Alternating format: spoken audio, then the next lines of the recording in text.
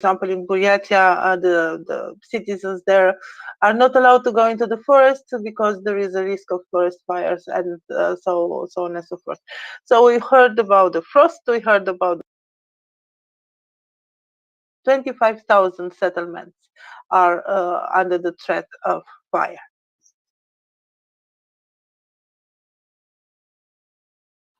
Oh, these are the landscape fires, aren't they? The ones that come every year. And they now have realised that in at least 3 regions, one of them being Dagestan, they don't actually have enough firefighters or firefighting equipment to be able to fight them this year. Awkward. So, yeah, they're looking forward to, you're right, a disastrous summer, I would imagine. Disaster being the operative word. Will? Yeah, very early fire season across almost all of central and northern Russia predicted. They had I don't think they had nearly as much snow as they thought they were going to get, and it's been an early, dry, warm springtime. Even though some of the places are snowpacked somewhat. Way up in the north, but across the mid range of Russia, it's pretty dry, and it's weird. They're getting flooding down in the south because early release of all the snowpack they did have down there, and across the center, no snowpack to speak of, but a very dry conditions early, and that caused some fires. So you get fires and floods all in the same country at the same time. I think Mother Nature also hates Russia. We are beginning to get that feeling, aren't we? Yeah, Mother Nature just, has something to add to the situation. Now then, this video that I spoke about earlier of a couple of parents following a coach which their son had been loaded onto at 2:15 in the morning and basically kidnapped. They were following this coach to find out where their son was being taken along with a load of other young men from Moscow. It's happening, folks. They're starting to grab people off the streets in Moscow. What the? So now there are videos appearing from parents who've made these videos in the middle of the night, appealing on social media networks that the military have scooped up their children off the streets and they're sending them to Ukraine. And they are desperately following these conscription buses around the city, trying to stop them from taking their children. Oh, shit. So the residents of Moscow and St. Petersburg, big admirers of Putin, thought that they would be safe and get away with this mobilization. And the people of Siberia and, Dagestan can go off and kill the Ukrainians. But they're dead wrong, because this is exactly what we need. The war needs to reach these families, because these are the people that will make a difference. And, Russia's losing more than 1,000 men a day. And, well, they need bodies, don't they? They can't get a lot of migrants in anymore because, well, they've alienated those people horrendously. So they have scooped up a bunch of boys from the streets in Moscow who were out on a Saturday night. Oh, cheeky beggars. So, yeah, it begins, folks, in Moscow. And, I'll be honest, I'm so sorry, but I get a tiny bit of glee out of this because these are the people that need to be complaining. This is, the unrest that we need to see more of. The Moscow people are now starting to feel the long arm of the war and how it's using up all the young men in Russia. And when they start noticing that it's affecting them personally, then of course they're going to complain. And that makes things politically a bit more difficult. And of course, the government will come and tell these people to shut up and put up. And, you know, they probably will. But, oh, that's going to create an awful lot of bad feeling. And you know what happens when people get forced to go underground with their terribly strong feelings? More and more partisan action begins. And, you know, more and more things just blow up because, well, you stole somebody's kid. That's kind yeah, well, exactly. Russia's been doing that to Ukraine for a long time, haven't they? Now they're doing it to Russians. I'd just say if somebody stole my cat, I would murder them. And I can't imagine how much stronger that feeling would be for a child. Quite a bit, I would think.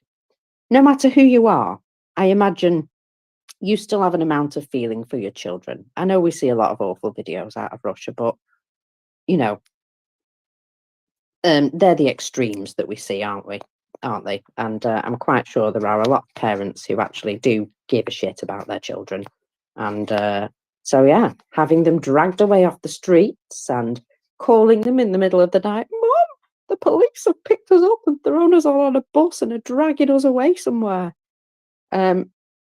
Well, that in itself is quite the statement, isn't it? Quite the statement of where the desperation levels are.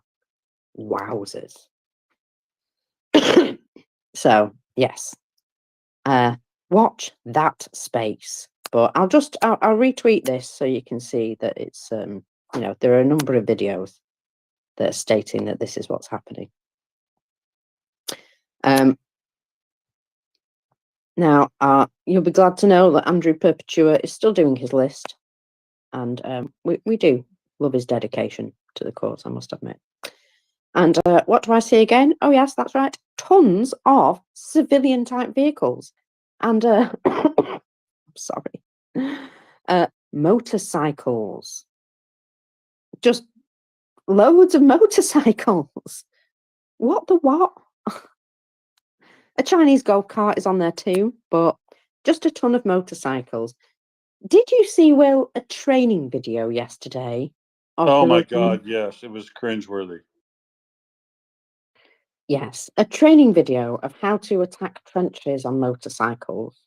I'm sure that's going to go fine in practice. Prince? Yeah, I haven't been listening very attentively, so if you guys have already talked about this, stop me. President Zelensky has tweeted out a video, and everybody needs to watch this. I don't care who you are. Everybody needs to watch this. I would absolutely love for everybody to take the time to go and watch this. It is a 6-minute video. 6-minute video. I'm going to put it in the nest. It is in English with Ukrainian subtitles. This is a strong, strong message to the world. And I would love for a discussion to start up. It is, like I said, it is a 6-minute video. It is in English. It is, I think, President Zelensky putting it all out on the line while standing in the the book print place that they destroyed. Strong, strong video, strong, strong message. And I actually found it on Telegram too, and I downloaded it, and I'm gonna go put that sucker on Facebook if I can. Really, really good stuff. So it's first in the nest right now. Really good, and yeah, wow. I'm not quite done with it, but everything I've heard, we cannot win this war alone. He's putting it out there. I've been in tears all evening while I've been co-hosting. People don't know that. I've been really good about covering it up. But today, and it's still my today, has been really hard. All day Saturday. It's been really hard since I woke up and I saw that hypermart. Is it the hypermart? Yeah, on fire. I've seen awful things throughout this entire war. But this one this one is hitting me in a different way, and I know that's happening for other people too. So anyway, I just want to encourage everybody to watch that, and maybe we can talk about it at some point. Yeah, fair enough. I can you believe it? I feel guilty. I actually saw 6 minutes. I'll have to watch that later, and I didn't watch it, but I did I too. know it. But I know the subject of where you're talking about, where he was standing, and that's the attack yesterday, which is outrageous, right? A printing company, uh, dead, damage, no military value, whatever, and then you get today's two strikes. The one on the hypermarket. Kind of like if you're in Australia, probably like a Bunnings, a massive, but a massive 10,000 square meter facility with essentially all the stuff you'd need to rebuild your home from the last attack. So while they were shopping, they hit that. Followed by a strike downtown Kiev again, which, folks, that's not a viable military target. Nobody could say that. So, yeah, it's been a horrendous day for attacks from Russia on Ukraine, and it is a good time for him to then give a very good, frank message to the world. I saw the other written things that he was talking about in relation to the NATO meeting and things. But yeah, a direct appeal to all countries. I wish I could hold my government at the head and make them watch it. I'll try to do that, but they clearly do not listen to me much. But yeah, I think that's a good idea, Prince. Everybody, as you're listening to me today, maybe or skip me for 6 minutes. And watch that video, and then do come back and talk about it, what you think and how you think it'll go down in your country, and how receptive is your country to the message. Because my country right now, the government of my country is basically deaf to anything related to Ukraine being talked about regularly and openly, and things just get drug out of them periodically, uh, out of, I don't know, shame, or maybe the Yanks tell them to do it or something like that. But you can't get them to say a peep. And On the Sunday news programs that I watch, of course, for the political stuff like you do, even in America, the all they wanted to talk about was cost of living stuff, and other nuclear power, and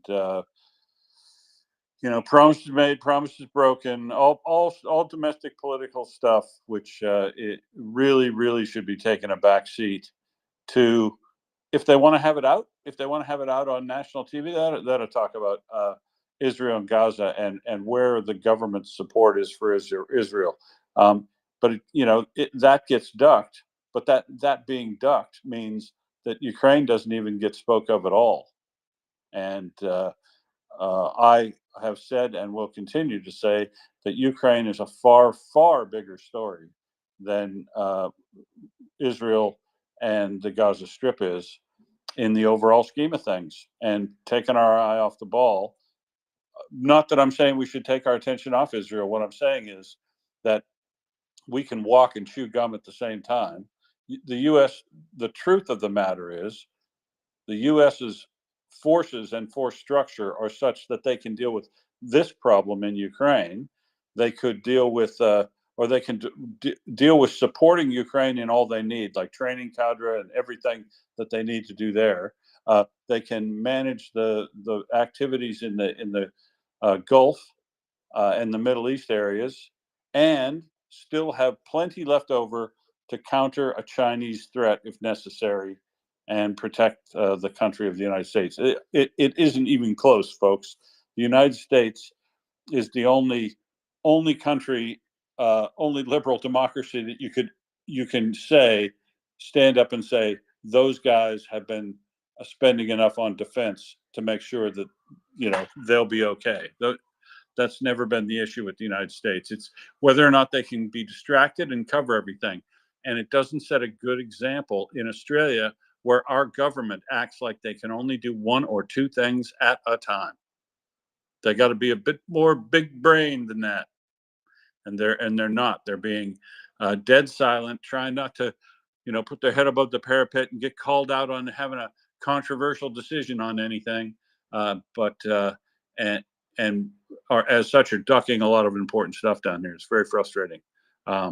So please watch that video that Prince has put up there, and let's talk about it sometime in the next 2.5 hours or so. What do you reckon, Mockers?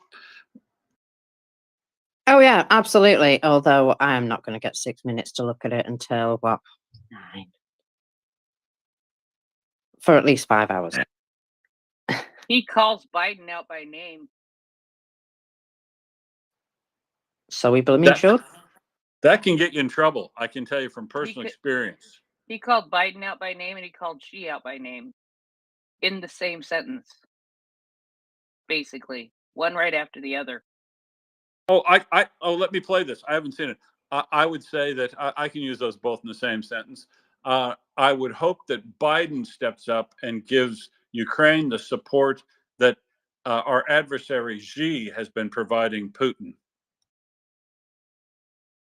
Yeah, I'm still not finished, but yeah, this is good stuff. Well, sometimes you've got to just tell it how it is. And one thing I have found from Ukrainians is they're brutally honest when they want to be, when they need to be. And, brutal honesty. I'm all for that. Let's not sugarcoat any of this shit. Let's be brutally honest about the situation, that Ukraine is in a position where they cannot just fight off a massively bigger adversary without support. I mean, come on. Are we stupid? Really? Are we stupid? Do we think that they're just going to be able to carry on without us? Well, it's either they do it or we do it. So make your choices. Spin the wheel. Make your damn decisions, because it's time. And it's time. I mean, right. Russia still claims that they're so very strong, yes. But Putin is asking for peace negotiations, which for a fact he doesn't actually want. But it does say to me that he's really trying to find some way to delay what's going on the battlefield. He's currently chopping his way through the head of the military, which is funny because the guys down below now have no idea who's running the show right now. I'm sure there probably is somebody that they can contact in an emergency, but can you imagine? Oh, we've got a problem. Who do we talk to? Not him, because he's just been fired. Not him, because he's in Lefortovo. Yeah, I don't know. We'll figure something out. It's that there comes a point. And autocratic regimes always do this. They look strong and impervious until they aren't. And, like bankruptcy, slowly at first, then suddenly. And I'm not saying that this is it, but sooner or later this will happen. And the very fact that boys in Moscow are now being picked up off the streets and encouraged to join the army in a not so voluntary fashion is a sign of some serious cracks in the dam, something that I've sort of been waiting for. Wow, I'd like to think that this is going to be a continuing trend because, well, the more trouble back home that they have to put down, the less people they can send to Ukraine, as far as I'm concerned. So I'm just going to say that, I hope they have a terrible, terrible time. Bit more information here. So these parents were all parked outside the conscription office. They spent the day, all day there, trying to get their kidnapped children back.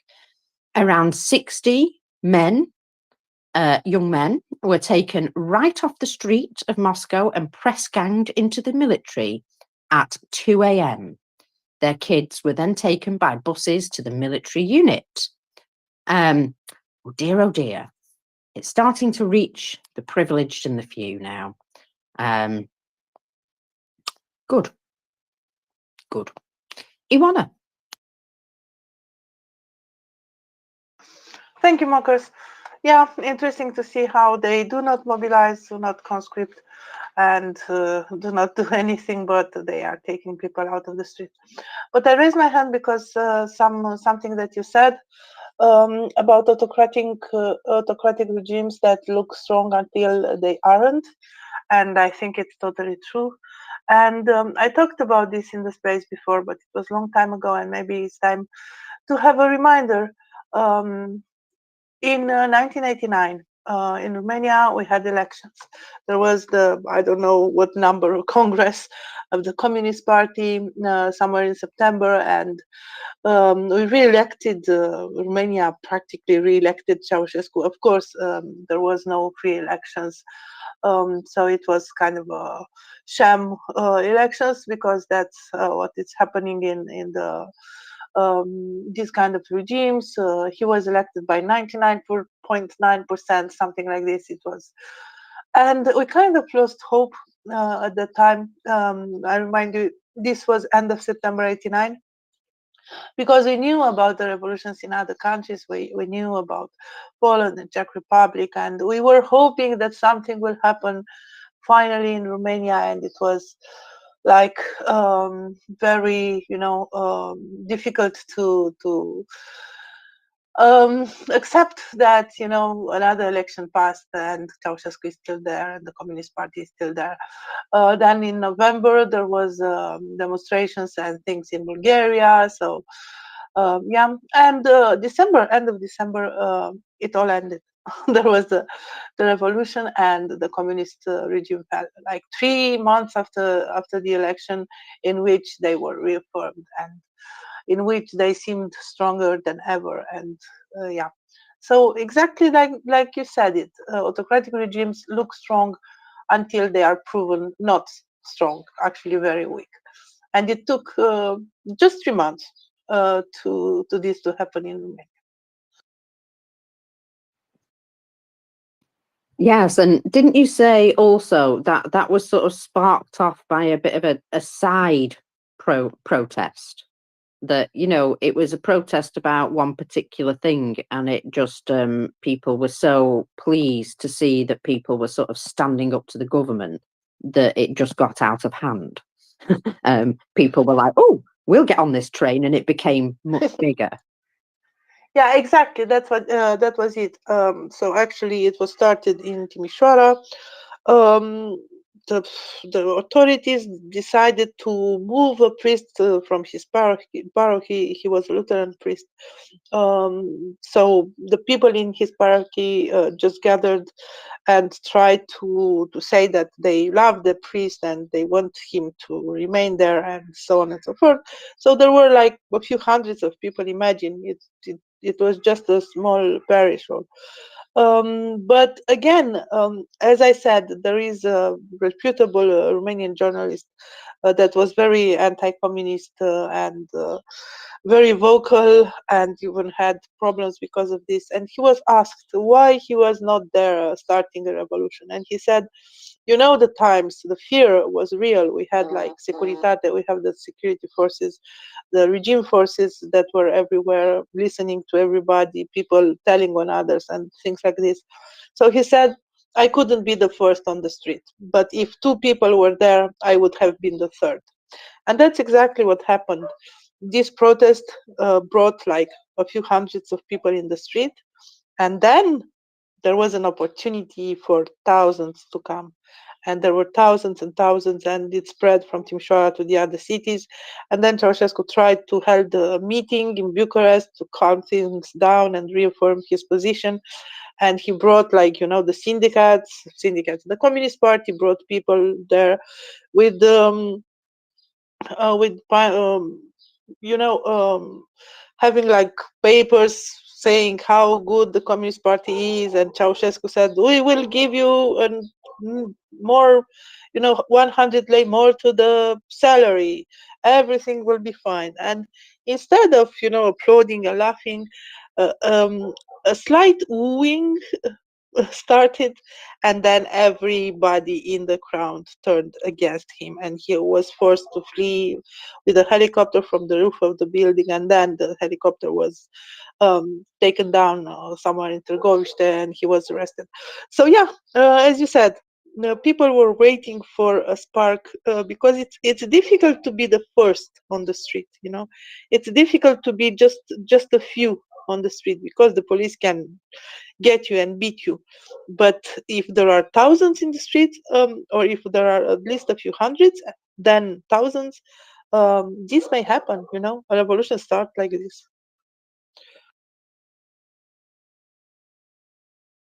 They do. They do. Nothing, nothing, nothing, and then snap all at once. Yeah, well, it's not something that I expect necessarily from the Russian people, but it would be a nice surprise. Let's put it that way. It'll be a surprise to see what it takes, right? I don't expect to see it happen either. I'm not even holding my breath at all. But it will be curious to see what would cause them to break. Will it be economics? Will it be the social loss? I mean, 500,000 yesterday. That's a wow.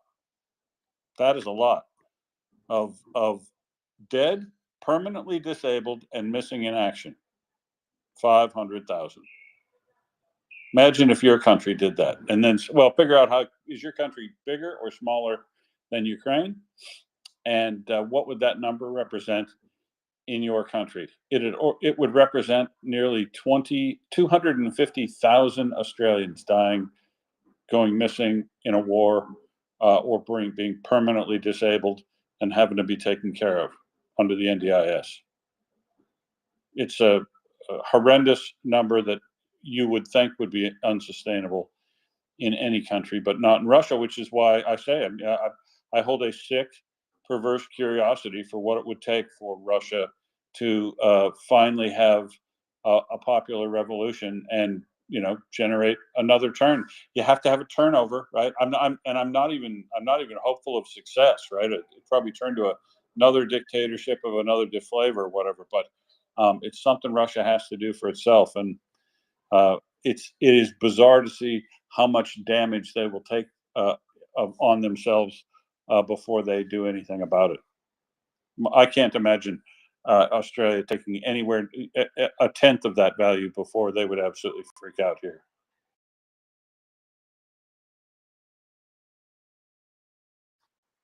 Go ahead, Ioana. Yeah, so about what Will said, first 3-4 months of the war, I was like saying to myself, just wait for the Russian people to get in the Red Square, like by millions. Just wait to see it happen. This will be the end of Putin right now. So I was very hopeful that this will happen. Actually, I was very hopeful that the people will get out on the streets with hundreds of thousands of people. By this time that year in 2022, I lost my hope. So I don't know, 500K is a big number. I don't think it's still enough. I don't know if they are all dead, or probably some are severely wounded or disappeared in action or something like this.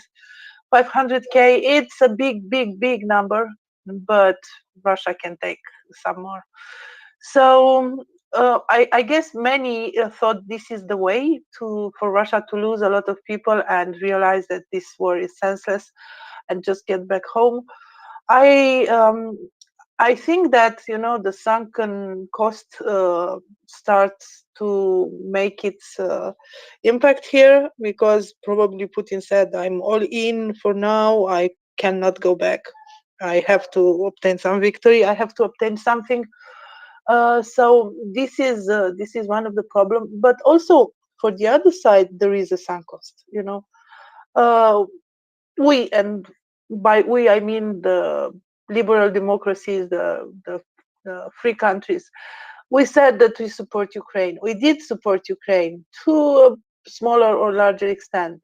We know that this is the only way that this war could end in a and and give us the hope for a better world. Because if Ukraine loses and Russia wins, the world will be changed forever. And I mean it. The world will be changed forever. So we also have this sunk cost, and just spreading in small amounts this over years and years, it only leads to Ukraine losing more people, Ukraine's infrastructure being more damaged, Ukrainian cities being destroyed. So we just have to double down. We just have to step up. We just have to do some more, and not as long as it takes, but whatever it takes, because this must end. We have seen what's happening now in Vovchansk and in Kharkiv, and how the Russians are treating civilians. This will happen more and more and more. And Russia talks all the time about accepting the realities. They want to keep those territories. They don't want to give them up, because, you know, sunk cost again. So yeah, we have to do some more. And I'm happy. I've seen that yesterday Germany confirmed that they delivered another IRIS-T. So I hope this is okay. And also, I believe there was a more significant package. I didn't follow it very well. Maybe Will, you know something about it. And I believe there is another package from US. So yeah, just double down on this, because we also have this sunk cost. Yeah, Yeah. you're right. Oh, You're right. Absolutely, there is a sunk cost, whether or not it is a good investment or a bad investment. I would argue, obviously, that the Russian one is a bad investment, and chasing it with additional lives at some point is the breaking point that you want the calculation to be done by the population, with a significant majority of them going, yeah, no, we're we're done with this. But that's not the way it works, right? It has to be a majority of the Siloviki have to decide that they no longer like the current regime, and they're willing to have secret meetings and risk being exposed and purge themselves, along with the purge that's going on now amongst the military. And it's a yeah, that's why I think it's unlikely.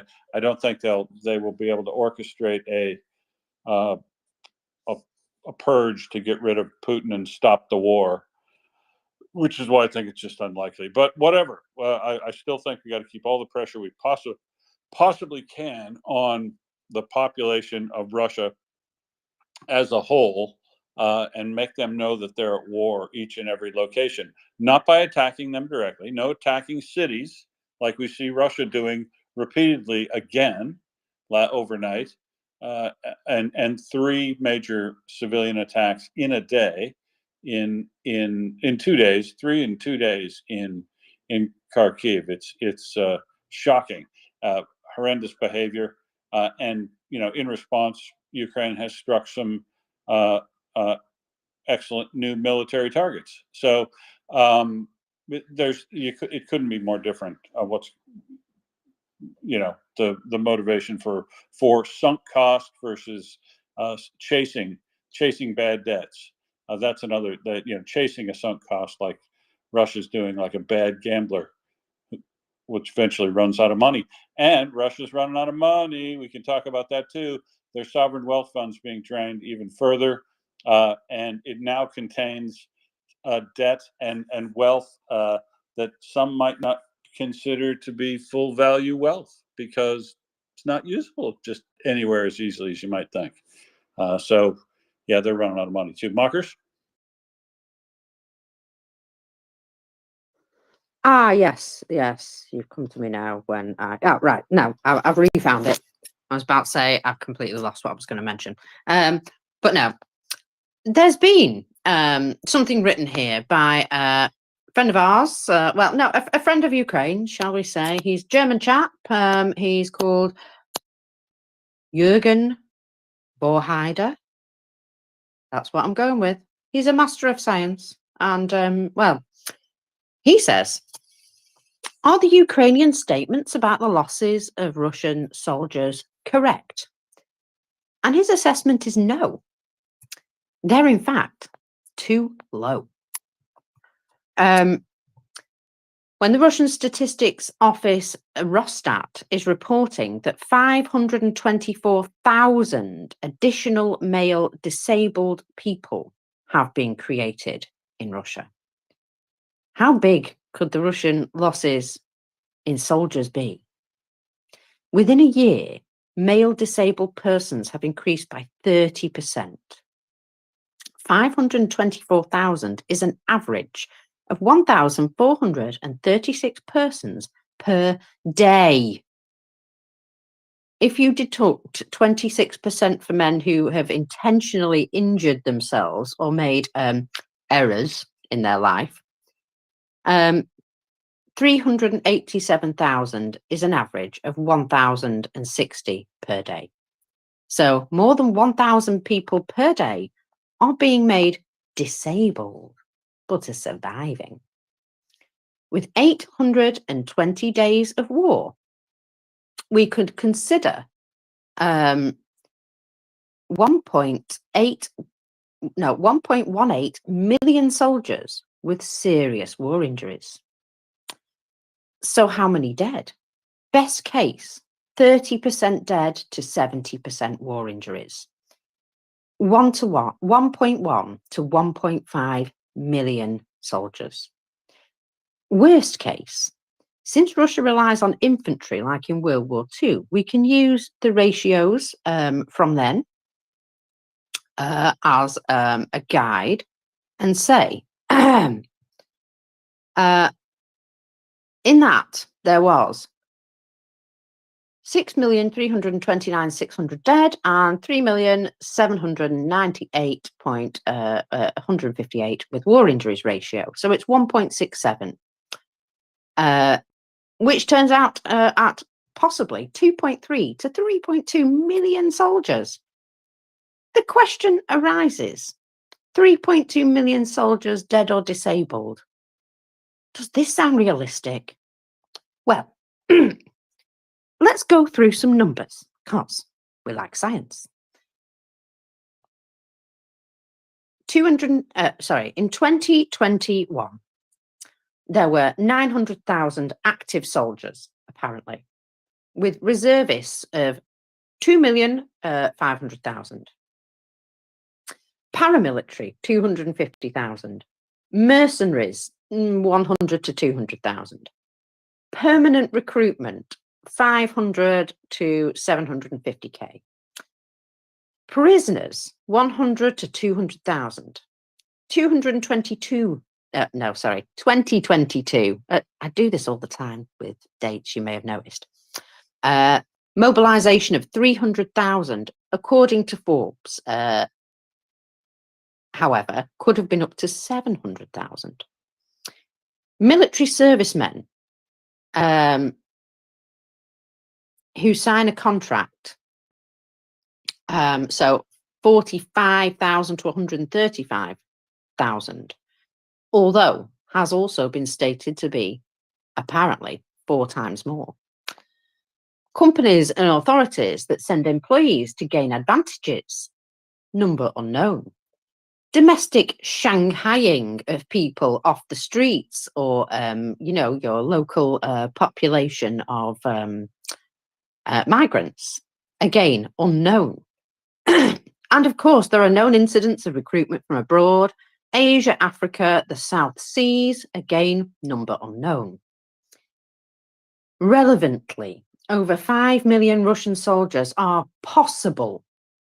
And therefore, even the worst case scenario with 3.2 million soldiers plus normal returns is, in fact, sustainable for them. But the fact is, their losses are enormous. and it's evident from the war tactics and the fact that they're also digging mass graves for their own soldiers, because these are being found. And it's also known from the publishing from Rostat, because when you put all these things together, there's certain mathematics that do add up. You just have to fill in the blanks that they've left. So what is certain is that losses under 1 million soldiers who fought on the Russian side, I would consider to be too low. Ultimately, if historians are able to see files and information, they will present more accurate figures in the future. But anyone who thinks the numbers are wrong should provide the Kremlin's numbers, which are correct and will be kept under wraps. So feel free to reply back if you have these. So there you go. Now, he goes into a few things that people could come back on him for this opinion, that there was no increase, none at all, in the number of disabled people in 2022. Which seems impressive, doesn't it? Well, sounds like they might have been using some ways to cover up the problem. So hospital stays could last weeks, for example. Afterwards, rehabilitation could take weeks. Finally, there will be the incredible bureaucracy that you find in Russia. So if you want to be registered as disabled from a war injury, there are 11 different forms you must provide. There must also be a signature from the commander to the documents from the hospital and other authorities. The application then needs to be processed. Now, 6 months or more is usually the case for processing. It also means that the current war injuries in May 2024 will not be listed yet until their 2025 statistics. And then the real picture will show. Now, if anyone in the West complains about bureaucracy, then you would, and thinking that things might work better in dictatorships, think again. The 11 forms are probably intended to prevent misuse of people claiming this, making it ever so difficult for them to claim it. So you would only claim it if you really, really needed to. But of course, you probably have to make 11 bribes in order to get those 11 forms. And, you know, that's expensive. So he shows all the forms and goes on his last thread about the same theme, where he says he believes the Ukrainian numbers are conservative, and purely because all of the people who die in hospitals are unknown. You know, the ones that do get retrieved from the battlefield. All the ones who go home and then later die of their injuries, because that happens as well, out of hospital, they'll probably be unknown. All the ones that are just turned into pink mist, you can't necessarily count guys if you can't find a piece of them. You know what I mean? So there's also that situation.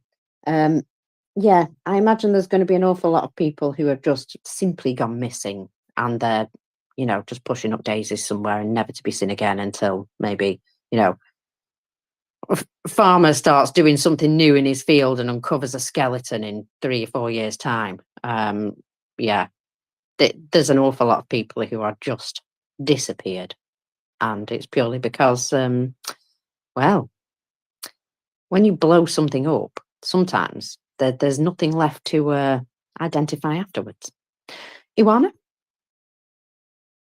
Yeah, Marcus, I've seen these reports about, you know, the disabled in Russia, and the numbers are quite high, and these are official numbers, so maybe even higher than that.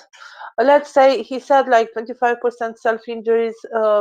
That's possible because people are desperate not to be sent to the front. Maybe there is a significant part also that bribed themselves into it.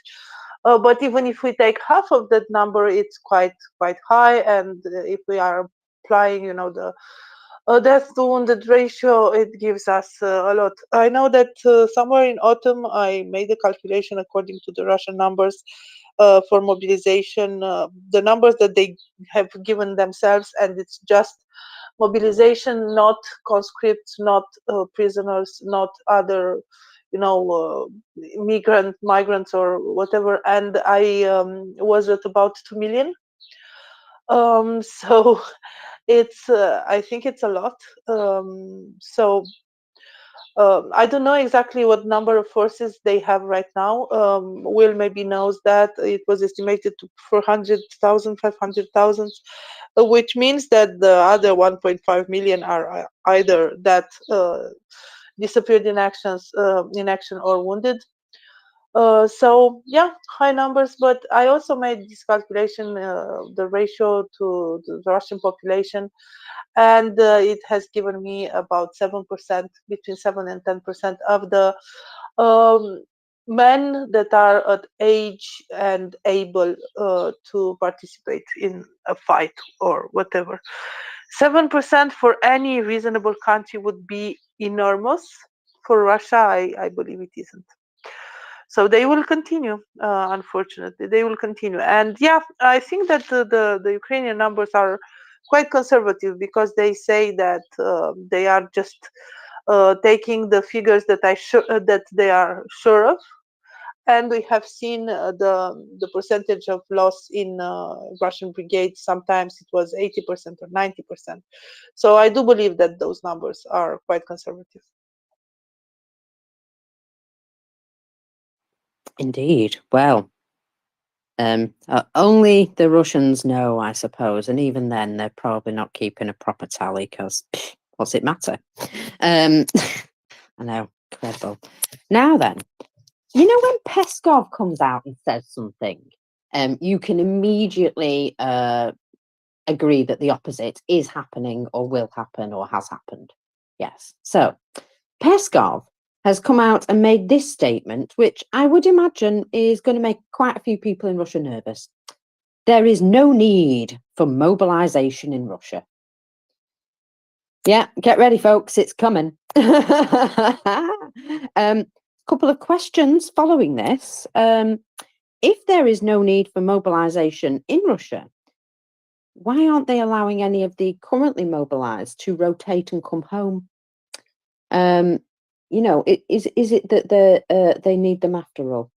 And of course, we always know that the more Peskov denies something, the more people believe it's true. Even in Russia, they feel like this, because they know he's a dirty fibber, and he does like this mirroring, as in he gives the complete and opposite reflection of what's actually happening. So there's been a movement by wives and family members of mobilized Russian soldiers for them to come home, of course. Remember this? They bring them home, or whatever they were. So the military, of course, aren't into that. They're not going to let them come home. Are they? Heck. But there's still no need for mobilization. Don't you worry. Methinks they protest a teensy bit too much. In fact, this war is becoming quite unpopular at home, and so unpopular that things like this have been happening. You see, a Russian veteran had his face nearly beaten off in Belgorod. Remember how they started to cry and say, nobody treats us like human beings. They've not been nice to us, and they call us thieves and murderers. And guess what? They are indeed those very things. However, there's also been a couple of instances of these guys getting into scrapes with locals. And so this guy, he's put up a picture of himself dressed all like in his army gear, looking all like swish there in a trench.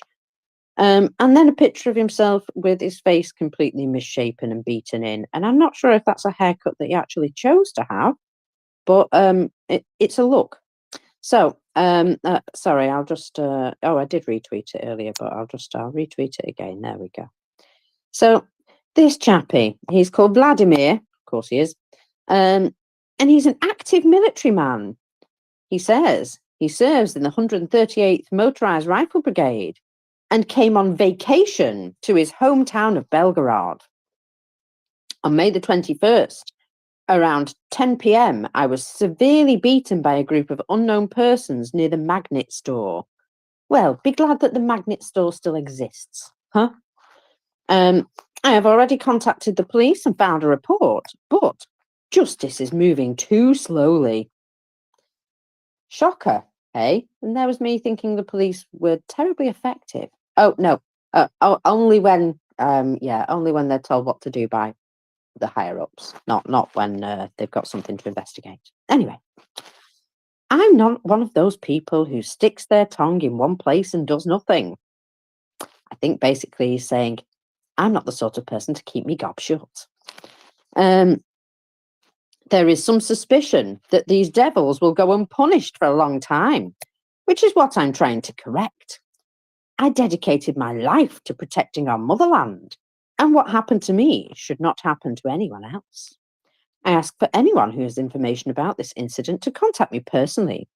Perhaps someone saw something suspicious that evening, or has footage from video cameras installed nearby. Any information may be useful to me. Oh, he's going on a one-man vigilante mission to take out whoever his attackers are if he can find out who they are. That sounds like that's going to work out really well, doesn't it, Will? No. You see, yeah, that's the thing. When the police are terribly ineffectual and these military guys know how to have and handle guns and can probably get hold of grenades and things like that, quite easily because, military guys. I'm just saying that this sort of stuff ain't going to end well. It really is not, because if he thinks now that he has to go on a one-man vigilante mission in Belgorod, well, Belgorod's got lots of things going on at the moment, hasn't it? I bet you they just want to be left peacefully. It's a shame, isn't it? Just something I have to mention about Belgorod as well. You remember that apartment block where they basically shot a big hole in it, and then bits of it were still falling down, and it was like the stairwell, and there were people trapped inside because the stairwell was missing. Have you noticed how that disappeared completely from the news? They made a big hoo-ha about it, saying it was Ukraine, it was Ukraine, it was Ukraine. And when nobody believed them, they kind of just went, no, forget it. And they went very quiet. I just, I'm sure that is still problematic. Yeah, I don't know. Yeah, and that's why they totally shut up about it, right? Because the obvious intelligence that came out very quickly showed, based on the trajectory of the device that went into that building very low and then blew out, as we've seen in many now JDAM videos since that time. That trajectory of that thing had it clearly coming from the Russian side, unless Ukraine somehow snuck a fighter attack aircraft way out behind them and shot it in from the east and north. So it's the pure, easy to understand evidence came out quickly to show that they were lying, and they definitely wanted to keep it quiet because what did that tick off? That kicked off the discussion on how many times this had happened again. And I think, Mockers, we're now up to 56. 56 glide bombs dropped on Russian territory by Russian planes. Well, what can you say other than oops? What you can say is nothing. Don't talk about glide bomb droppings. Yes, whatever you do, don't mention the war. Yes, very silly indeed. But now you would have covered, of course, but if anybody who's come in later hasn't heard it or just hasn't heard it yet today, I think it is remarkable that the attacks overnight by Russia included 31 31 Shahed drones, 12 cruise missiles, and all of those were shot down. But the 2 Kinzhal missiles are not reported as shot down. So, and I don't have any damage assessment on where those might have hit. But one of those might have been the missile that went into downtown Kharkiv, or the hypermarket. We actually don't know which device went into those. It probably was those 2 Kinzhals that got through and did the most damage, which is why those Kinzhals are problematic and why Ukraine needs far more Patriot missile systems and F-16s in the sky earlier rather than later.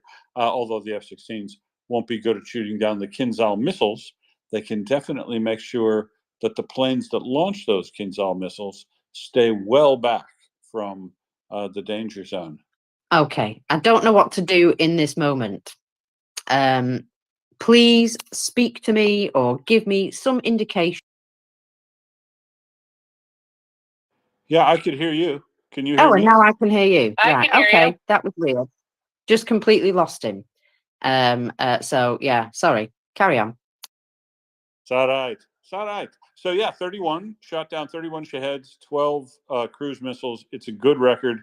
The Kinzhals are a problem that need to be taken out by taking out the platforms that launch those missiles, and those are going to be a tricky thing. But we actually have seen 2 of those hit in airbase strikes since the long-range ATACMS have been available to Ukraine. Now, if only the long-range targets became available to Ukraine, because I've been doing a little browsing, mockers, of this, the Institute for Study of War map.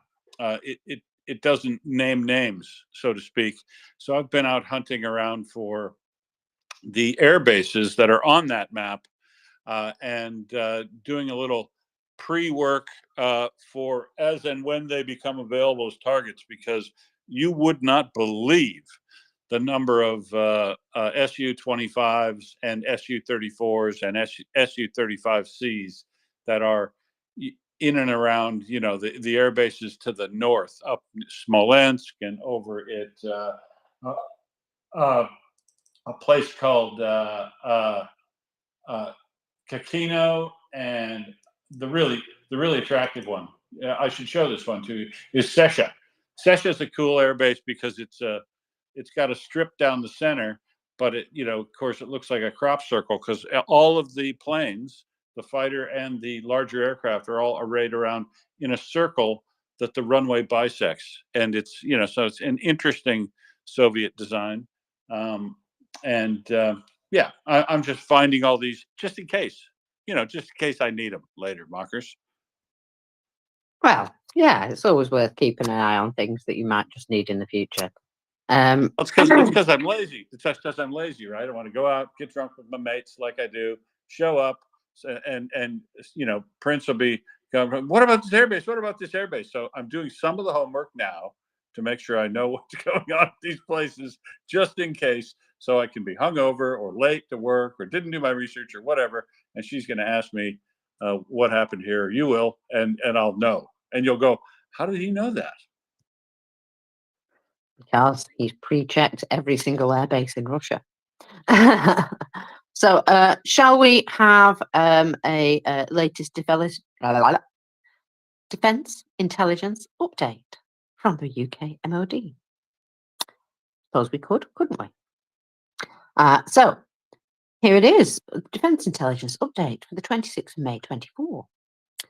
Russian forces are continuing to attack the town of Vovchansk as part of their offensive into northern Kharkiv, which began on the 10th of May. The town remains contested, with defending Ukrainian forces repelling the majority of Russian assaults, with the village of, need to make this bigger, Buruatka, yeah, something like that, west-southwest of Vovchansk, likely under the control of Russian forces. They are attempting to achieve physical control of the nearby crossing of the Seversky Donetsk River, thereby threatening the flank and rear of the defending Ukrainian forces in Vovchansk itself. In the Lukansky axis, Russian forces continue to launch attacks in the direction of the village of Lipitsy, but have made no significant progress, according to the General Staff, as of the evening of the 22nd of May. On the 17th of May, Putin stated that the Russian forces were creating a buffer or safety zone in Kharkiv. This has currently not succeeded. The northern Kharkiv front has likely stabilized, with Russian territorial control fragmented and not joined up. Russia's gains in this axis will be limited in the coming week, as their initial momentum has been contained by the Ukrainian resistance. And, it would be a really good time to bomb the F out of them right there on the border. Just pointing that out. In Right fact, there, exactly. yeah. So now the UK Ministry of Defence update is good, but it ends on the 22nd of May. Let me take you through the 22nd of May through now, in which we see from Institute of Study of War that the 22nd of May itself was the day we first heard of some back and forth, that it wasn't all, Russia, that Russia wasn't moving in and occupying areas and still moving forward. It was the first day that we heard a couple of significant back the other way issues. And Lipsky in particular and Vovchansk, there are back and forth fighting in that city, and that means that it's not all one-way traffic anymore. And so that was on the 22nd of May, and now as of today, you get Zelensky himself announcing that the AFU has managed to take fire control of the territory in the Kharkiv region border, where the Russian army was entering, and the ISW saying that Russia has stopped moving south or east, or stopped advancing, and most of its activities at this time look defensive in nature. So they're here again, fall very short. Don't bring enough guys. Start prematurely. Don't do a coordinated attack. Throw men into the slaughter unreasonably untrained and everything, and then expect to get something. Get only a tiniest fraction of that, and then convert over to doing defensive actions, and see if you can hold it. But today, as of today, we see the first indications that locally within those areas, not some big strategic move, big pincer move or whatever, but Ukraine's troops are taking tactical advantage, positional advantage of areas where they're in contact with the Russians, and look to be taking the initiative in a number of those locations. So that's good news, because, like I say, it's not all one-way traffic since the 22nd. And as of today, it looks like they're actually sort of getting on top of the situation. And I must say, the type and number of artillery strikes that they have been able to use suggests that, and aerial bombardment too. This bullets on situation makes the world of difference, Mockers. It does. And remember in Avdiivka, the Russians were behaving like tunnel rats, and they were trying to get through underground pipes and things like that. Well, they tried to do the same in Chasiv Yar, trying to go under the Chasiv Yar canal, but it didn't work. Ukrainian forces apparently inflicted huge losses on them as a result of this endeavour. So, they tried to repeat what they were doing in Avdiivka, and they ended up, it didn't work out for them. So that's just, again, another example of how Russia, it might have worked in one area for them, so they're going to try it again now. And probably again and again and again until they realize it's not going to work anymore. You know, Ukrainians were ready for them this time because they knew that that was a possibility. And yeah, so, oh well, I guess that ain't going to work for them anymore. Now, No, and the first casualty rate estimates have come out of this new offensive area, and it was also reported by I think Zelensky himself as well in a follow up to that other interview. The casualty rate is 8-1 in detriment of the Russians. They are losing 8 casualties for every one on Ukraine's side, including all the caveats you earlier talked about, that some of those casualties will be dead, some will be wounded, some will be permanently disabled, but 8-1 casualty rate on the Russian side. And the video evidence would suggest that there's plenty of cases where Ukraine is still playing nobody goes home alive.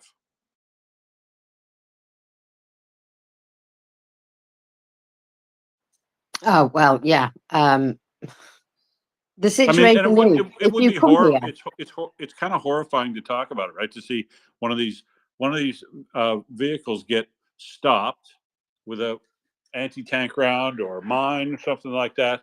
The guys bail out. Some get killed with artillery fire, and then the others get hunted down with drones, and they get pretty much all of them. Mockers, it's grim. It is grim to see some of this, but as we talked about in Avdiivka time, Ukraine still has to do that so that if people are going to throw absolutely just loads of bodies at you, you need to absolutely make sure that 99% of those new bodies are exactly that, new bodies with as little experience as possible in doing this thing, so that you can maximize your kill rate. I mean, it's the painful calculus of the whole thing. oh, for sure. And well, we can see that attrition is ongoing, for certain. And yeah, just with regards to that master of scientist guy coming up with those much higher numbers and saying, you know, Ukraine is only reporting the losses that they see, but what about all the ones that they don't see? And just the very fact that Russia's reporting such a massive increase in disablement, and that's not even including this year's figures. That in itself is a huge statement. Yes. You're absolutely right, because 500 dead, it kind of blurs the water a little bit. I mean, the number that produced by Ukraine is a little bit incomparable to the mathematician's value, but it's bridgeable. The Ukraine number includes dead, missing in action, and permanently disabled. So on the other side, the wounded, you typically get one dead for 3 wounded, or if you're very, very good at your warfare and very, very good at your response, your dead to wounded ratio can go down to 1-7. You know, so only 1 dead and 7 wounded on your side in the overall casualty rate. So some of those casualties that are injured will be permanently disabled, and that's the part that's a little muddy then, that crosses over into the other side. But you've just pointed out that the number of disabled has, that tiny little cohort of this overall casualty number, the permanently disabled, that number, that cohort has grown so much that it's overwhelmed the system. So the regular casualties and the guys that are just really messed up because they've been, shell shocked 20 times, and they're, have wounds that have healed, but many of them probably will never totally heal, especially if they have wounds that aren't permanently disabling, but will require long-term treatment. Some bone and some explosive damage, some things like that don't heal up all that quickly in your extremities. So it's another sign that this just isn't sustainable for Russia. Even though there are many things we talked about yesterday, Russia just assumes that the supply of this is inexhaustible. Russia still works in the real world, even though their brain isn't in the real world, but the rest of their ass is.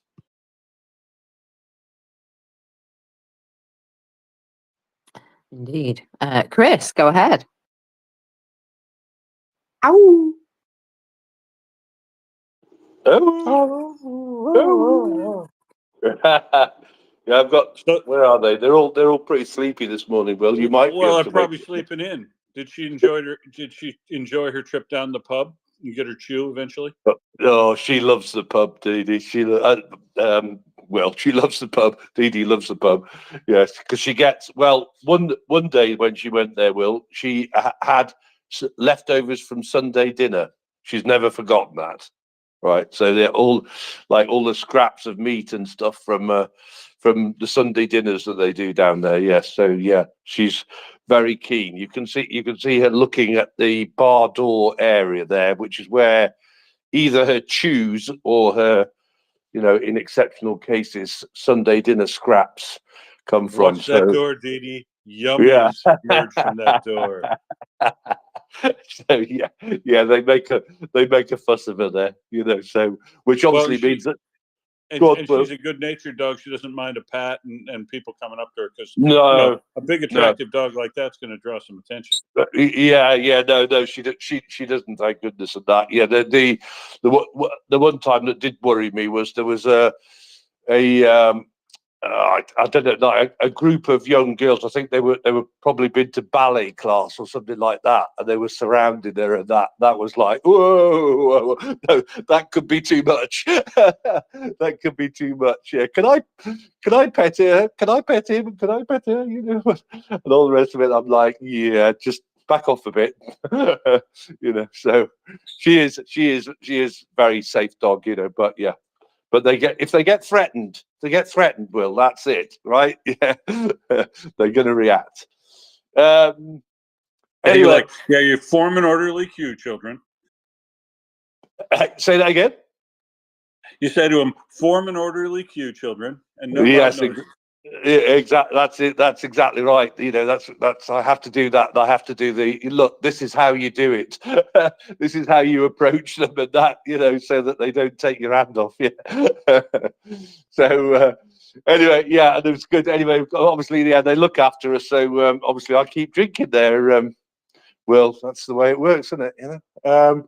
So, Will, but I was going to say I was waiting for you to come. Obviously, I was up earlier. I woke up early this morning, so I was with Tracy and Prince earlier on and that. And I was saying to them, and I think I tagged you on it, but I can't remember, and you probably haven't had time to look at it anyway. But I sort of was coming across some videos. I'm not going to call them official videos in any way, Will, but one of them basically. Started by like the headline, "St. Javelin is back." So you might have seen that float across your thing, right? I did see that video link. Did you actually watch that video? The first little bit I did, okay. And I thought I'm saving the rest of that for later. Well, do watch it. I was saying because the reason that I'd mentioned that video actually was earlier on in the morning was more to cheer ourselves up, right?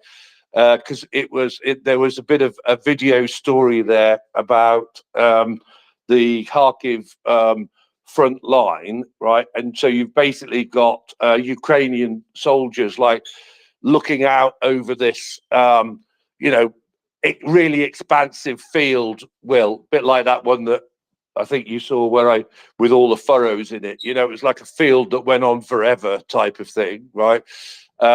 Looking for Russian armor coming across it, when in between them and where the Russian armor would be, a Ukrainian farmer appeared on his tractor. And he was basically, he had like this tractor with the outriggers, like putting whatever it is, I don't know, fertilizer or whatever it is, on the land and that. And the Ukrainian soldiers were just cracking up, you know, they're going, what the, you know, it's like literally, you know, just driving between the two front lines and just carrying on doing his field and that, like there was nothing happening at all and no danger, you know. So that's a funny bit in that video that you'll enjoy, Will. So, but well, I will, provided I find out the book survives the war. Well, yes. Well, we assume so. We assume so. That's, you know, we obviously we don't know. We don't know what happened as he carried on doing his enormous field, Will. You know, but we'll hope for the best and that. Yeah. But you just, you know, oh my God, you're like, what? There could be anything in that field, mate. You know, and you're just driving along there with an ordinary tractor and your outriggers. It's just insane. But there you are. That's Ukrainians for you, isn't it? Apparently, that's particularly Ukrainians in Kharkiv, basically. Will. So yeah, that was funny. But anyway, but the bit I was talking to you about was the St. Javelins, right? Where they're like, so basically they're going, okay, we've got stacks of javelins back now, right? And I was like thinking, okay, well, I suppose I didn't really think you'd ever run out of them, but I guess you probably did, you know. And now that the you know, the stuff from America is flowing again, you've got them back, right? So yeah, didn't we miss them in combat videos, because yeah, there have been some just spectacular. That's why I said I saved that for the rest of that for later, because yeah, there have yeah. been some spectacular anti-tank guided missile kills. They're the hot lance of death, and they have a very characteristic thing that you can pick them out. And like the most recent one I watched, there were something like 10 or a dozen armored vehicles of Russia was making a massive assault, and they took out the rear, they took out the front, and then they picked out a whole bunch in between. And there's in that 10 kills, there's probably 4 really good anti-tank guided missile kills. And so yeah, I'm sure they're part of Bullets Back On, Chris. Bullets Back On is good Yeah. for everybody. It's good for man pads. It's good for javelins. It's good for everything. So yeah, so Will, so just talking about, you know, you were saying like obviously that you know, things have turned from a one-way street into a two-way street, and that for sure. And I'm like thinking, oh, okay, well, that's going to be a big factor, and probably they've got Stingers or whatever it is as well that they're bringing down the planes with, and that. So like literally, we're seeing the effect of all of that. The other thing that was mentioned, not in that video actually, Will, but in another video, right? You know, it had the rather dramatic headline of 60,000 Russian troops surrounded in Kharkiv, right? So, you know, I always take those headlines with a pinch of salt and that, but it's sort of interesting to have a look at. I think I might have copied you on that one as well. So basically what they were trying to say, there was a very, you know, dramatic diagram of, you know, a big arrow, like basically going around and behind the Russians up there in Kharkiv again, right? So, you know, with a pinch of salt and that, Will, I don't know whether you heard anything about that, but it sounded like there was the possibility of them, you know, being stopped, if you like, and maybe encircled. I say not. So nobody take this one as gospel for certain. But yeah, so I don't know whether you'd heard anything like that. I'd heard the stopped part, but I hadn't heard any encirclement part. Okay. Well, we'll see, I guess. But anyway, that also cheered me up as well, Will, when those. So I just wondered whether you had. That was it for now, folks. No, it's all good. And spare that last thing you just said was Stingers. Spare a thought for the poor little Su-25 that yeah, doesn't get much fanfare, but we're on track potentially to shoot down as many Su-25s in 30 days as were shot down of Su-34s in a similar period. 20 days gone by, and this is the 8th as of the last night, with the 110th down near Ocheretny, shooting down another, where most of these Su-25s have been shot down, have been down in those areas. So the man pads are back on, as well as the javelins, as we said. M, how are you, sir, Mr. Satsumi? Hey, Bill. Thanks. Finally here. Long time member, but with a little bit different logo today. But I just wanted to share one of and I kind of get a reply that one of the basic tactics of infantry, and of course I think so it was Mr. Patton or General Patton who said that God loves infantry, was that, and how I've been actually trained in the military was that we have a 5-meter distance to each other when you're in infantry, and this is coming to back to the casualties, and when they are incoming, everybody else incoming, and everybody goes down, but some of the kind of the basic tactics what I've seen, even Russian drones, Ukrainian drones, is that you need to keep the 5-meter distance, because remember, 155 millimeter shell comes in, and it depends, how you put it. It lands to the ground, or actually it explodes, higher up. How it spreads all the shrapnel is that everybody gets down. But if you keep the 5-meter distance and the communications are not by shouting, well, they can be shouting if you are not very close to enemy, but basically with hands you can show it, and etc.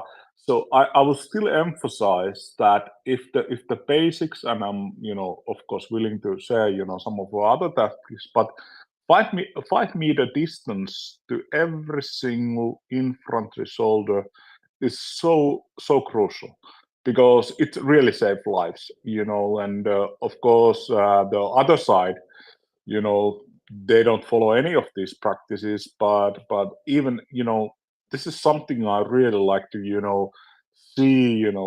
I'm seeing how the Ukrainian and the New Line infantry being trained, but come on, hey, let's keep those 5-meter distances, and let's not back up, anything, whatever happens. But that's my comment. Hey, thanks. No, it's a very good comment.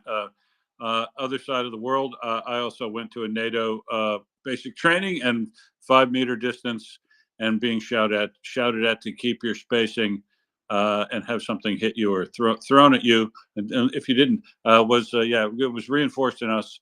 And I was in the military police, but when you were moving in the field, of course, you have to move like you're an infantry person. So that's good. Yeah, that's good advice. And don't you note, from your perspective, how poorly the Russians do their spacing, and how they bunch up once shells start to fall, out of just reflex, and that causes even worse casualties. Exactly, and I actually I have seen, unfortunately, that from the other side as well. So well, it is the natural reaction, isn't it? Yeah. But Will, you're spot on. So that's my training was back in 1993, and think about it. We are discussing the same topics right now. Yep, and mine go back a few more years and years, but same information. It's still completely valid. Jenny, good morning. Good morning. It's barely still morning. It's 11 a.m. here. Um, I was just gonna say, like, keep your dog safe. To Chris, because I have a really cute dog, and usually there's like a bunch of kids that want to come up and pet them, and I keep telling them, like, you have to wait until I make him sit down, and then you get to pet him on his terms, not your terms, because my dog is not your toy. And sometimes it's hard for people to understand that. I mean, you have adorable dogs. I love them. and I wish I could come over and steal them. I'm pretty sure you would be upset with me if I did, but they're so beautiful enough for me to want to steal. And as for the training, at least you guys have had training. I was kicked off the military. They said I had an obedience problem. I don't know what they mean with this. You know, I just operate under the principle it's easier to get forgiveness than it is to get permission. So sometimes if it suits my needs, I just follow the letter of the law, not necessarily the spirit in which it was intended. And I do that so I can get away with stuff. Because again, forgiveness is usually a lot easier to get than permission. Thank you. Yeah, I'm kind of with you on that one, Jenny. That's why I get into trouble quite a bit. Yep, here, me three. Indeed. Well, what is life without spice, eh? So, you know how Norway said the other day that they were going to stop letting any Russian visitors in, and they couldn't come in without a valid reason. At this point, even those who already had visas, it was like, no, you're out. Well, Finland's now doing the same. Finland plans to expel Russians who arrive in the country without valid reasons, even if Russia refuses to accept them, which I think is hilarious. Go stand in no man's land. We don't care. Not our problem. That's what they did with the migrants, wasn't it? They basically shoved them into no man's land and refused to take them back. Well, hello, welcome to that happening in return. Hello, everybody. Shouldn't we all be doing this? Now, I know some people advocate for all blue-collar Russians to be given free access to come. We'll even pay your airfare. Go on, leave. Because, massive labour shortage. But I'll be honest, I don't want any of them.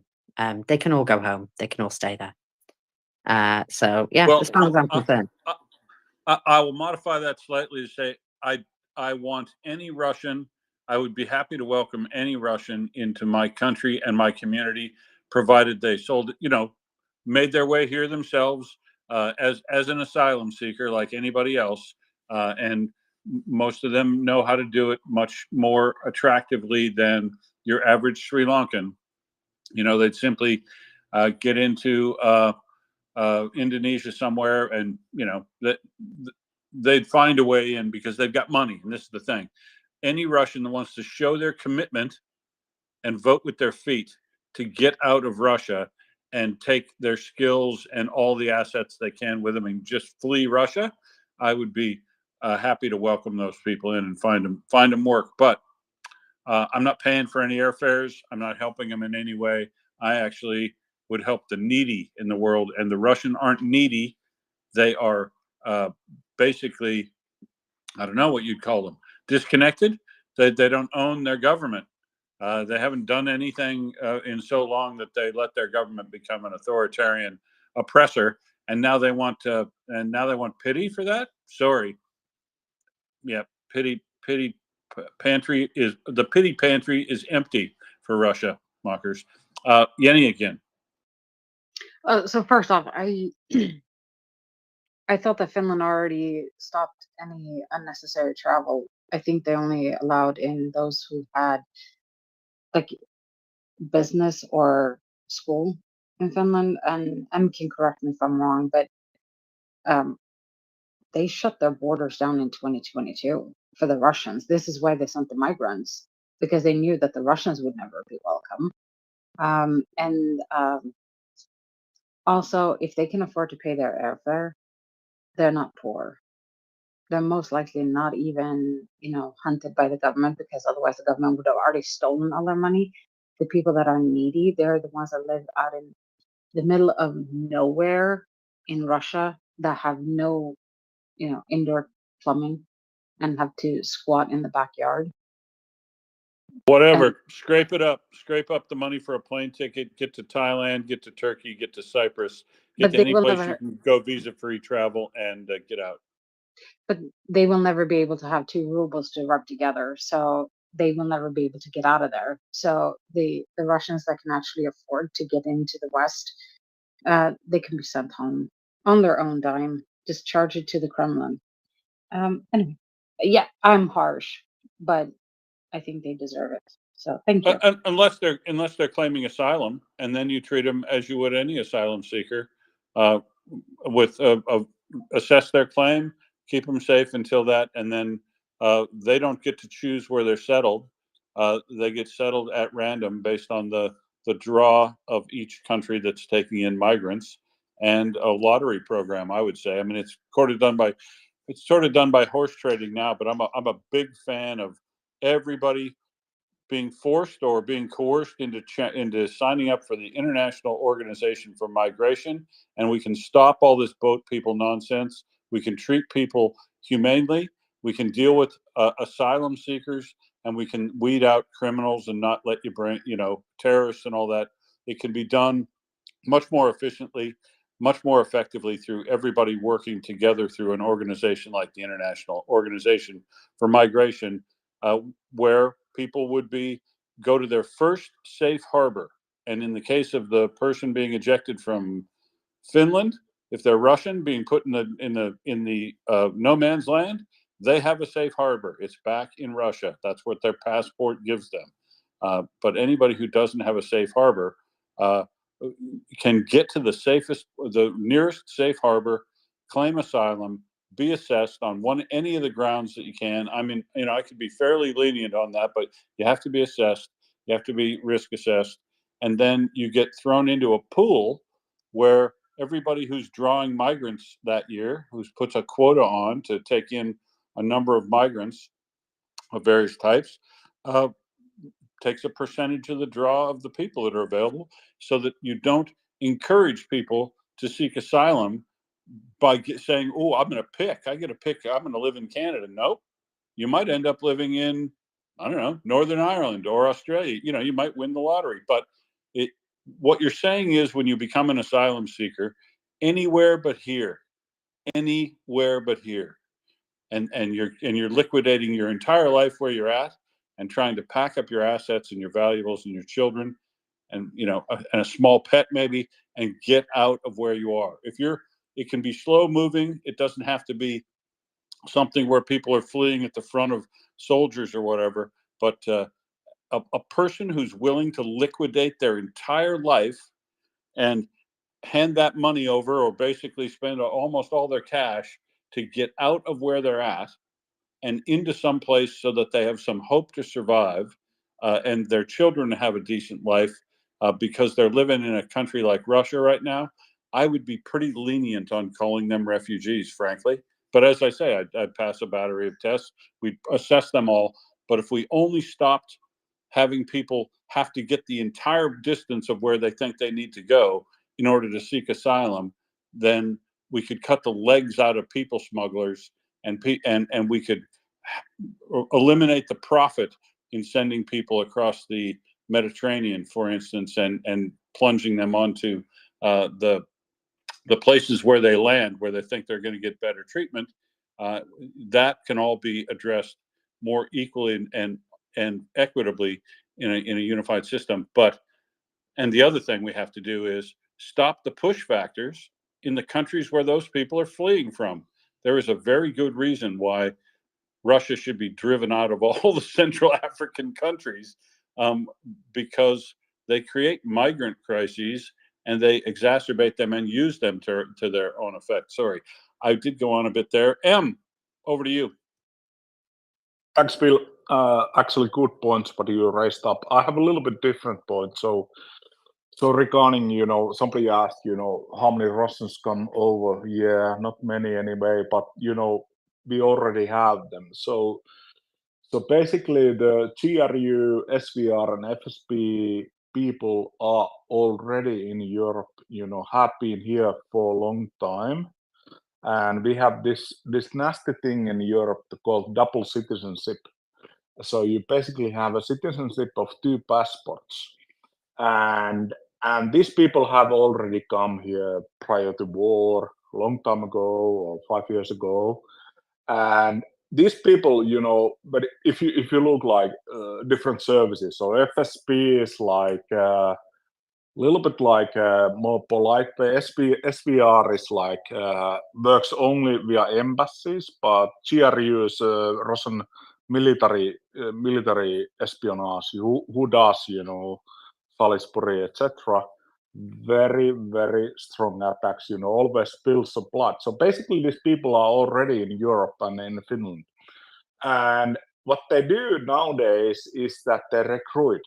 So they recruit, somebody, who takes drugs, who takes money, who will take the Molotov cocktail and will throw it into industrial space. They won't expose themselves, but they're already in the land. So this kind of, border control, I'm full for that, but they're already in.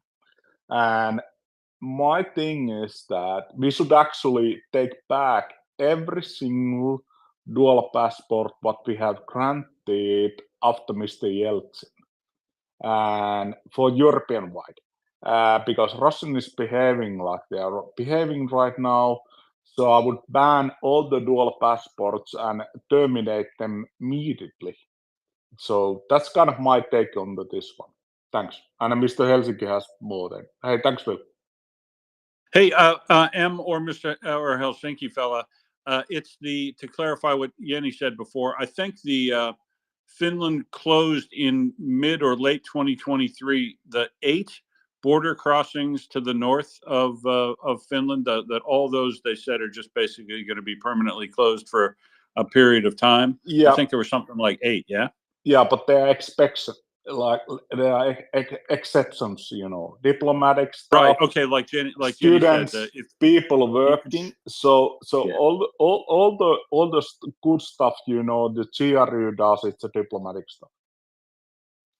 So right. Yeah. Right. Yeah. So you can smuggle a lot of stuff, with via diplomatic stuff.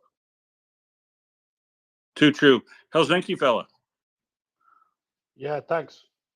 Thanks, brother, from my tribe. This was a good statement. The problem is that these kind of politicians and experts here, they are too keen on looking at all these kind of like outdated conventions, and they don't think about the issue that this is being kind of used against us in a hybrid way. So the border is closed, and like Em said, it's the exceptions are there. There is always exceptions, but now when the weather is nice here, we have to be extra vigilant, because it's like we are talking about 1,300 kilometers of forest, lakes and swamps, and very kind of like challenging terrain. Our border guard is toppeni poppen, but still we need to kind of like remain vigilant to because the 1,300 kilometers, it allows all kind of it's so long that it presents a challenge. The plans are in place and everything is in place, but I think this summer I would really give all the support to the generals in the border guard, and also there is initiatives and legislation just now in the parliament to kind of reinforce, and we have this kind of like flexible mobilization for the conscripts who have been serving in the border guard, so we can hopefully use them in because if some sort of event kicks off, we have to move very fast and implement this thing. Like we have good examples how this is done by Poland and by Baltic states also. We just push these people back, and we take it in our own interest that we are not responsible for these people. Even before the full-scale war, Russia had many immigrants, and they are taking more, so they can potentially use this, and they've been organizing this. They give them bikes, they do all kind of things. So I would not rule out also that we would also request assistance from the NATO alliance, because the border is so long. I mean, this is our home territory, we know it best, but still it represents a challenge, and all kind of, even in the best of times, some individual border jumpers they cross. So this summer is very key, and I think is maybe the most important thing now for Finland now is to secure this long land border with Mordor. Yeah, thank you very much. Thanks, Helsinki.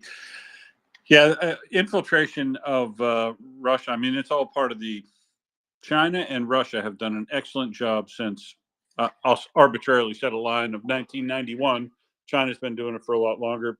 Russia was doing it as the Soviet Union before, but I mean, it's noticeable since the end of the Cold War and the natural reaction to lower our guard and think that we won the Cold War. Our ideas won. Ha ha! We won our ideas. Our ideas won. The Soviet Union broke up, and everybody's going to think that's nonsense, and everybody's going to focus on reality and making the world better. And a lot of places did, right? All the Soviet Union countries, or it's all the countries that in the Iron Curtain that were under the domination of the Soviet Union, that have joined the EU and joined NATO, and they've become phenomenally prosperous, right? So our ideas did win out, and it was true. But what we did is we took our eye off the ball heavily, because the KGB just became the FSB and carried on as normal, and the Chinese Secret Intelligence Service has been becoming more and more sophisticated the entire time. They've integrated into the internet in a way that we didn't really imagine that they would as fast as they would, and found channels for disinformation, and they dominate that area. So we really let our guard down, and we let our guard down so incredibly that things like, can you believe, now they've kicked them out, but can you believe that NATO had military liaisons from the Russian military inside NATO headquarters, like to let it, so they'd be on site if they needed to consult with them or something anytime? Folks, that is a pipeline for spying, let me tell you. And they used it incredibly. And the spy networks and infiltration of political networks around the world by Russia has been sadly very impressive on their part. And I think we need to lift our game across the board in relation to all immigration and migrants and stuff. Russia, as I said, is exacerbating these situations where it can to inflame chaos in countries that are getting lots of migrants. And I'll tell you, folks, they're whipping a sizable proportion of each and every country into folks who would blame the migrants, who would blame the asylum seekers. Those folks are not a useful source of your eye, or a target for your ire. Most of our countries, America and Australia in particular, have made ourselves what we are today, and our living standard, and all we've got culturally, and our political system. We have made this country on immigrants, and I'm one of those immigrants, right? So it'd be silly for me to say different, but I'll tell you, I've looked at this migration issue up and down in Australia, and it has parallels in Europe and everywhere. The answer isn't punishing people who want to get out of where they're at and go seek a better life. The answer is punish the countries that are making those lives miserable, that feel like they have to flee where they're living and get out of their current situation. Make sure that pressure is put on those places to throw off the problems that it is creating that would cause migrants to have to get out of those places. And too often, that is a really bad actor like Russia that's in your country, acting as the security force to cover your diamond mine or your gold industry, and they're sucking so much money out of that thing that the scraps are all that's left for the folks in the countries where that sovereign wealth is generated, and those that folks are encouraged to fight with each other over the scraps rather than get a decent, fair outcome for themselves on the basis of sovereign wealth they generate. So get to the root cause of these problems and don't blame the people that are fleeing. Now, having said that, an orderly flow of migration that doesn't overwhelm the system in any location is a realistic limit that you have to put on migration. Finland absolutely positively had to shut down its border crossings when faced with the kind of flooding that Russia was doing of immigrants, with malcontent doing so, and all those bikes and everything. You have to stop that sort of crap when it's happening. And there are times and disasters where the people flow just gets so big it gets overwhelming. That those problems have to be dealt with. But the answer isn't demonize migrants or asylum seekers and stop that flow, because that flow of migrants, for whatever reason, asylum seekers, even economic migrants, people that don't feel comfortable where they're at, maybe they're LGBT, they got a lifestyle reason, whatever. All those folks that get to be migrants somewhere else, they usually, the vast majority of them, are so appreciative of their new opportunity, they become some of the best of your citizens. The best of your citizens, they do, provided they become your citizens and embrace the new that they've got, right? There's a certain small number who come and don't have that attitude, and they're not going to fit in, and they'll end up going home and stuff. But for the vast majority of these folks, they are good for your economy, they're good for your society, and they can fit in and should be encouraged to, because they generate an incredible amount of economic activity, for one thing, as well as culturally enriching your countries. But I'm getting a bit left wing over here, aren't I? That was a better statement than the Greens said on the weekend. The Greens here in Australia are so vapid and empty and just sort of fascist themselves in their views. They don't honestly speak from a perspective of real humanity, like well, I'll be arrogant and say like I just did. He was asked about immigration and what he thought about the migrant intake in Australia, and he couldn't say what I just said there extemporaneously. That's the leader of the Greens, Adam Bant. Loser. The Greens party in Australia are losers. That's weird for me to say, being an environmental engineer. But honestly, I've done more for the environment than the Greens ever will. That's my rant. Over. Helsinki fella. M was first. M, you go first, yeah? Okay, sorry. No. Helsinki goes first. Helsinki goes first. Okay, Helsinki. We recognize the senior member from Lapland. Ha! Yeah, whatever. Yeah, we are all in the same tribe. Listen, about the NATO-Russia Council, I think it was discontinued, and the Russians, they long ago already was denied access to the NATO headquarters. But I want to kind of like highlight is the military hotline. So we have also hotline to Moscow in the MOD, and they, of course, the challenge is that will they pick up the phone, because they were like being unprofessional and not answering there, because this is kind of like issue to use between our militaries to clarify some incidents, but this still exists, and I think I would advocate for maintaining this hotline still military to military and such, whatever it's worth. Yeah. Okay, but off to M, I guess now.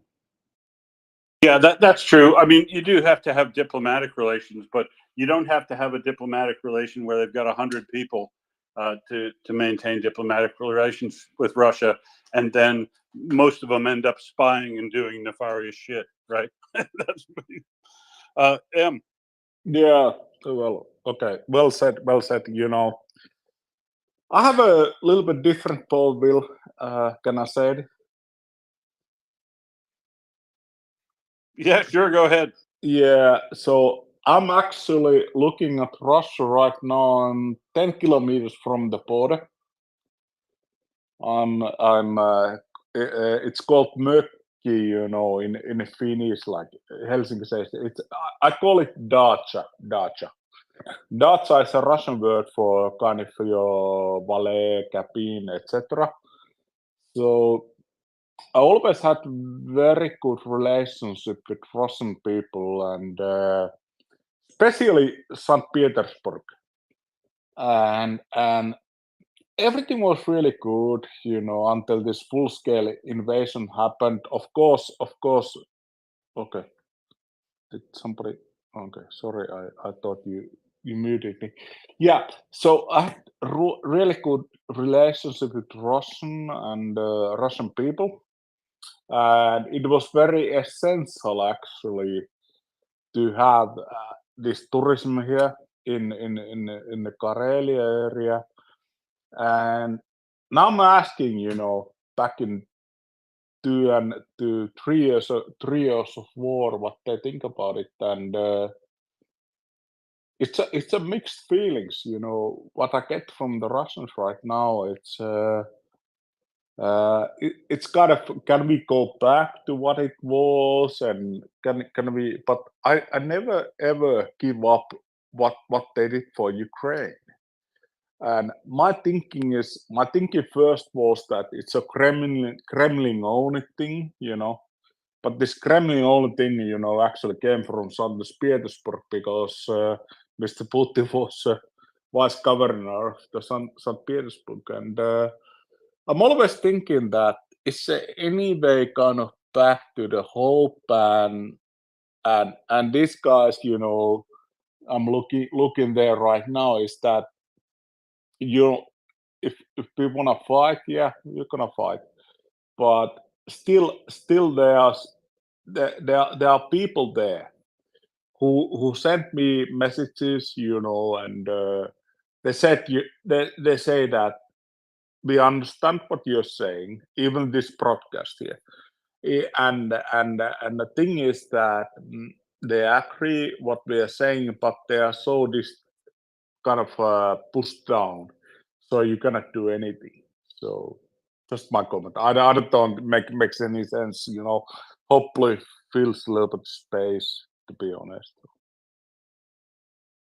Yep, that is totally to a person. The remaining people I still know in Russia have, they feel helpless and hopeless about their future and their ability to change anything now, right?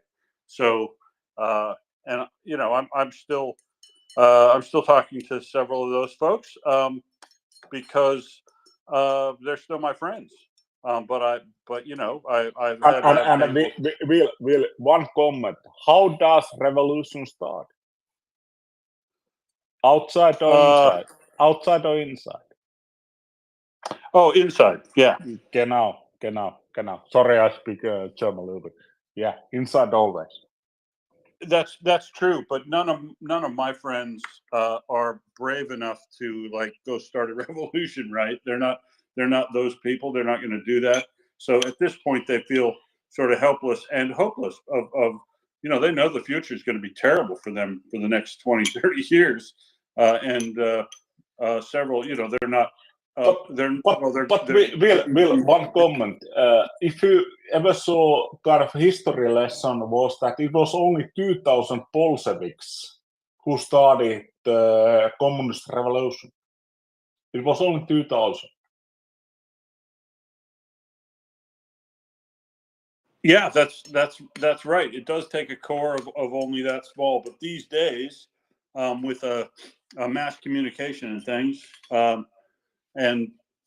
and capability to maintain repressive people around the country, which Russia is able to do, that they feel very repressed.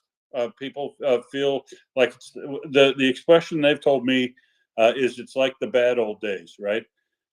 When you felt like your neighbors were informing on you, and that somebody could come along and arrest you for saying the wrong thing, or find out you've been informed upon and get picked up at 3 o'clock in the morning, that sort of stuff. And we now see that happening. Some people, right?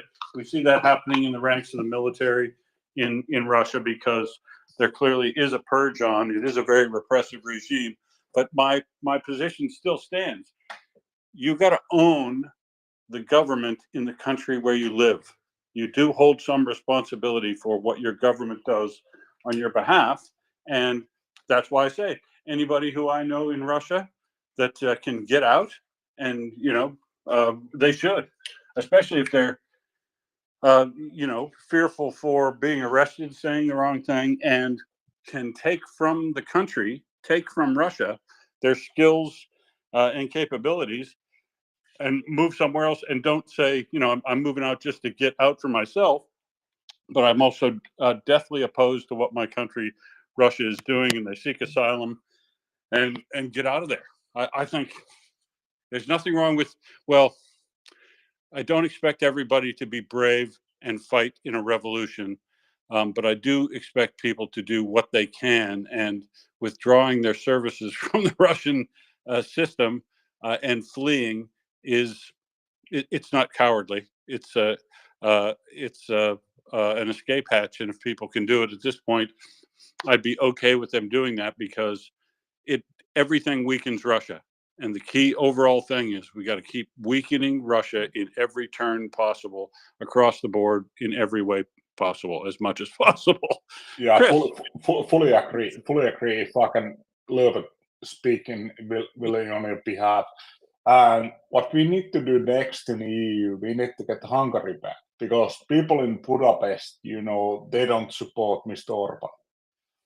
So we need to get Budapest back in the game, EA Hungary.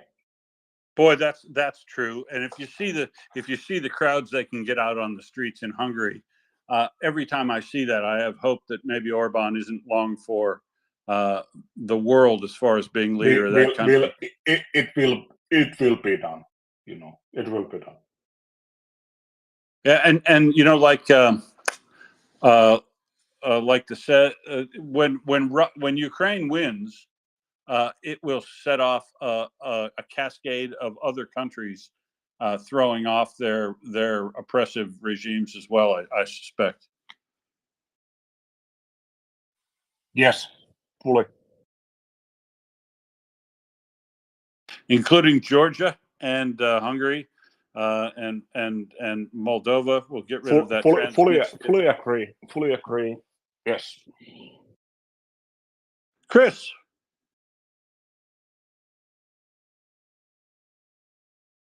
Well, I think he was Karen next, mate.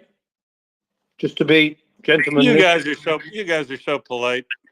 You just tell me next time. Go ahead, Karen. Chris, why don't you go next? And then I will go. Okay? Okay, Karen. Right. So, Will, what I was going to say was I was just like chatting with Mockers sort of thing on Twitter last night, just a bit backwards and forwards with tweets and that. And when you look at Popov, and you go, okay, so there's a major general there who absolutely knew what was going to happen, right? Well, but he didn't do anything like preemptive, in fact, right? He's just like basically taking it. Because have you seen this? Have you seen the video? Apparently, there's a bit more. Mockers was saying there's video of him actually in court and that, basically smiling and giving them back chat and all the rest of it, which is well, cool. He has achieved consciousness in understanding that he is in Absurdistan, I would say, Marcus. Yeah, that's right, Will. That's right. But Will, from the point of view of starting a revolution, right? If those guys that absolutely know, right, how the system works, right, and probably, I mean, he must have known they were coming for him, right? From the minute he spoke out, basically, and probably he's spoken out before, we know about him speaking out, right? So he knows it, yet he doesn't do anything preemptive, which is like sort of what staggers me, if you like. And then the wider thing, but not to go, is like, I was, listening to Mockers this morning, talking about the, was it Mockers? I think it was Mockers or Ioana or somebody like that, or both actually, talking about these like, oh, actually, it could be way more than 500,000, it could be 1 million, 1.5 million or something, more. And I'm like, it's just not numbers that is going to make something happen. It's not numbers of Russian soldiers that's going to make something happen. So, what is the thing? What is the thing? Well, that is going to make them stop. Is it like that they see the fact that actually their money is going to be affected? The Siliviki and all the rest of them. They all go, oh, this is just going to be bad. We're going to have. We're just not going to be able to make any money on this. Let's just stop or something. What is it that might make them stop? Because it's not numbers of people they don't care about killed. I think it could be. You could see the thing that happened before in history, because the revolution didn't happen really in the way, it isn't like the soldiers immediately went home and said, but they organized a revolution and went home. The Russian soldiers in the First World War just quit and went home, right? And when he stops paying, when Putin stops paying his soldiers, or they realize that the paychecks they're getting are absurdly nothing, when hyperinflation takes place. This is why I say pressure has to be maintained on all facets, on the economy, socially, militarily, diplomatically. Keep pressure on in all areas. And I don't know where they'll break. I don't know. But I could see soldiers that were at the front in the conditions they're at, and the training that they haven't got, and the ammunition. When things get low, the food gets low, they start getting overwhelming losses, that they are losing territory at the same time. They will break and leave if they stop getting paid, because that's the social contract. The social contract with Putin and every citizen of that country was, you just hand over power to me and your life will always get better. I'll make sure, economically, essentially, but all the things that money can buy, better schools, a better healthcare, but all that sort of stuff. Putin promised them at fundamentally an economically better life, and he didn't promise them that he'd come and take every 10th child away from population centers, or remote areas, and send them off to be ground up in a war. So he's broken the social contract, and initially, but it will really hit home to roost when contract soldiers, which are essentially internal mercenaries in Russia, no longer can get $2,000 a month, which is a shockingly high salary in Russia. But that's how much you have to pay for the conditions they're going into to make them think that they're in this bargain that's going to work out. They're going to be the one that survives, and I will have made $24,000 in the army last year. And Jesus, and that we think of what I can buy with all that, and it'll be my springboard to a better life and whatever. But that's your contract soldiers. There's a lot of folks that $2,000 a month is a big deal to them in Russia, especially when the average salary is something like 650. So he's bought them. He's literally buying his soldiers, and he's buying immigrants where he can get them even cheaper, and tricking and coercing them into going. But the loss rate is too high. The socially, it will become unacceptable even in Russia to kill so many people for no tangible gain. And if he has to stop paying them at any time, once his sovereign wealth fund runs out, all he can start doing is printing money to pay for everything. And printing money to pay for everything is going to lead to inflation, which is already high, I might mention, in Russia as well. And that gets out of hand. Inflation becomes hyperinflation. The ruble crashes. People recognize that $2,000 a month isn't anything anymore, and they're still being asked to go in meat waves every day. it is unsustainable. But I don't know where it's going to break. I have no idea exactly where Russia's effort breaks, but a break will happen. Karen. Well, I was getting ready to go to bed, but I saw a story that I didn't think you guys had highlighted today, and I thought I would bring it up, even though it's a little late. Yesterday was International Missing Children's Day, and United 24 Media had a very nice interview of a family that had to go to a lot of trouble to get their children back. And I realize that's one of many situations like that. But this video, this short video that they made is very repostable. And I've tagged you with it. And if you're still interested, I know it's that was yesterday, but I think it deserves to be in the nest. I really do. This is why they don't, one of the reasons why they don't care about how many people they get killed of their own, because they're going to kidnap somebody else's to take their place. If their own families can't produce enough of them.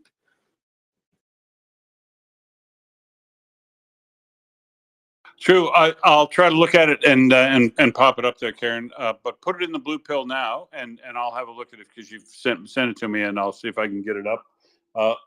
Is provided I can have a look at it while I'm still co-hosting. Em, go ahead.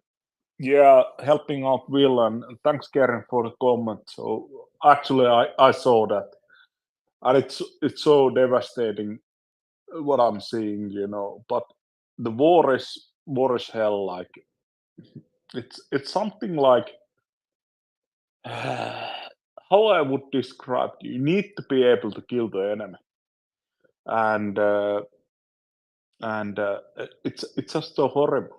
It's a horrible thing, If you look in a war, I'm looking at all this, civilians getting killed and all that, but that's part of the war, and I don't agree that with anything. But when I especially see what Karen pointed out, it's like, yeah, I want to kill this people, but end of the day, it's that's how it goes. So it's really horrible to see. Yeah, my highest appreciation, and especially children and elderly, and people not finding are killed, and they are especially targeted with Russian missiles and new these JDAMs or fly bombs what they have now. It's horrible to see. Yeah. Well, shall we bring some good news? Because you know how the UK are the main bastards. It turns out we're also sneaky bastards. Yes, we are. There is a report come out that says, this is from the Times, that the UK and allies are secretly, not very secret anymore, is it, mate? Arming Ukraine with Russian/Soviet weapons to help replenish Ukraine's stockpiles. Part of Britain's bilateral aid was used to buy Russian weapons from around the world.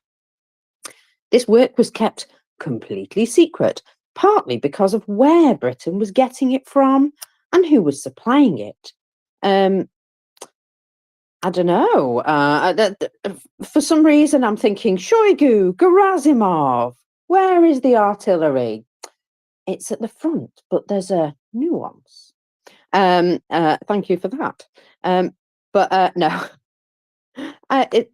I would imagine that how a number of countries suggested that they had old Soviet weapons, and then Russia went, no, we're going to ban you.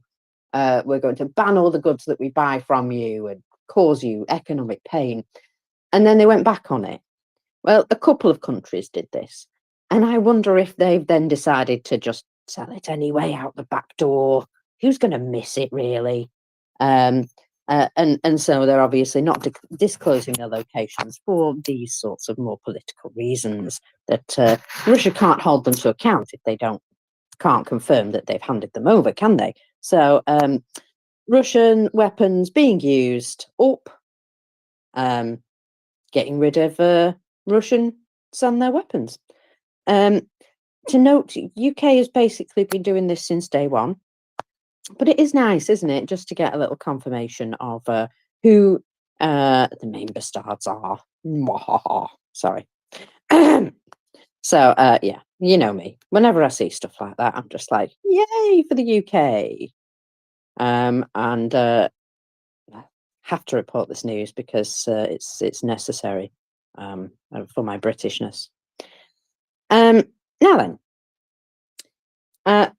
I've got a couple of lighter things, and I've got a couple of interesting things, and then I've got some awful things. So I will go to my go-to first. Dmitry Medvedev is drunk. I know that wasn't a shock to anyone, but Least surprising headline of the week. indeed. He's come out with this statement. He's basically threatened Poland with a world war. Just Poland, though. Poland must realise that an American strike on Russian targets in Ukraine means the beginning of a world war. This is because Poland, there was a statement from Poland yesterday about, if you nuclear striked anywhere in Ukraine, pretty sure the Americans would whap you with everything they had. And the Americans pretty much went, yeah, we probably would. So he's coming back and shouting about this because how dare they? And you know what the Polish are like. They'll just be like, yeah, we dare. So you're struggling in Ukraine. You really want to take on NATO? But yes, he is very, very drunk, I think, to be shouting about things like that. Now, you know how every now and again, Russians are kind of naive as to what is possible. Well, I've got a story for you in a second that you will love. But Shaggy, please go ahead first. Hello. Oh yeah, sorry, my microphone button went a bit weird there. Hi Mockers, hi Will, hi everyone. I liked your previous story, Mockers, the sneaky bastards. That is all part of us being the main bastards. I think sneaky, cunning, lots of other things like that as well. It does warm the cockles of my heart as well. We don't need to know where it came from. It'd be kind of nice just because I'm quite nosy as well. But yeah, we don't need to know. And those countries can just like write it down on the ledger as still existing. Take a leaf out of the Russian book, and it's still there in stores, even though it actually isn't. So I hope to see more of that. Well, yes, it's much easier if you just don't tell them what you're doing and just go ahead and do it. Because let's face it, does it really matter? No, it does not. Yeah, exactly. It's a bit like they had a finish to it as well. They'll give like a big arms package, but won't say what's in it, and I like that as well. Big package. Fanar. Sorry. So here's a story of the learned, but also rather naive. So good people introduced themselves on the telephone as Wikipedia administrators and deceived a doctor of sciences from the MGIMO in Russia. The scientist believed that he could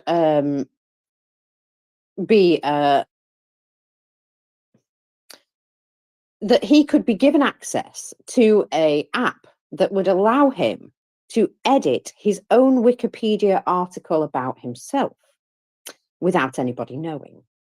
So Lord knows what he wanted to add or subtract, but he's called Vitold Yashvin, maybe. And he's a famous Russian scientist and a teacher. He's quite the intelligent man. He has 2 doctoral dissertations on psychology and pedagogy. I don't even know what that is. So good for him. It sounds Study of like language. right, I was going to say it sounds like something that I've not Yeah, it's not needed to come across. that it's pedagogical. Yes, yeah, I realised it wasn't that either, but I was just like, I was thinking more feet, feet. I was thinking, oh, maybe he likes feet. So no, languages. Okay, good for him. And a government prize in the field of education. And now Yasvin heads the department at MGIMO. Now, for some reason, he thought that this was a really good idea when he received a call from Wikipedia employees. You see, there's an article about him there. And at the other end of the line, they were promising him that they would be able to provide him with an app to allow him to update his own details. Being a little bit prideful, this man thought that would be a great idea to big himself up on the older Wikipedias there, especially like the real one out in the real world, not just like, Rupedia or whatever it's called. So they said to him, all you need to do, you can do it from your phone, just need to change a few settings on your telephone. So Yasvin agreed.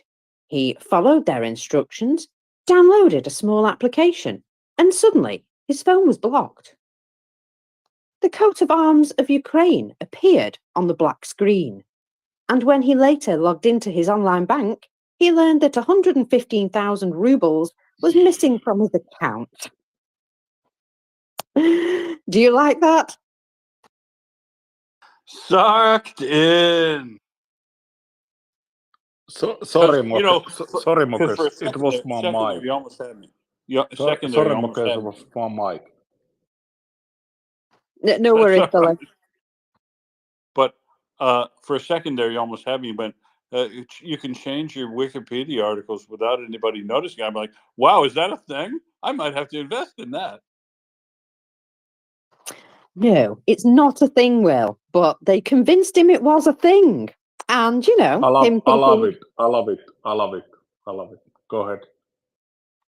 Yeah, him thinking that he could, add or subtract anything at his will. Well, he got sort of like quite intrigued by that. And yes, so after he had been fleeced for 115,000 rubles, he went to the police and admitted what had happened. But a psychologist, so easily fooled. I just, flattery doesn't get you anywhere. Oh, yes, it does in Russia. It gets you their bank details, you absolute lunatic. That is hilarious, by the way. What a hillock. Well, I understand that the Ukrainian hackers are legendary, but it's just beautiful. Beautiful, that. Shaggy, go ahead. I'm kind of wondering how much the Russian police were going to charge him to do something about it. Because Exactly. They probably said to him, mate, you lost 115,000 rubles and you're in here to talk to us about that. That's $115, folks. And so you want to make a police report out on that. Yeah. And when you're finished that, just fill out these mobilization documents while you're here. Well, oh, sorry, I'm eating popcorn. If you're hearing me crunching, I've got a thing about popcorn at the moment. I'm loving it. It's not McDonald's, I promise. One of the I can imagine the police asking him, what details did you give these phishing people? And then basically fleecing him a second time. Sorry, Mockers. No, that's exactly it, Shaggy. Won't they now do him for giving secure information to the enemy? He's going to end up in prison. He'll probably get done for aiding and abetting the enemy. They'll let him off with a mobilization. Well, a famous psychologist there in Russia. So, yeah, good for him for being so very naive. Bless him. Bless his little heart. Now then, normally when I see things that have crashed in Russia.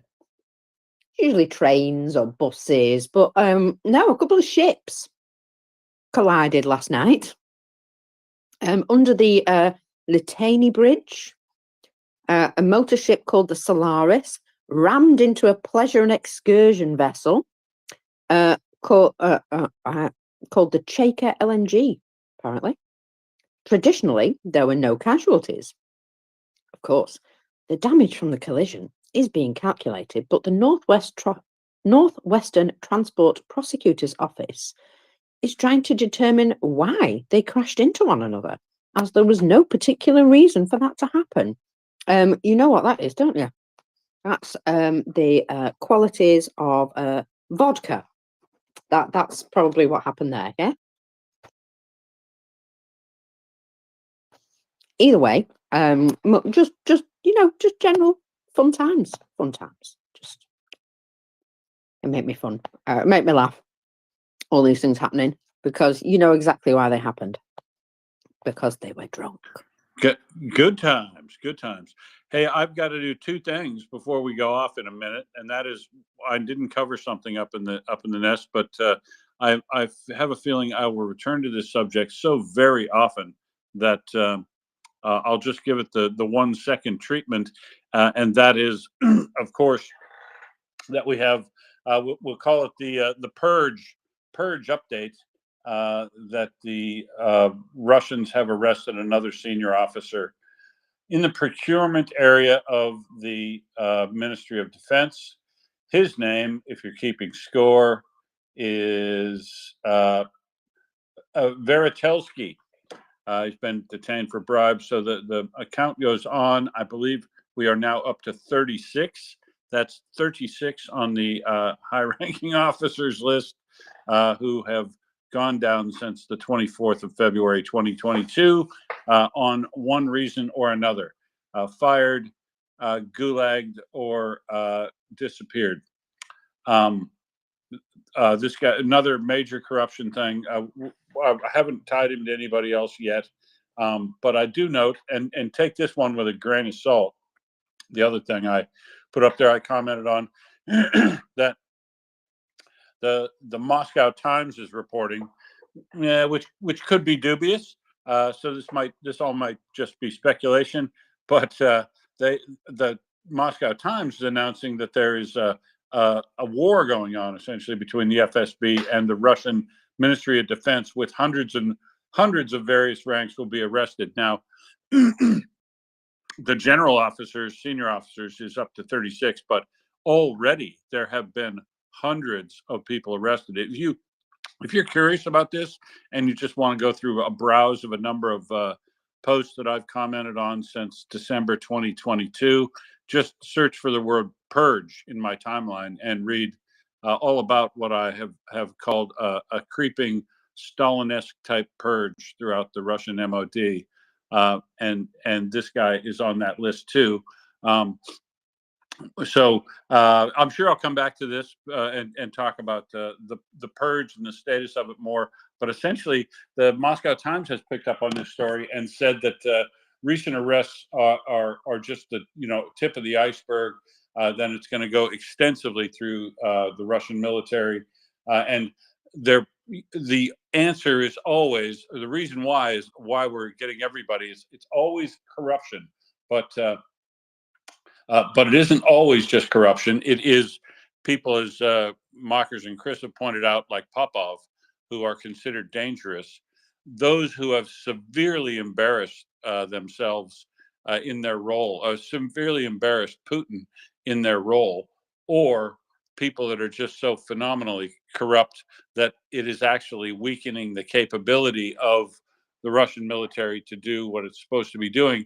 And so corruption is great in Russia. It's actually kind of a prerequisite to get into a job, but too much corruption or the wrong type of corruption you can get too smart for yourself and too good at it. And I think then you can cause a problem that embarrasses Putin, like the military radios fiasco, or the building projects in all of Luhansk and Donetsk just got roared so badly that it becomes a problem for the and the FSB is the Moscow Times said, the FSB is looking at they're not looking at the corruption. They're looking at the overall pool of money that's involved, and they want control of the MOD essentially. So they are executing these corruption-related investigations and arrests throughout the MOD with the tacit approval of the Kremlin. So Putin may think that he's going to get something out of it, make things more efficient. Maybe it'll in the short term make Bulasov somewhat minorly successful in his job, although I don't think he'll be successful in the long term still. But it continues. The march goes on. Another arrest yesterday to top off the ones we were talking about yesterday. And yeah, that goes in my purge file. So the other thing before I go off, you're firing guns there, Em? The other thing I want to say before I go off is we do have a fundraiser going on. We've got several of these generators for the Kharkiv hospital. That's a particularly important one, and we need to raise money for a couple more still. And so the fundraiser goes on. If you have an opportunity and the capability to do so, please pop over to MriyaReport.org or click through on the link that's always in the nest. It's usually the first tweet, unless I've been spamming it. And make a donation of any size. Any size donation is great, folks. If you use the information on Maria Report and you enjoy getting your content here, consider making a donation and doing some good for the hospitals in Kharkiv to keep them in business, so that the city can remain defiant in the face of Putin's ongoing attacks on it, which were horrendous again today. Thanks, Mockers. You're very welcome. Oh, sorry. I've got a mouthful of popcorn now. I'll just say, It's too dry. Well, you're co-hosting, lady. It's got to be something that's going to slide down a little bit easier. Why don't you just get a handful of saltine crackers and chew all those up, and then we can talk on the radio. I'm better now. Thank you. All I would just say is, please don't fire guns on the space if that's what was happening, because, well, excuse the pun, but could be quite triggering. So yeah, just that did sound like a gun, didn't it? Yeah, just to add that. Let's be gentle with our ears. Let me add the other PSA for anybody who's new, who hasn't been in for a while.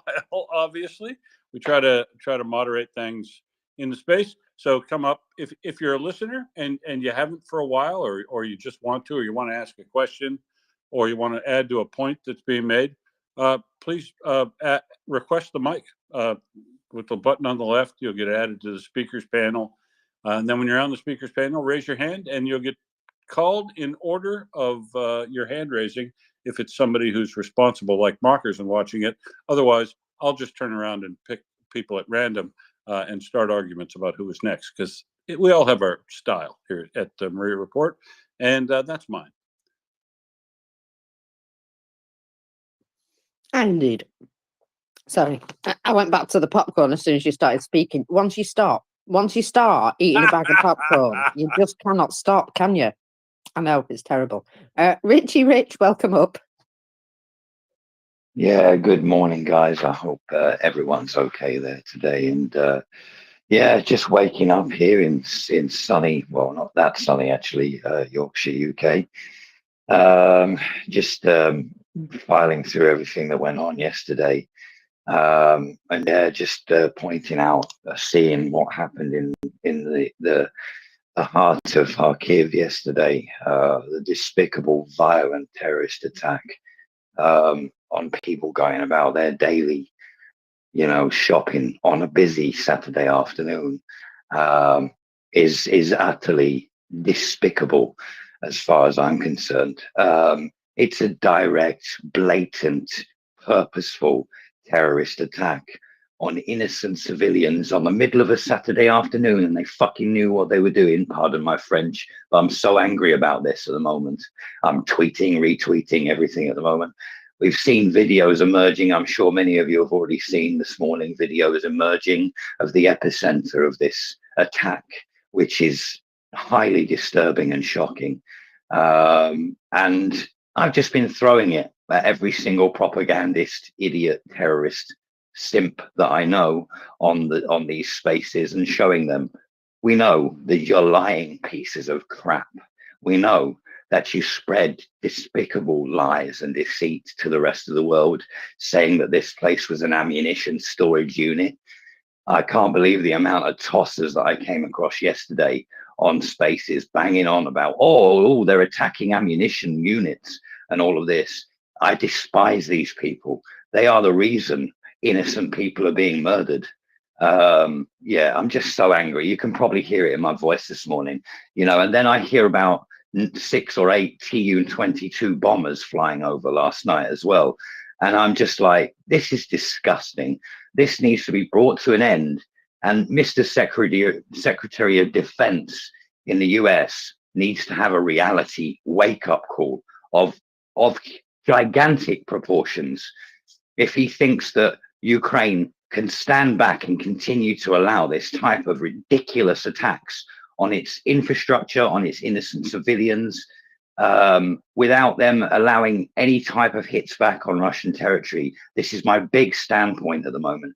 There's going to be an email going out from me to my local constituent office on Monday morning, and it's going to be a long one. There's going to be a lot of videos attached and a lot of images attached as well of what happened in the center of Kharkiv, because I'm sick and tired of seeing people, innocent people, succumbing and dying and being acted on by terrorists and losing their livelihoods, their lives, their families, their friends.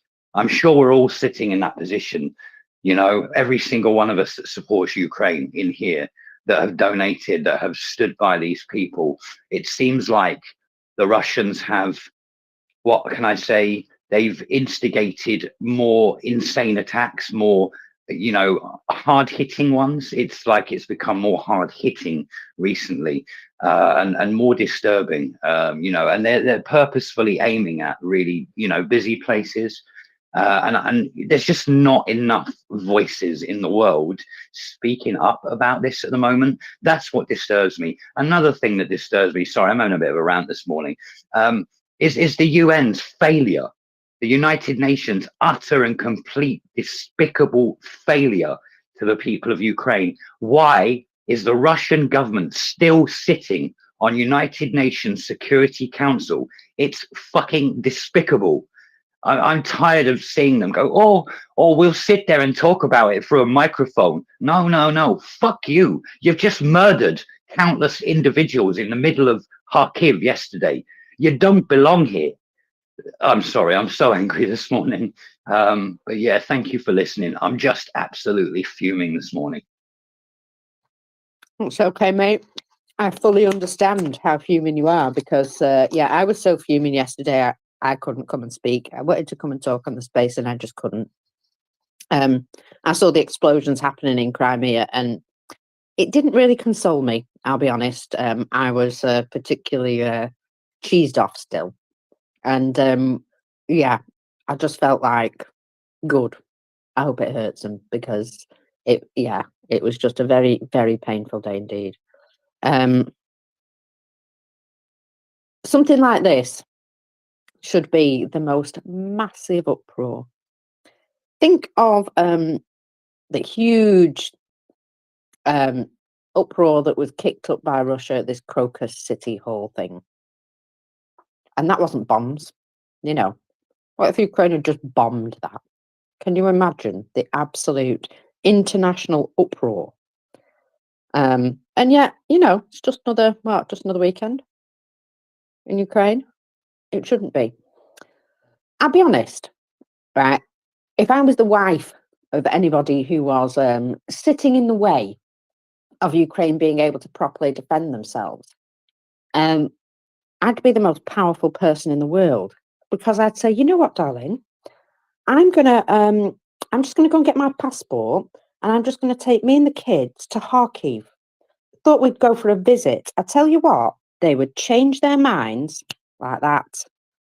And that is why I'm putting that out there into the universe. You don't have to go. You just have to say you're going and look serious about it and watch your husband immediately change his mind. Because when it affects you and your family, all of a sudden it's really important. So, putting that out there into the universe, if Mrs. whatever her name is wants to think about travelling to Kharkiv for a little visit, I wouldn't be against her putting that out there and saying, hey, guess what, hubby? Me and the kids are just popping to Ukraine. And I tell you what, he would change his mind so flipping quick. Richie Rich? I think Sir Shagalot was before me. I don't mind waiting. Well, in that case, I'll go to Shaggy, although I'm not going to repeat that name. Just, it wasn't me. Well, if you want to reply back to Mockers on your point, Richie Rich, then fire away. Yeah, it was just something that just came back to my memory actually, really quickly. Just really pleased with hearing about Misha Collins, the actor, the US actor who starred in Supernatural and a number of other things, doing some phenomenal, humanitarian work in areas surrounding the front.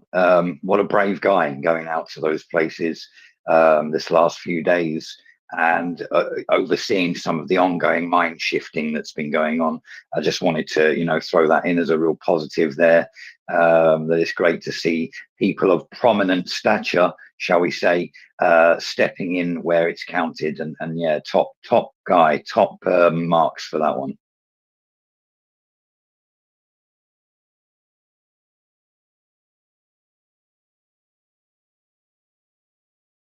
Oh, Mockers may have popcorn in their mouth, so I'll go next then. Yeah, right. So a little sidetrack. So as we all know, in the UK, there's going to be a general election in the 4th of July. So a lot of candidates are going to be having hustings and meetings with constituents and speeches and stuff like that. So my method over the next 6 weeks, I think it's going to be, is to attend as many of these hustings as I possibly can, and basically ask the candidates, what are you going to do for Ukraine? And basically get them on record in the public to say what they're going to do, what kind of support they're going to be pushing for, all of the candidates, and then hopefully play them off against each other, so we know which candidates are going to be supporting Ukraine the most. So this is very UK specific, but I think it's a good idea. Yeah, thank you, Sir Shaggy, for that, because we have to do an effort. We have to continue the effort and renew the effort to convince everybody that this is what we should do. This is the moment in history, finally the moment in history when we have to do something, because for World War II, U.S. needed the Pearl Harbor moment. I don't believe we need something like this right now. I think that the Pearl Harbor moment happened a lot of times. Yes, it did not affect directly U.S., but it's affecting all of us, and we are seeing things like this happening every day, like this strike yesterday in Kharkiv. And indeed, the Russians are saying that they struck an ammunition depot or something like this, which is blatantly a lie, because you can see, civilian cars, and it's absolutely a lie. And they continue to do this while they are saying that they are for negotiations, and they want to cease fire. And if they want to cease fire, just stop firing. Stop firing the missiles into civilian buildings in Ukraine. Smokers, welcome back. Yeah, I got chucked out. That was a bit rude, wasn't it? I was just right in the middle of conversation there, and all of a sudden my sound went weird, and I was like, oh. Yeah, I wonder what happened. Really, I wonder what happened. Luckily, we had Sir Shaggy here, and he was like instantly adapting to the changing environment, let's say. Well, that's it. You got to go with the flow. Got to duck and dive. What was I on about then? What were we just? Where's my brain? I had something to add. There was the conversation with Richie, and what happened in Kharkiv and how upset we are all about this.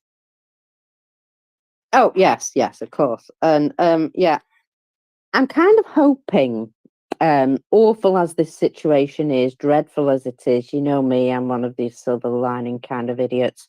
I've got to find some good in it. That if this leads to a decision to let Ukraine defend themselves properly, then at least it's been, you know, a kick up the backside. And it's awful to say that, but if there is a result of them being, you know, having their hands untied as a result of this tragedy, then it wasn't for nothing. And that's kind of how I'm sort of putting it in my head, because that's the best way for me to deal with it. That to try and, you know, find some sort of reason to make a future positive out of this. And it's awful to have to do that, but we've seen so much tragedy. If we fall apart every time, well, we'd all be in little bits, wouldn't we? And I think we'd much prefer the Russian soldiers to be in little bits at this point. We just get angry now, I think. Shaggy, go ahead. Yeah, just pulling over because, yeah, I fully agree. It's a horrible thing to think about. I was going to say the same thing, but didn't quite have the form of words to say it without it sounding horrible. And so I'm glad you brought it up as well. Yeah, and also these planes apparently took off from an airfield, which are within striking distance of Ukraine and Western weapons. If they were given the go-ahead to hit that airfield is closer than some of the airfields in Crimea. So hopefully this can be used, or it better have be bloody used, to be shoved in the faces of various people who are blocking the use of Western weapons by Ukraine to strike concentrations of troops and military equipment and airfields in Russia proper. Russia proper, bit of an oxymoron on that, but you know what I mean. Yeah, that's the silver lining. I hope no more of them happen, obviously, but I hope it is used to convince whoever needs convincing to give the okay. Yeah, absolutely. I still believe in the when it affects your own family, that's when you really pay attention. So, you know, I still sort of have this belief that if someone could convince that guy's wife, he could be very easily turned. I don't know her personally, but, you know, if anybody did. Lucian, you popped up and you did wave. I'm wondering if you're having problems putting your hand up. Did you want to add? Oh, hi. Yeah, I didn't see the hand up, but I saw the wave. I do feel very badly about this Kharkiv hardware store bombing. I am a co-founder of a small hardware store in Texas somewhere, and I just couldn't imagine how America would respond if narco terrorists were to, send missiles into a hardware store in Texas from Mexico or Colombia or wherever. But I do feel I want to speak about a couple of things. One, I've touched bases within the last week with a colleague or friend of mine from the SUNY State Banking University, and she has a husband and a son on the front lines. I haven't got much news, just that she's holding up, and they're holding up the defenses, I think, in the Kharkiv area. And I have several other friends who are all probably, have their loved ones, holding up the front lines. But I do want to speak about two individuals, Pavel Sheremet, whom I did know, who was a Belarusian journalist, and Boris Nemtsov, the Russian parliamentarian. And these are two individuals who I think if they had lived through this, that could have been major contributors in some process of, de-escalating or mitigating this war, because they both were, I think, supporters of Ukraine. Pavel Sheremet worked and spoke on a radio program, regular host in Kyiv, and I met and chatted with him over tea at the Maidan Nezhelnasty, Independence Square, and we bumped into each other. And then I didn't know Boris Nemtsov, but people in my group at Ukraine's National Hospital did have a connection with Boris Nemtsov and individuals he was affiliated with within Russia. And it's such a tragedy. I mean, there's so many lives lost, and I've lost many friends, many young friends from Ukraine, and even my group at the National Hospital seems to be, there's only a couple people I still connect with, but it's been a terrible war. It would be lovely if we could figure out a way to end it in a smart way, and I don't see a way to do that other than to continue to arm Ukraine, to improve its defensive capabilities, and to supply it with all the supplies it needs: food, medicine, and resources. And the Russians have the Zaporizhzhia nuclear power plant still under their control, which is a big thorn, I think, in the defensive parameters of Ukraine. I lived and worked in Nikopol, just across the river, so I'm familiar with that whole area. And it's just, I think that's the biggest problem, is the Zaporizhzhia nuclear power plant, the Russian control of that facility. And I think only very specialized covert operations have any chance of taking it back. And I hope and pray that everything will be, and stop speaking and say thanks for all and prayers for Ukraine. Thanks. Bye.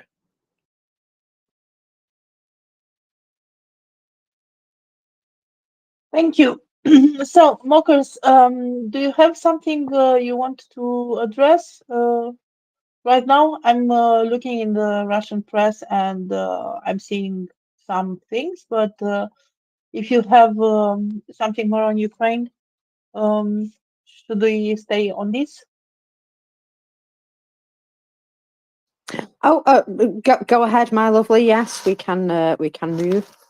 Go for it. I've got lots of bits and bobs, but after being kicked out, I'm all discombobulated, so I'm still trying to figure things out. Apologies. Yeah, I understand, and I'm not very well prepared either. But yeah, as I said, I was seeing in the Russian press how they addressed this attack in Kharkiv. They are saying that they hit a armed forces warehouse located in a shopping center. They claim that Ukraine is using civilians as a shield. But of course, we were seeing those images and videos from the shopping center. It was clearly a construction mall. There was clearly civilian cars. We had images from the inside. So no army warehouse at all. It was clearly just a civilian building. And imagine that, as a previous speaker said, Saturday evening or afternoon, people are going to do some shopping of this kind. And considering what is happening in Ukraine, you need construction materials. You need all kind of things to do repairs, to do, to try to cope with the situation. And I think that the Russians were deliberate in targeting this. I think that for them it's a big target. You can. They even recognize this, because I understood that the same type of supermarkets or hypermarkets are in Russia too. So yeah, for them it was just another take of civilian lives, and they did some of these before. They did. I know that they targeted the shopping mall in Kremenchuk, and I believe it wasn't the only incident like this. Smokers, back to you. I've remembered what I was going to say. Yes. There was a French reporter who was actually at the scene, and Russia were saying, oh yes, it was a military base. It was a military base with ammunition in it, and there's all sorts of secondaries going off. and he was literally stood there at the scene in real time, showing quite clearly that it was very much a facility that was civilian, fully civilian building, one of these epicenter places. Now, epicenters are like just a massive store where you can get all sorts of things, not just construction materials, but you can buy all sorts of bits and bobs. They're like a massive hypermarket sort of place. But one of the big things is they do have a DIY store inside, and it's usually very well stocked. And yes, very much so, people in Ukraine are having to do an awful lot of repairs these days. So this sort of place is important to have available in the community. And of course, it's not the first one that's been attacked. So yes, Russia know exactly what they're doing. And it was being debunked in real time by this French journalist on the ground, who was then being absolutely hounded to death by Russian bots and Russian shall we say probably paid actors as well to try and make him seem like he was not to be believed. Anyway, I just thought it was really quite notable that they'd all been given this story to say it was a military facility, and literally there was a guy on the ground there and then saying, look at what's here. And it was quite clearly not a military facility. Live Sniper. Thank you. Please help my imagination a bit, because if Russia thinks that that was a military facility, well, okay.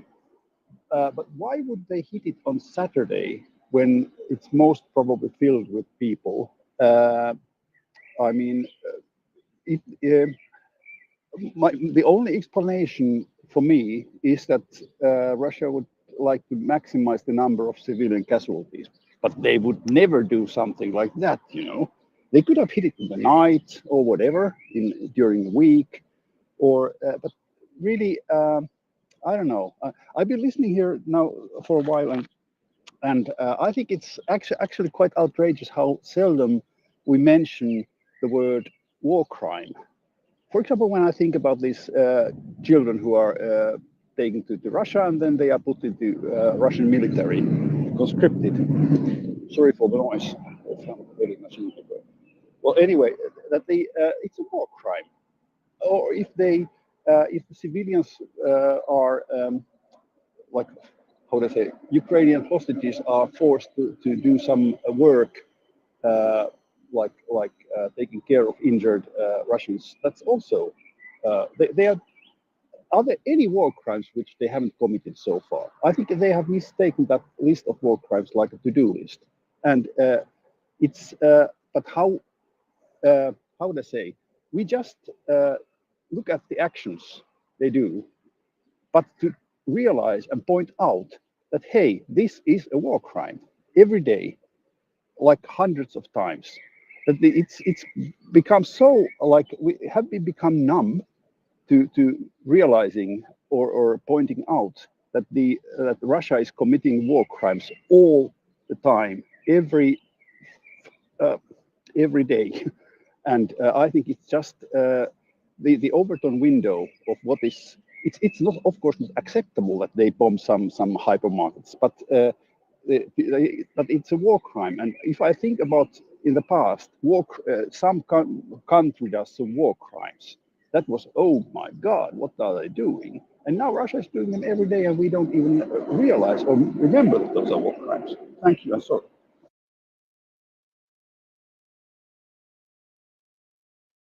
Yeah, absolutely. One after the other, eh? We can just list the crimes.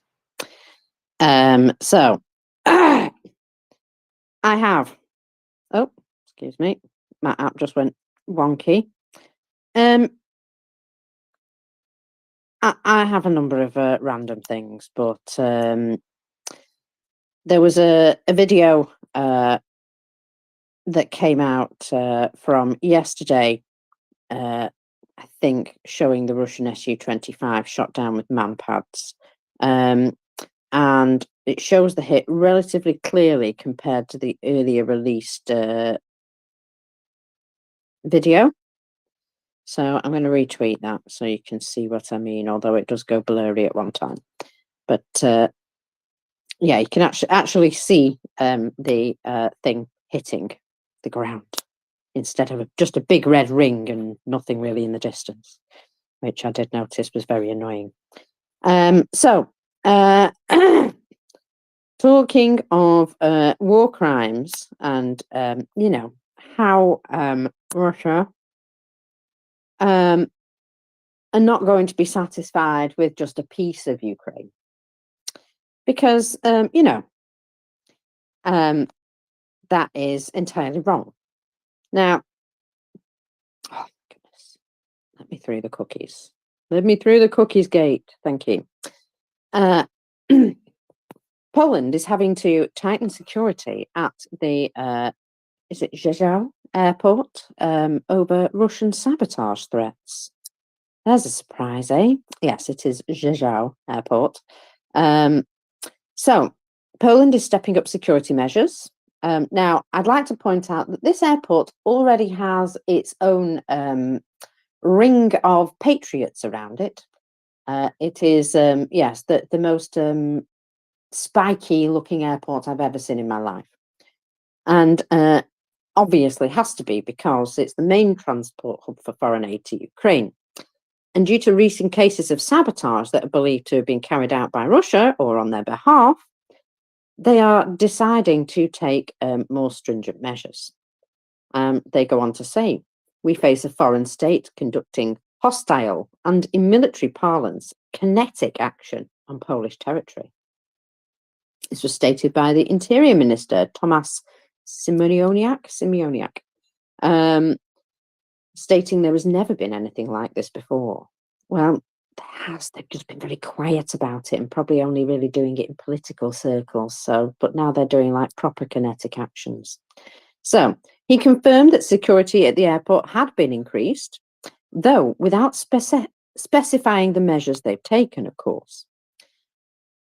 Donald Tusk revealed earlier this week that Russia was likely to have been behind a large fire that recently destroyed Warsaw's largest shopping centre.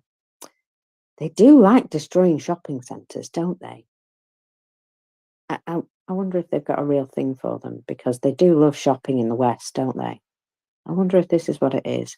Ah, we'll take away your shops. Okay. On Monday, he announced that 9 people had been charged with carrying out sabotage on behalf of Russia, though at least one of those cases relates to somebody detained in January. The following day, he announced that a further 3 people had been detained overnight.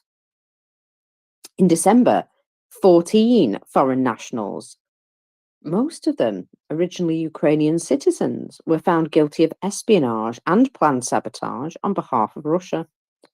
Among the targets they observed were the airport and the train station at Rzeszów.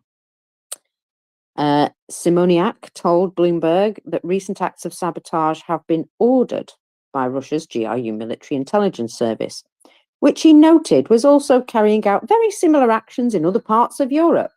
I'm glad this is being sort of said out loud now, because, you know, it takes us a long time to admit this sort of stuff to ourselves, and we're like, yeah, it's just a fire.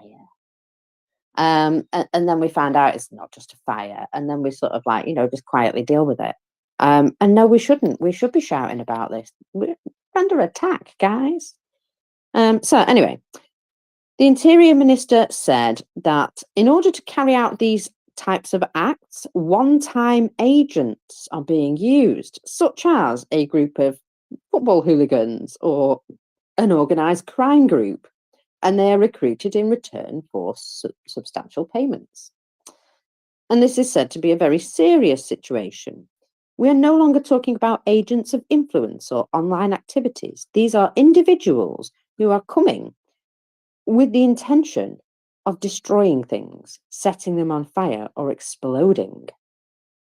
In April, 2 men, both Polish citizens, were detained in Poland on suspicion of carrying out an attack on the Russian opposition figure Leonid Volkov in Lithuania. A day earlier, another Polish national was detained on suspicion of helping Russian intelligence with a planned assassination attempt on Zelensky himself. Amongst the tasks reportedly assigned to the man was gathering information of the airport. As Poland's closest major airport to Ukraine, Rzeszów has become the main transport point for Western weapons and other aid being sent to Ukraine, as well as the main stopover point for any officials travelling to and from. So, of course, it is indeed an area that needs to be kept secure for all sorts of very, very good reasons. So, yeah, just pointing that out that, well, we should get more serious about it. And I want us to be even more serious. I'll be absolutely honest. We really do need to start protecting ourselves. I believe Romania found their first proper spy and chucked out a diplomat who was also a spy yesterday, Ioana, or maybe the day Yes, before. indeed. Yes, indeed. We talked a little bit about this yesterday evening on the space. So indeed, Romania arrested a citizen, for transmitting essential information for the Russians. He was arrested for treason. He risks about 20 years of prison. He was from Ploiești, which is in the middle of Romania, and also Bucharest. But he was in the region of Tulcea, and he took pictures, and he had like informations about the military convoys and things like this. Tulcea is a city on the channels of the Danube, not far from the border with Ukraine. So it is likely that some of the convoys are passing through there, even if it's not the most obvious thing to do. But anyway, apparently he was there in the region and he took pictures. What is interesting is that he had some political ambitions. He wanted to be the mayor of Ploiești, but he didn't manage to gather the required number of signatures, and he couldn't participate in the elections for the city. So it is important that he had political ambitions, because probably he had some connections, if you see what I'm hinting. And yeah, those connections point to the Russian embassy. And indeed, the diplomat that was working, apparently working with him, was also, he received the persona non grata notifications and notification, and he will have to leave the country soon, because usually they have like a number of days before they are required to leave the country otherwise. So yeah, that's the story of the first Romanian spy, and probably it's not the only one. But again, you know, this is happening in all the countries. It's a shame that this happens in Romania, but you know, every country has its bad guys, and I'm glad they arrested him. I'm glad that he was caught, and I'm glad that they are set to give an example out of this. Well, I've got to also add, Ioana, that if we aren't finding them, it's because we're not looking. So, yes, the very fact that we're finding them and weeding them out is something that I'm quite thankful for, because they're definitely there all over the darn place, are they not? Yes, probably. We have seen this in multiple countries. You reported about Poland. It happened in Germany. It happened in Austria. It happened in UK, actually. So it happens in Sweden. Jenny mentioned something like this. So yeah, they are there. The Russian influence. They are preparing for this since forever. Let's remember that Putin is the former KGB. So this is his modus operandi. They are preparing for this. They are implanting people in positions everywhere, and they are working to, you know, to obtain information from everywhere. Anda was talking yesterday about the mission of a diplomat. What is the mission of a diplomat? Because we know that the staff of the Russian embassies, sometimes they are involved in activities that are not really like embassy-like activities. Basically, they do spying for Russia, which is not allowed, which is not the purpose of a diplomat. So, for example, the cultural centers, they are usually overstaffed, and they use those people to find out information. To, you know, when you are a diplomat, when you are in these circles, you know people, you make connections, you manage to, you know, maybe gain the trust of others, and they are using this. They are using their diplomats and the staff of the embassies exactly for that, to make connections and to find people that probably will work for them in the future. So yeah, I kind of got away from the main subject here, but I just wanted to mention this too. We have to be very careful with the Russian influence through this let's say official channels, because besides their official mission, they tend to do some other stuff, and we had like a number of proofs for this. Oh, yes, indeed. And, as well as having people sort of finding out our secrets and trying to hack into our cyber stuff and GPS jamming, there's also, more clandestine actions which are turning up quite regularly now because we're looking for them. And it has been noted by, let me see, an article by E.J. Burrows. Who's that? Emmett Burrows, an AP correspondent covering Russia, Belarus, Central Asia, and the Caucasus. Previously a CNN field producer based in Moscow. So thank God she's not there anymore, eh? And she speaks fluent Russian and Spanish. And she's written an article for AP News about the shadow war that Russia is waging on the collective West that requires a collective response. And the Estonian leader, Kaja Kallas, is very much up there with, me, that, yeah, we need to get on and show them the error of their ways. We need to decide on some affirmative action that would basically tell the Russians exactly what we think of everything they're doing and, stop them from continuously doing this. So, as defences are being bolstered in the frontline nations of Estonia, Latvia, and Lithuania, as well as Finland and Poland, Kaja Kallas says Russia is conducting a shadow war against the West. The Lithuanian president urged vigilance, saying on Tuesday he had information that acts of sabotage were continuing to be planned.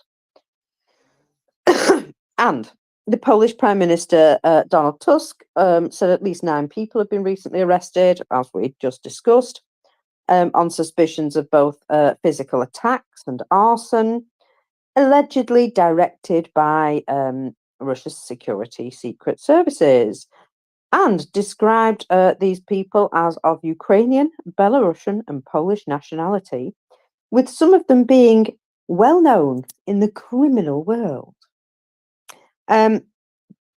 Now, Kaja Kallas came out and said, not everybody sees these attacks as being interconnected. Despite NATO's assertion this month that Moscow is intensifying the campaign against the alliance from the Baltics to Britain, Russia, of course, dismissed that allegation. But many Russian intelligence operatives are already sanctioned. Western officials say that the Kremlin is now, because of that, shifting tactics, hiring other people for hybrid operations, non-military strategies, including cyber attacks, election interference. I'll just say that one again. Election interference and disinformation, and attacks on anybody who is seen as a foe of President Putin. Sorry, child snatcher Putin.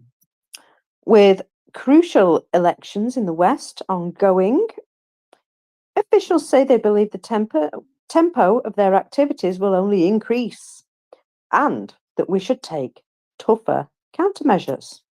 So, Kaja Kallas herself cited a warning from an intelligence agency to a European country that one of its warehouses was targeted by the Russian military intelligence. A fire occurred at that warehouse 2 weeks later. Yet, officials in that country suggested, how do we know it's the Russians? We don't know it's the Russians. Kaja Kallas gave them a withering look and refused to name the country. But, well, think I know who it might be. So she says the Western countries or the West must have a serious discussion and a coordinated approach. How far do we let them go on our soil? Because, well, it sounds to me like she's already had enough. You know how, like, when Mum puts her foot down and, yeah, everybody kind of goes, oh, she's done it now. Yeah, I get that kind of vibe from her. So Estonia has taken the challenge of finding Russian agents of influence very seriously since regaining their own independence from the USSR in 1991, rebuilding their security services from scratch. And this year, oh, hello, where's it gone? Stop moving around. Right, in Estonia, a university professor was arrested on charges of spying for Moscow. In fact, 13 people have been arrested over attacks allegedly organised by Russian military intelligence who were operating under diplomatic cover. And, of course, Estonia believe they are being directly targeted due to the issue of the flights, that certainly flights from Finland to Tartu have been disrupted by the jamming of GPS signals. And so I think this is something that's particularly peeved off the Kaya there. So in October, of course, you see, when you go back over all these things, you think, bloody hell, this is a lot that they're doing. Why have we not punched them in the face? And it's because they do a little bit here and a little bit there and a bit of plausible deniability and a what? No, what? Definitely wasn't ours. No, how could it have been ours? Our ship over there? Oh, no, that, yeah, well, it's a bit late now, isn't it? Tough. And that's kind of how they deal with it. So, you know, in October, Baltic Sea gas pipeline and telecoms communications were damaged after a Chinese ship that was fully manned by a Russian crew at the time, apparently, dragged its anchor in an incident that is still under investigation, but really it's a proper open and shut case at this point, isn't it? And that ship was later seen docking in a Russian port, missing an anchor. Gosh, what a coincidence.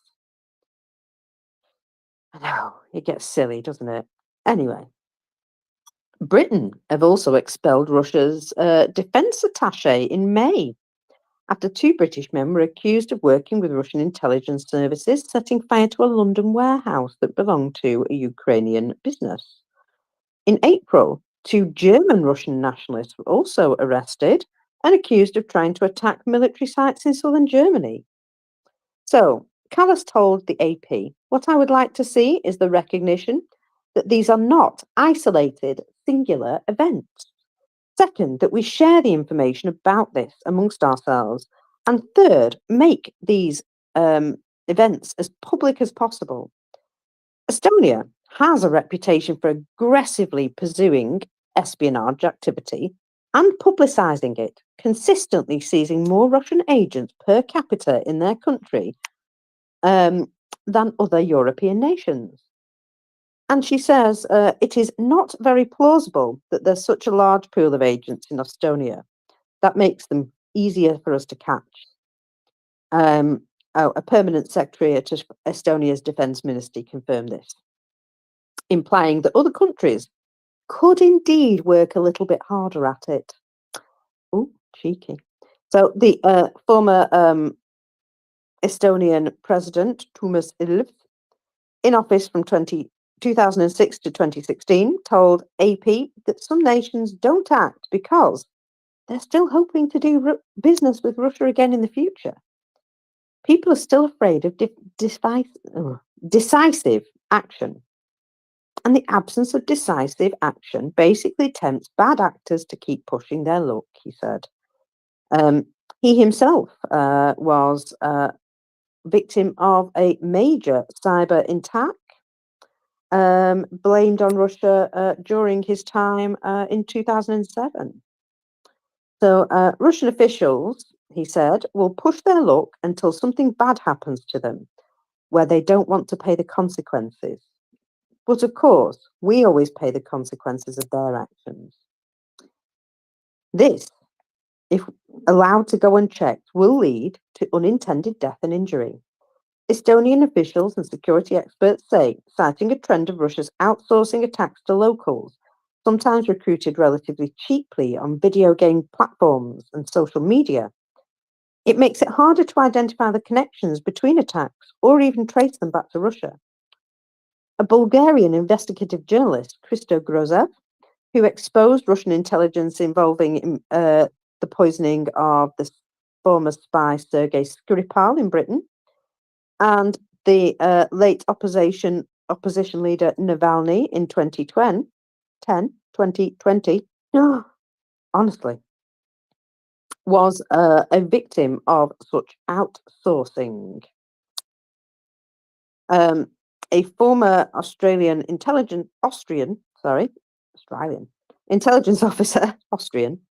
was arrested in March for supplying Grozjev's address to Russian intelligence, which allegedly hired burglars to break into the journalist's apartment in 2022 to steal a laptop where he had information connected to the Navalny investigation. Grozev had to move from Vienna last year after authorities confirmed that they were unable to guarantee his security. He said his son was in the room playing computer games when the 2022 break-in occurred, adding, imagine if he'd have wandered into the room where they were stealing his stuff. He and other journalists discovered links between an attack on a Russian opposition figure in Argentina last year and a Polish organised crime cell. When the information was passed to the Polish authorities, they found a connection between the Argentina attack and one on the Russian opposition figure Leonid Volkov in Lithuania in March of the year. Lithuania's security service said that the attack was likely organised by Russians. Shock. Grozev said nations need to enforce intelligence sharing between their own security services and police and prosecutors, and create what he called a proactive international working task force to combat foreign influence. Although Russia has been blamed for attacks in Europe for decades, Estonian officials and security experts indicate there was no collective mechanism for dealing with them and suggested that the EU now need to think about doing more. I would say rather than think about, let's get it done, eh? So Kallas goes into more detail, saying that Russia uses spies in the guise of diplomats all the time, and senior Estonian officials support the Czech initiative limiting visas for Russian envoys into the country where they're posted. That makes it harder for them to travel into the EU, where their IDs are not needed at the border. It would reduce the possibility of one nation needing to expel spies, only to see them return to another and continue working under diplomatic cover at a distance. Estonia is also pushing for separate sanctions within the EU to counter the hybrid threats. Although many Russian intelligence agents are already sanctioned, this could help to dissuade intermediaries, local organised crime figures, disillusioned youth groups, potential spies and collaborators from being tempted to work with Moscow. While some countries feel such exposure might cause instability and erode trust, Grozev stated this is an important deterrent. Russian intelligence agents running operations are extremely averse to incidents where they are named and shamed. Such individuals can then be denied promotions, and proxies realise they also cannot be granted immunity. The threat of sanctions and reduced opportunity for study and travel abroad, because that's what they really want.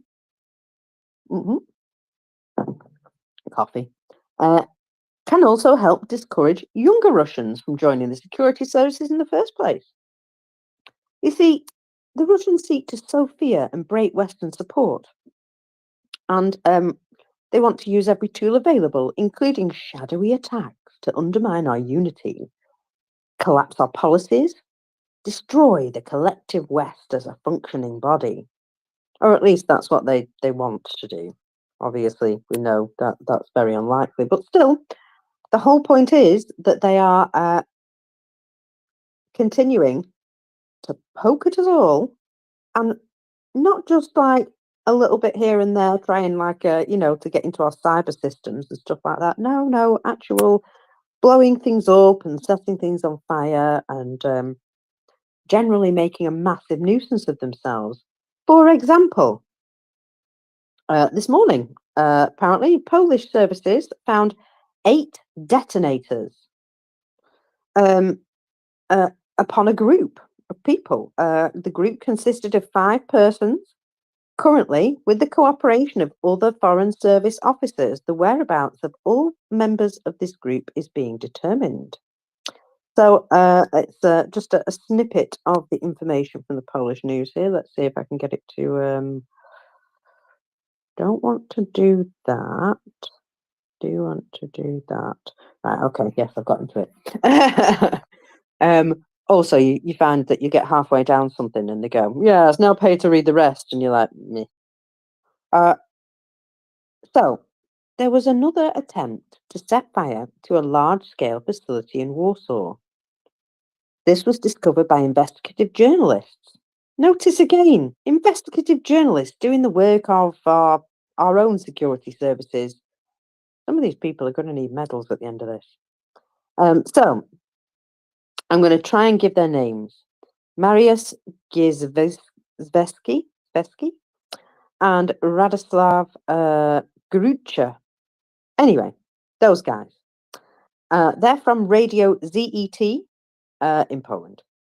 So Polish services found 8 detonators that were supposed to be used to cause another large-scale fire. As established by the investigative journalist over a week ago, there was an unsuccessful attempt to set fire to a large commercial facility in Warsaw, due to the fact that the perpetrators failed to actually start the fire. Police and servicemen came into possession of incendiary devices that were supposed to be activated by radio. Unofficially, we managed to determine that there were 8 detonators, of which 2 were fired, but they themselves didn't cause a fire thanks to their location. There was video surveillance recordings, and it was possible to identify the perpetrators. Oh, it was a bit silly of them, wasn't it? So, according to informants, after the discovery, a staff was established in the police headquarters, which included officers from all services, subordinate to the National Defence, and intensive work led to the capture of several members of this sabotage group. Another member of the group was detained last week, and according to interlocutors, the group consists of 5 people in total. They're currently in cooperation with liaison officers of foreign services, and the whereabouts of all group members and any other probable linked groups that provided support to them are being determined. According to data obtained by the Polish services, the saboteurs' phones were logged in Poland near the Rzeszów airport. So, the spokesman for the Minister Coordinator of Special Services replied to the radio's questions about this matter, saying special services around the world operate secretly and inform about the results of their implementation only at the end. Therefore, as a spokesman for the service, I cannot comment on this subject. He basically was extremely reticent to make any comments at this time, but it would seem that, that is, well, they've tried to set something else on fire on a major scale, and it's only by dumb luck that they didn't, by the looks of things. But at least they're getting themselves caught out now. I'm thinking it's likely the same group, just because of the MO. So hopefully that will shut that down. Hopefully. Now then, got a couple of things. Oh yes, here's one. A bit of a wild story. Guess what? That's right. Remember those Irish tanky MPs that are just Irish tanky MPs? Well, MEP Claire Daly specifically has been found out in a completely wild story to have helped the Russians contact the Omar bomber. Honestly, you start kicking over logs and all the cockroaches come falling out, don't they? So, go away, cookie settings. Just leave me alone. Go away with your digital access. So, it's behind a paywall, but she apparently facilitated contact between the Russian agent Algirdas Pelakis, and the Omar bomber Liam Campbell. Yeah, I know. You start flipping over logs, and you see the real cockroaches. And well, this is the thing, isn't it? This is how far that we've allowed them to get into our systems. And yeah, we really need to be careful. Now, one thing for sure we can say is that Claire Daly and Mick with the hair in Ireland, both those guys are they're no longer supported by the public, shall we say. They're finding their public support a little lacking these days. And I believe they're both out of the whatever positions they were in. And about time too. Disgusting individuals, honestly. Just yeah, not nice people to know. Just not nice people to know. So yeah, let's keep in mind that karma does come back for these people eventually. So oh, now then. Sorry, I'm just noting a few things that the Russians are complaining about. Would you like a gentle list of complaints? Well, no, actually not. Actually, no, a rather aggressive list of complaints. I'd love a list of complaints, smokers. I always love this. But I'll send you a video from the inside of the epicenter shopping center, and it clearly shows that it's a commercial center. And also, this video is filmed in the sanitary object area, and maybe that's one of the reasons why Russia bombed it, because if they cannot get the toilets, they bomb them. I know it's a poor joke, but yeah, it clearly shows that it's a construction mall. Yeah, exactly. They're so jealous of toilets, aren't they? They really are. It's nuts to me how they go about these things. They always seem to go for the toilets. And they're really obsessed with poop and willies. It's like they've never grown up. They're all like just adolescent children as a nation. Yeah, I don't know. I mean, I understand that I can have a bit of a Beavis and Butthead mode, but yeah, sensible when I need to be. You would hope. So we'll have a bit of just anger, moans, complaints, tears, whatever you want to call it. It's just lovely. So, a Russian volunteer, Anastasia Kashaverova, maybe, shared something in the best Strelkov Gherkin style, that it is not so sensible to laugh at the homeless Ukrainians who are begging for everything, because they somehow managed to take out equipment, manpower, and oil refineries. And even at regular gas stations, the Russian military are ending up now having to refuel at their own expense because, well, the military are refusing to pay for it. They can have priority, but they've got to pay for it themselves. And, well, there are drones, but their drones are struggling and they keep losing them. And they're electronic warfare. They have electronic warfare, but it only works sometimes. And the stories about a capture of a forester's hut in Ukraine is no longer convincing anyone. I'd just like to say there's more to come, but shall we see what she's got to say for herself?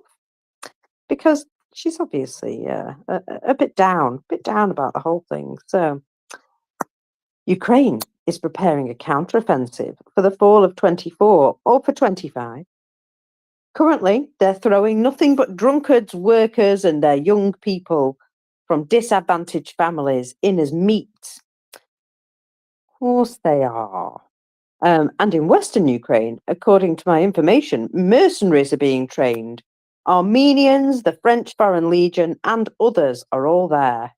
That's right, I'm there, and so is my cat. Sorry. While preparations are underway, and they are waiting for new missiles to arrive from their allies, the armed forces of Ukraine are systematically and selectively knocking out fuel and production from us. The day before yesterday, an air defense system was destroyed in the DPR. Yes, it was. Ukraine is targeting oil refineries, fuel depots, and even gas stations with drones and missiles. Oh, yes, they are. Unfortunately, this seems to go unnoticed. In the Luhansk People's Republic, after a series of attacks, a problem arose with fuel and lubricants. Oh no, it's awful when things aren't lubed properly. The fighters purchase fuel at civilian gas stations and now have to at their own expense. In the frontline areas, there are explosions every week at any gas stations there, and refineries are exploding in the rear. Well, sounds emotional. I would not be counting victories by the spread of capturing a depopulated area. The general staff tries to do this. Klishkivka, Andriivka, somewhere else. And Bukarandovka. I feel as though some of these were not real places. Look at the map now. How many houses were there versus how many people died?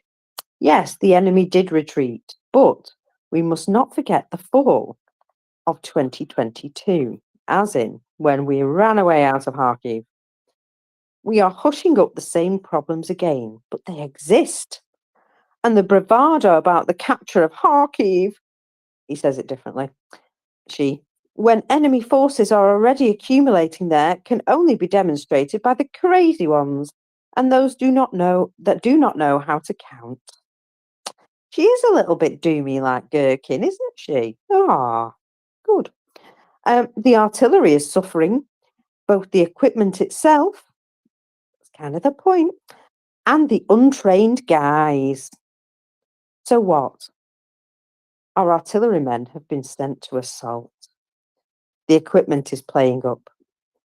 I won't say anything about the Korean shells and the fact that certain shells are supplied. But the launch system for them is completely different. So how do we fire? Are we supposed to throw them by hand? Oh dear, their shells don't match their barrels. That would be awkward. Drones. We have a catastrophic shortage of them. Good. Enemy electronic warfare jams many of the drones that are available to us. Drone manufacturers are already fighting with each other. Sometimes it seems that they are working not so much for the front, but just for their personal interest and fame. Well, this is Russia after all, is it not? And last little bit here. So, electronic warfare. Swear, another swear. In many places, they just no longer work. It is not a guarantee that expensive electronic warfare will ever work. We need to adjust it, and there are few specialists. All our electronic warfare jams everything, both our own and theirs. Either these are Chinese electronic warfare or anti-drone guns, which pseudo-inventors pass off as their products from Russia. Real electronic warfare of high quality is not in any kind of production. Only enthusiasts are able to make this, and only by themselves on their knees. So I take it they mean with very little funding. At this time, the rude word for Ukrainians, are receiving a large number of drones, and they are slowly receiving the missiles and the launchers. And on our TV, they say, "Ha ha, you hobos! You have to beg for everything. You have nothing of your own." Well, I want to ask our people, what do we have? You don't see that they are methodically knocking out, and knocking out our equipment. Where are the ships? That's a good question. Refineries and fuel and lubricants, all warehouses in the front line and frontline zones. It becomes more difficult to practice at any training grounds. For example, HIMARS were brought to the Luhansk People's Republic. It is very difficult at the training grounds there now. The training process has gotten worse. Ammunition warehouses, waiters give out their points for the Ukrainians to fire at. To win, he doesn't mean waiters as in people who wait with, on tables. He means the people who are waiting for Ukraine. Sorry. To win, we must become better. Oh, bless your little heart. Bless your soul. So this is what they need to win. Resources, ideology, social services. Well, they've got an ideology, haven't they? But the other two, not so much. All this should be directed towards our victory.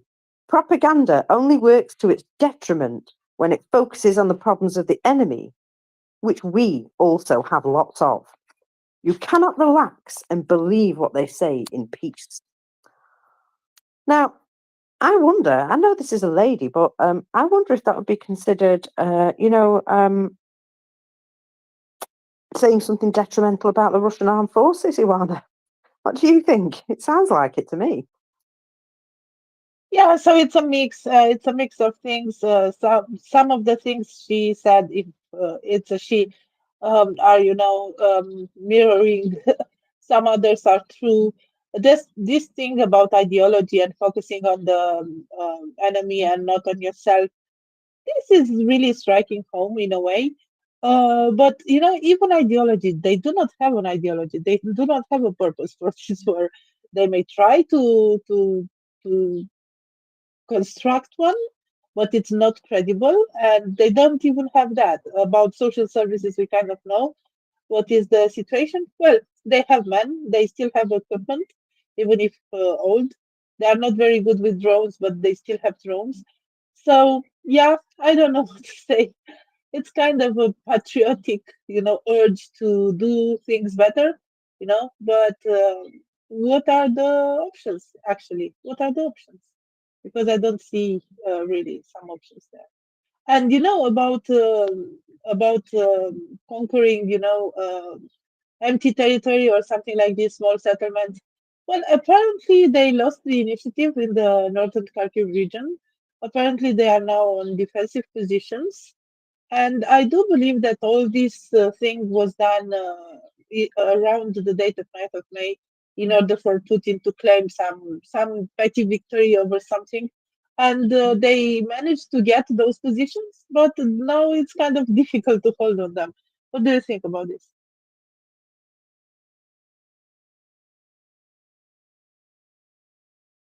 I think I just totally distracted myself with something. I'm so sorry.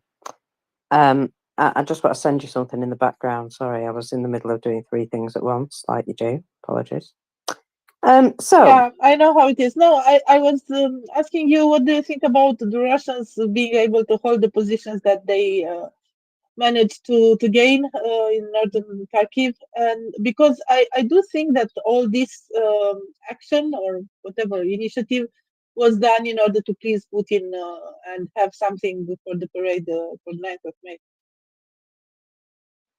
oh yeah, absolutely. They went in here thinking they were going to Kyiv in 3 days, sort of situation, weren't they? They went in very gung ho, thinking they were going to just run in there, and to an extent, the Ukrainians were forced to let them because they got their hands tied behind their back and all that. But yeah, it didn't last very long, did it? and they have indeed been on the back foot ever since. You see, they overextended themselves, didn't they? Overextended themselves. And well, the drone situation is showing that Ukraine can extend their hand as well, but they don't seem to be, overwhelmed by doing that. I've noticed. Very pleased to hear about the fuel situation that she was whinging about there. That in the Luhansk area, they're struggling for fuel now, charging high prices for it, and even charging the military. Well, I've got something here that's fallen down and crashed in the Kursk region. And for a moment, I thought it was a Ukrainian drone, but it's not. It's an Iranian-made reconnaissance strike UAV. It's called the Muhaja 6, and it's crashed in the Kursk region, equipped with guided missiles known as the Gahem 5. And Russians have taken a video of this and said, "Look, we've shot down a Bayraktar." No, mate, that's actually one of your own. But enjoy. Good job, mate. Good job. Did they shoot down their own drone, or did it crash and they just pretended they'd shot it down? I'm not sure. But I don't either know, way, but it's on Russian that's pretty territory. funny. So, yeah, it's on Russian territory. It's dangerous, you know. All those fab bombs that are crashing in the Russian territory, they are hurting Russia.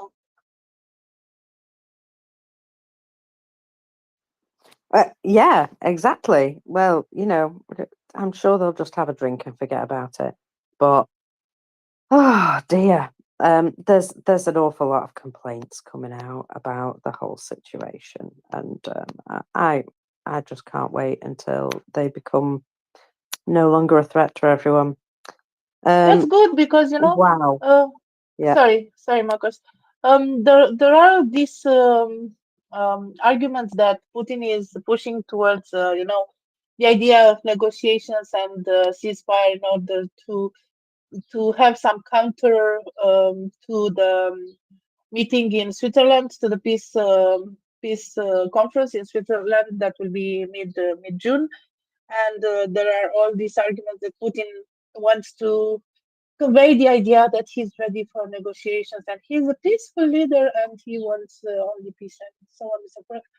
But actually, I'm wondering if there isn't a second reason for this: the fact that the situation is not very good on the Russian side.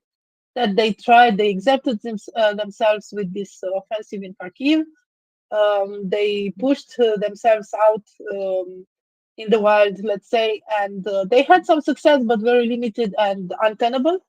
And right now, the situation may not be amazing on the Russian side. What do you think? Well, I don't think it is amazing at all because, wow, I've just looked at a terrible situation, of a video of a guy who is obviously a Russian soldier who's been captured in whatever way he was captured. And, well, he's a mess. He's a real mess. And the Ukrainian soldier sort of kneeling with him, is sort of, looking after him because he desperately needs it. What a mess. Yeah, I don't know what they've done to these guys, but they've literally run them into the ground. It's horrendous.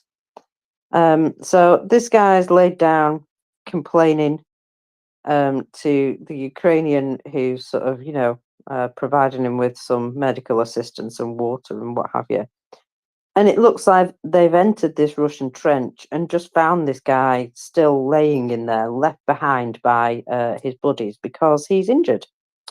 So he does have his leg bandaged up. Don't know who did that, and half his head bandaged up.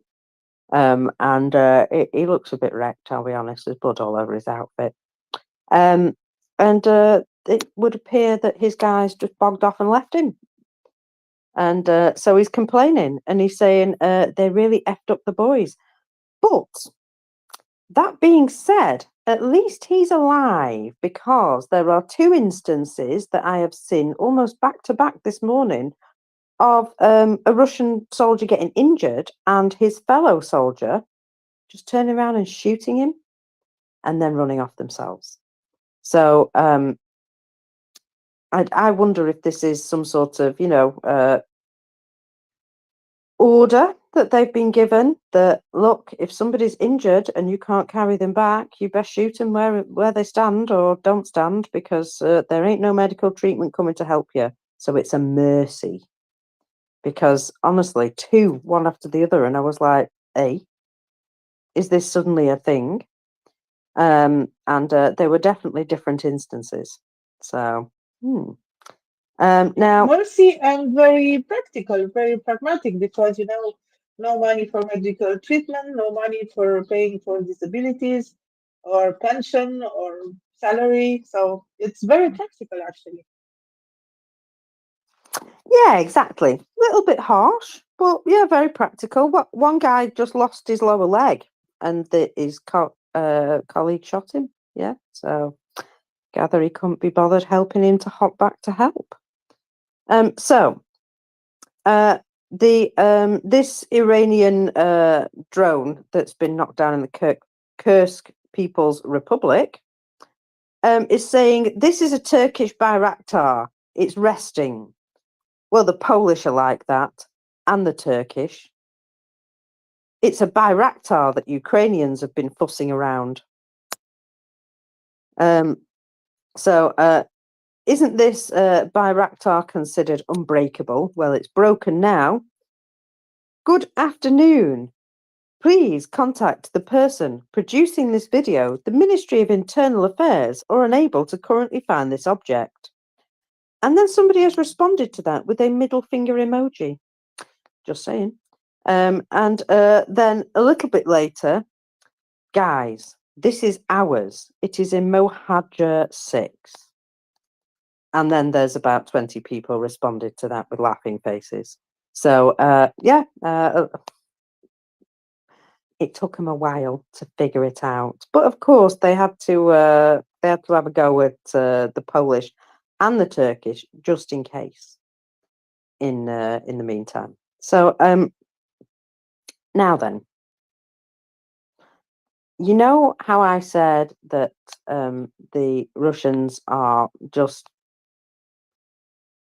not doing very well in their current conditions, shall we say?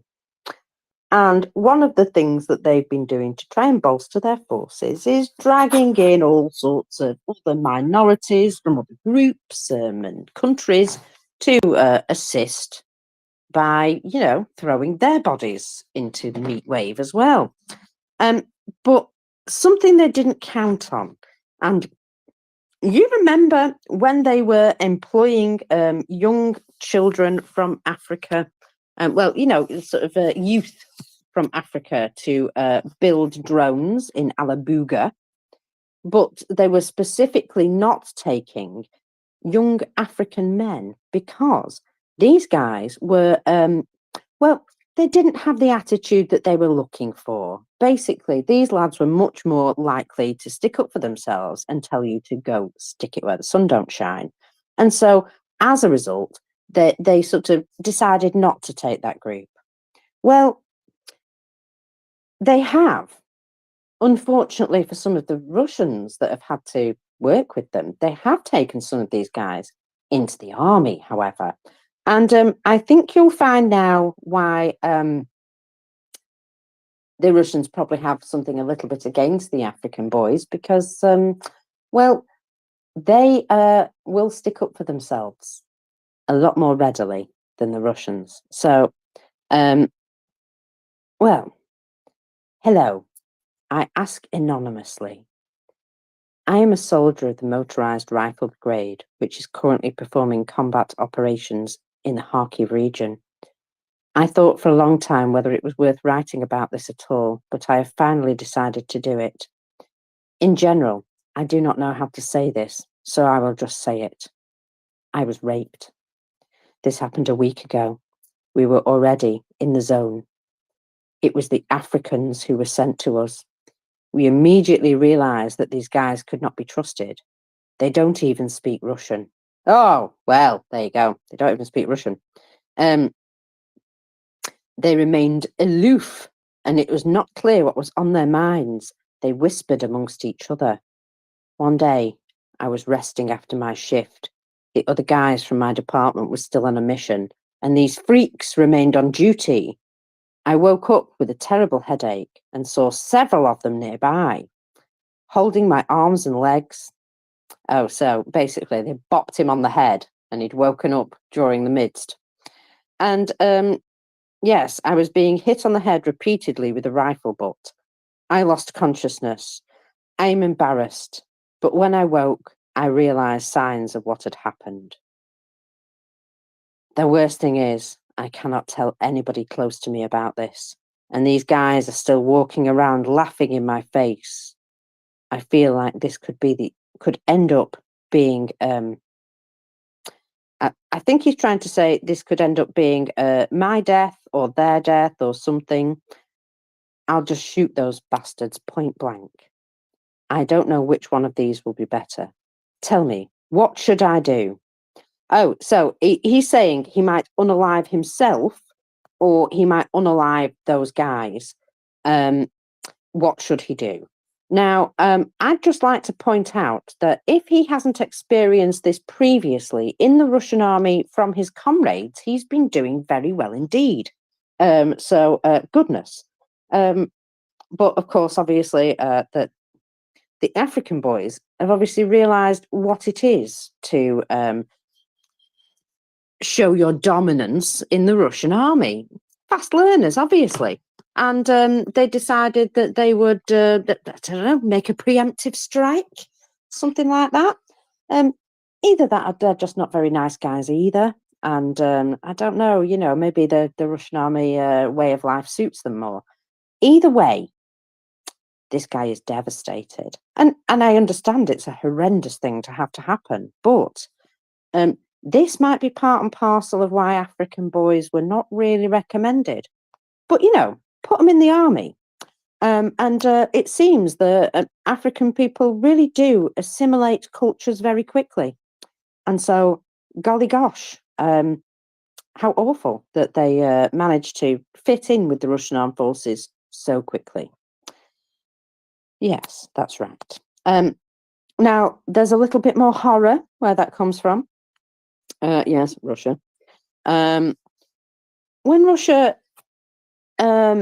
When a Russian goes back to Russia from the special military operation, well,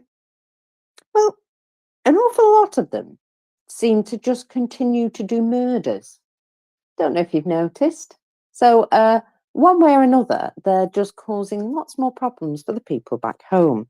And there was a video released of a guy who's being taken around by the police, and he's there. He's obviously a prisoner of theirs, still dressed in his military green jacket.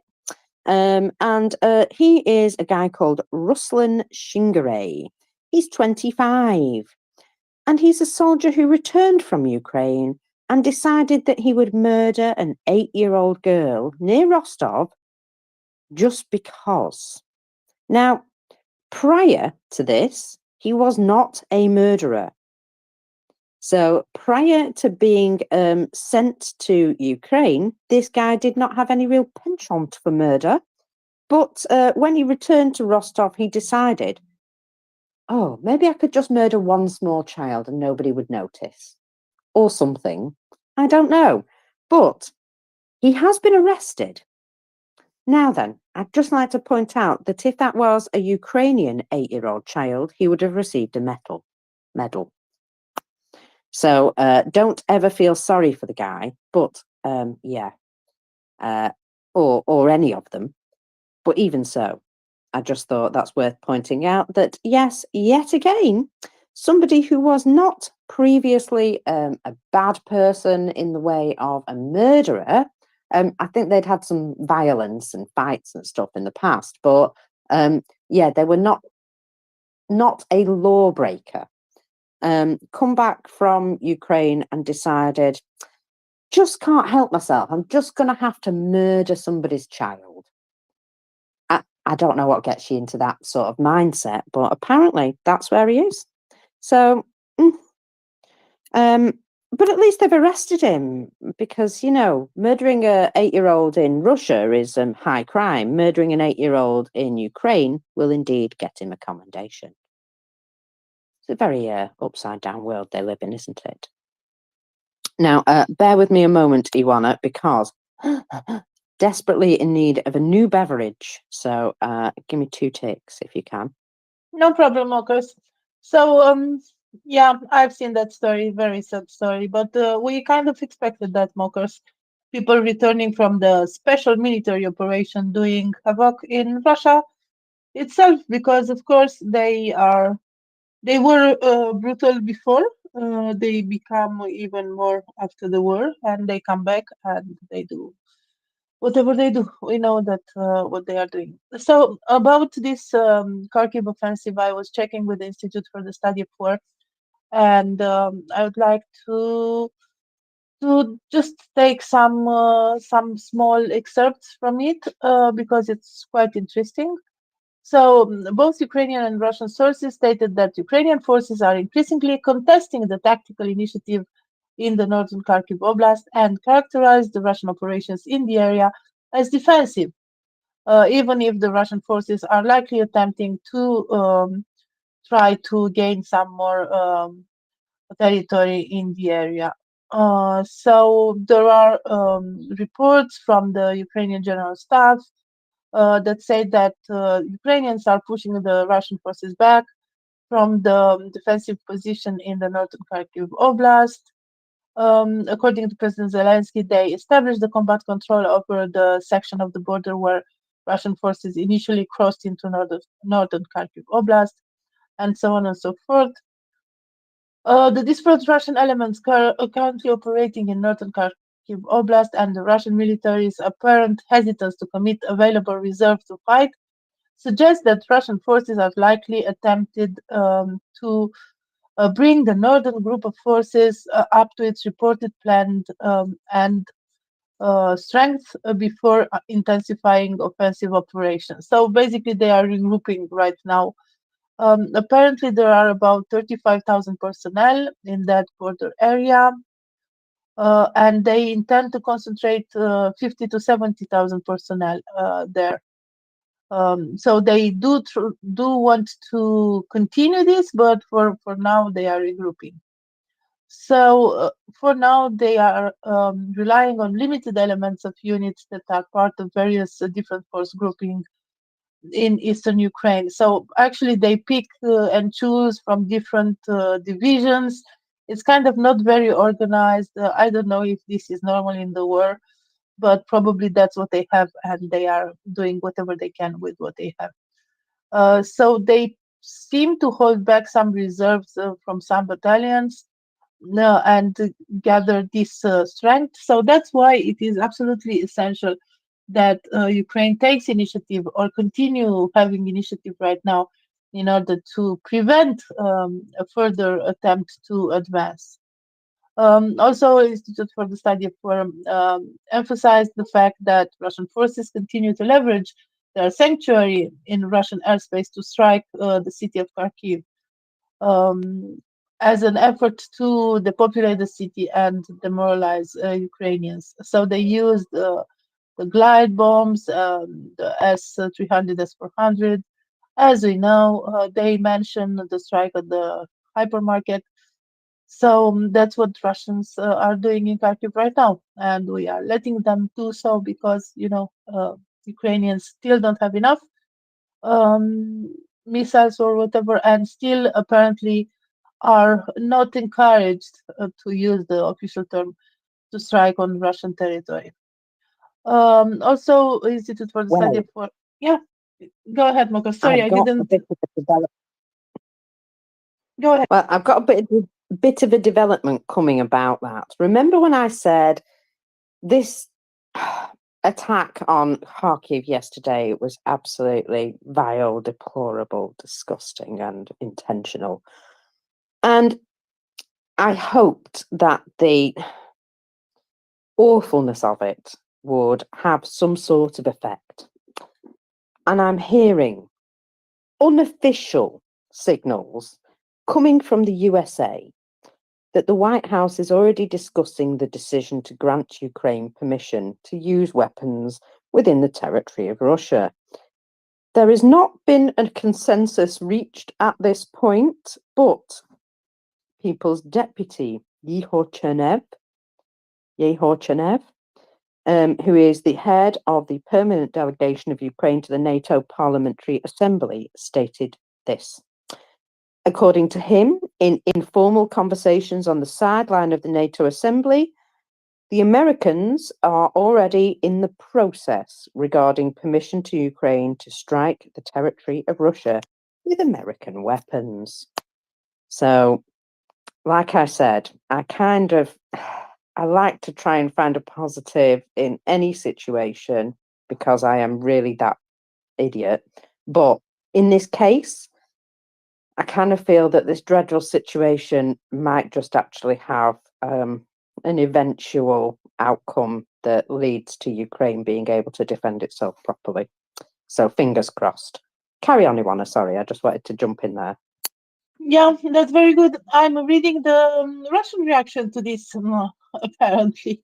So Medvedev, Medvedev, apparently he had a new batch of bottles and he spoke again.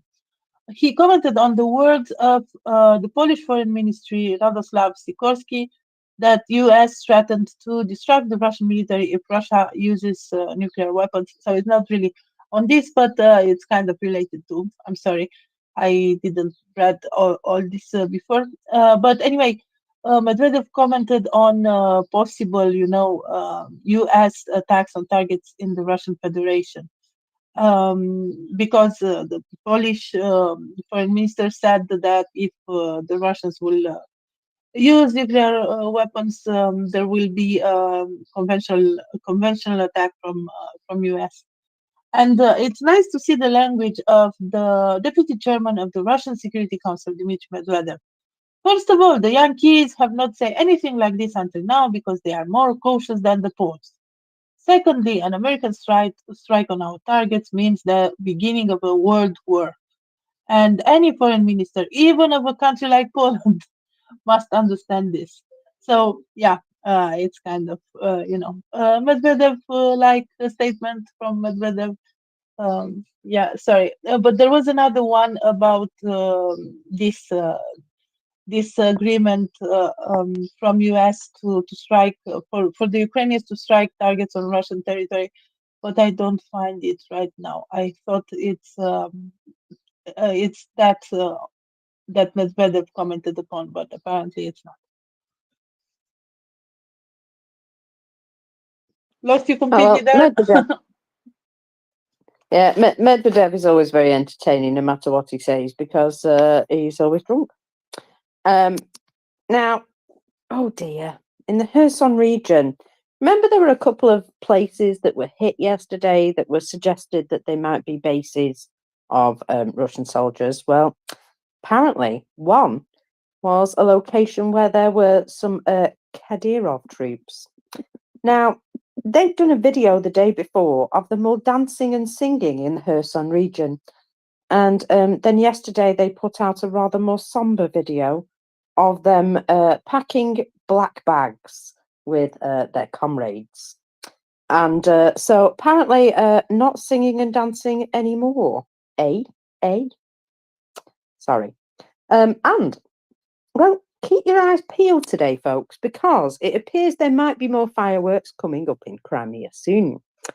An RQ-4B Global Hawk reconnaissance drone has been recorded over the Black Sea south of Crimea. And usually, well, there's a phrase, when one of these flies, Russians die.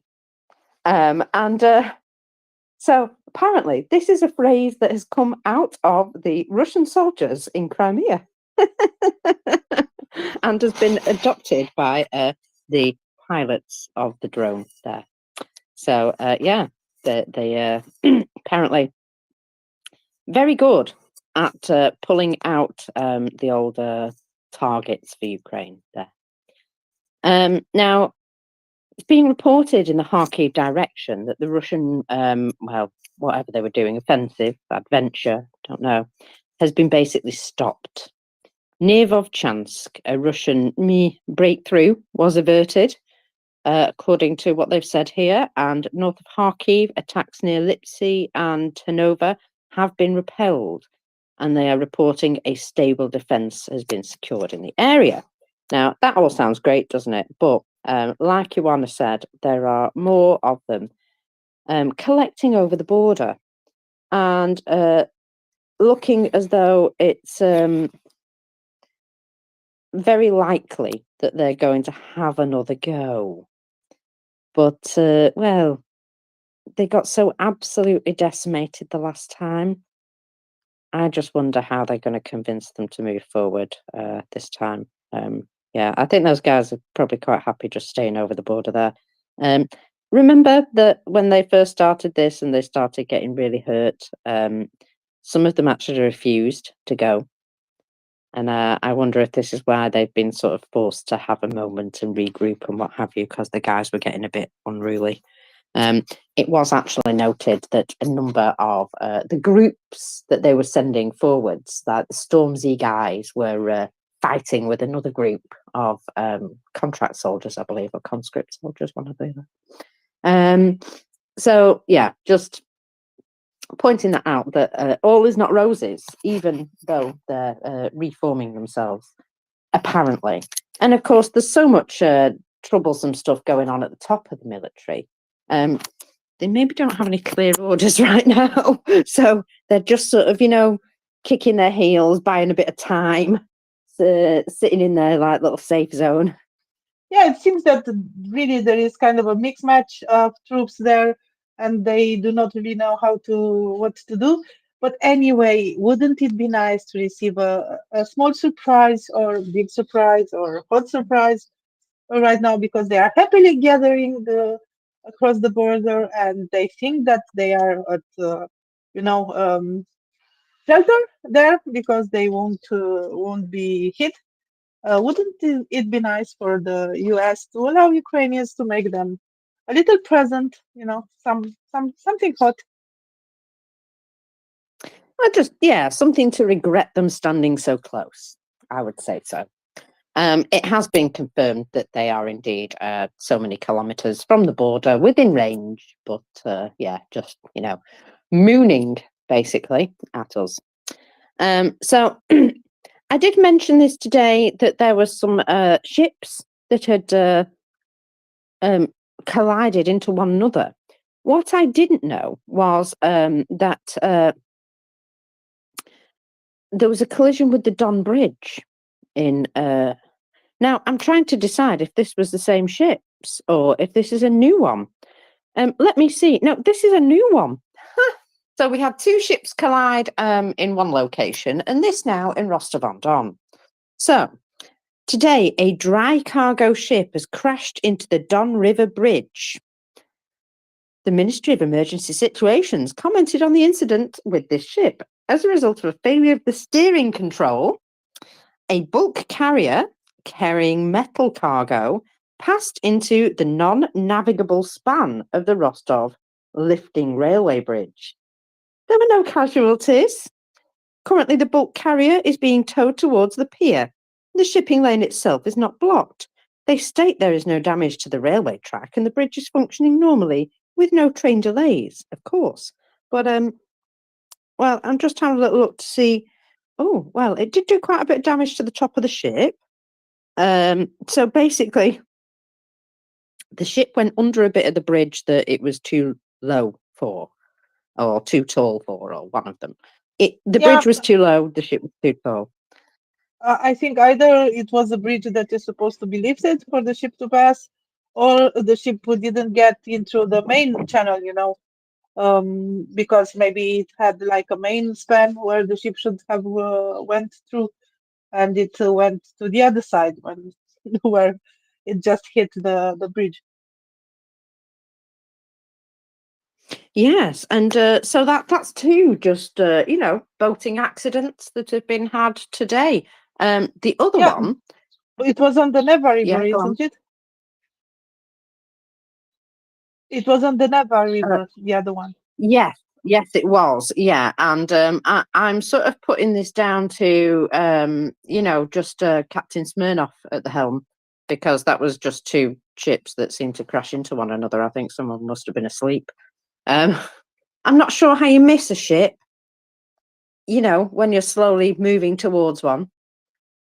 So yeah, I'm not sure how that happens. But either way, I advocate more drinking for ship captains in Russia. Let's just carry on. Now,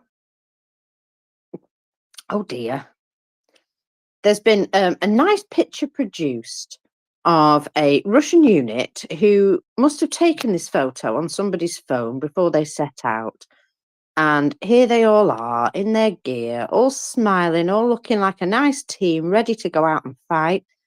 And this was a Russian GRU Special Forces group. They were sent into Kharkiv. The entire unit was removed from the earth after attempting to flank Ukrainian troops near Vovchansk. And let's just say it's a lovely group photo, which I'm sure their mothers will love. So it was nice that they took it, for posterity before they all died horribly in the war. So talking of those dying horribly in the war, the ones that don't in the Kharkiv area are being rushed to hospitals in the Belgorod region. And they're talking about, well, it's overcrowding quite badly. I remember this when they first, started this offensive, that there was a lot of injured being delivered to the Belgorod hospitals, and some of the nurses were complaining that they'd never seen anything like it. They were like, well, what's going on? Why has hell arrived in our hospital? And I was kind of like, well, you brought it, guys. You asked for it. So there is now more talk about overcrowding of hospitals after the attempt to advance into Kharkiv. And, well, they've been moving people in the area on buses, because there's been that many injured that they've been using buses to transport them, because, ambulances just don't carry enough. If you recall, there was an incident of an ambulance that crashed in the middle of Belgorod by everybody just running a red light at the same time. And that actually contained 5 injured soldiers at the time. So you could see that, they were squishing them in to try and get them there. So a new note coming out from somebody within the Belgorod hospital. It is hell in the Belgorod hospital. There are a lot of guys here.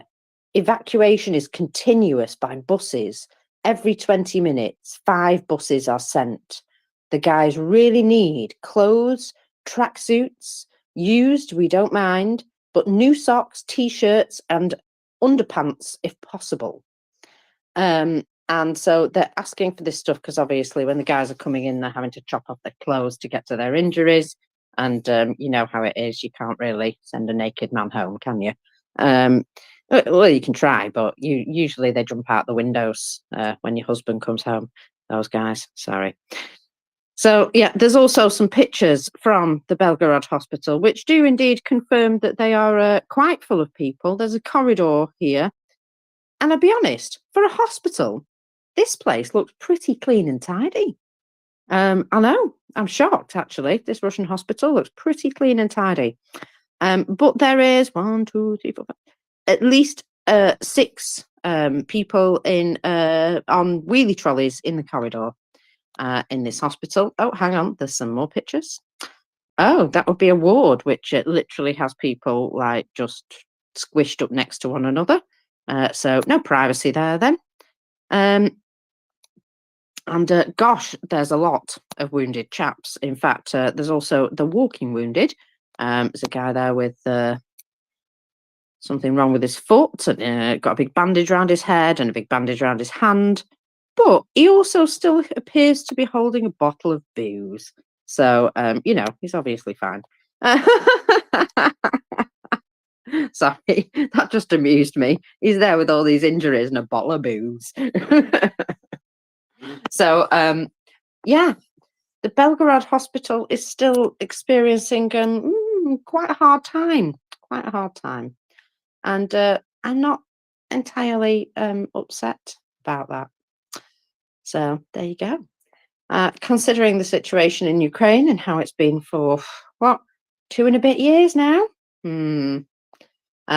Yeah, I think my sympathy shelf is just very, very empty. Now, I'm just seeing another video of a young Russian lad who has decided to evacuate and give himself up to Ukraine. And again, it's one of these where they get him to basically strip down to his pants so they know he hasn't got any booby traps on him, and get him to crawl a certain amount of distance to get to them.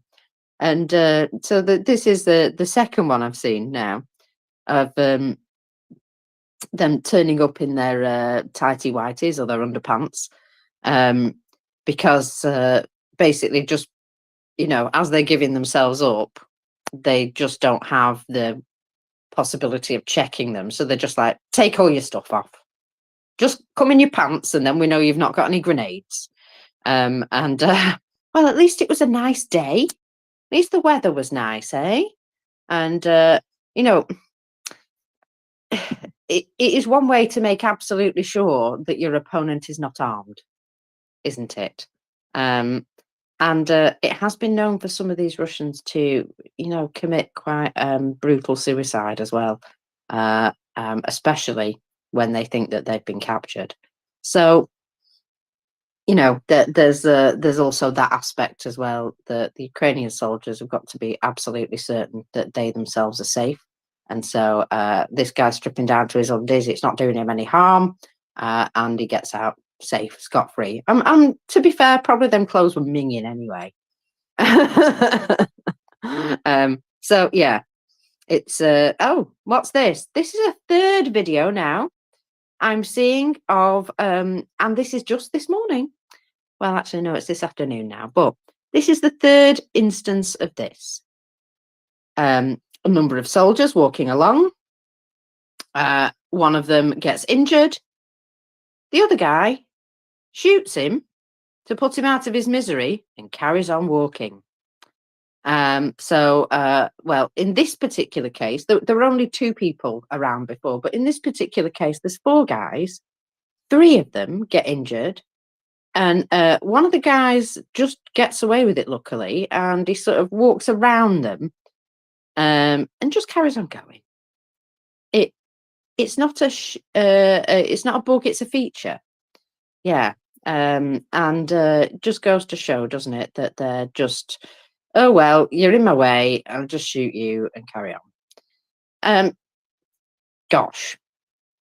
It seems very heartless at this point. However, if you've been on a battlefield for a long period of time and you've seen the most horrors ever, I don't know, it might seem like a mercy to shoot your colleague in the head if he's flailing around with no arms. So yeah. Now then, what am I seeing here? Lukashenko and Putin have been having a recent chat, haven't they? And Putin was trying to convince everyone who'll listen that he's ready for peace negotiations, even though he's not. And when he was actually saying this, when he was in Minsk with Lukashenko, apparently Luka laughed all the way through it.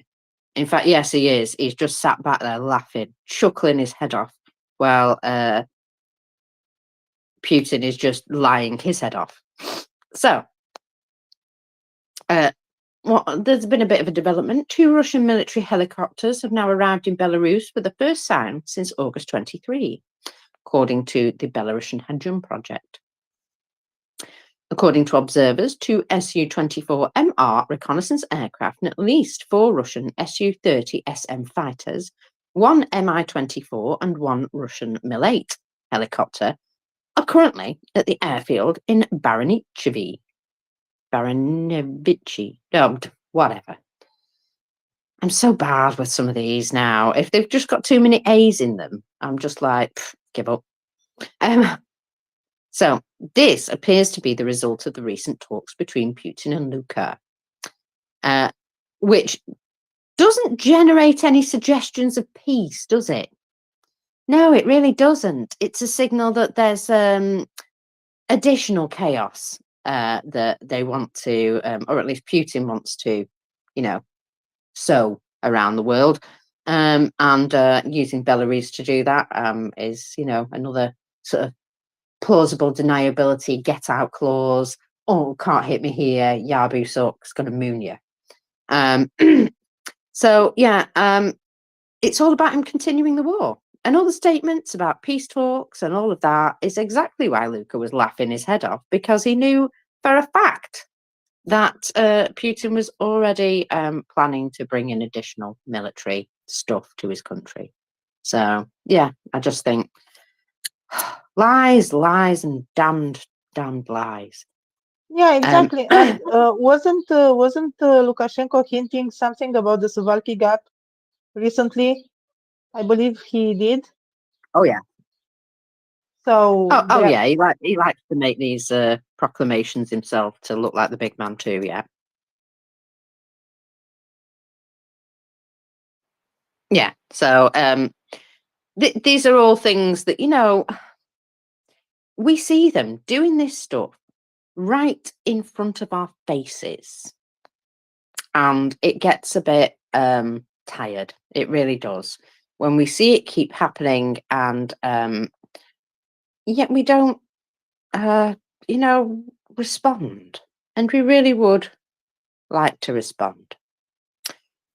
So let me see. The Prime Minister of Georgia has been speaking. This is the Prime Minister is part of the Georgian Dream Party. He's I've the seen one. that. Yeah, I've seen that. Yeah, go ahead. yeah. So he's talking about returning Abkhazia and Ossetia to the country, and also becoming a member of the EU in 2030. Now, I have a feeling that this is a distraction, and I don't know. Ask Putin if he's going to give you back Abkhazia and South Ossetia. Just ask. So that's strange, because I've seen another news in the Russian press, and actually the Prime Minister of Georgia was calling the president a traitor, because the president was calling the Russian foreign agent law something bad for the country, and said that it's not in the interest of Georgia to have something like this, because it would endanger the Georgia's admission in the European Union, and so on and so forth. So it's quite strange, because he's calling the president of the country a traitor, but in the same time he said, yeah, we will be returning Abkhazia and Ossetia. And we know that the Russians are developing a naval base in Ochamchi, in Ossetia, and that was with the agreement of the government, which of course it's from the Georgian Dream Party.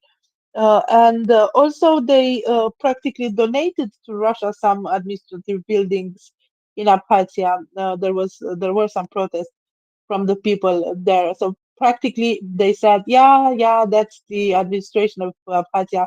Okay, Russia, you can take it.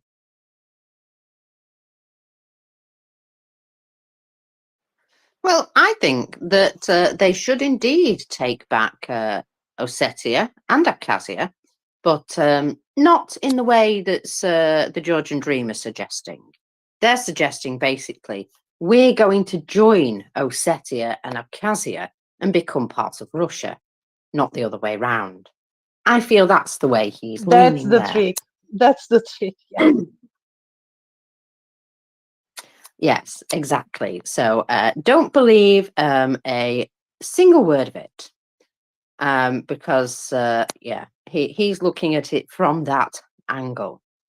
And yeah, that angle is obviously not the one we should be thinking about.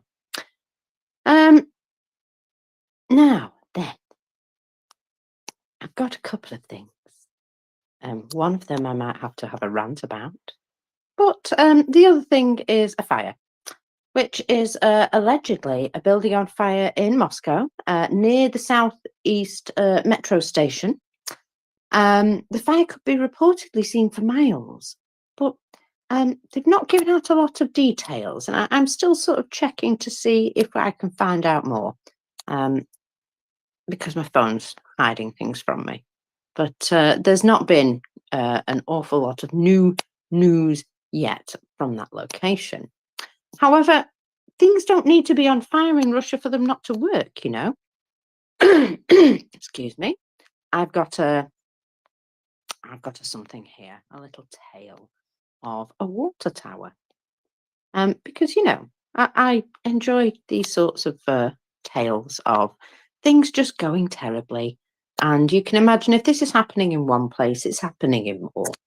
In the Irkutsk region, apparently they've got no money. They're such a great superpower that the Irkutsk region has been unable to allocate any money to repair a water pump for the previous month. Now, okay, fair enough. But this is the only source of drinking water for a village of 550 people. The water pump in the village of Goroshina, according to residents, stopped working in January. It was repaired in March, but at the end of April, it broke down again. And the administration promises every day to repair it, but then they say there is just no money. The nearest water pump is 2 kilometers away in the neighboring village of Staraya Goroshino, but it is only open until 3 in the afternoon. Those who come home from work in the evening have to travel even further, 4 kilometers away. Now, the residents of the area in the end got fed up of it not being repaired and tried to do it themselves. And now it's really broken. So it turns out that the pipes used to draw the water up from the ground have been clogged at a depth of 40 meters. Local media reports that residents are worried that if a forest fire starts in this area, there will be nothing to put it out. There is a lake not far from the village, but it's absolutely impossible to reach it by a vehicle. And I will just add to that, as though they've got any firefighters left anyway. Well, they have some, but even so. So yes, they are expecting large forest fires in the summer, and this particular village has no source of water at all. So that's, well, it's going to be no fun for them, is it? No fun at all. And just noting that it's just one thing after another. And oops, here's another one. About 12 children in Russia were injured when part of a school fell down in Krasnodar. According to the head of the Krasnodar region, the wind tore part of the building off. But, well, I'll be honest, it looks like beautiful weather there. Maybe it was just windy, very, you know, for a very short period of time. Now, I sent this to the team yesterday, Ioana, but I don't know if you were around to see it. But you know the Hollywood letters that are on the side of the hill in Hollywood? I'll say yes. Yes. Right, so the Sorry. big white letters for Hollywood are up on the hill, aren't they? And, well, you know, 2 can do that, can't they? And guess what Russia's decided to do? So recently, honoured in full Hollywood style in Irkutsk is the name Stalin. So instead of putting up, you know, Putin, perhaps, no. Stalin has been honoured with this. So there is the large word Stalin written in big white letters, erected on the side of a hill here for no bloody good reason. So a perfect example of a completely brainwashed nation. After the fall of the USSR, Stalin's crimes actually became known in Russia. He was directly responsible for murdering 6 million and responsible for 9 to 10 million further deaths through not personally murdering them, but as incidental. So obviously, he's now being honoured with a Hollywood-style sign by those in Irkutsk. Yes, absolutely, nutballs. But, you know, I'm sure the locals will enjoy seeing that every day when they go out. You know, eking together their living and trying their best to feed their children before they're sent off to die. You can see how I think this is going to be kind of funny. Yeah, what can you do when the present is horrible and the future is worse than that? You go back to the bright future of your bright figures of your past, isn't it? Stalin, the great killer. Let's honor him in Hollywood style. Yeah, some of the stuff they do is utterly nuts. It just I find it really incredibly surprising. And then I think, why should I be surprised? This is Russia after all. You know, just the general absurdity of it all. So I'm still trying to figure out exactly what got broken in Belgorod, but there is a bit more information that last night a so-called townhouse completely burned down in the village of Dubrovy, maybe, a building previously reported as a restaurant. So not a restaurant after all. The fire partially engulfed 2 neighbouring buildings, and firefighters have extinguished the fires, but it is now stated that one townhouse has burnt down completely and the 2 neighbouring ones had their roofs and upper floors damaged. And again, this is down to Russians shooting down drones with inappropriate missiles. Basically, they're trying to use a baseball bat to swat a fly. And, you know, like you would if you were swinging one round your front room, you might actually knock something over that you didn't mean to. Sorry. Oh, drinky time. So, yeah, I just think that they're once again showing the people of Belgorod how, well, it doesn't really matter if you're in the way. You shouldn't have been there.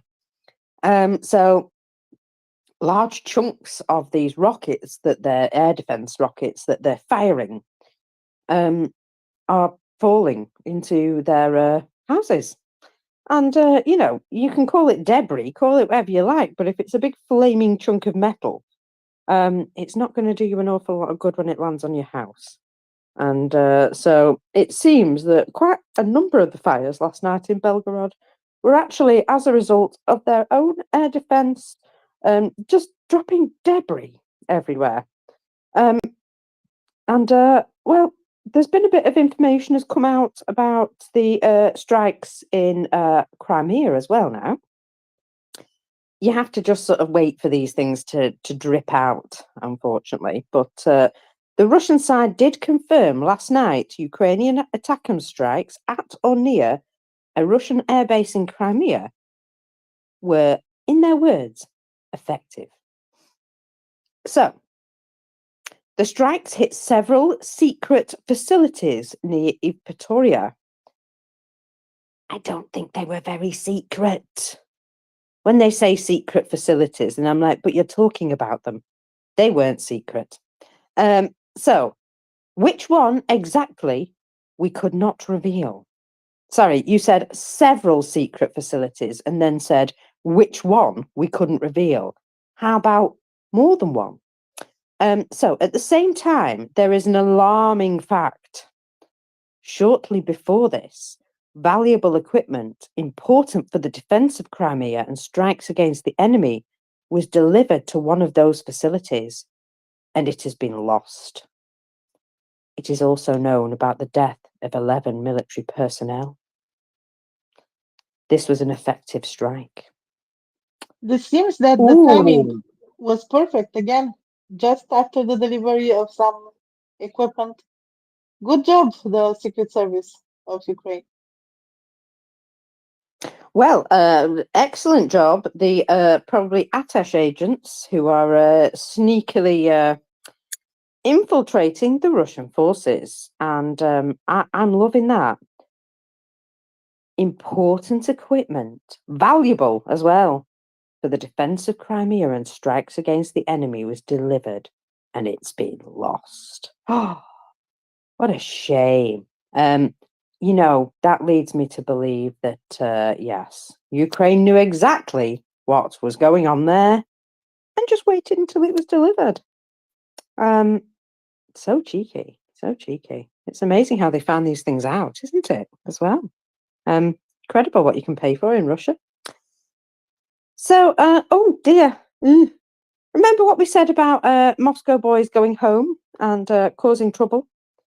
Well, apparently one guy decided to return home with a grenade from the special military operation and managed to detonate it, oh gee whiz, on a rush hour train in the capital.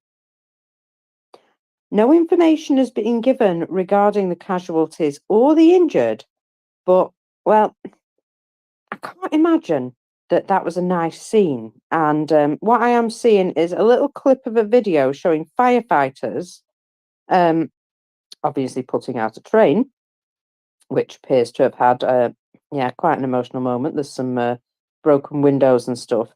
And what might even be a body bag. You catch a slight glimpse of something at the side, which could be a body bag.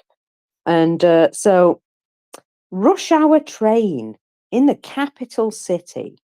And he decided that that was the best time to use a grenade. I just feel as though that might be somebody making a bit of a statement, Ivana. Talking of terrorist attacks, that's kind of the sort of thing that you would class maybe as a terrorist attack, specifically going after civilians on a rush hour train. And I can imagine that Russia aren't going to talk about it very much at all. Bit like that building in Belgorod that's got a massive hole in it, which they just suddenly decided, after making a massive uproar, that Ukraine must have done it, that actually Ukraine can't have possibly done it, and it's been proven, so we'll just shut up. You know, it's amazing how these things just disappear back under the carpet, isn't it, if they're not serving a purpose. Now,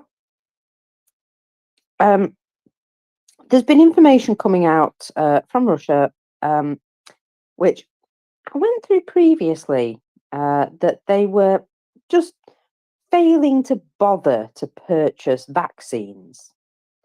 And, you know, fine, whatever, but there's now been another case of contagious measles, which has broken out in an area in Moscow.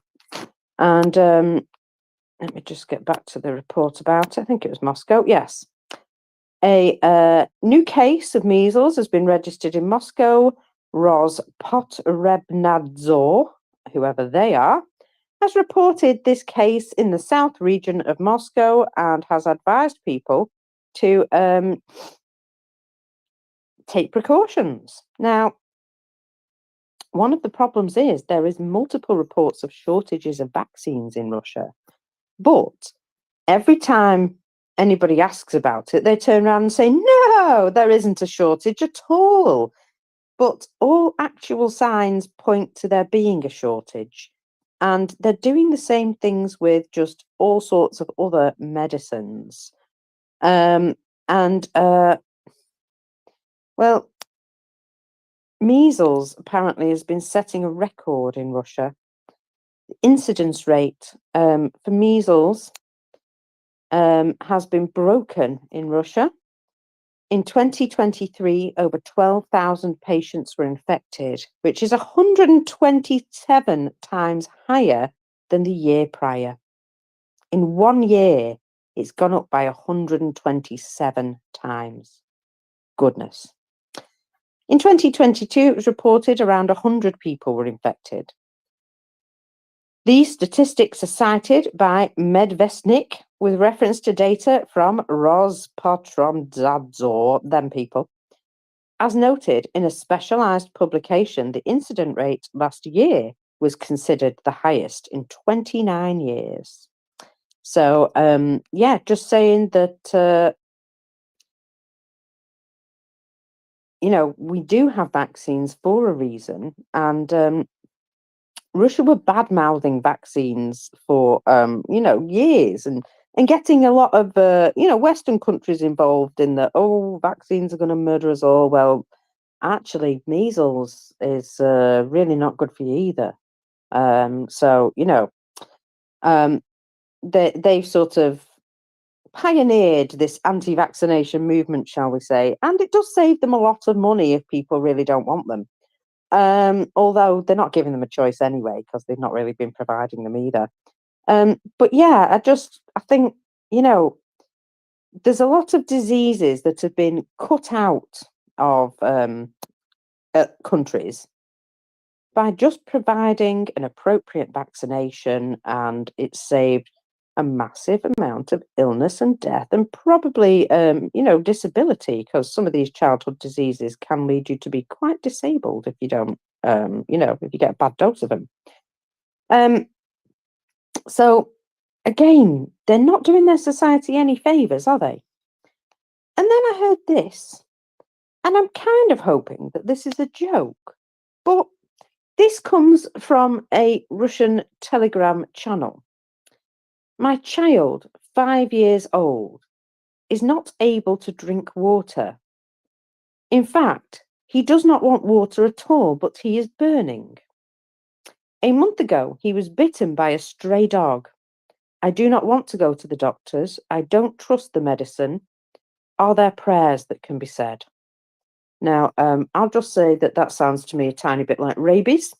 And I hope to goodness that is not something that they're going to have a problem with either, because that's a nasty, nasty, nasty way to die.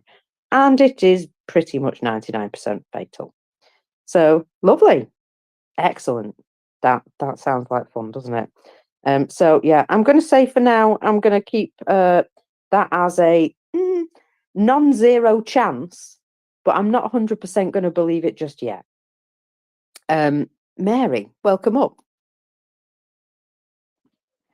I just wanted to say that there's one thing about the measles that people don't talk about is that it actually can cause what is called immune amnesia.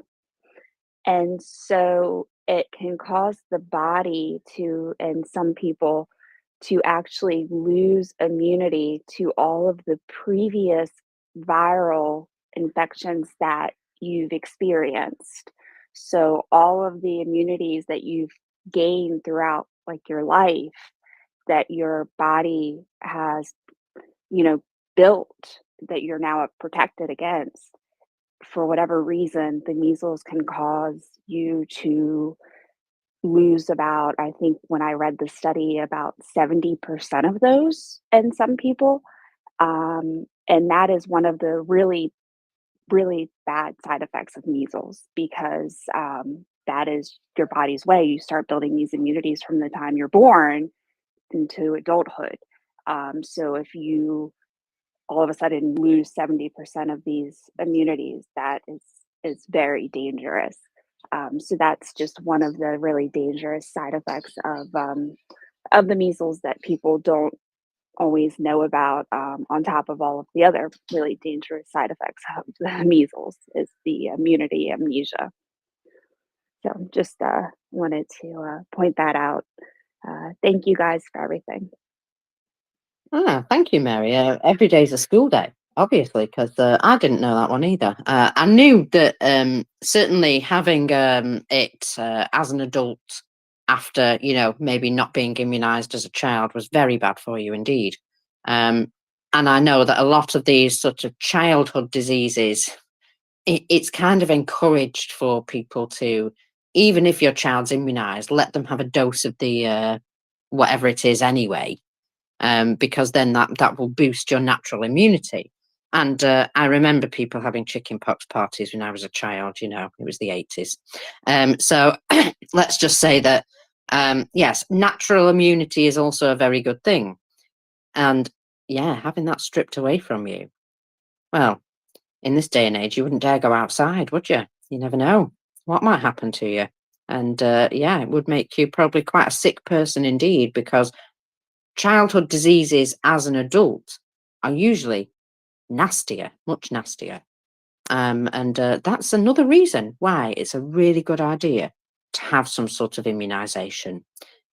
Because I tell you what, I had them at school, and it wasn't like we had a choice, I'll be honest. We went into school, they said, oh, by the way, today we're going to do this.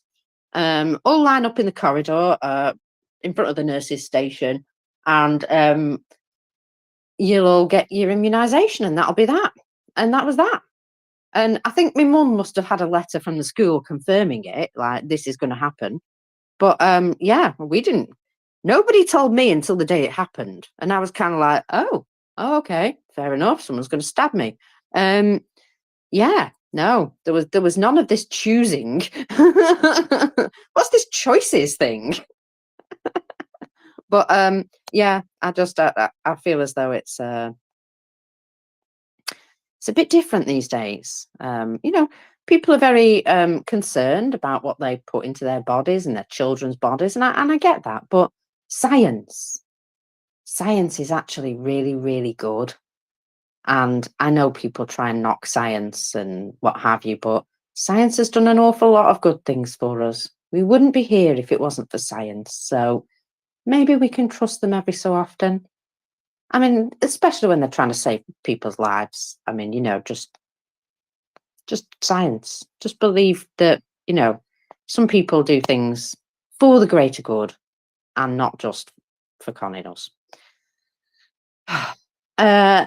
Nefozezo, welcome up. Yeah, you know, I don't want to sound like a Russian troll or something, but I'm really, as you guys may know, I support Ukraine all the way, and I will always support them. But when it comes to vaccinations, usually the ones that are already there for like 10 years and things like that, they are usually very good. But in the Corona crisis, um, there were some vaccinations, they were not good, and yeah, I think people should be able to decide for themselves if they want to take it or not. um, a friend of mine, he took an Janssen corona vaccination, and he got problems from that vaccination. And it turned out that Pfizer was one of the good ones, and the one he took was one of the bad ones. So you should always be a little bit curious if it's just new and just around the corner.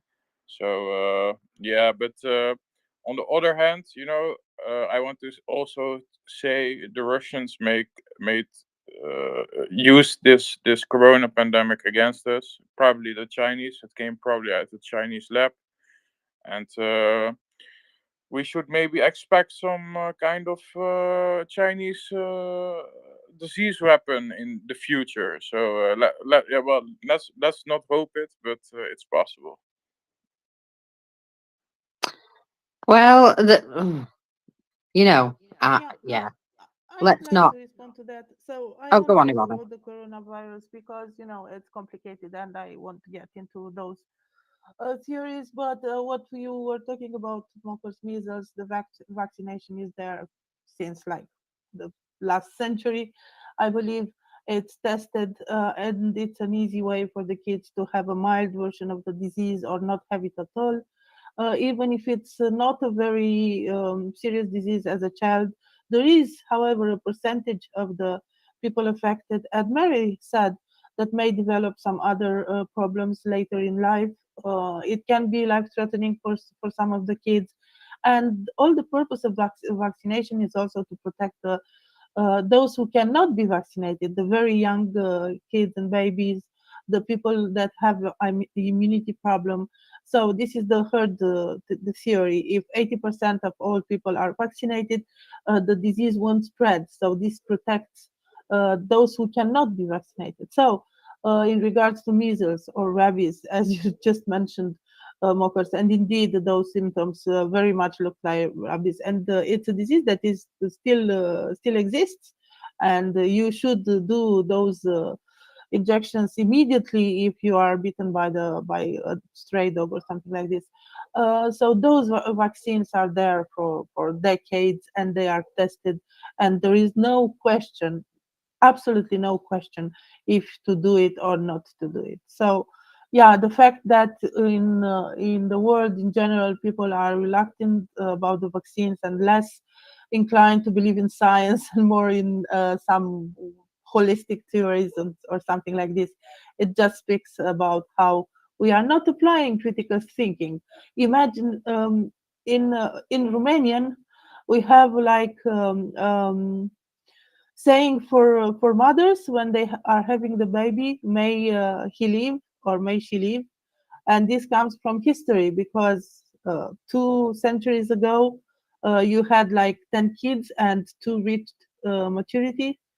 The fact that we now have kids and they are healthy, and you don't you don't have many of your babies dying at young age is because antibiotics and vaccines.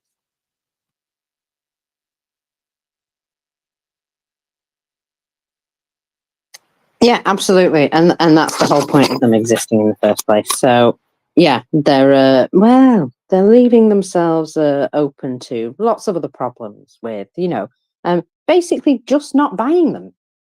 It's not that they can't buy them; they just aren't. So let us have a look at what is going on with some Russian Telegram chatter. Now, this is something that I have noted recently, that the governor of, is it Kursk that's right next door there, has decided to, no, it's not, is it? It's Rostov maybe, I don't know. Anyway, the governor of the neighbouring oblast, which is officially Russia, he's decided to put a sanitary zone in his oblast along the border of Luhansk and Donetsk, almost as though he no longer wants to be associated with this land, which is Ukrainian land. And now he's started a new border regime. That's the one.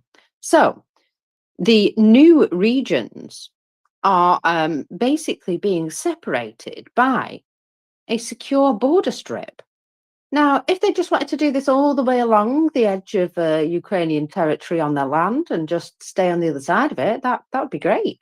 But yeah, so now in the Rostov region, I got it right eventually, the line of contact, or the line of the demarcation of the border between the DPR and the LPR is going to be established a special 5-kilometer zone with a special legal regime similar to one they would have on any other border. Almost as though they're officially putting the border back in place. I know. I'm like, guys, carry on. So actually being within this special zone will only be possible with the correct identification documents. In fact, it is prohibited to be within the 100-meter zone without prior notification, 12 hours in advance of the FSB of the Border Department, said the governor of the Rostov region. According to him, such a measure is to create conditions of protection of the motherland against the penetration of terrorists and extremists and their accomplices, as well as the illegal movement of weapons and ammunition into his region. You mean they've had too many shootings by soldiers that they finally wanted to do something about it? Yeah, I just think that this is a beautiful thing. They have basically re-established the 1991 border with Donetsk and Luhansk, all by themselves, because the governor of Rostov is fed up of unrest within Rostov. I'm sorry, but that's just hilariously funny. And it goes to show, doesn't it, that they really don't think that these two areas are part of Russia, despite having occupied them for 10 years, because now they're trying to literally build a barrier between them, almost as though the Ukrainians in those areas have become terribly troublesome and they'd rather just not deal with it anymore. And, you know, I think this is beautiful as well, because it's not come from Moscow. It's come from the governor of the Rostov region. And I don't know if he's making this decision in isolation from the higher ups, but I just think it's hilarious. Let us redraw the 1991 border and enforce it. Because I think he knows that area is going to become very hot indeed in the near future. And he doesn't want nothing to do with it. He's making his preparations now for that border being enforced by both sides, I think. So, yeah, I thought that was quite an interesting move from the governor of Rostov there. Now, yesterday, a Chinese company that created what were they, surveillance cameras and the like, did a midnight flit. Not yesterday, but sometime before. And it was found out yesterday that they'd done this midnight flit, which is basically you just take everything, turn the lights off, and run away in the middle of the night so that you don't have to pay your rent. That's what a midnight flit is, and a lot of landlords in the UK have to deal with the consequences of their tenants doing a midnight flit on them, owing them 10 weeks of rent, and so on. So there's another business now, and well, this is Norilsk Nickel. So they are moving their business from Russia to Bahrain and China. This is a Russian mining and metallurgical giant, Norilsk Nickel. They are looking to produce a platinum production plant in Bahrain. And the Russian Deputy Prime Minister, Alexander Novak, said the Norilsk Nickel Company plans to build, for example, a plant in Bahrain for the production of platinum. Now, earlier, the head of Norilsk Nickel, the billionaire Vladimir Potanin, announced the transfer of a copper plant near Norilsk to China. According to him, this decision makes it possible to bring the goods closer to the place of consumption, as the final products are sold as Chinese or Chinese goods. Now, Chinese goods are much more difficult to sanction inside China than Russian goods coming to China. So this is a reason for this sort of move, that it means that they can still sell their goods in China, because otherwise China can't buy them because of sanctions, which I think is kind of funny. So that again is taking more business away from Russia. Iwana, go ahead. Yeah, two things to say about this. Probably this is part of the agreements that were made during Putin's visit in China. And as a parenthesis here, he didn't go to Iran, didn't he? He got chicken feet or something like this. I would really like an answer to that, because I really don't know. And second thing I wanted to say about Norilsk Nickel, I know about it because I was involved in some ecological research earlier. It's one of the biggest pollutants on Earth. So basically, that factory, that enterprise, is one of the biggest pollutants on Earth. And if you remember seeing pictures with the Red River, it was because of Norilsk Nickel. And it happened not only once, but several times, you know, an apocalyptic Red River. So yeah, it's going to China. No wonder. Oh, well, none of the locals will complain about pollution over there because they won't be allowed. Now, there's something that Russians are now trying to do in order to create cheaper meat products. Now, remember the horror of cottage cheese being made from something that isn't edible called meat glue? Yes, well, they're starting to purchase additives in order to put them into meat products to make them more like meat flavored products, basically, in order to save money. So, Russian agricultural enterprises purchased 24% more additives and mixtures to reduce the cost of semi finished meat products than the previous year.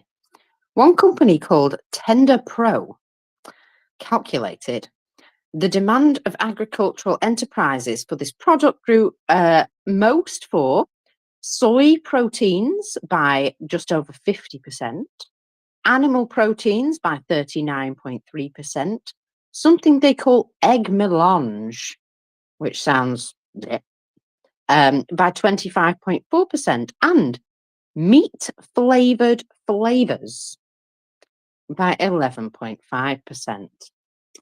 I'm just going to say that reducing the quality of your food does not necessarily produce a strong and well looked after workforce. There we go. So yeah, meat products will get cheaper, but it's only because there will be less meat in them. Lovely, lovely, lovely. Now, also, you may have heard me talking about the economic woes of Russia, of which they're having quite a few, and the propagandists have come out on Channel 1 to try and reassure the public. So Russian state media actually started to praise the upcoming tax increase. Channel 1 itself, talking about upcoming tax increases, informed that such a step will speed up the construction of roads in the country. Will it heck? But thanks for the laugh. And at the same time, journalists are using the definition adjustment or improvement rather than using the word increase, which goes to show again that they really don't want to talk about it. Oh, Yeah, here just we a short go. comment there. I've got something So the else. tax Yeah. increase, it's in order to construct roads and things like this. It's not because 30% of the budget is going to the war. No, no, no. It's just for the roads, as if for the last 20 years we have seen developments in Russia. You know, roads, infrastructure, bridges. Oh yes, we have seen a bridge. Actually, the biggest realization of Putin. Guess what bridge is it? Well, that'll be the bridge at Kerch, I imagine. Exactly. That's pretty much the only project that Russia had for the last 2 decades. And right now they are increasing taxes, in order to develop the infrastructure, not because of the war. But by the way, that system was applied in Russia actually for the companies, not for the people, because now I think they are doing this for individuals. Was applied by Russia. They had what is called a sliding tax. So when companies were on profit, the taxes were higher. And I mean, the companies that are extracting oil or something like this. When the profit got affected by this, they diminished the tax. And we know that the profit is diminished right now because they do have problems with maintenance. They do have problems with the sanctions and other things. And so the profit is diminished, the tax diminished, so the money to the budget diminished. And Russia is frantically trying to search some solutions to bring money to the budget, because all those money that are invested in a war are not coming back. It's money that gets lost. It's not coming back into the society. It's just going to explode on the front in Ukraine. So yeah, no wonder that they are increasing taxes. Oh, yes, it's going to get more expensive. Now, listen to this. Remember me saying that there's a terrible labour shortage? Well, they've come up with another idea to try and close the personnel shortage gap in their economy. Russian student teams. So that will be children, will be sent to close the personnel shortage in the economy. In conditions where many enterprises are experiencing a shortage of personnel, student teams are the labour and very high quality reserves that make it possible to fill the missing labour force, at least for the period of the summer working holidays. Nice. So this was said by the Deputy Prime Minister to Tanya Golikova, sorry. Why is it the women in these systems are more horrendous than the men? It's as though, you know, they've got to excel even more at being just horrible. She added that the student teams work in all areas, in medicine, on the railways, in large construction sites in the country. And it is known that last year, some students were sent to help rebuild Mariupol. Well, they didn't do a very good job, did they? Because they only did one damn street. So, yeah, just don't talk about the war. However, we are going to employ your children in our hospitals and construction sites because we've kind of run out of migrants. You know, we've conscripted them all into the army. Well, yeah, it's as far as I'm concerned, it's not looking good at all. And amongst all that is the backdrop of the guys at the top. Obviously, don't give a damn about anybody at the bottom, but they're now arguing amongst themselves as well. And sure, it's not going to go terribly well for them in the future. The levels of corruption that they've inserted into their society are now actually starting to drag them down. Who would have known, hey, that having a society that was basically thoroughly dysfunctional would mean that when they really needed to get things together, they can't. Oh well. Now, the Moscow Times. Don't know whether to fully believe this or not, but I have watched a video by Konstantin of Inside Russia as well. And he believes that the arrests will continue and continue, and that there will be a lot of people that fall under this current purge of arrests, shall we say. And the Moscow Times seems to believe the same thing, stating that there is a war between the FSB and the Russian MOD, and hundreds of people of various ranks will end up being arrested. So, the recent arrest of 5 top military officers are likely just the first of dozens who will be jailed in a sweeping purge by the security services of the FSB. Russian government officials and sources close to the Kremlin and Defense Ministry have told the Moscow Times. Now, in one way, this will help them to stamp out the military corruption. Yeah, not entirely, but you know, it will make it look as though they're doing something about it. And in some ways, they might just save themselves a little bit of money by ousting some of these fellas who were really, really good at the old corruption stuff. So, you know, there is some sense in it. Of course, going after anybody who's also popular, such as Popov, lots of sense there, because his guys did moot something about coming to have a word with Putin themselves, if anything happened to Popov a year ago. And, well, I'm going to suggest that most of those guys are probably dead now. Although there has been some mootings, that there are still some who really support Popov, and well, he used to call them his gladiators. And I just saw a hint that there were some gladiators that were particularly unhappy with Moscow. So that's all I can tell you on that, really. Just, you know, speculate as you will. But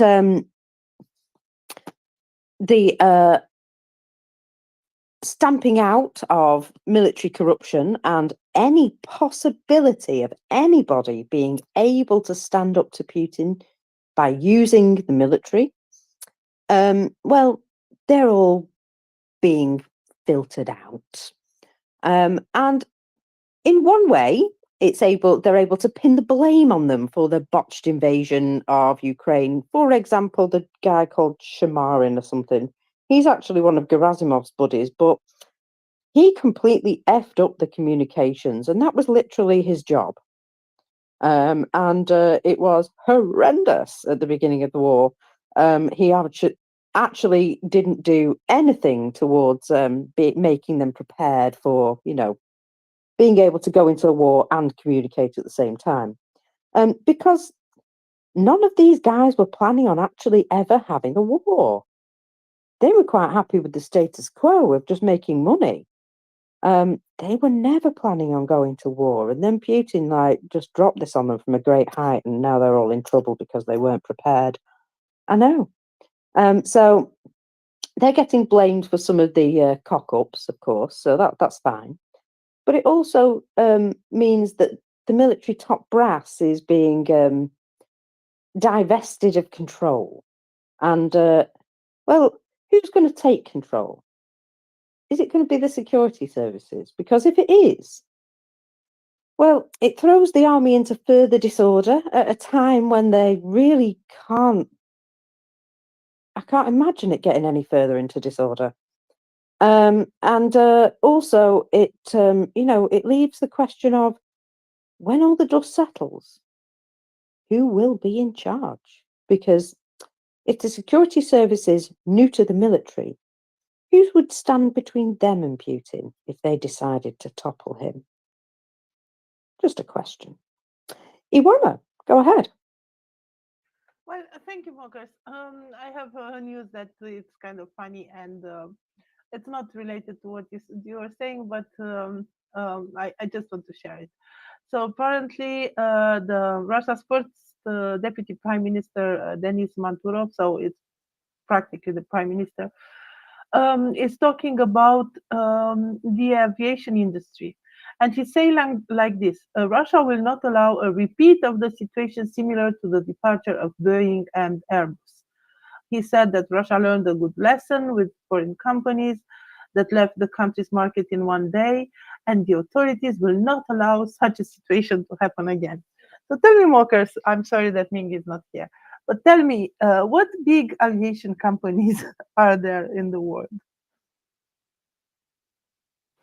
Well, there are a few.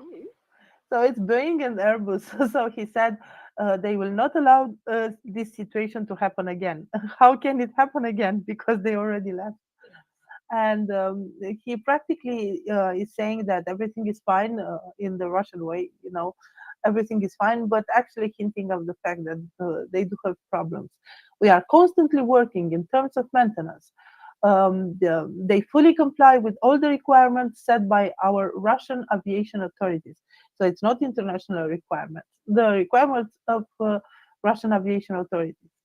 And also apparently they have some problems with insurers, because the insurers require about $10 billion for the 200 airliners that are still left in Russia. So I just wanted to bring this up because I find it very funny. We will not allow it to happen again. Well, that is true. It won't happen again, will it? Because they don't have the opportunity for it to possibly happen again. Well, in a way, it's not a lie, is it? It just isn't the entire truth. It's the truth seen from a very narrow angle. Yanis, welcome up. Yeah. Hello. Good day. Now there is some couple large producers of airplanes. Yeah, we that China has some ambitions, and there is some vendors from Brazil and etc. etc. So there are options, but the problem is that they are not no present in the Russian market, at least not at such extent that to compare with Airbus and Boeing. But I wanted to have question on this previous topic you just mentioned about the Shoigu guys and the rest of folks. I remember that sometimes ago we discussed this situation with those private armies in Russia, and when there was this crackdown on Wagnerites, There was like speculations that it will be replaced, and actually there was some attempts with those guys from Patriot unit, Patriots or something like that. And this army, this private army, mercenary army, call you what you want. It's actually Shoigu's one, and I'm just wondering what will happen if he is like removed from the table. He has resources, of course. He has some influence, private army, and then I have such feelings that those guys, I know that a couple of huge oil companies have their mercenary services, etc., etc. They are preparing for a big fight for after Putin, no, most likely. Yeah, but yeah, what interesting what is happening with the Shoigu army, because they were dispatched to the front, as far as I remember. Thank you.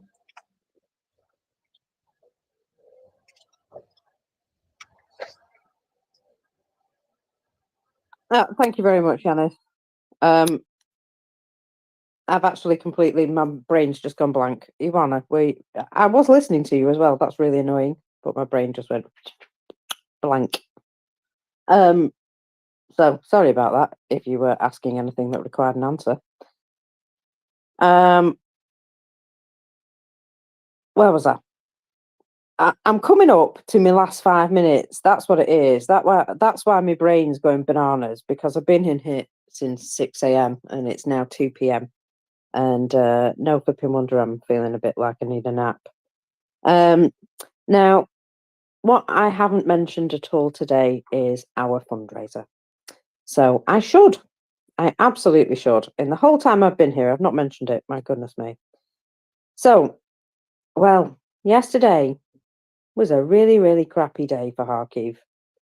I think we all saw exactly what they're going through, and you know, the horrendous nature of how they're being attacked. And I can tell you all now that continuous power for a hospital is really, really important. And especially in the situation that they're in now, where they're going to have more casualties to deal with. And of course, people are still, you know, needing regular treatment and having babies and things like that. In fact, women having babies prematurely because of the stress. So again, that's something that, you know, requires constant electricity. And so, yeah, it's really important that we support Kharkiv if we can. And you know what? We can. We have that opportunity. And it just so happens that the solar power generators that we're collecting for do not have heat signatures, so Russian drones can't necessarily see them.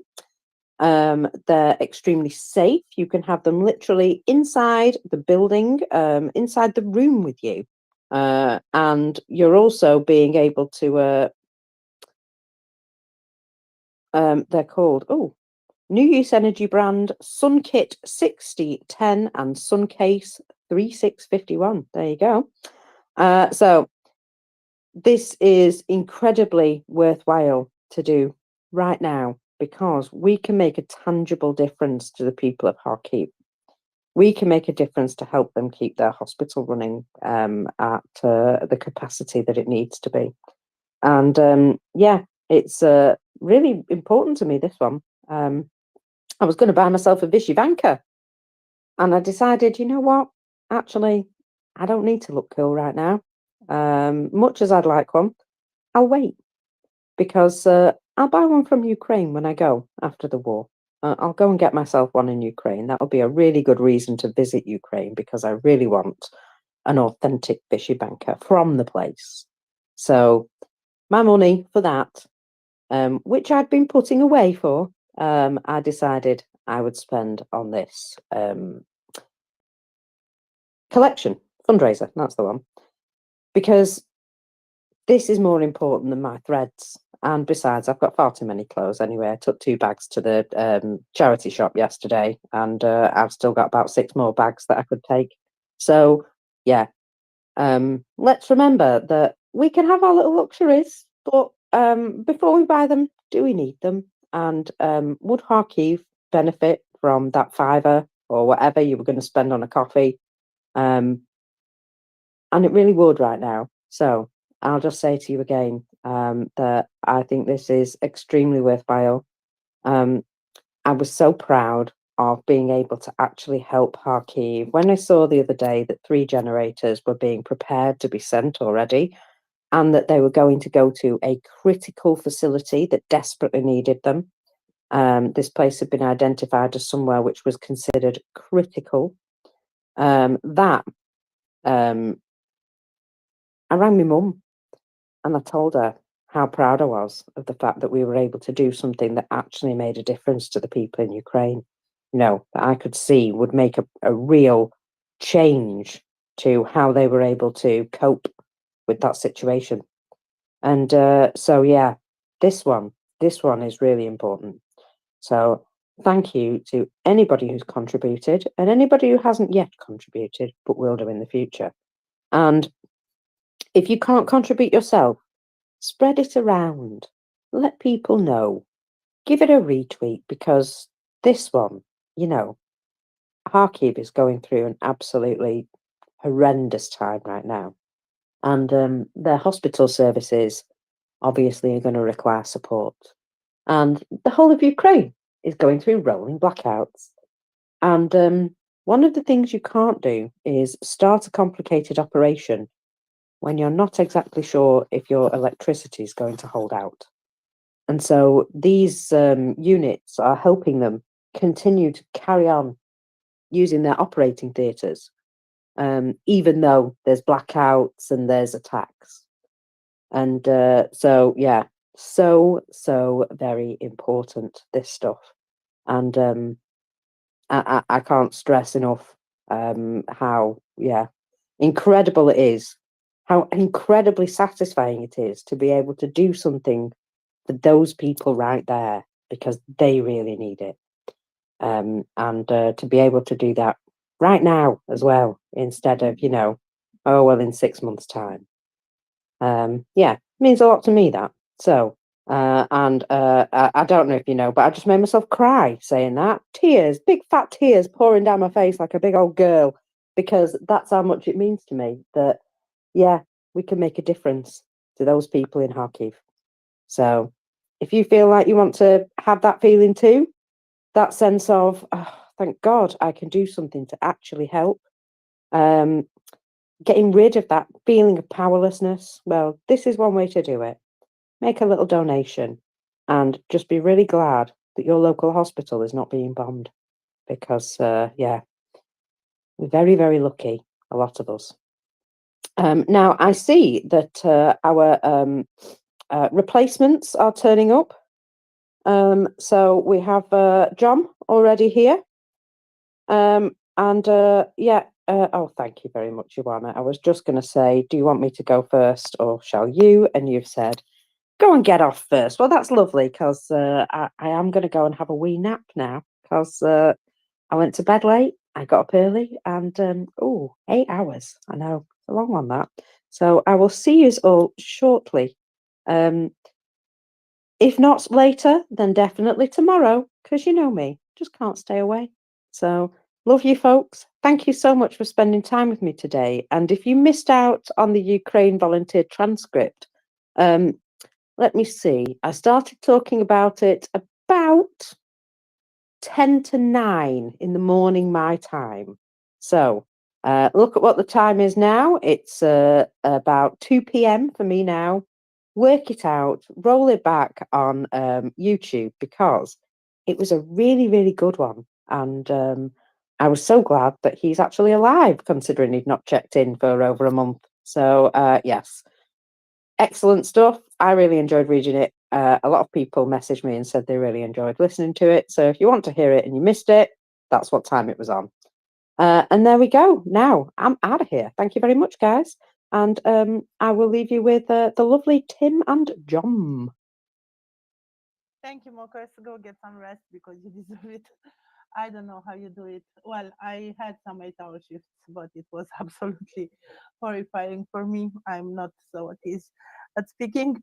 So until Jom and Tim are up, I can give you a quick update on the ships because I didn't speak about the ships in a quite a long time.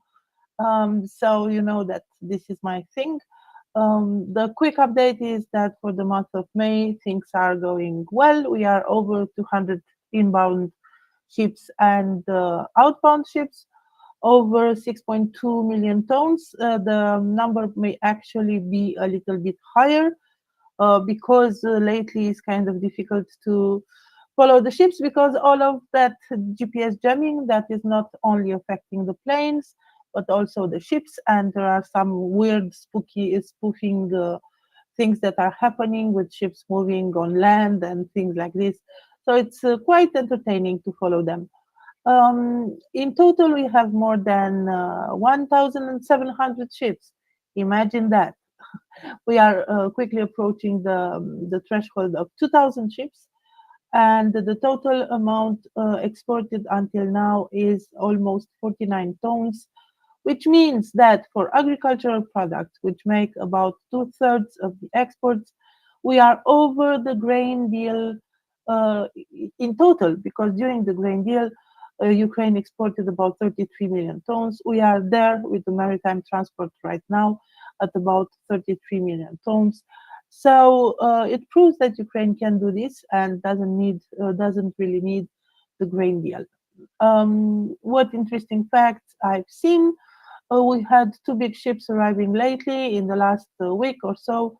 Xinjiang and Laila Behai or something like this. Both of them over 170,000 tons. So big ships that are going to Yuzhny, the deepest port in Ukraine. And also we have like a shuttle.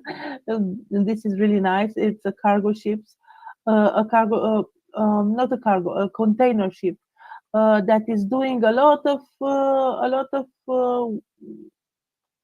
transportation, let's say, between the port of Odessa and the port of Constanța. Basically, so it goes to Odessa. 2 days later, it leaves. It arrives in Constanța, and 2 days later, is going again to Odessa. So basically a container shuttle, and I'm really happy to see that because the container ships are quite rare, and it means that Ukraine is also importing, not only exporting. And who knows what it is in those containers? Who knows, indeed. But I'm happy that the port of Constanța is involved in this. So yeah, this is my quick shipping update. The place where I'm going when I kind of out of things to speak about, but I'm happy that is going well. That the average of number of ships per day is holding somewhere between 8 and 9, which is good. And yeah, that's pretty much it. Welcome, John. Hi, Joanna. Thanks for that update. It's always great to hear those updates about the transfer of cargo through the Black Sea. It's a kind of a big middle finger up to Russia in every possible way. So I absolutely love those updates. Thank you, Joanna, and thanks for this great shift you've been putting in with Mockers. And it's good to be here. Go ahead, Joanna. Sorry. It was mostly Mocha. She's amazing. And I will take my leave right now because I really have to leave. Well, have a light shift, and I may come back a little bit later, but right now I really have to be going. So good luck, John, and yeah, see you later. Thank you very much indeed. Thank you. And as I said, thanks for the wonderful shift which you put in here. Good evening, everybody, from very rainy Western Japan. Looks like we've got rain for the next 3 days, which I'm sure is really interesting to all of you. But hey, there we go. I'm sure we'll deal with it. Hi, Tim. How are you? Yeah, not too bad, not too bad. So when it rains in Japan, is it like really kind of neat, calm, rich?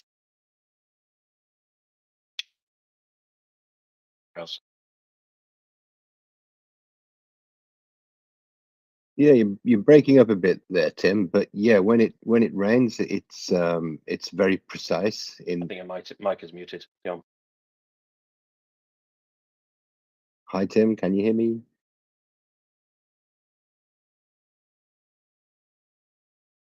I think I've lost audio now. Can anybody hear me? I can hear you, Tim. Can you hear me? I don't think anybody can hear me. I'm going to We recycle. can hear you, Tim. Can you hear? But you can't hear any one of us.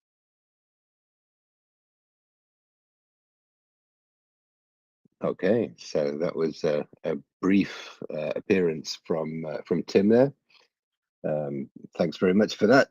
Yeah, you were asking if the rain falls very neatly, and of course it does. You know, it's all measured out so that the drops fall at plus or minus 50 microns or so in neat squares on the ground. Just kidding.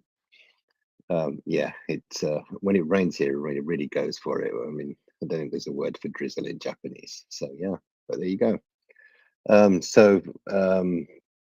Yeah, this is probably not what everybody on Ukraine space wants to be listening to, but that's what you've got for my first salvo here this morning, or this evening, or this afternoon, wherever you all may be.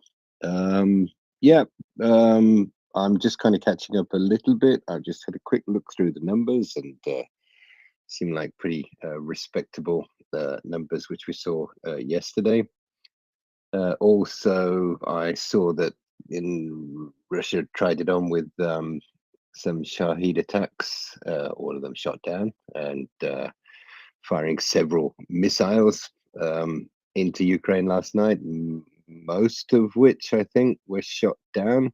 I'm not exactly sure where the two Kinzels got to, but it looks like air defense is kind of being a bit more effective, although there was one obvious example where that was not the case. Tim, are you there? Can you hear me? Can we hear Yeah, you? I'm here and I can hear you. I hope you can hear me. You are coming through, I don't know, what is it, 50 by 50? Or is that an exaggeration? I think it's 5 by 5, but that's something Will says, so I assume it's some kind of Australian slang. I don't know. It might well be. I tell you what I did hear is that there's an alternative pronunciation for the buoys that you have in the sea, and I never even knew that, and that's completely freaked me out, and has kind of completely upended my understanding of American English. But there you go.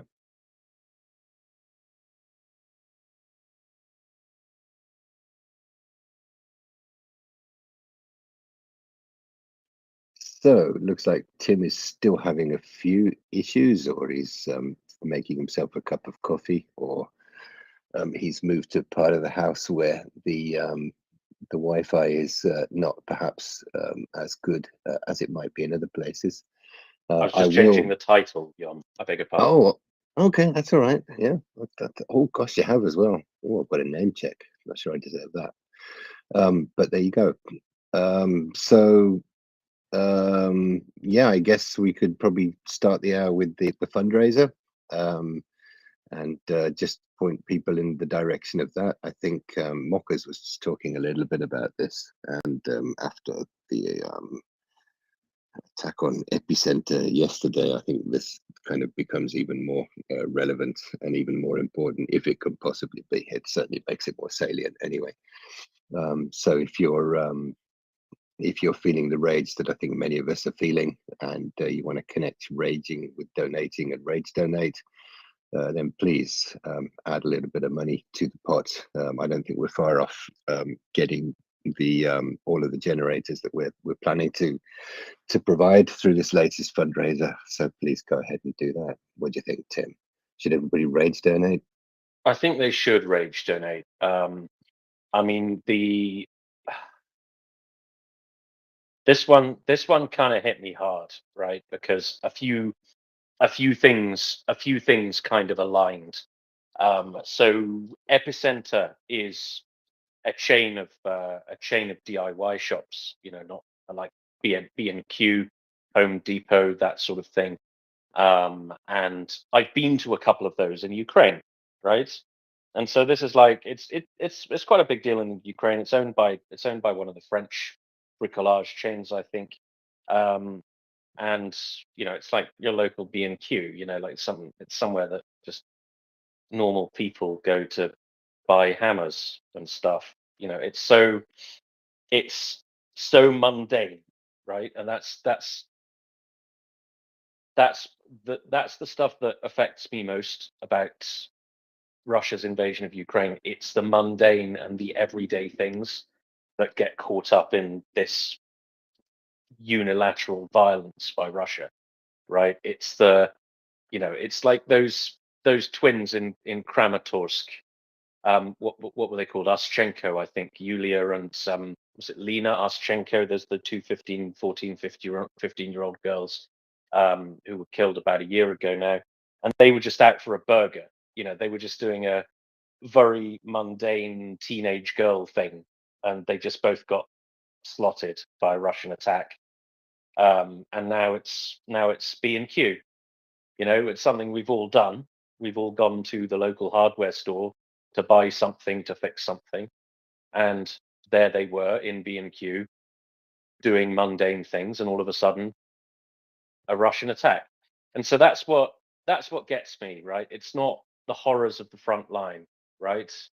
It's not the kind of, how to put this, it's not, I don't want to say cliched, but it's not the stereotypical pictures of war that haunt me most about this conflict. It's ordinary people doing everyday things that we've all done 100 times, and then all of a sudden the Russians just kill them, right? And I find that quite difficult to process, and images of that hit me a lot harder than images of trenches and the horrors of the front line. Awful though I'm sure they are, well, awful though I know they are. And so that kind of hit me in the guts a bit. And the other thing was I got messages from a friend of mine in Kharkiv who was a fire chief, and he was on scene at the epicenter K, as doing his job as a fireman. And he sent me a few videos and he sent me a few pictures of what had gone on in there. And there was quite a serious fire after the strike, and you can see the remains, you could see the bodies, you can it's just really not nice. So I had the double whammy of the kind of mundanity of a hardware shop, the familiarity of a hardware shop, and then this messages from my friend in Kharkiv, the fireman, um, bringing home exactly what had happened in that strike. So I don't know. I'm thoroughly miserable today, Yom, and I'm really, really angry. And everybody from MriyaReport I've spoken to so far today has felt exactly the same. It's like it's such a Groundhog Day thing. The longer this war goes on, the longer Russia pursues it, the longer the cowards in the capitals of Europe and North America and the capitals of the world continue to dilly-dally and continue to caveat and continue to delay and continue to stop doing their utmost to arm and support Ukraine, is another day when there is another horrible attack like this on ordinary people just going about their daily business, doing ordinary people things like fixing their shed. Like it's just awful, Jon. And we do what we can, right? That's the purpose of MriyaReport, right? We're here to keep the flame alive. We're here to keep people engaged. I think in many ways we're here to keep people angry, because you should be angry, right? This is Europe. And I'm a bit of a history nerd, as most of you who co-host with me and listen to me know. Like I like the esoterics of history, and um, the history of the Holocaust particularly is an area of interest of mine. I'm not Jewish, I should say, but it's something that I find very interesting. And we had a discussion a couple of months ago with gosh, who was up? It was Steve Horobin and Joanna was up, and a couple of other people, about the aesthetics of genocide, right? About the the nature of genocide and the aesthetics of genocide. It was a very interesting discussion. It got me thinking, got me thinking a lot about the aesthetics of the Holocaust versus the aesthetics of Russia's invasion of Ukraine. Both are genocides, but both nonetheless look very different. But anyway, it's just kind of a separate discussion. But my point here is, I'm angry because this is Europe and we've been here before, and you'd think that last time a lesson would have been learned, right? That we go down this path of invading our neighbors and horrible, horrible things happen, inevitably happen. It doesn't matter how, it doesn't matter how well intentioned you are. If you launch a war, you're going to kill enormous numbers of people. And it's not even as if the Russians are well intentioned, right? They target civilians deliberately. They target protected infrastructure, Geneva Convention protected objects deliberately over and over and over again. And this is happening again in 2024 in Europe. It just makes me so angry, Jon, that this war of choice is being waged by these fucking barbarians. It's oh good God, it makes me so angry. So we're here to keep the flame burning. We're here to keep the anger alive. What can we do about it? Well, we do our bit here on MriyaReport. I like to think we not only provide I don't know, propaganda service, and I mean that in I don't attach any negative normative value to the word propaganda. We promote the truth, and we promote it for nakedly political reasons because we support civilization against barbarism. We support the light against the darkness. So that's our propaganda. But we're also a charitable organization. So our latest fundraiser couldn't be more relevant at this point. Our latest fundraiser is Let's Power Kharkiv.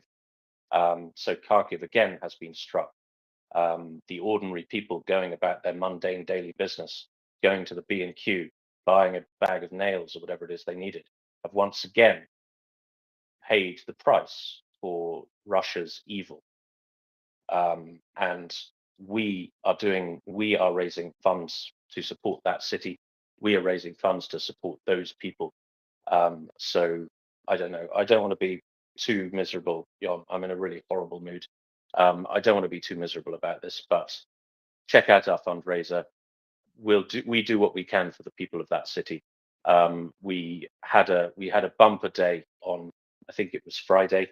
We're targeting $25,000. I think we got up to $21,000 on Friday. There will have been more yesterday, but we need to get over the line of 20,000 so we can supply 3 whole systems to the hospitals and medical centers of Kharkiv, because this is not going to stop, right? The Russians are not going to stop until they are defeated on the battlefield. And in the meantime, we need to keep the people of Kharkiv as safe as possible, so we don't get more epicenter Ks, so we don't get more Oschenko's. One way we can do that is ensure the medics have the resources to do their vital work. So please do check out the tweet. There's loads of information about the fundraiser there, and please give what you can. Sorry, I hope that wasn't too miserable. I'm really not in a very good mood. Well, you and me both, Tim, and probably a very, very large number of our listeners today. Just to get my kind of rage and miserableness out of the way to begin with. I mean, the things you just said, you put it so eloquently. I mean, there was a time where I was kind of driving around the city and I was kind of looking at apartment blocks and, sort of, what do you call them, sort of housing development areas, and you kind of imagine sort of a missile kind of flying into one of those for no real reason, and that used to make me make me extremely angry just to think that that kind of thing was going on, as you say, in the 21st century. And most of the time it doesn't you know, you can kind of look at it and you think, God, that's really shit. And you're aware that it's, you know, just the most ghastly thing that can be kind of happening with these kind of targeted attacks, deliberate attacks on urban populations.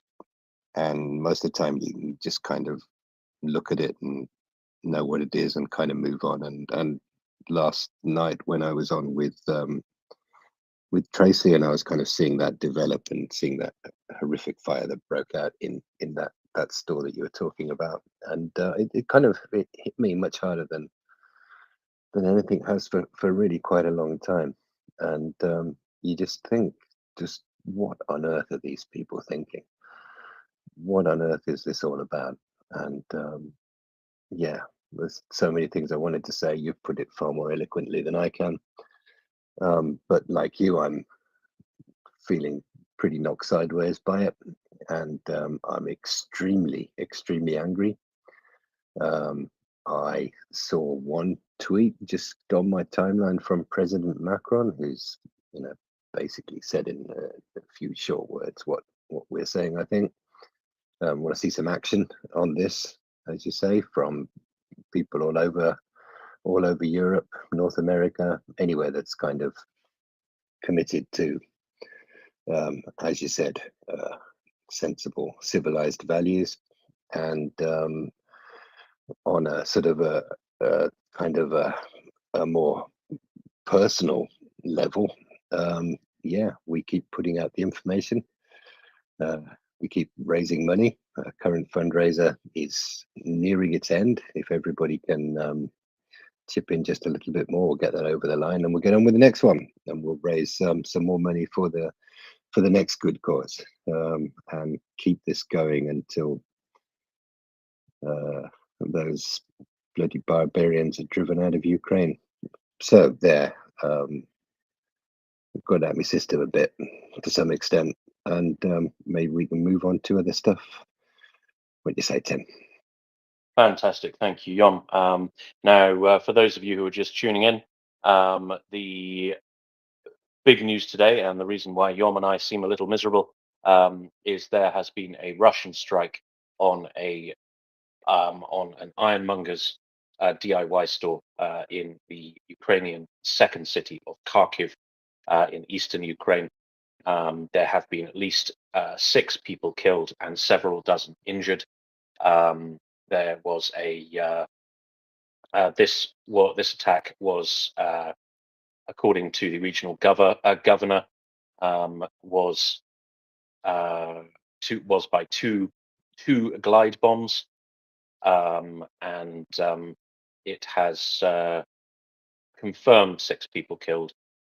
16 people are still unaccounted for, and over 40 have been injured, including 2 of the dead who were employees of the store. Now, the mayor of Kharkiv, Mr. Igor Terekov, has said that about 120 people were in the store when the bomb struck. He said that the attack targeted the shopping center, that where many people where that many people were, this is clearly terrorism. Now, there was also a separate strike on a residential building in the center of the city, which killed 18 people. Now, we know this was a deliberate terroristic strike because the hardware store, the Epicenter K, is located in a residential area. There is no military targets of any description in that area. Yeah, I mean, there's really no rhyme or reason to this. Now, to add insult to injury, the Russian newswire TASS.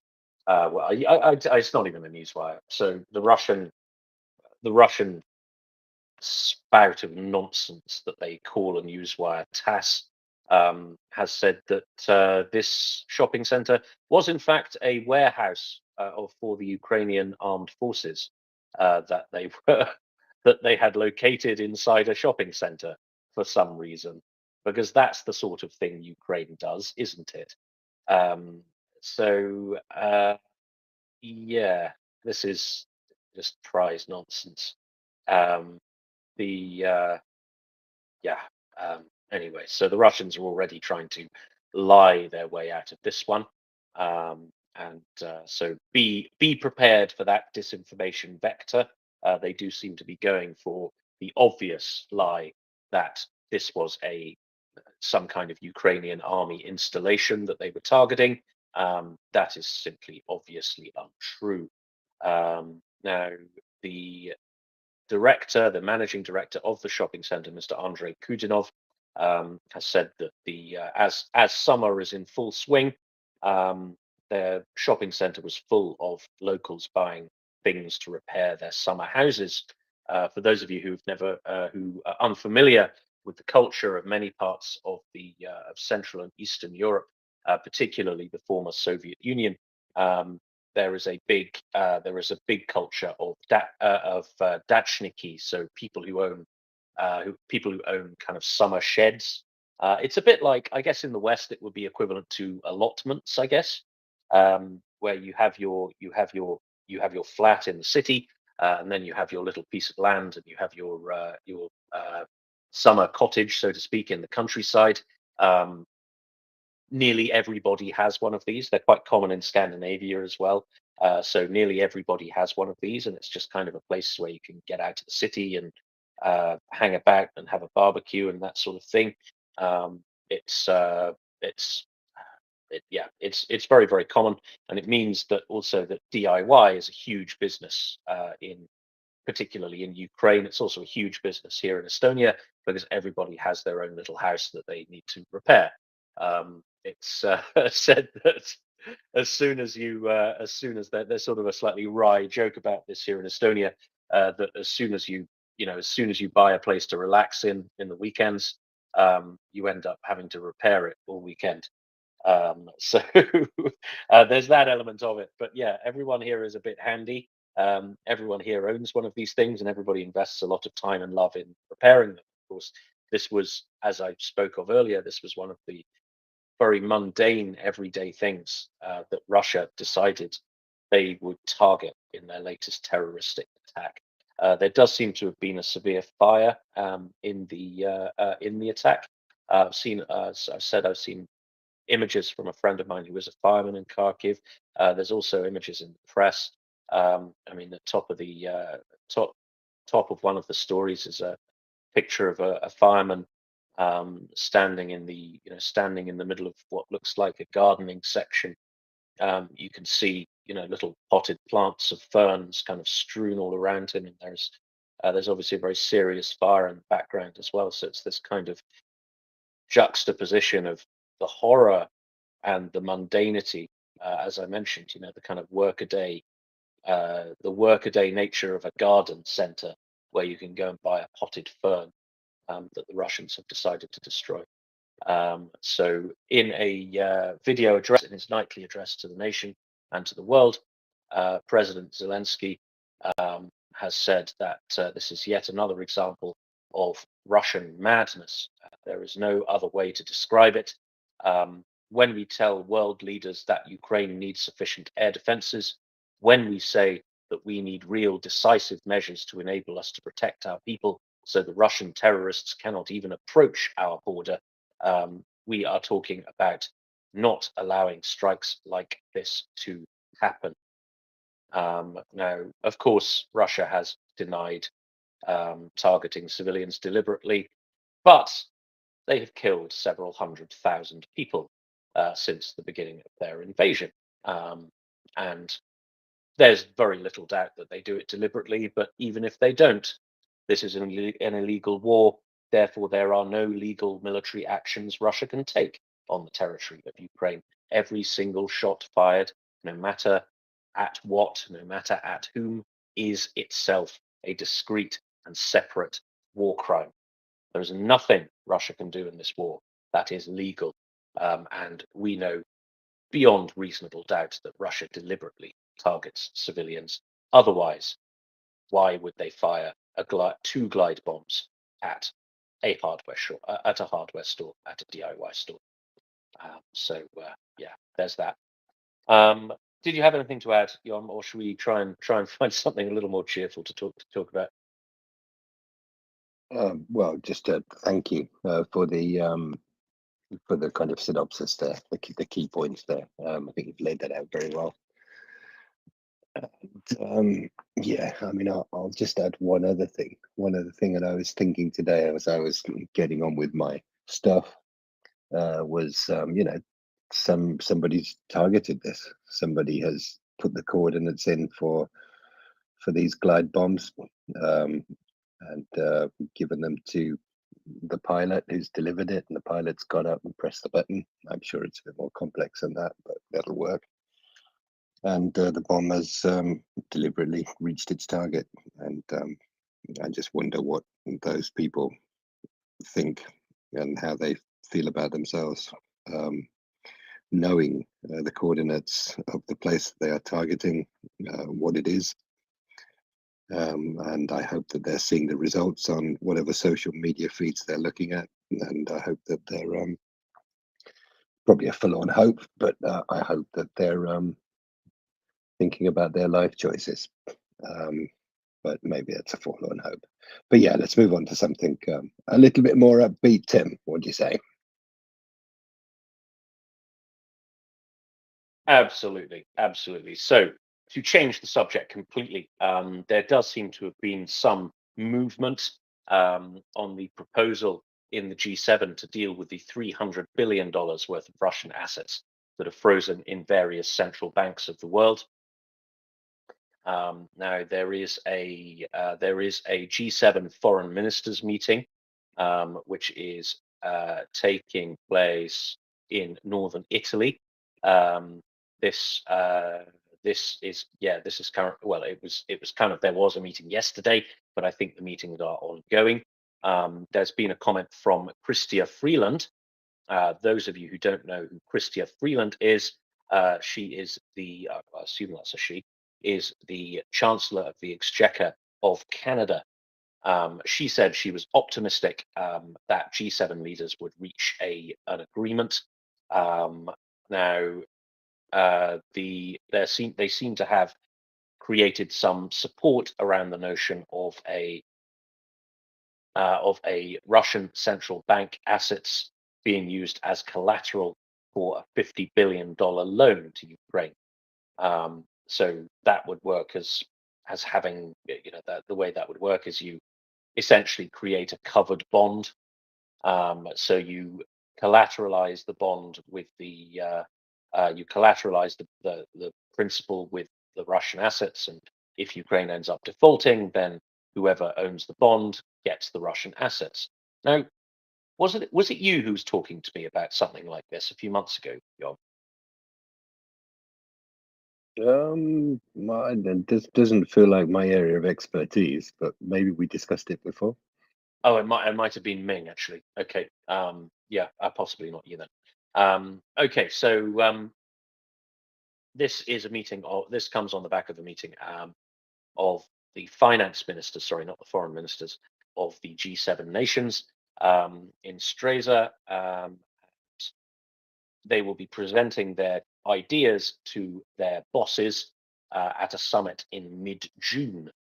Now, the around $300 billion, that's about 230 billion pounds, belonging to the Russian central bank, has been frozen. These are largely in the form of foreign currency, gold, and government bonds.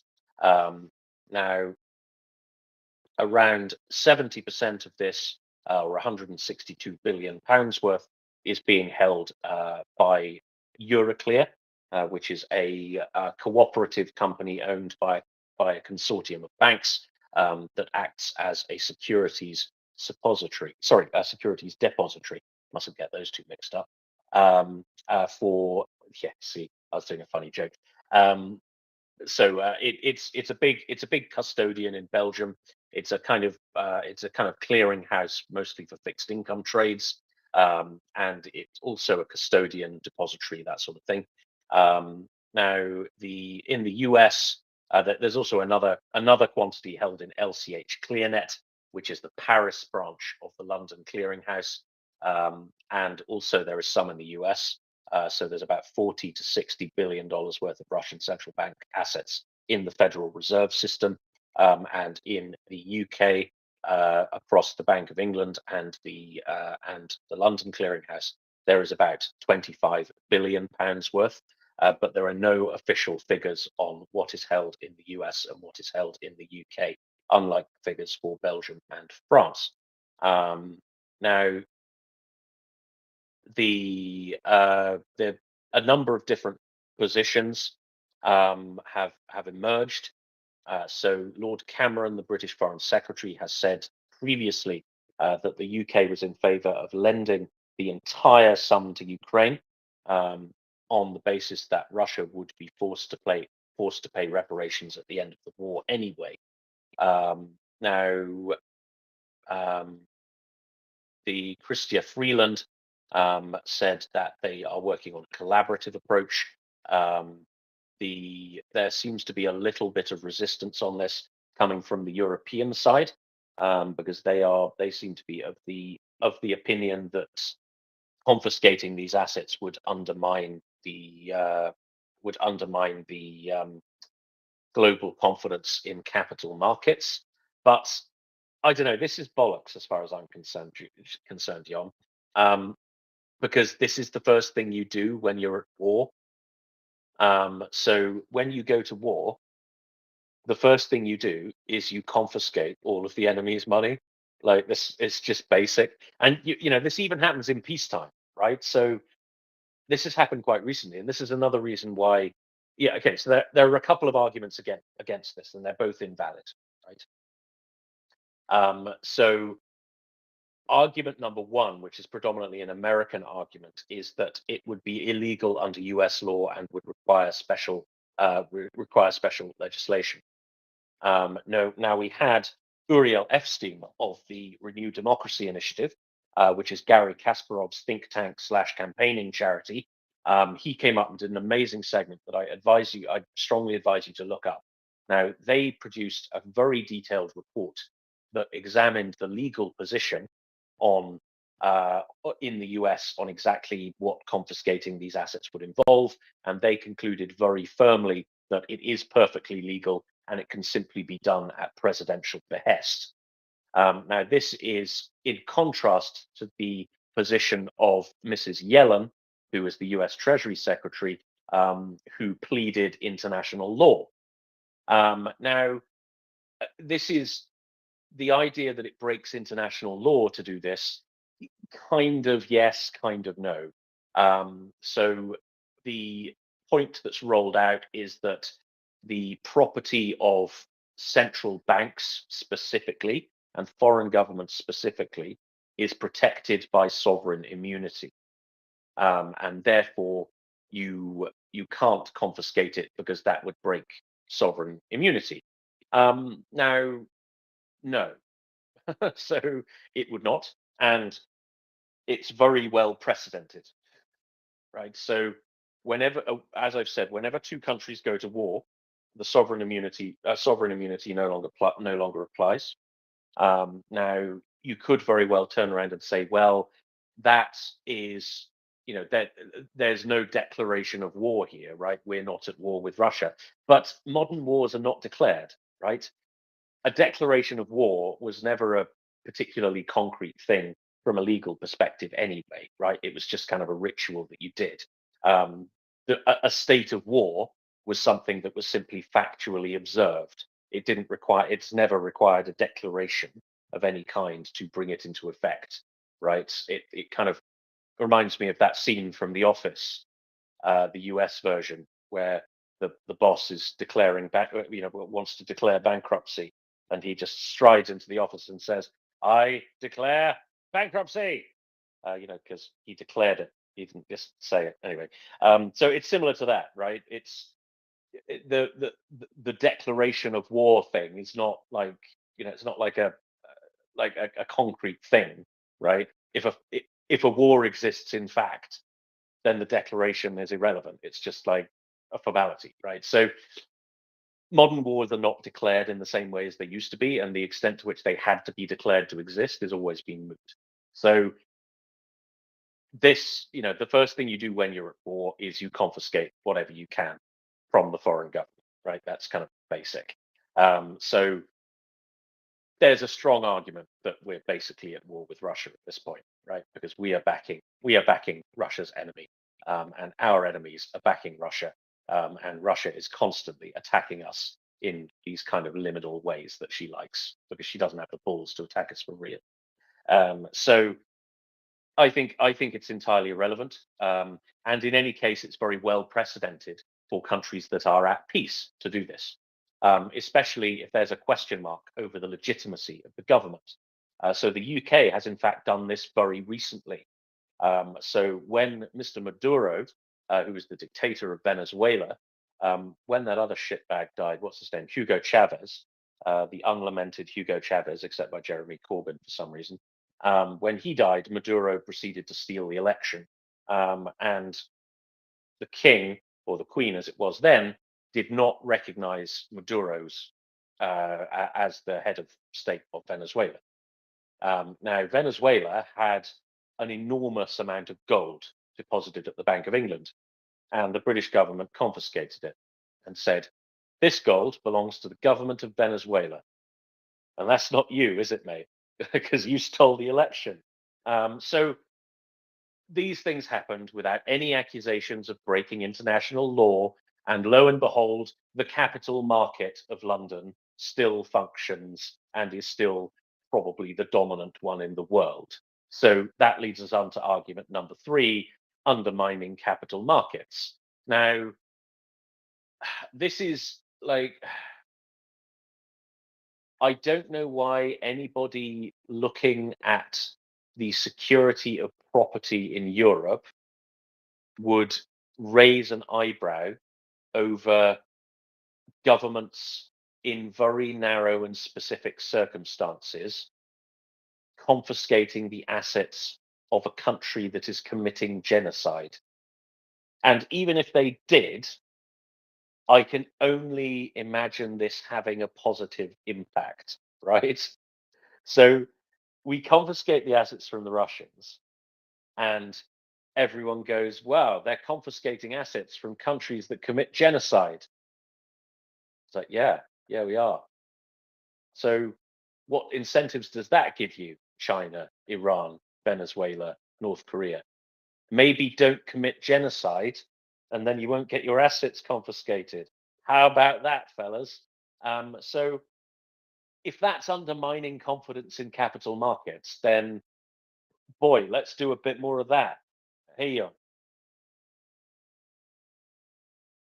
Yeah, absolutely. I mean, yeah, I mean, are we at war with Russia? Are we not at war with Russia? Russia doesn't think so. It's just a special military operation, which is probably chosen so that, these kind of things, this typical kind of legalistic nonsense that they come out with, calling it something else, so that we're not at war. But clearly we are, as you said. On the other side of things, Russia's seizing assets left, right, and center in various kind of quasi and pseudo legal ways. And our attitude is, if you're in Russia, deal with it, guys. You shouldn't be there, and your money's been taken. So tough. And undermining confidence. I mean, if you don't dick around, then you're not going to get your assets frozen. I'm not quite sure how this is undermining anything really. I'm all for this. I've come around to this. 50 billion would go a long way. Could be used for all kinds of things that Ukraine needs at the moment. And if they do, I hope they do default, because then they'll just take the money from the Russians. So I'm afraid I can't offer anything in the slightest bit. Kind of, what's the word? Anything that I can't give any of the insights that you can give about global financial systems, but it just feels like the morally right thing to do. And as you say, there's precedent there as well. So yeah, take their money, give it to the Ukrainians, and let's use their own money to destroy their military. What do you say? Yeah, absolutely. I mean, it's if we're not at There's war a with there's Russia. a delicious sorry, there's a delicious irony in that as well. I really like that irony. It's fantastic. Yeah, it certainly is. I mean, if we're not at war with Russia, Russia is certainly at war with us. So we're either going to go down this route of refusing to acknowledge the gravity of the situation and treat it in the same way as they are treating it, or we can, it's like we're burying our heads in the sand. Russia is doing everything she possibly can to damage us, short of actually shooting at us. So we can either acknowledge this and respond to it with, not even escalatory measures, right? Like this is, we Russia has divested us from their economy, and we don't seem to be divesting them. Right? This is essentially just mirroring. They're confiscating the assets of foreign companies all the time, and always. This is all something they always have done. Um, so we can either treat this as a gosh, what's the best way to phrase this? Like we can either mirror their, we can either do to them exactly, things kind of as badly as they're doing to us, or slightly, slightly kinder than they're doing to us, I guess, or we can just keep our heads buried in the sand. It's, yeah, I mean, we need to start taking this seriously because Russia is mobilized, right? Russia is fighting a war here. Um, Russia is taking this very seriously indeed. A little statistic I like to use is there is a case that Russia is fighting $1 trillion war here, $1 trillion war. And by $1 trillion war, I mean $1 trillion per year. And the way you reach this conclusion is you take Russia's GDP by purchasing power parity, which is about 5 trillion, about 5.2 trillion. And you take the amount of money the percentage they're spending on the war, where you can reasonably estimate 20%. It's a high estimate, but it's a reasonable estimate. Most estimates fall somewhere in between 16 and 20, 20 being on the high side, and you get $1 trillion, right? So Russia is taking this war very seriously indeed. She has succeeded, or rather is in the process of succeeding in turning her economy around and dealing with her issues economically. It was quite fun to laugh at the economic and military meltdown that Russia experienced early in the war. I mean, there are still things going on. Things are not working perfectly in Russia, but it's not looking quite as funny now. Russia has seriously sorted herself out in terms of the economy, in terms of production. And let's not forget that Russia doesn't have to fight a long war against NATO here. Russia just has to spend more than we are. Russia just has to outspend Ukraine, outproduce Ukraine, and outproduce whatever tidbits that we are willing to throw at Ukraine, right? We have to start taking this seriously. Otherwise Russia's just going to win. They've got their $1 trillion war. We've spent what, $300 billion in 2 years, 2.5 years. It's just not enough. This is not the policy of a serious coalition, yo. No, it doesn't feel like it, does it? And as many people have said, as you said, we may not be at war with Russia, but they're certainly at war with us.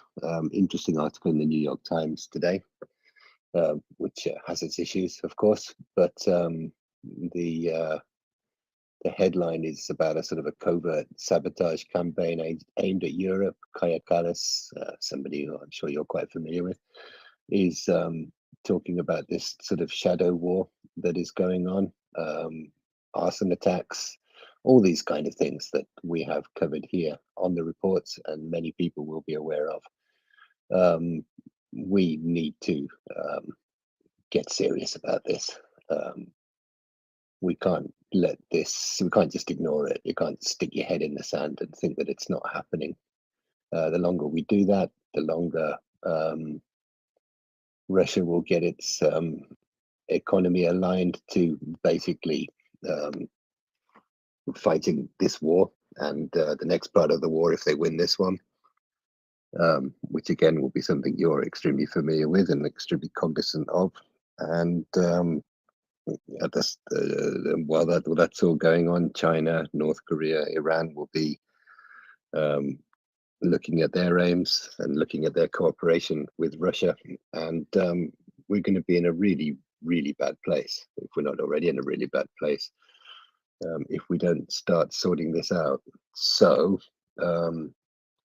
in terms of action we can take, talk to people around you, make sure that everyone becomes aware of this, because there's a lot of people who are not.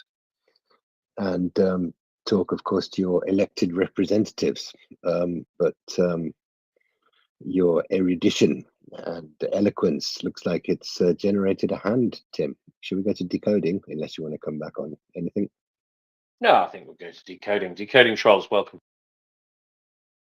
Good morning, good evening, wherever you are. Welcome. Hi. Thank you for being there, Tim, and all of you. As ever, you're there. I haven't been around that much, but I do tune in, and I often see you there. It's a bulwark against despair. I would not disagree with anything that Tim just said. Because we need to take this threat very seriously, as all of us do in this space.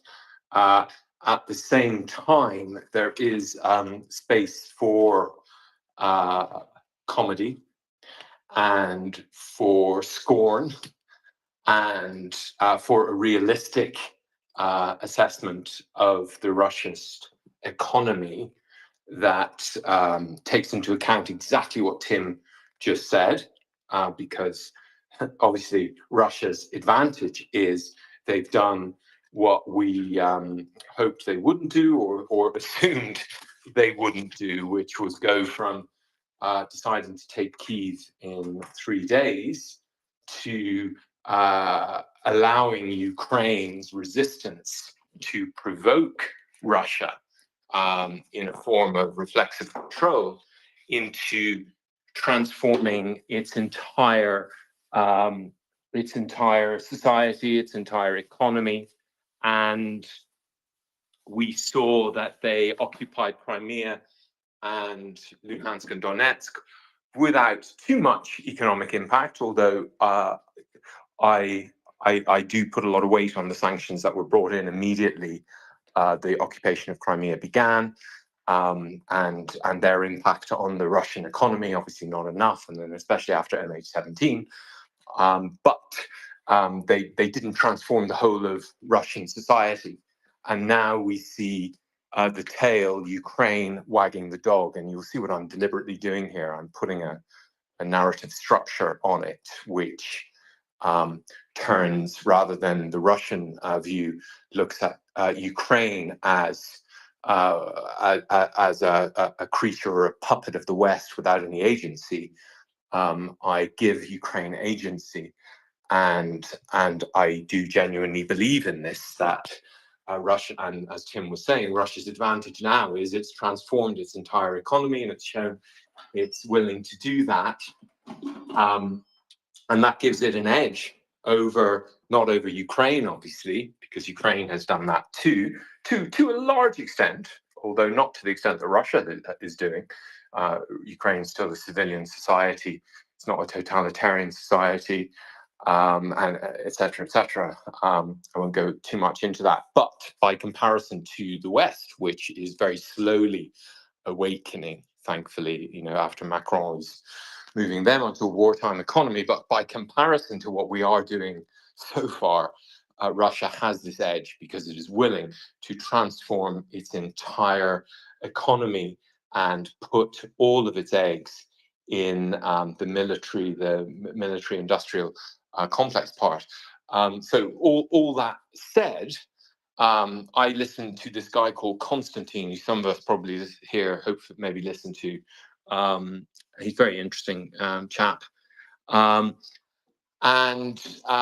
Basically his interpretation, which is very convincing, of the new defense minister is this. And this is to enrich what Tim has just said, or what I caught him saying, and also to inject a bit of comedy and joy and scorn to the Russists. And because obviously there are a lot of people who still believe the Russists are unbeatable.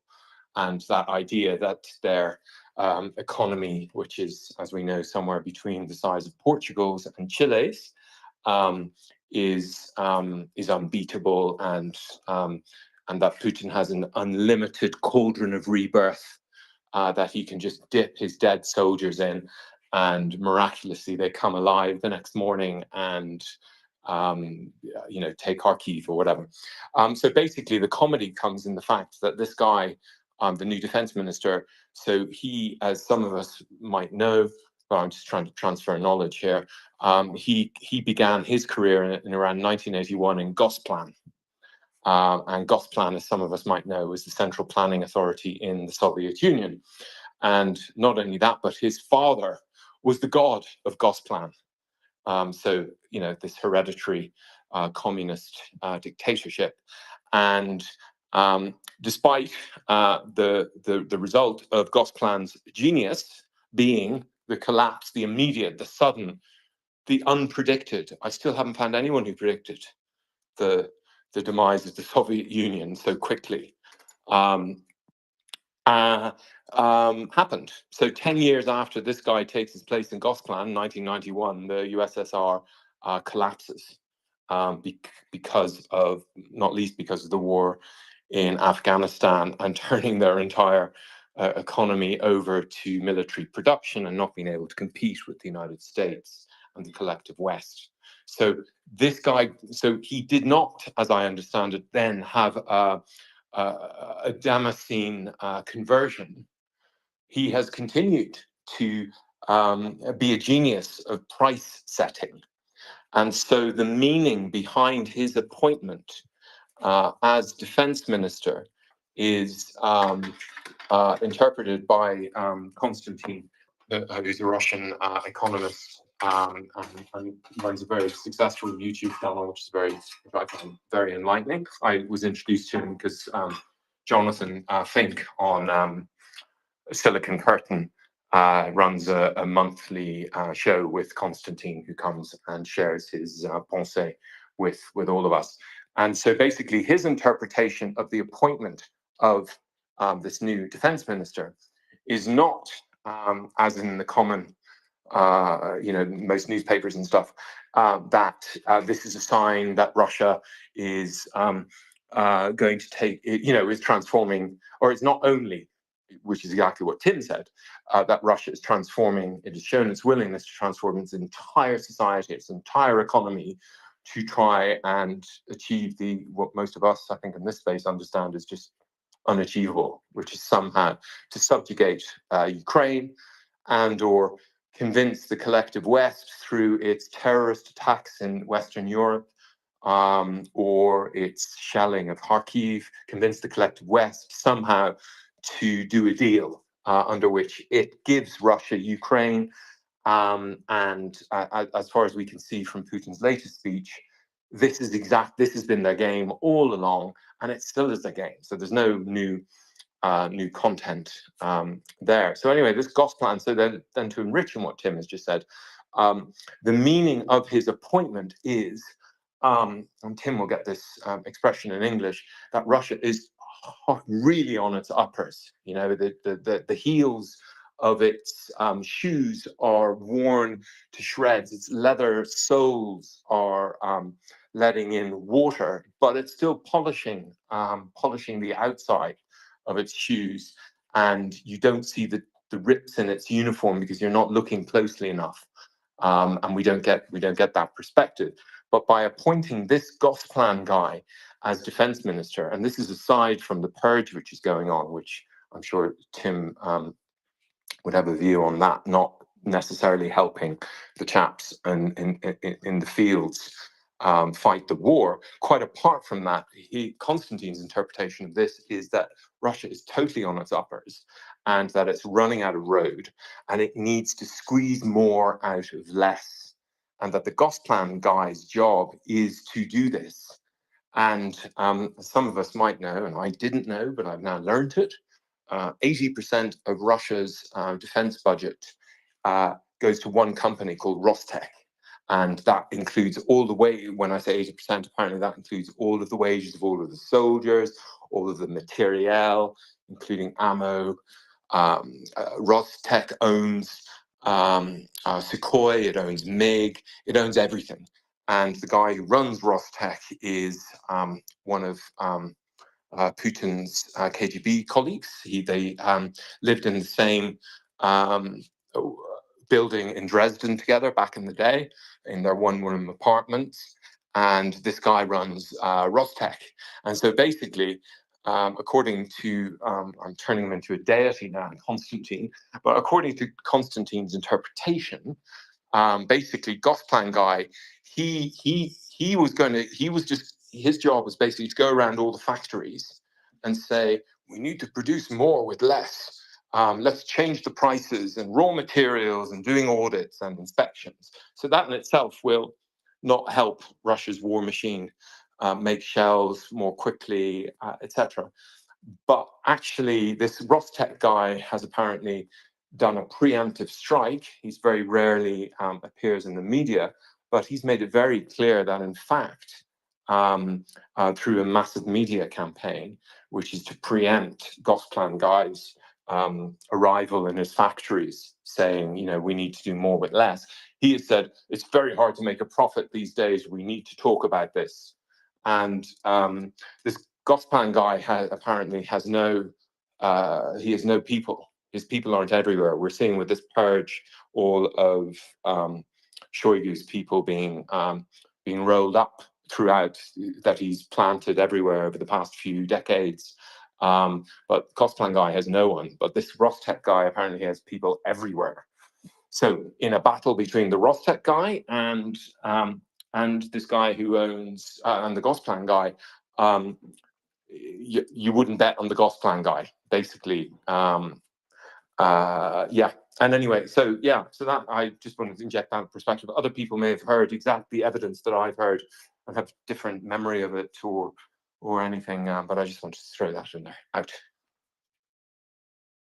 Thank you very much for that decoding. I mean, the point I always make about this stuff is the Russians don't have to be geared up at this point to fight NATO, right? They don't have to go toe to toe with the, you know, with the dominant players in the military industrial technological space. As it stands, their war, they just need to be slightly better than Ukraine, right? Or rather, slightly better than Ukraine plus whatever dribs and drabs we're willing to feed Ukraine. And that means they don't have to be particularly good at all. It's, you know, I give the example of tanks. If you want to, you know, if you want to build a T-14 Armata, right? If your goal is to build the best, spiffiest, most advanced, most killy, deathy tank that anybody has ever fielded ever, then you buy the best of everything and you develop the best of everything. And that involves, you know, a number of foreign components. So you're probably going to put a German gun on it. You're going to put British armor on it. You're going to put French optics on it. And, you know, you get these components and then you've got the very best tank, right? That's not what Russia needs to do. Russia needs to develop vehicles that are good enough, right? They don't, you know, they don't need a 10 out of 10. They need like a 6 out of 10. And they need quantity. You know, as the man said, quantity has a quality all of its own. And this analog is also true when they're fighting NATO to a certain extent, right? To overwhelm what will likely be their next target, the Baltic states.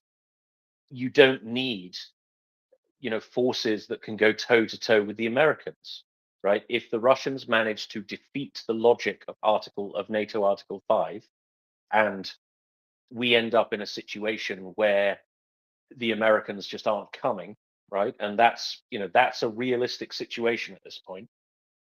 What do the Russians need to do? Well, they need to beat European NATO. What does that mean? Well, they need to be able to outgun and outnumber and outgun the UK, France, Germany, and Poland. Italy and Spain as well. They have a $1 trillion military, right? If they defeat Ukraine, they will have a battle-hardened $1 trillion a year military, a war-fighting machine. It doesn't matter that the Challenger 3 is way better than whatever crap the Russians are putting onto the field, because we're only going to have 158 of them, right? So what we have to remember about the way Russia's gunning up and the way Russia's rebuilding her economy and reorientating her economy is it only has to be slightly better than Ukraine at this point. It only has to be slightly better than Estonia at this point, right? It doesn't have to be amazing. It just has to be good enough. Be interesting to know your thoughts on that, Dakota. Yeah, totally, absolutely. Good enough. Learned all about it in business school. It's the way forward for countries like Russia. You don't really need your headlights on your Lada. It just needs to be good enough. So yeah, that's a very good point. Very well made.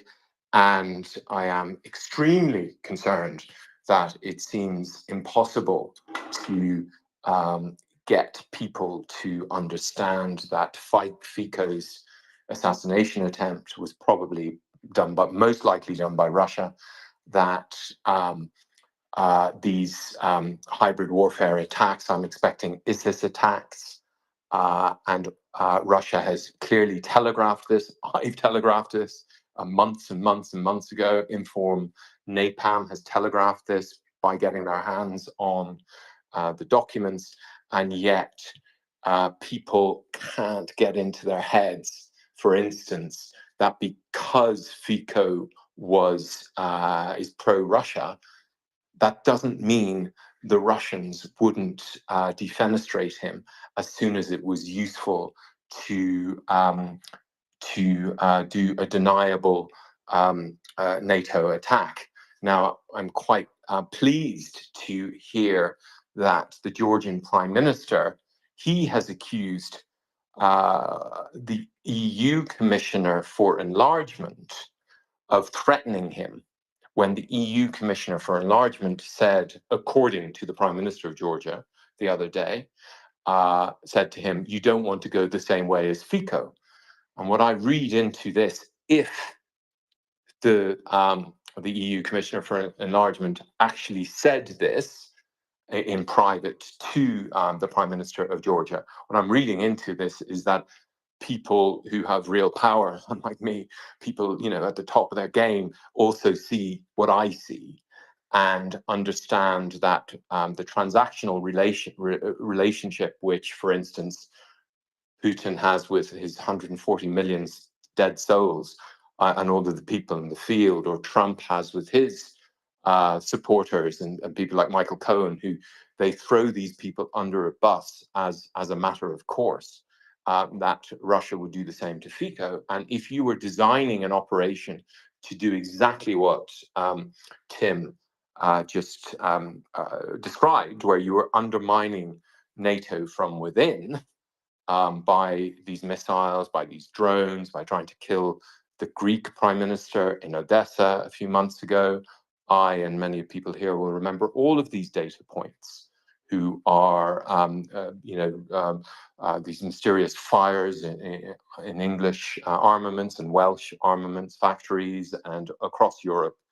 And all of this, and the Polish protests, all of these hybrid warfare activities, which are the Russian state, and yet it doesn't seem, it's not in the mainstream anyway, that that Russia is behind these and that they're all part of this pattern.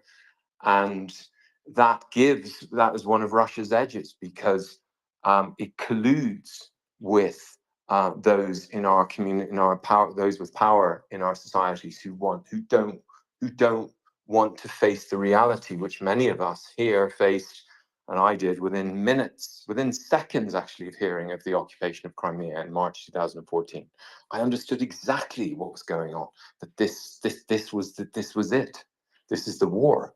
And still we have a lot of people who do understand this, but we have a lot of people who don't understand it strongly enough to understand the significance of the assassination attempt on Fico and lots of other activities, and that does give Russia an edge. I am on the plus side, Baltic and Finnish and Ukrainian, and indeed Polish seem to be on this in a way that many of our Western leaders aren't yet. But as Tim says, you just need to be good enough and split NATO, and they can have their wicked way. So yeah, good break, as it were, Tim, on my my little Gosplan fairy tale out.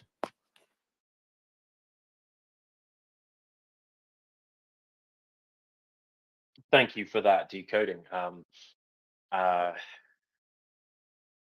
had something to say to that, but I can't remember what it was. But we do have Martin up. Martin, welcome. You've got your hand up.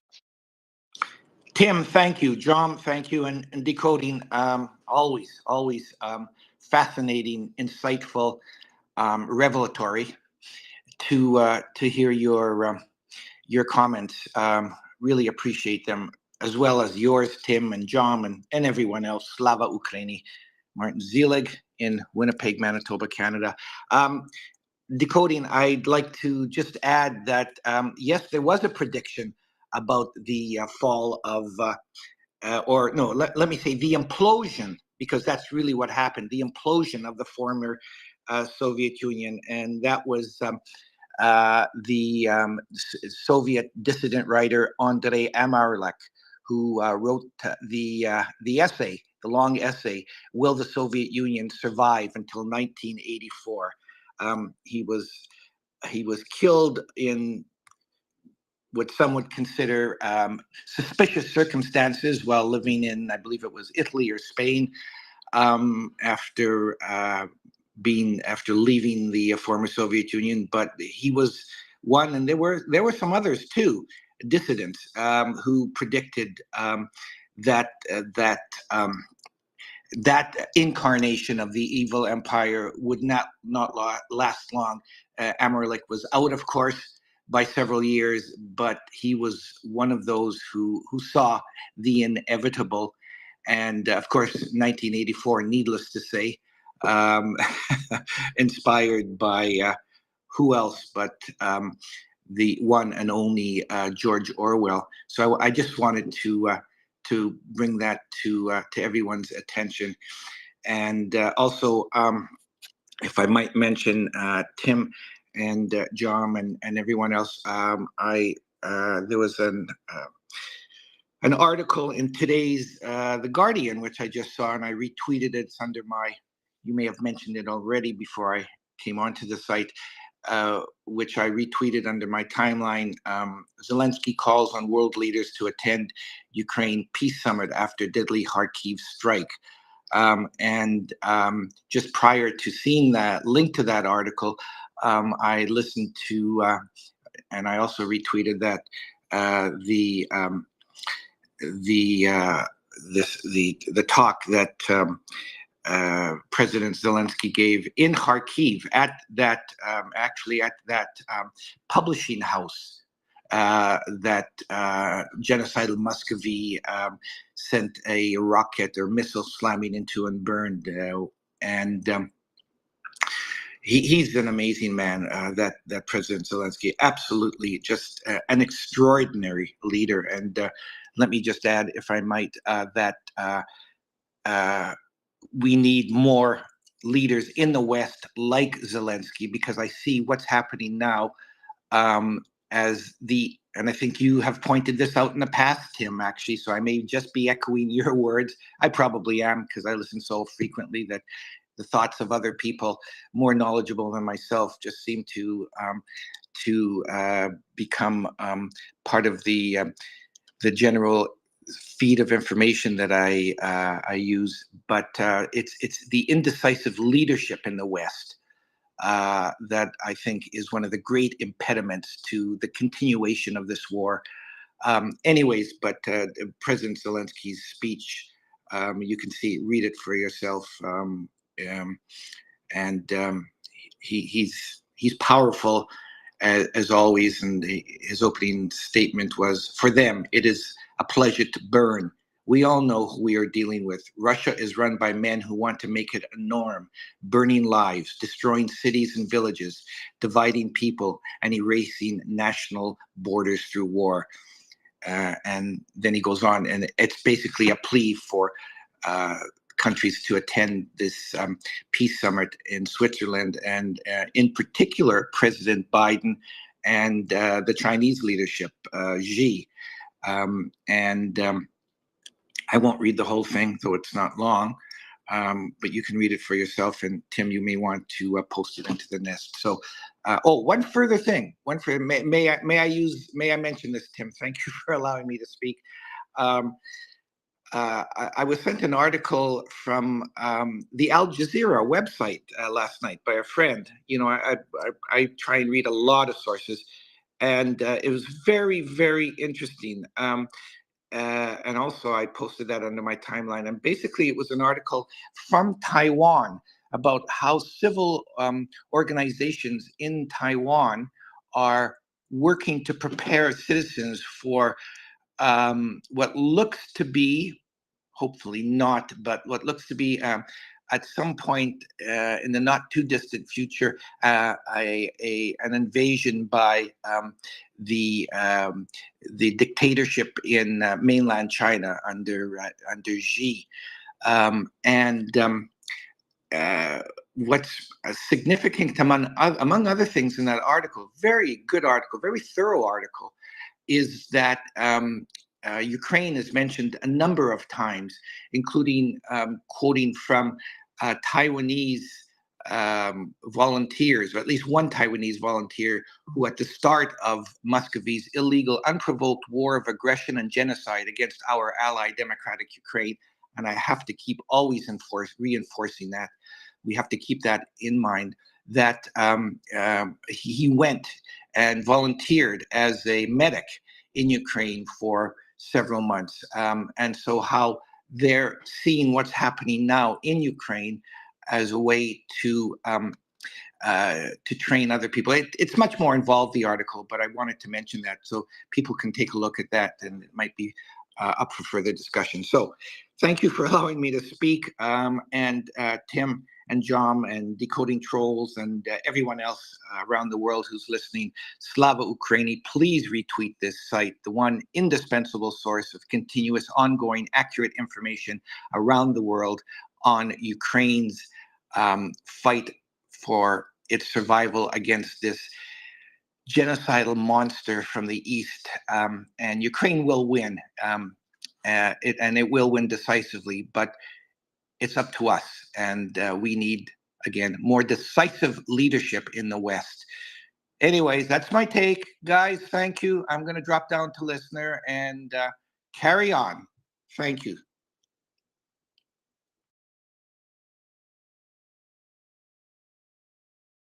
Thank you very much for that, Martin.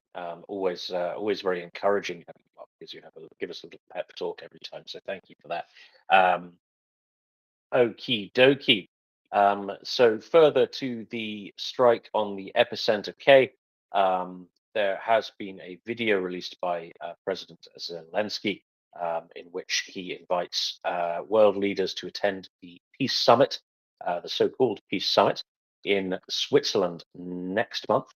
Now, there were particular appeals to Mr. President Biden of the United States, and also to the Chinese dictator, Mr. Xi Jinping, and to attend this summit, which starts on the 15th of June. Now, Mr. Zelensky said, "Please show your leadership in advancing the peace, not real peace. Real peace rather than just a pause in between the strikes." Now, neither Mr. Biden nor Mr. Xi have confirmed their attendance. According to Podolyak, who is, I think he's head of Zelensky's office. He's one of Zelensky's dudes anyway.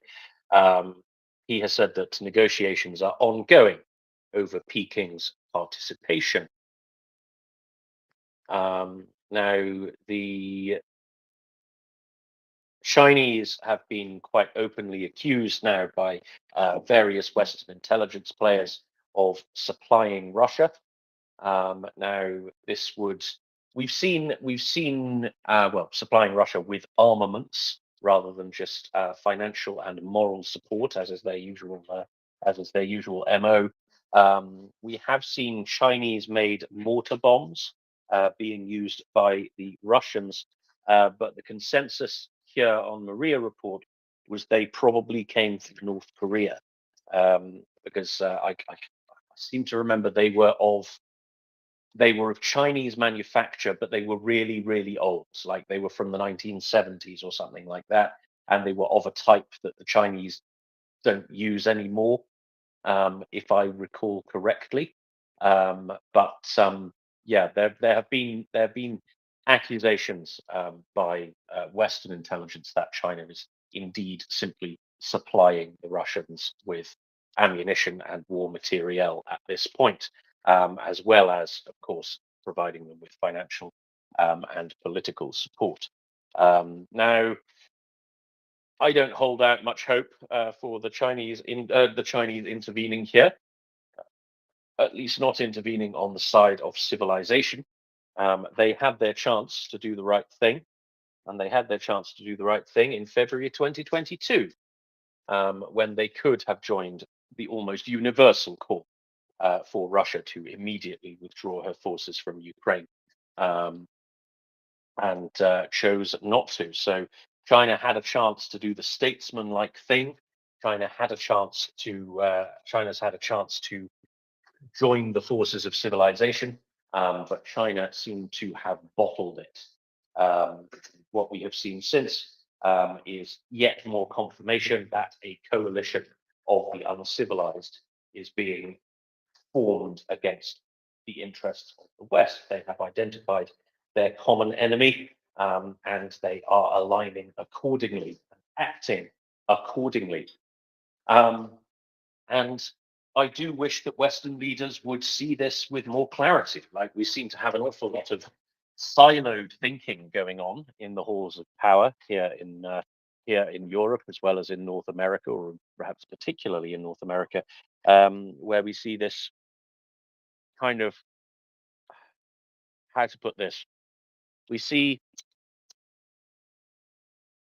a kind of siloed attitude, right? So you have different politicians and officials who are obsessed with either China or Russia, to a lesser extent Al Qaeda as well, and they don't connect the dots. And this not only is, I think, a very myopic way of looking at things, right? We are facing a single threat here. It's a kind of multi-headed hydra, but nonetheless, there's the big, the dragon body behind it, right? Is the problem, right? It seems to be a single creature with multiple heads. And a lot of our leaders are kind of obsessed with one of the heads at the expense of the whole system. One of these people is, of course, Mr. Jake Sullivan, the National Security Advisor of the United States, who is a bit of a China guy. But it's also, you also see this tendency with MAGA, right? You will see a person with particular political views who resolutely refuses to see the problem with Russia and only sees the problem with China, and does not connect the dots between these two things. does not see that there are, that there is a coalition arraigning against us. It's not just one, it's not just the other, it is both. I don't know what do the jungle drums say in Japan, right? What's the geostrategic strategic view of this in Japan, Jon? I assume you guys are rather more bothered by China, or do your politicians tend to see it in the round as well?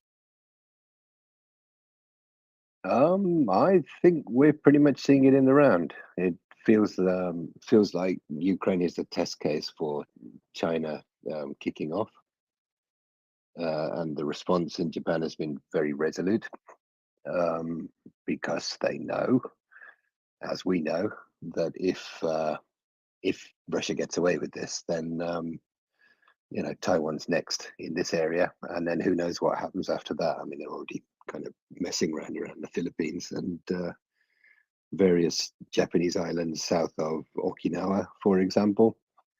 So I think it's pretty much all connected up from our point of view. I don't really understand this siloed thinking that you're talking about, and I kind of see that as well. And it's kind of one and then the other. While it's both at the same time, it's Russia who's kicked it off first. China will probably come next, but I don't see this either or dichotomy at all. I don't know how anybody could have that kind of attitude to it. Anybody who has any kind of education or understanding of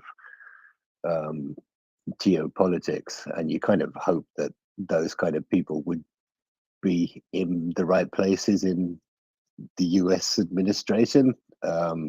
So I really can't understand that kind of thinking at all. One thing I did see reported yesterday, a couple of things actually, reported in the local press. The Kyodo news agency are reporting that, what's his name? Lloyd Austin, US Defense Secretary. He's actually going to be having talks with his Chinese counterpart next week in Singapore, at some security conference that's going on there. And I guess his first item on the agenda is going to be the Taiwan Strait, but also to talk about Ukraine and North Korea's weapons development program. Sidebar on that, North Korea seems to have found some new guidance systems down the back of a sofa. God knows where they got those from. But they've been testing missiles and things as well. So they're going to be talking about things there and probably having stern words, which is going to make a huge difference. So I don't know. There's also, I think there's going to be a sort of a, what do you call it, a tripartite meeting between China, Japan, and South Korea. But it feels like a lot of talking, and China seems to be in the kind of 15 strikes and you're out kind of situation. So it doesn't really seem to be working. I know that we are extremely reliant upon Chinese tat here for keeping our economy running. I guess there are calculations with regards to that, but it just feels like the I don't know. We're very cognizant of what this all means, but it feels like we're moving a little bit too slowly on many things, particularly the trade that we do with China. A lot of Japanese factories, of course, a lot of Japanese companies with factories in China, which conveniently get, lots of people turning up to demonstrate outside them when China decides to get upset about something. The old rent-a-mob thing.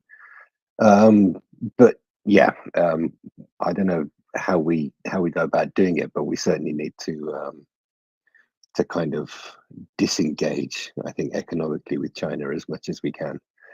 And it's obviously something that's been going on for decades, so it's not going to be easy. But in terms of the geopolitical understanding, the understanding of the geopolitics of this, I think we're definitely pretty clear about exactly what this all means and what America doing. Yeah, absolutely. And this is, this is where America's power is being tested, right? It is in Ukraine. And this is one of the reasons we have to see this not only as a coalition, not only we have to see this coalition of enemies as a holistic problem, we have to see our response has to be seen as a holistic solution, right? So they are watching what we do in Ukraine very, very carefully. They are particularly watching what the United States does in Ukraine very, very carefully. And they are adjusting their expectations of our behavior accordingly, right? So if we don't, if we don't support Ukraine to the best of our abilities, they learn something about what our security guarantees actually mean, like what it means to be in an alliance with the United States, what it means to be in an alliance with the major NATO powers, what we will actually do when the chips are down, and a very, very easy decision can be made about whether to intervene in a soft way. And that's what this is in Ukraine. This is a soft intervention, right? Nobody is trying to give nobody is trying to get Western boots on the ground. Nobody is expecting us to join the war, although at this stage that wouldn't be a terrible idea. But the expectation is, well, that the thing we need to do is simply supply Ukraine with the material, money, and support she needs to defeat the Russians, which she can do. And so, if we don't, if we don't go for this no-brainer, 100%, then they learn something. The Chinese learn something about Taiwan, and most importantly, perhaps our allies in the region learn something, right? And they will choose their alignment accordingly, right? They will choose what is best for their security if it becomes a security situation. And what does that look like? Well, that looks like sidling up to China a bit more, right? If it looks like it's going to be a choice between being destroyed or compromising your political ideals, I expect they're going to be feeling a bit compromising. So yeah, there is potential for a drastic shift in the gravity of global power here, and it all starts on the battlefields of Ukraine. Yeah, I mean, while we're on the topic of Japan, Jon, what are there territorial disputes between Japan and China? You mentioned islands.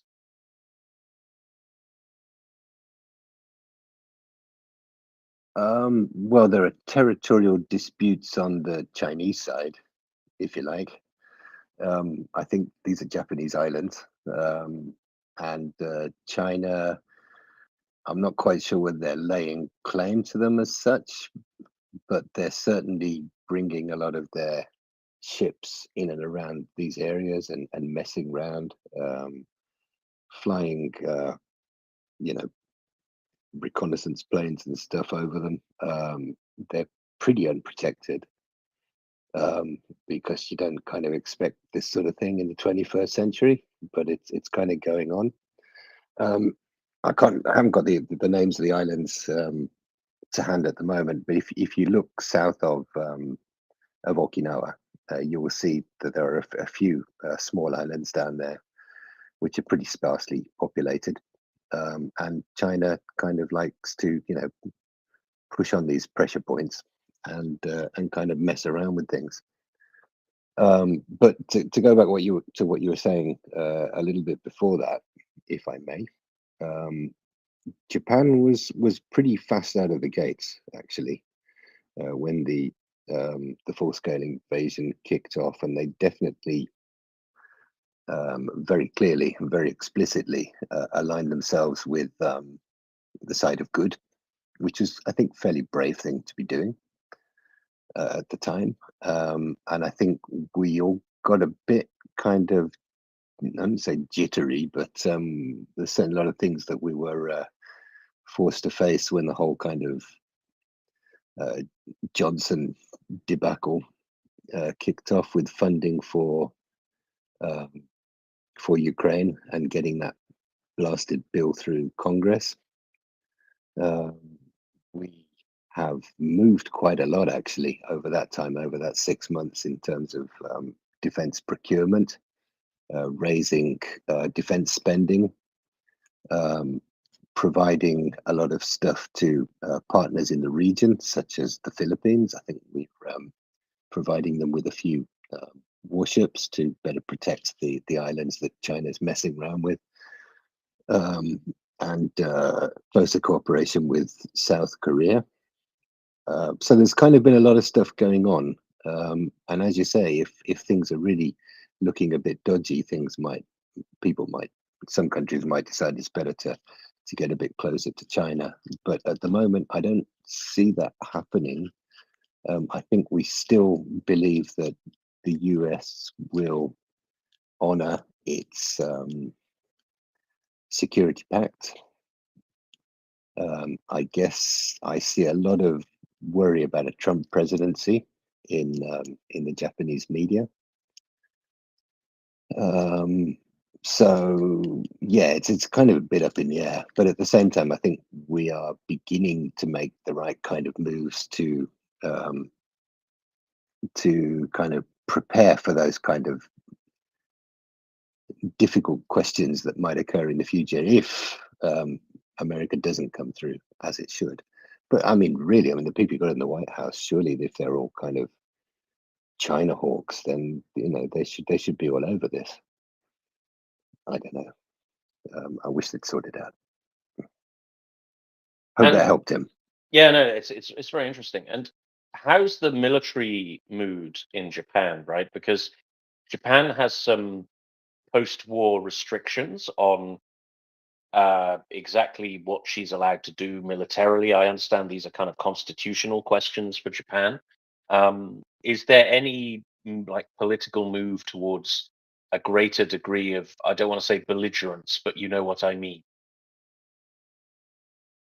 Yeah, interesting question. The post-war constitution kind of renounced the use of arms, basically, in anything other than self-defense. So what we've seen since I think it was probably the second Abe administration, was that we've kind of redefined what self-defense means.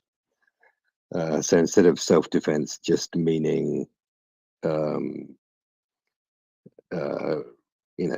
rebuffing invaders, it means that we are kind of allowed to move into areas around here if that's kind of needed to preempt that kind of invasion and such. So there's that kind of movement there.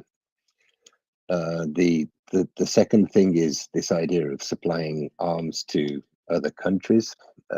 This is not a constitutional thing. It's kind of a export regulation thing. And again, this was pretty, what's the word? This was enforced pretty strictly up until 10, 15 years ago. And certainly over the last 2 years, this has changed quite a lot. I hope you can still hear me, Tim. This has been, these regulations have been modified such that we can supply weapons to countries that are not currently at war. And also there was the Patriot missiles that were supplied to the United States to fill gaps in their inventory so that they could then supply them to Ukraine. So that was another kind of modification of these regulations. So yes, constitutionally, the Japanese are not allowed to get involved in that kind of foreign policy via military means. But the kind of the self-defense aspect of that has gone through a few kind of modifications and reiterations. There's a fairly large peacenik minority in Japan who are against any kind of changes like this. But I think the Ukraine war has been a bit of a wake-up call for a lot of people. who would have been very squarely in that sort of peacenik camp. And I think that minority is kind of shrinking. That's the impression I get. And that's the influence of the Chinese Communist Party, the Japanese Communist Party has been a big part of this. Sort of no more war, everyone should be at peace, we should all live together kind of stuff, which is of course their backdoor way of neutering any sort of Japanese involvement in these kind of issues. So yeah, there's kind of definitely been a shift over the last 10 years, and particularly like Abe and what he stood for and what he was trying to do. I think he was right on this one, although I might not have thought so at the time, because I'm on my own journey too here, Tim. And things are kind of sort of changing and shifting, and it's kind of heartening to see how things are kind of shifting and changing to meet changing circumstance. So we'll see where we go. Sure, yeah. I mean, this peacenik, this kind of peacenickery, is something, of course, that well serves the interests of Russia, right? And it seems to do that wherever it's found. You see the same with okay, we don't really have communist parties in the UK, in Europe or the UK to the extent that we used to. But you have these civil society organizations, like, well, so-called civil society organizations. Stop the War Coalition is one of them, which is sort of some kind of Islamist front type organization, closely aligned with the Socialist Workers' Party, I think. You have the Campaign for Nuclear Disarmament and all of that lot, who, I mean, they're there to kind of neutralize, neutralize, well, strength and action, right?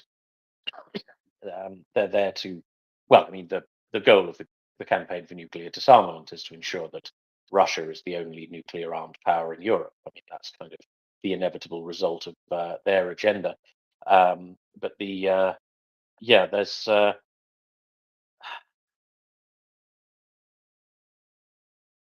every country seems to have these, and I think a very fruitful exercise would be to inquire into and examine and expose the links these organizations have with hostile regimes. Is that something that the Japanese political system looks into? Because presumably the Japanese Communist Party is just a KGB operation.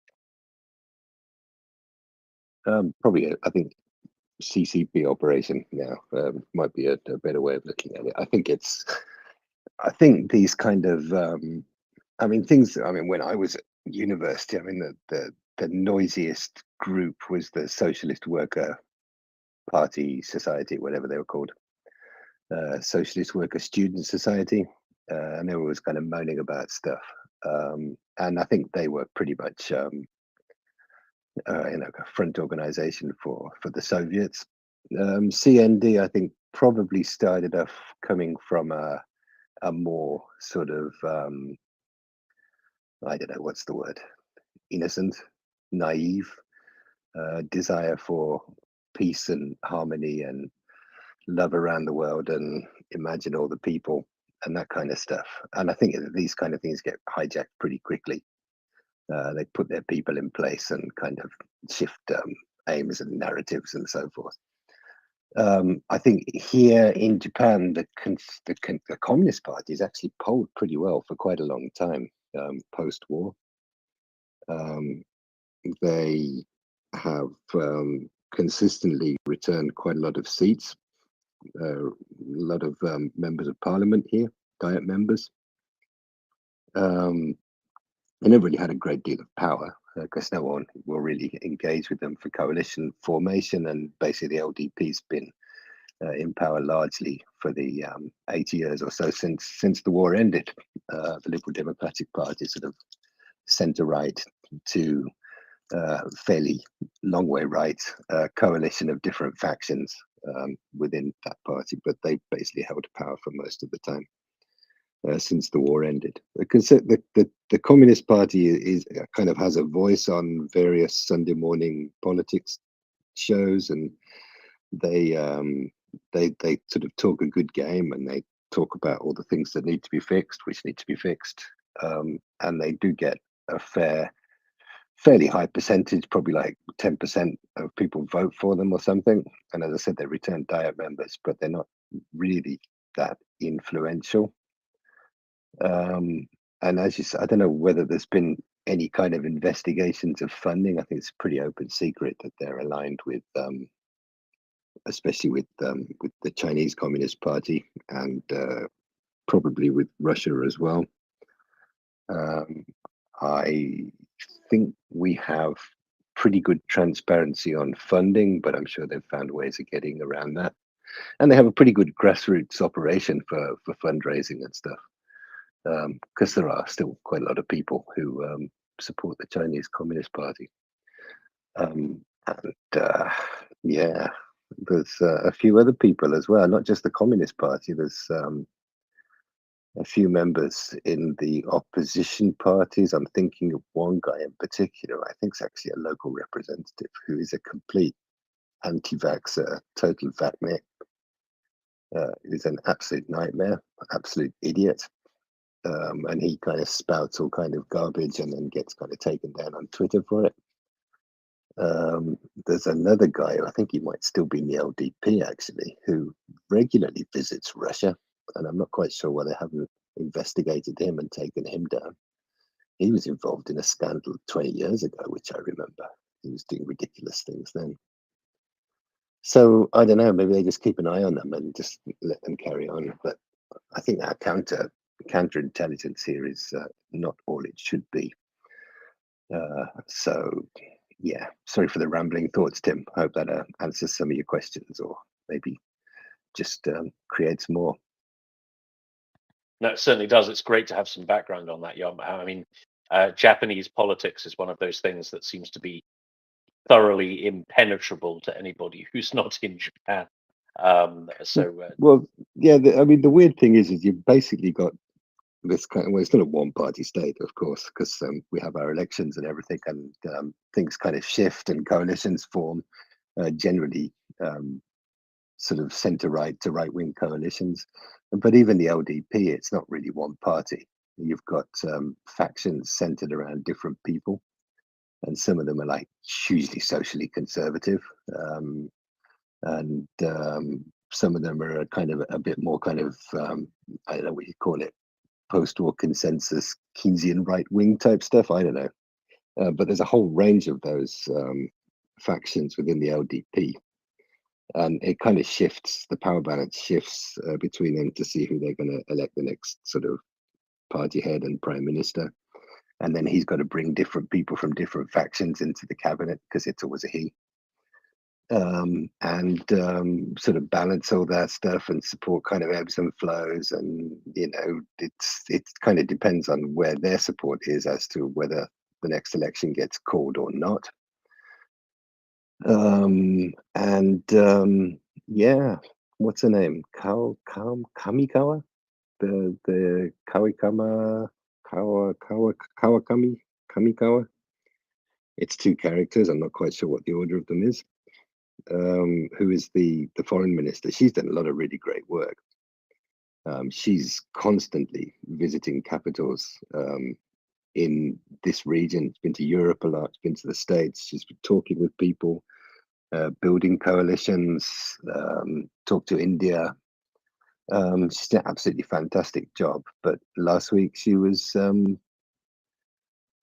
making some statement about women should, you know, not focus on their careers but have more children, and women couldn't be a proper woman unless she'd had some children or something. So I mean, it's all kind of weird stuff. It is pretty impenetrable. I don't pretend to understand the intricacies of it in any great depth, but I may have a little bit of a better perspective on it than somebody who's just kind of looking in and going, what on earth is that all about? Tim? Sure, absolutely. That certainly makes sense. And thank you very much for that, Yom.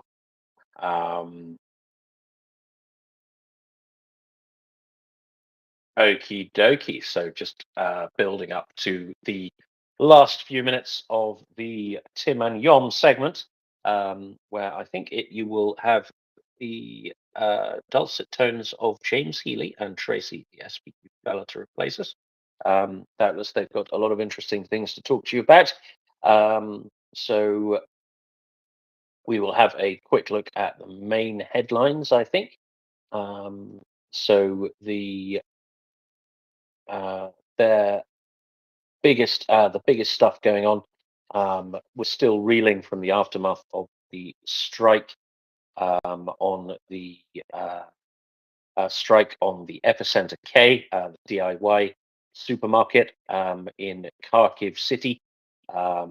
So far, we have confirmed at least 6 people dead, including 2 members of staff, and at least 40 injured, with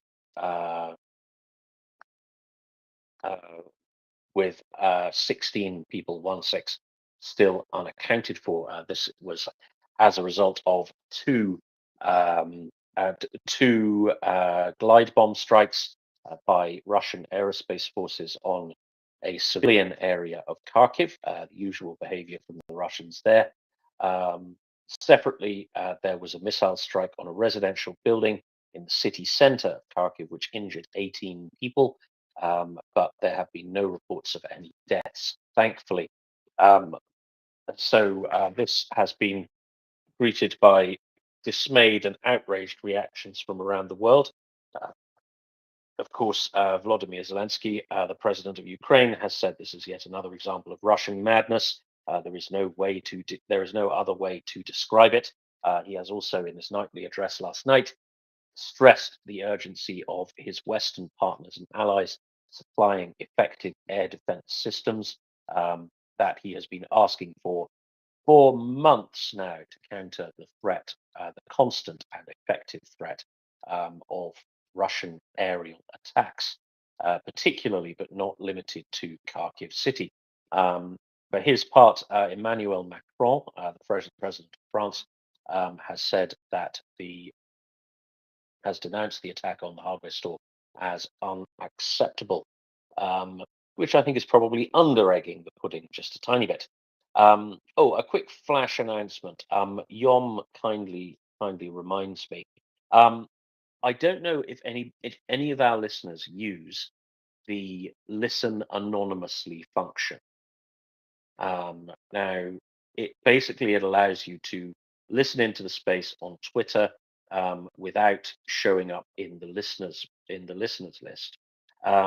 If people are using that functionality and they would be happy to not use it, we would very much encourage people to listen openly to the space, because not only does this allow us to measure our listenership more effectively, which is important when it comes to fundraising partners and things like that, but also it amplifies the space if you're shown as a listener.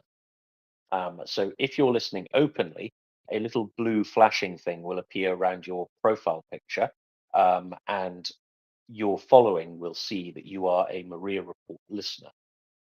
So if you don't mind listening in the clear, we would be really, really happy if you would listen in the clear, because it really helps our reach. It helps us have helps us reach a greater audience. It helps that, it means that your friends and your followers can see that you're listening to MriyaReport rather than you just being anonymous. It's fine if you value, if the privacy of listening anonymously is important to you, absolutely not second guessing that decision. But if you don't mind either way, it would be really, really cool if you could just listen openly, because then we get this just little bit of amplification, especially if you have an absolutely massive account. So if you've got like 200,000 followers, then yeah, please do listen and have that little blue halo around your profile picture. We really appreciate it. Okie dokie. So I Yeah, see. and sorry, Oh, sorry. just to quickly add on to that, Tim. I echo everything that you've just said. Also, the higher the number of listeners that are kind of officially shown next to the space, that will drive an algorithm which will put it into more people's feeds and so forth. It kind of has all kinds of knock-on effects if you can do that. And if you can't, then that's fine. But if you can, then that would be really great for increasing our reach here and getting all of these important topics out to more people. Absolutement. Okie dokie. So I see our relief is here in the able form of Tracy, the SBU fella, and Mr. James Healy. So I will drop down at this point and I will leave you in their very capable hands. It's been a pleasure co-hosting with you this afternoon, Yom. It was interesting to learn a little bit more about Japan, which is a player in this little drama that we don't hear nearly enough from.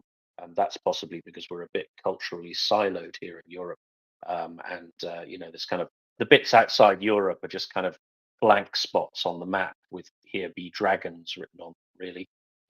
So we don't hear an enormous amount about them, but it's really good to get an insider's take. So thank you very much for that. Don't forget, please, to support our fundraiser. There's the first tweet in the nest up there. Let's power Kharkiv. Kharkiv's been all over the news for all of the wrong reasons these last couple of days. All of us here on MriyaReport are thoroughly fed up and we're thoroughly depressed about it, and we're feeling a bit miserable.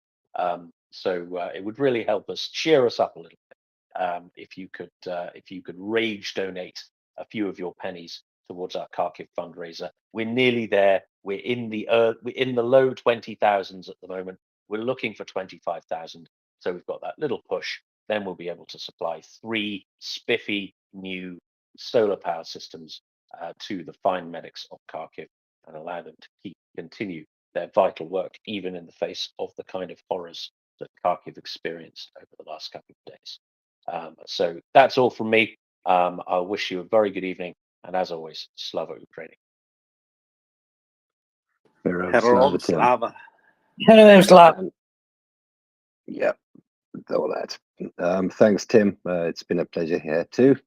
Always interesting conversation with Tim. Enjoyed that very much, and lifted my mood a little bit. So that's really great stuff. Just to point out that the dragons are not in Japan, mainly in China. But in this part of the world, we deal with our own dragons as well. So anyway, I see Tracy has made it up to the plush seats. Hi Tracy, how you doing? I will just say my goodbyes, and I'm going to go off to bed and get ready for the next week that's coming. It's been absolutely wonderful to have you here listening. And thanks everybody for your contributions. I will see you next time around.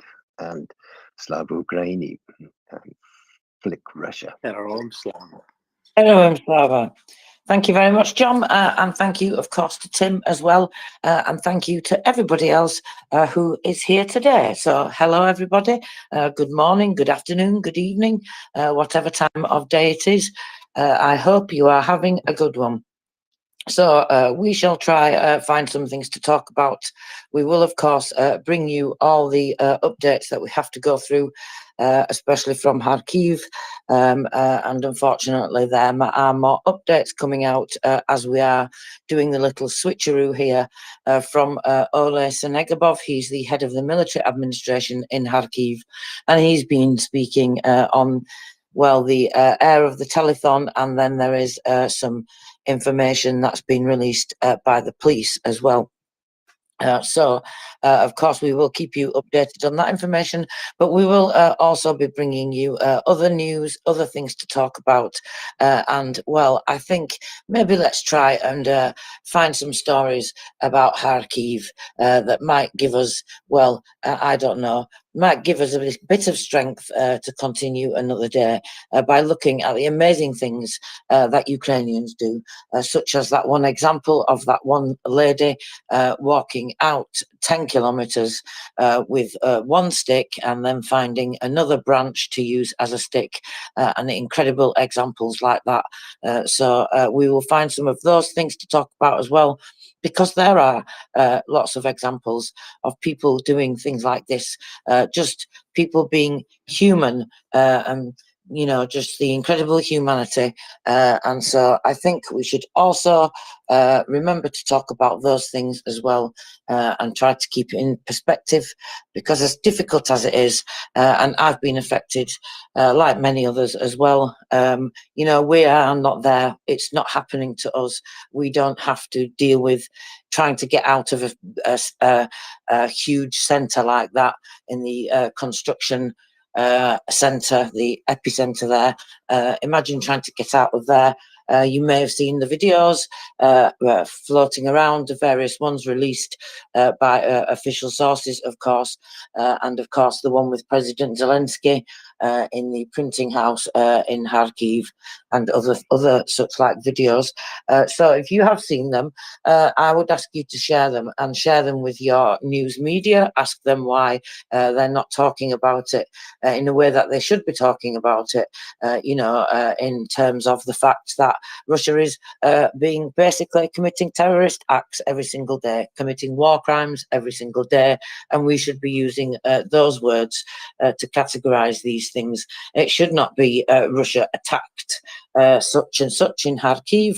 It should be Russia committed another terrorist attack, Russia committed another war crime.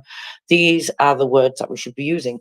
Anyway, just one example. You don't have to do this. This is just my example of something that I have done today, and that is I took one of those videos that I'm talking about, the one of Kharkiv, and it's showing from outside just the absolute destruction, the scale, the size, and when you look at those images, remember, that's a place where people were shopping. That's a place where people were buying, stuff to make their house look nice, stuff to make their garden look nice, all the things that people do in this epicenter, and many more things besides. And just remember that I have tagged, I've chosen BBC News, Sky News, ITV News, Channel 4 News, and that's because I live in the UK. I've also chosen to tag some of my officials, the Prime Minister, the Foreign Secretary. I've also done it again and quote tweeted it as well, tagged POTUS, tagged Bundeskanzler, tagged Macron, David Cameron. Just one example. So that's my example of something that I am trying to do today to make them keep idea. Together and trying to get at least one news media to agree to keep Ukraine in the news cycle all the time, not just when big attacks happen like this, when big terrorist attacks are committed by Russia like this. So I think that was a fantastic example. I would really love to see something like that come to fruition. I think as a community we can really pull that off here together. So that's something that I'm thinking about, along with a few different other things. But anyway, I'm going to stop waffling because we've nicely done the switcheroos and say hello, James. Welcome. It's great to have you back. It's good to be back, Stacey. How are you doing? And very good summary of what's going on.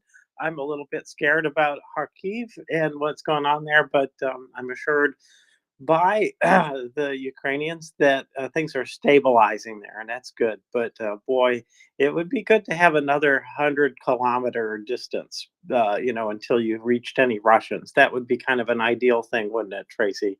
So, anyways, I'm doing good, and so yeah, it's very good to be back. And you can never have enough vacation, but then again, they never give you enough vacation. So, anyways, I'm here. I'm back. I'm ready to talk. Well, that's very good indeed, James, and I'm glad you've enjoyed a little bit of vacation. I took some time off today too. I actually went out and did some shopping. I treated myself to some new stationery, so I'm very pleased about that. And I've also been to the beach and been in the garden, so that has made me feel a little bit better. And these are the things that we have to do to manage these difficult times that we're going through, James. It helps. It helps to have another focus in life. You cannot always be focused on this. This is the facts, is that we are humans and we don't stay up all the time. We have to sleep and we have to eat. We have to do all these other things. And likewise, our mind is best when it moves quickly from thing to thing. It really helps us stay centered and stay strong. And that's where we should be. So, anyways, yeah. Anyway, I've been looking at the news for the last couple weeks, going, "Wow, uh, what crazy numbers, Tracy!" And then I saw that 500,000 roll around. I know that's old news now, but wow, I was really struck by that, and started doing calculations and like, okay, let's see, if we continue at this rate, 83 days we'll be at 600,000. But we should never assume anything. Obviously, there's no guarantees in a war, but still, it sort of raised my spirits to think of it that way. To think that despite all of the Russia's might and everything that they've got, they're still feeding people into the meat grinder, and that kind of assured me that Ukraine is going to win. There's a lot still to grind, but the grinder seems to be working. So yeah, I'm really pleased with that. And yeah. So anyway, I had a few things to talk about, but sort of long form things. So I didn't want to dive into that till we had some more general discussion. And hopefully Dan or Jenny will come up and talk to us about something else too. But yeah, there's a lot going on, and certainly here we are. We're trying to sway America again. Last time it was to get that aid package done, and this time it's just a little bit different. It's like, now let us use it as we need it. That's what I'm hearing, Tracy, a lot of. So anyways, back to you. Yeah, absolutely. Here we are again. Well, we knew it would come round very soon for some other reason, because of everything that's going on in politics, not just in the US, but all across the liberal democracies that we live in, and Russia's attempts, and in many cases, not attempts, actual succeeding in infiltrating and all those things. So that's why we do have that responsibility now to keep building that public pressure for various different reasons in various different countries, but really all for the same goal, of course, and that is getting everything to Ukraine quicker, getting everything they need, and getting those restrictions lifted. Because I tell you what, James, if they do not succeed, do something about lifting those restrictions after today, I mean, it shouldn't take until what's happened today anyway, and what's happened with the printing place. It shouldn't take that at all. But if they don't after today, I'm just going to be absolutely speechless, I think. And it just will show that there is a great deal more public pressure needed. So let's hope that something changes now. What am I seeing here now? I'm seeing a video that the GUR have released. Now, I'm just trying to work out why it's significant, because the fact that they've just released it not too long ago, one of the most active areas of the front, where under the cover of night, the occupiers tried to hide their iron in a forest, but the soldiers of the special unit of the GUR discovered them. And the Ukrainian night is expected to be full of horrors for the Moscow invaders. And well, there we go. And actually, that reminds me, that's a perfect time, James, to release my little thread that I treat everybody to on a daily basis. And I think after days like today as well, it's, well, satisfying to see the enemy eliminated just because of the amount of Ukrainian lives that are saved every time this happens. Although it's like with the numbers, every time that enemy equipment is destroyed, every time, ammo dump is blown up, something like that, then that is more Ukrainian lives saved. So quite a little treat today, a collection of a couple that people may have seen. The first one is the epic destruction of the enemy S-400 air defence. So many of you may have seen this and seen videos of this, but if you have not, go and have a look, because there's a very funny video of watching it being destroyed. There's also a video of afterwards, and it looks a bit of a mess the next day. So that's the first one in the thread. Now, it's quite a long thread today. It's not always a long thread, but today it is a long thread. So go and have a look at those videos. Pickled Flicker Fella, if you're around and you want to talk about some of them, or anybody else, if you would like to come up and talk about some of those videos. Sometimes it's interesting. Pickled Flicker Fella is very good giving some analysis and explaining the situation to people like me who maybe don't have much of a military mind at all. He explains it in a great way, very simple way, and I'm not trying to say that he makes it basic or dumbs it down or anything like that. He's just very good at explaining it, kind of the way that Chuck Farrer is very good at explaining these things, even to people like me who don't necessarily understand the military situation all that well. So have a look at some of those, think about coming up and talking to us about them. We will get to, let's go over the Air Force report, shall we? I was looking, actually, I think it's increased now, James, but I was looking this morning at Kharkiv, what was going on this morning, and in the morning they reported more updates from the epicenter, and then of course later on in the day that changed as well. I believe the latest update now is that 16 people were killed, 43 were injured. There is some more information that was released by the National Police, but that's not of course the only place. In Shevchensky district, 25 people were injured there. 12 high-rise were damaged, medical facilities, shops, cars, and a scientific research institute. This was all reported in the 6 a.m. Report from the military administration. So that covers the previous 24 hours, and that's why it does include, like, for example, what happened in the epicenter and that other hit yesterday, later on in Kharkiv. Then, of course, there was other locations in Izium. A tractor and a crane were damaged.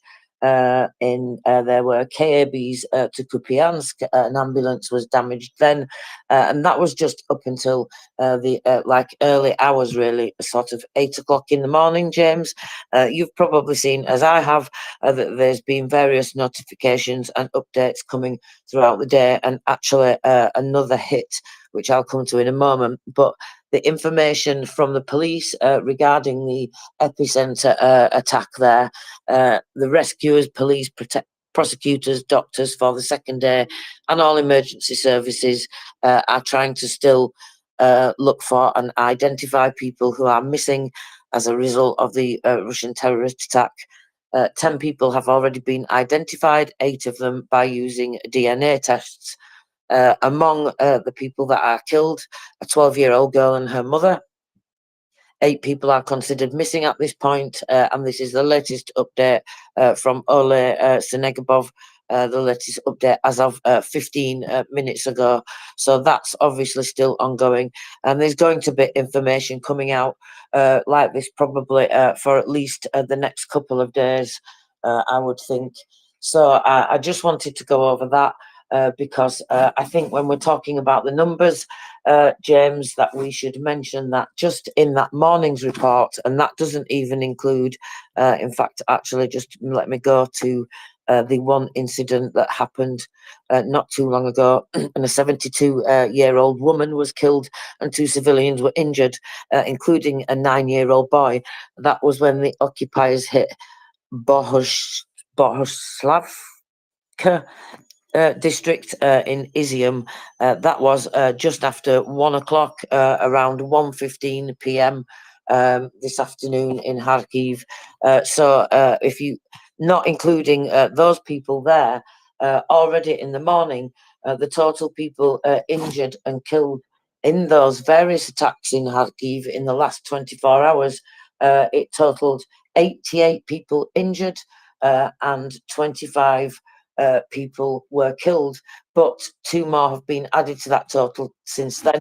So that's now 27 just from that one attack. And then, of course, you have that woman there to add on. So that's 28 people altogether in Kharkiv have been killed. 88, 90 people have been injured, and several of them are children. I think we should give those numbers like that in a total, James, because I think Russia deliberately somehow has managed to constantly make these attacks go under the radar. And I think in part they do it because they do, an attack here, an attack there, an attack everywhere. And it shouldn't make any difference at all that this is a bigger attack. But if we have to use that to get more attention, to get more people to be active, to get more people to feel compelled to act, and in particular to get our politicians to do more, then I'm prepared to do that. James? Agreed. There is a lot of magic somehow that covers up these stories, and it's pretty clear that the Middle East is not done being used as a screen for what Russia is doing in Ukraine, and it's been a very successful program. And with the latest court guidance, it really brought it back with a vengeance in terms of Israel being on the spot for supposedly doing all these things. Well, that's okay. Whatever's going on there, it's going to get solved eventually. But in the meantime, this is the biggest distraction in the world from what is a much more important and much larger story of Ukraine being pummeled. Civilian targets all around the country being attacked, and Kharkiv being the biggest example of this at the moment. But that's going to shift again and again, and somehow the press is not taking up these stories, and it's a really poisonous environment. We know that Russia spends a lot of money. It's got two international organizations. WARP. Let's see. That would be the World Association of Russian Press, and Vapor, which I can't tell you what it is, but that's even a more specific group that targets the press as well. And so they do spend quite a bit of money, quite a bit of effort at corrupting our press, so to speak, getting people to write articles the way that they want. And I see a lot of cases where there are differences between the title of an article and the contents of an article, which is a real disinformation campaign, because you could say, well, so and so attacks such and such, and not leave out all the details that make the story quite different. And yes, indeed. So, for example, Ukraine attacks Russia around Kharkiv. That's true, but you know what? That should not be the headline. I've seen one like that. And what should be the case is that you get in there and you say, after after Russian attack, Ukraine responds. And this is the I can't say beauty, but I have to say it works. So I will say this is the success that Russia has, is in shaping the world opinion so well. And I think they're looking to make things worse for Ukraine in that regard. I just saw a headline that included in it that Ukraine is the Israel of Europe. Now, in ordinary circumstances, I might go, okay, fine, whatever. But I understand the intent of that is that now that people have demonized Israel, that they're about demonizing Ukraine as well, and for some of the same reasons. So So Tracy, it's a real shame that the headlines are not full of the stories about the Ukrainians who've lost their lives at the hands of these bloody-minded Russian soldiers who are breaking all of the rules in war. And of course, the whole war is illegal, which is the biggest story that just never got covered either. And so it is. Yeah, it's a mess, and I think that's why we're doing what we're doing, isn't it? So that there is another voice out there. But yeah, Tracy, I am a little bit, well, I'm pissed off for sure, a little bit discouraged about this, and so I wish we had a bigger, bigger paddle, if you like, or you know what I mean. I wish we had more power to shape world opinion, but I know that we do have some, so we'll just work with what we've got. Tracy?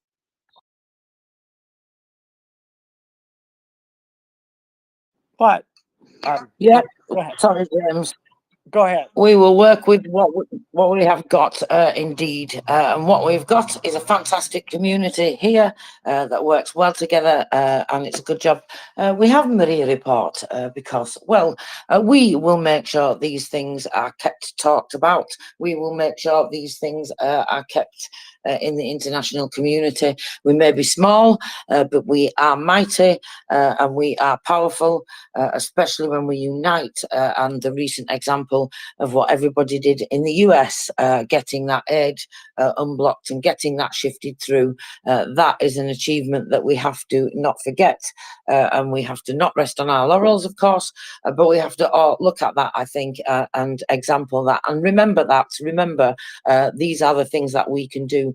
And in times when it's difficult like this, we have to look at those things and just see what we are changing. Look at the examples of the lives that have been saved by the generators, the solar generators that we've raised funds for. Not just that, you know, fundraising campaign, but all the others that we do. In every single way, those things either directly or indirectly save lives or protect Ukrainians whilst they try and save lives in terms of tactical equipment, for example. So this is why I always say to people, go to MriyaReport.org/educate, look at that page. And when you're having a day when it's difficult, go and look at that page. I do this all the time, and it reminds me of all the things that we are doing here together every single day. And we just have to keep chipping away and doing more in that regard, because we get quite a lot done, James, for such a small but mighty community. We're doing great, and I see that we are working on our third generator, and that's fantastic. So, and as we are seeing, Kharkiv is definitely still getting hit. So these are more needed than ever, and so this is really great progress in that goal. And so I don't think that we're too far away from getting that third one. And I understand we were aiming at 25,000 as a target. So we're creeping up on that. So that's exciting. And I don't know if we'll stick with this or what's next, but we'll be on to the next thing pretty soon in terms of sending aid to Ukraine. Let's see here. I guess one of the questions I had as I was gone was there a lot of discussion then about this is a joke, Tracy. I'm sorry, I can't say it seriously. I won't. All right, I won't even try to pull it off as a joke. There has been a lot of discussion about removing limits on American weapon systems and where they're fired. And I don't know if you're ready to have that discussion yet, but at some point we ought to talk about that. And starting with the principles, I think, behind what the current administration's reasoning is. So I don't know. Whenever you're ready to get into that, we can. But if you got more updates, great. And I haven't even heard the numbers yet today. So I know we've got other things to talk about too. Well, let's go through the numbers, if you like, James, and then we can go into that if you want. I was just looking at something about Denmark offering the EU a plan for the integration of Ukraine into the European defence industry. So that's quite interesting, possibly to talk about as well. But yes, we do have, of course, an Air Force report from overnight, I am afraid, pretty detailed Air Force report because, well, you know, Russia being Russia, of course. This was not good watching this last night and watching these notifications going out and, you know, scrolling back and seeing what was happening. So I don't know. Russia being Russia, here we go. Let's see about Ukraine being Ukraine and doing a fabulous job in terms of air defence. If they had more, they could do more, of course, and that's what we've seen previously. So last night, the occupiers launched an airstrike using 14 missiles and more than 3 dozen attack UAVs. So in particular, the breakdown of that goes as follows. 2 KH-47 M2 Kinzhal aeroballistic missiles. They were fired from MiG-31 aircraft, MiG-31K to be precise, launched from the Tambov region of Russian Federation. 12 KH-101 and 555 cruiser missiles. They were launched from Tu-95 MS Strategic Aviation aircraft, the Saratov region of Russia. 31 strike UAVs of the Shahed type from the, let me see, Russian Federation and Cape Chowder in Crimea. Now, it was a result of anti-aircraft combat, anti-aircraft missile units, fighter aircraft, electronic warfare, and means of the Air Force and mobile fire groups. So a pretty combined, pretty combined defence there, because all those groups involved, including the electronic warfare and the fighter aircraft, specifically mentioned, of course. So as a result of that, 12 KH-101 and 555 cruise missiles and 31 strike UAVs were destroyed in the regions of Mykolaiv, Odessa, Dnipropetrovsk, Poltava, Zaporizhia, Khmelnytsky, Kirovohrad, Vinnytsia, and Chernihiv. So that is the Air Force report. Of course, many of you will be aware that there were overnight reports from various different places. It's actually staggering, to be honest, given that combined attack, that there wasn't a great deal more. There was lots of hits in Dnipro. 11 drones were taken down in Dnipropetrovsk in particular. And in Dnipropetrovsk, school, medical facilities, trade pavilions and shops. So all the same things as in all the other areas, James, just more war crimes against civilian infrastructure, houses, homes, critical services needed within communities. As you said, not just in Kharkiv, but of course focusing there. Thankfully, no casualties in Dnipropetrovsk reported this morning. And just let me see, I'm not seeing any updates now. So that's the Air Force report. Would you like to read out the enemy losses, James? Yes. And we have Dan with a hand up. Oh yeah, let's take Dan's question or comment. Dan, hello, welcome. Good morning. Am I hearing right, Tracy? More people. I know. I heard the 6 from that was from another bombing. There were from that major shopping district in Kharkiv yesterday. Or, anyways, there's more than 4 that died. 16 in total. Did you say that right? Yes, 16 people killed and 43 injured. Oh, okay. All right. Okay. Thank you. That's. Thank you, Dan. I've been listening off and on because I'm at work, but I had it up. I turned it up when it came up live. It comes on louder. Thank you. Thank you, Dan. Yeah, they mentioned yesterday that 15 people were uncontactable. I think 10 or 11 of those were said to have been employees, of the place, of the store itself. So I kind of expected, unfortunately, it would rise. I expect it may rise a bit more as well over the next 24 hours at least. So unfortunately, I would say be prepared for that, everybody. Not that you can be prepared, but of course, I think everybody understands what I mean, James.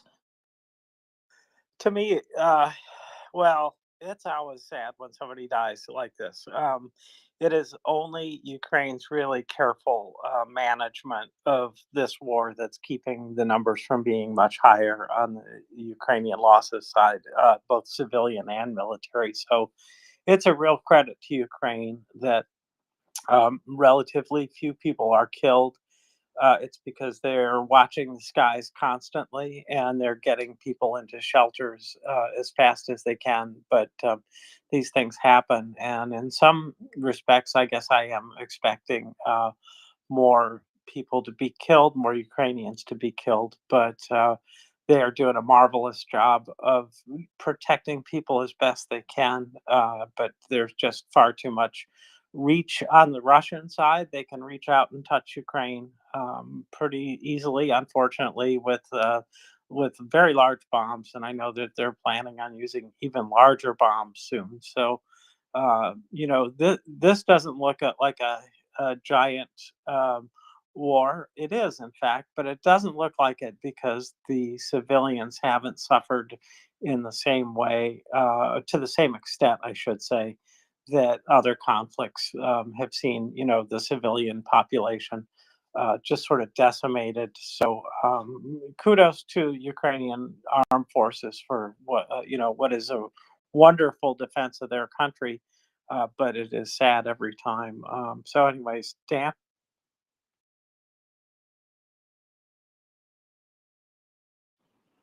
Caught him off guard, Tracy, I think. No, Tracy. I'm fine. Oh, I go was ahead. having trouble. I'm using a rubber pencil because I got gloves on because I'm trying to saute onions. Not very well though. Anyways, I have a question. Does anybody have the list? It's the food company list. I think Beefeater put it out a while ago because I was looking on my bookmarks and I went all the way back like 2 years. I can't find it. I need that list. If I can't find it, or maybe Beefeater will get it to me.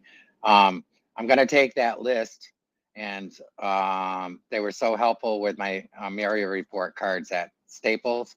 I'm gonna go there and have them make me up some magnetic cards with those food companies on it, and have a statement, terrorist or something on there. Terrorist state. Don't buy food from here. This is a terrorist state. Anyways, something like that, but not quite that radical. But I'm gonna go along when I go in the shopping store, just clandestinely stick it onto the edge of the shelf where it's metal and stick the magnet thing there.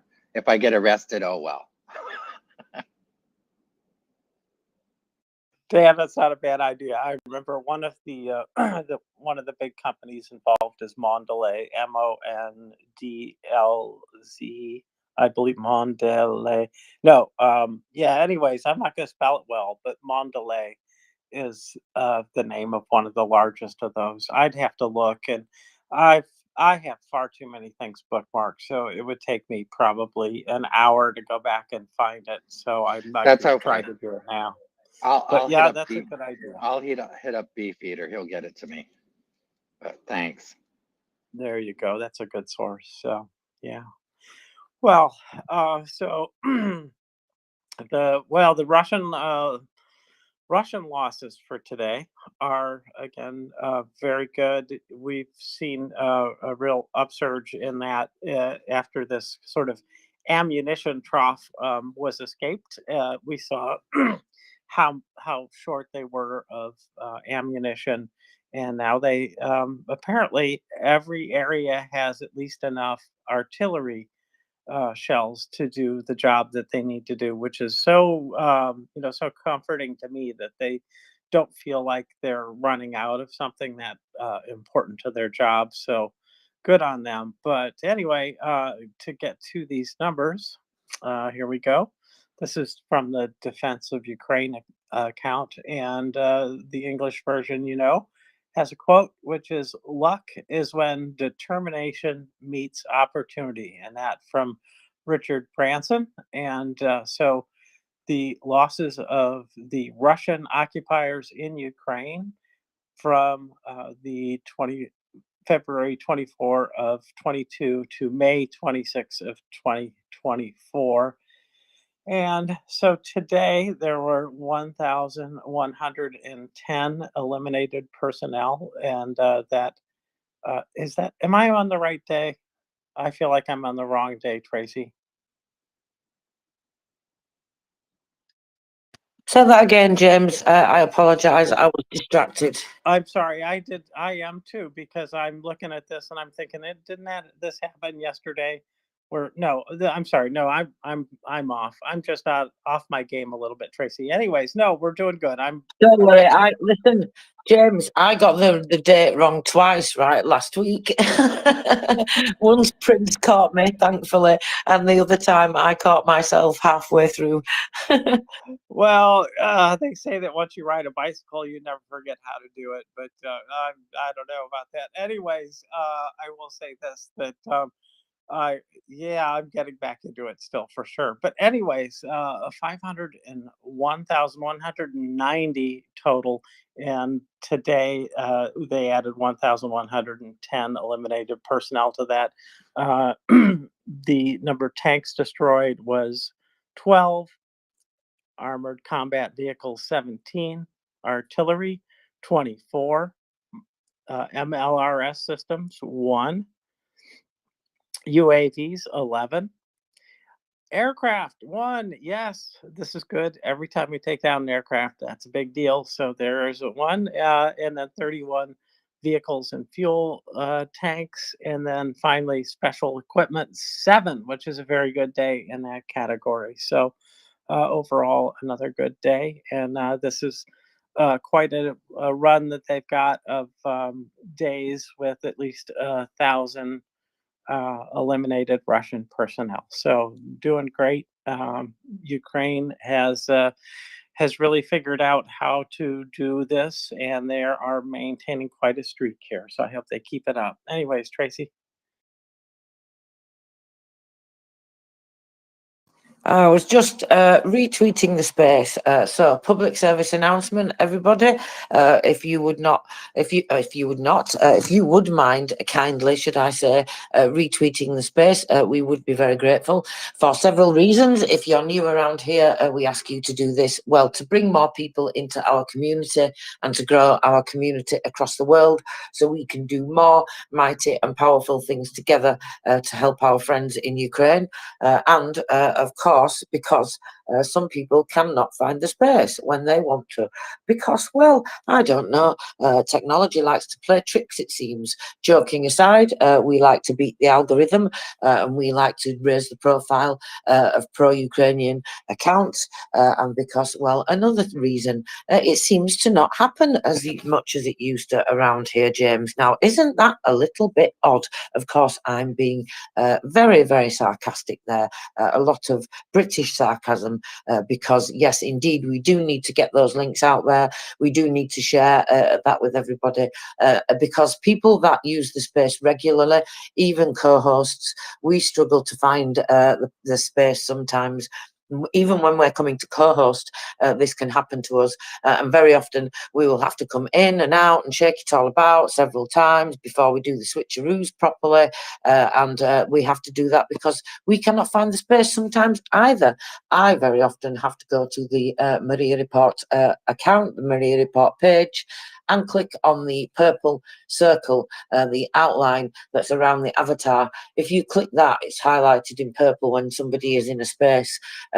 Make sure you go to the MriyaReport account, though, or to an account of somebody that you know is in our space, because people will get a purple ring when they're in other spaces too. So just be aware of that. I've accidentally joined other spaces that way. So I now go to the MriyaReport page. It's become second nature to me, and I click on that. And that's how I join the space pretty much all the time, James. So it's good to get those links out there, right? Absolutely. It's amazing. That is how I do that every time now. I go to the MriyaReport account, click on that avatar, and pick join space, because if I don't, chances are I won't find it. The For You section, which is on the left side of your screen when you initially log into Twitter, you'll find it there. And if you've got people that you know that you are following, or that you're following, and they're in a space, you may well see that space in that banner at the top. And that used to be my way. Every time I'd come in, I could find Maria Report there. And then one day I couldn't, and I thought, oh my God, maybe they quit. And then I went and I searched for it, and I couldn't find it. And then I thought, oh yeah, there's that avatar thing. And since then, every day. And I don't know about you, Tracy. I've occasionally gone into the Spaces link, and you're in that your own profile, and you can look at the ones, and you'll see a For You section in there. And I can often find Maria Report in there. But if I go down and just search for Maria Report space, I know the space is open, but I can't find it anywhere. It makes you wonder what they've done. And all I can think is that a lot of people have reported Maria Report for whatever reason, and that is taking them down, or maybe something more direct. But in any case, good people listening, we're always here, except when we're not, which is only for a few minutes at a time. I guess it's like the commercial break that Twitter insists we have, or maybe they just, anyways, it breaks.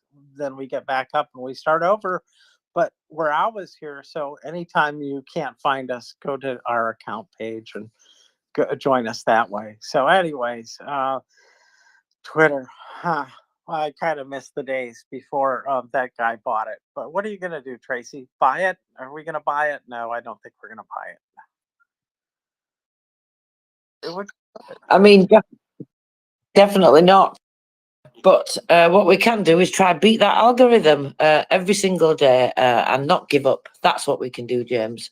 So where would you like to go now? We have the demining numbers to cover. I think we should do them if that's okay with you, because they are my favourite numbers of the day. And then we could dig into what you're looking at, if you like. Could I just say that I really enjoyed, and I thought of you immediately when I found a tweet about how landmines are recycled. And no, they're not chipped up into bits and put into a garden compost pile. No, not at all. They are delivered back, returned, if you like, back to the Russians in various forms. And I really like that. So yes, please. Demining often means things just blow up in a different space, which I'm all about that. So anyway, go ahead, Tracy. Please do tell us about demining numbers. Thank you, James. That's interesting. Of course, you know that I am interested in all demining news, but yes, absolutely, they are my favourite numbers of the day. So thank you very much. So we shall tell you today, the State Special Transport Service have cleared and examined 340 hectares of land. So absolutely fantastic. Lots more lovely Ukrainian land cleared and examined and made safe. And how many lives have they saved today? 550 they have saved today, because they have destroyed and removed 550 explosive items. And as you well know, if you are regular around here, I like to class that as one individual life. And if you're not new, you will also hear me get used to hearing me say that, yes, I know each one may not kill one person, but equally one mine could also go to kill more than one person, because some are, of course, anti-tank mines, some can be very large, and even if you are not killed, your life is really destroyed. You have to have a new life, you have to start again, you have to learn to manage and cope and function in a very different way. No matter what your injuries are, it's just a scale, isn't it, of how difficult that is, depending on how bad the injuries are. So 550 lives saved today by those incredible sappers, James. I love looking at those numbers, my favourite numbers of the day. Why are those your favorites and not the, I don't know, eliminated Russian personnel? Is it because, why is that? I was just curious myself. Well, because it's more land returned to Ukrainians, isn't it? And it's more land cleared, and it's a whole range of things. Not only does it give them that land back in a safe way, it gives them that land back to use in the community, whether that be, for just everyday normal community, or whether it's agricultural land specifically. They also clear, power lines and all sorts of different things, waterways, roadways, gas pipelines of all these mines. So the knock-on effect that these things would have if they go off, for example, in those places, that's going to affect power supply, it's going to affect other critical infrastructure. And then when you come to the amount of lives that's saved every day, of course, I'm happy as well to see the enemy losses, but I always have it in the back of my mind, James, in those numbers, in particular in the eliminated invaders, that in part some of those could be and have been Ukrainians that have been forcibly pushed to the front line, forcibly mobilized in temporarily occupied territories. So I always have that in the back of my mind, and I celebrate a little bit more the enemy equipment being destroyed, especially when you're talking about artillery, because those are my favorite numbers, I think, in the enemy losses, the artillery, the MLRS, because they are fired constantly, and I see the evidence of that reported in the military administrations every morning when I have to look at that, especially in Zaporizhia. The other day it was 23 MLRS shellings, all at civilian properties. So those are some of the reasons. Does that help explain, James? Yeah, it does. It does. I just knew you had a take on it. I wondered, and that's a very good explanation. So yeah, I'm also excited about the planes that they're shooting down, the ones that can carry these large glide bombs in particular. So I think those are some of everybody's favorite numbers too. It's hard to have one favorite number, but that is such an important one.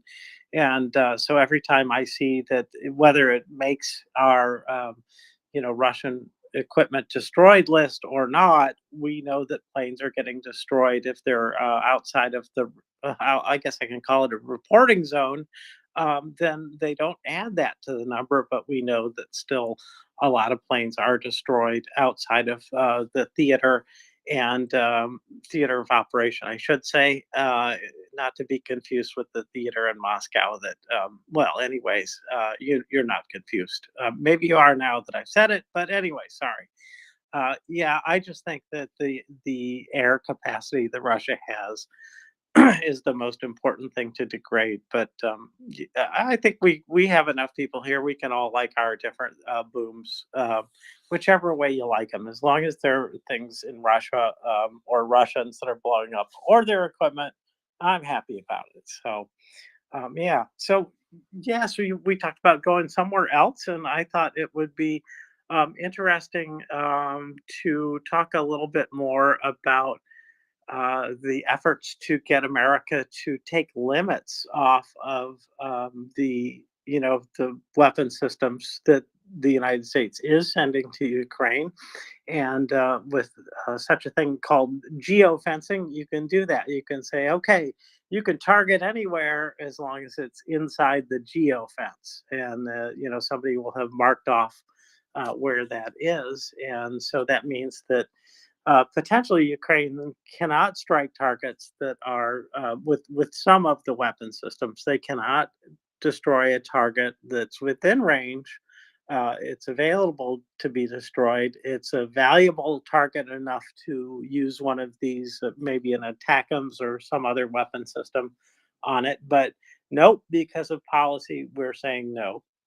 And I know this has been in the news quite a bit lately, and it is something that people are demanding that the United States change their position on. And I just want to get in first into the rationale of why it is that we didn't start with things like this right away. Why did we ever put restrictions on it? And one of the things that and I see Angry Ants is here with us. Hello, Angry. But Yeah, I think it is important to say that it was a rationale for that, and that was that at the beginning we had heard every argument that it is the United States, it's NATO that started this war, it's blah blah blah that started this war, it's not us.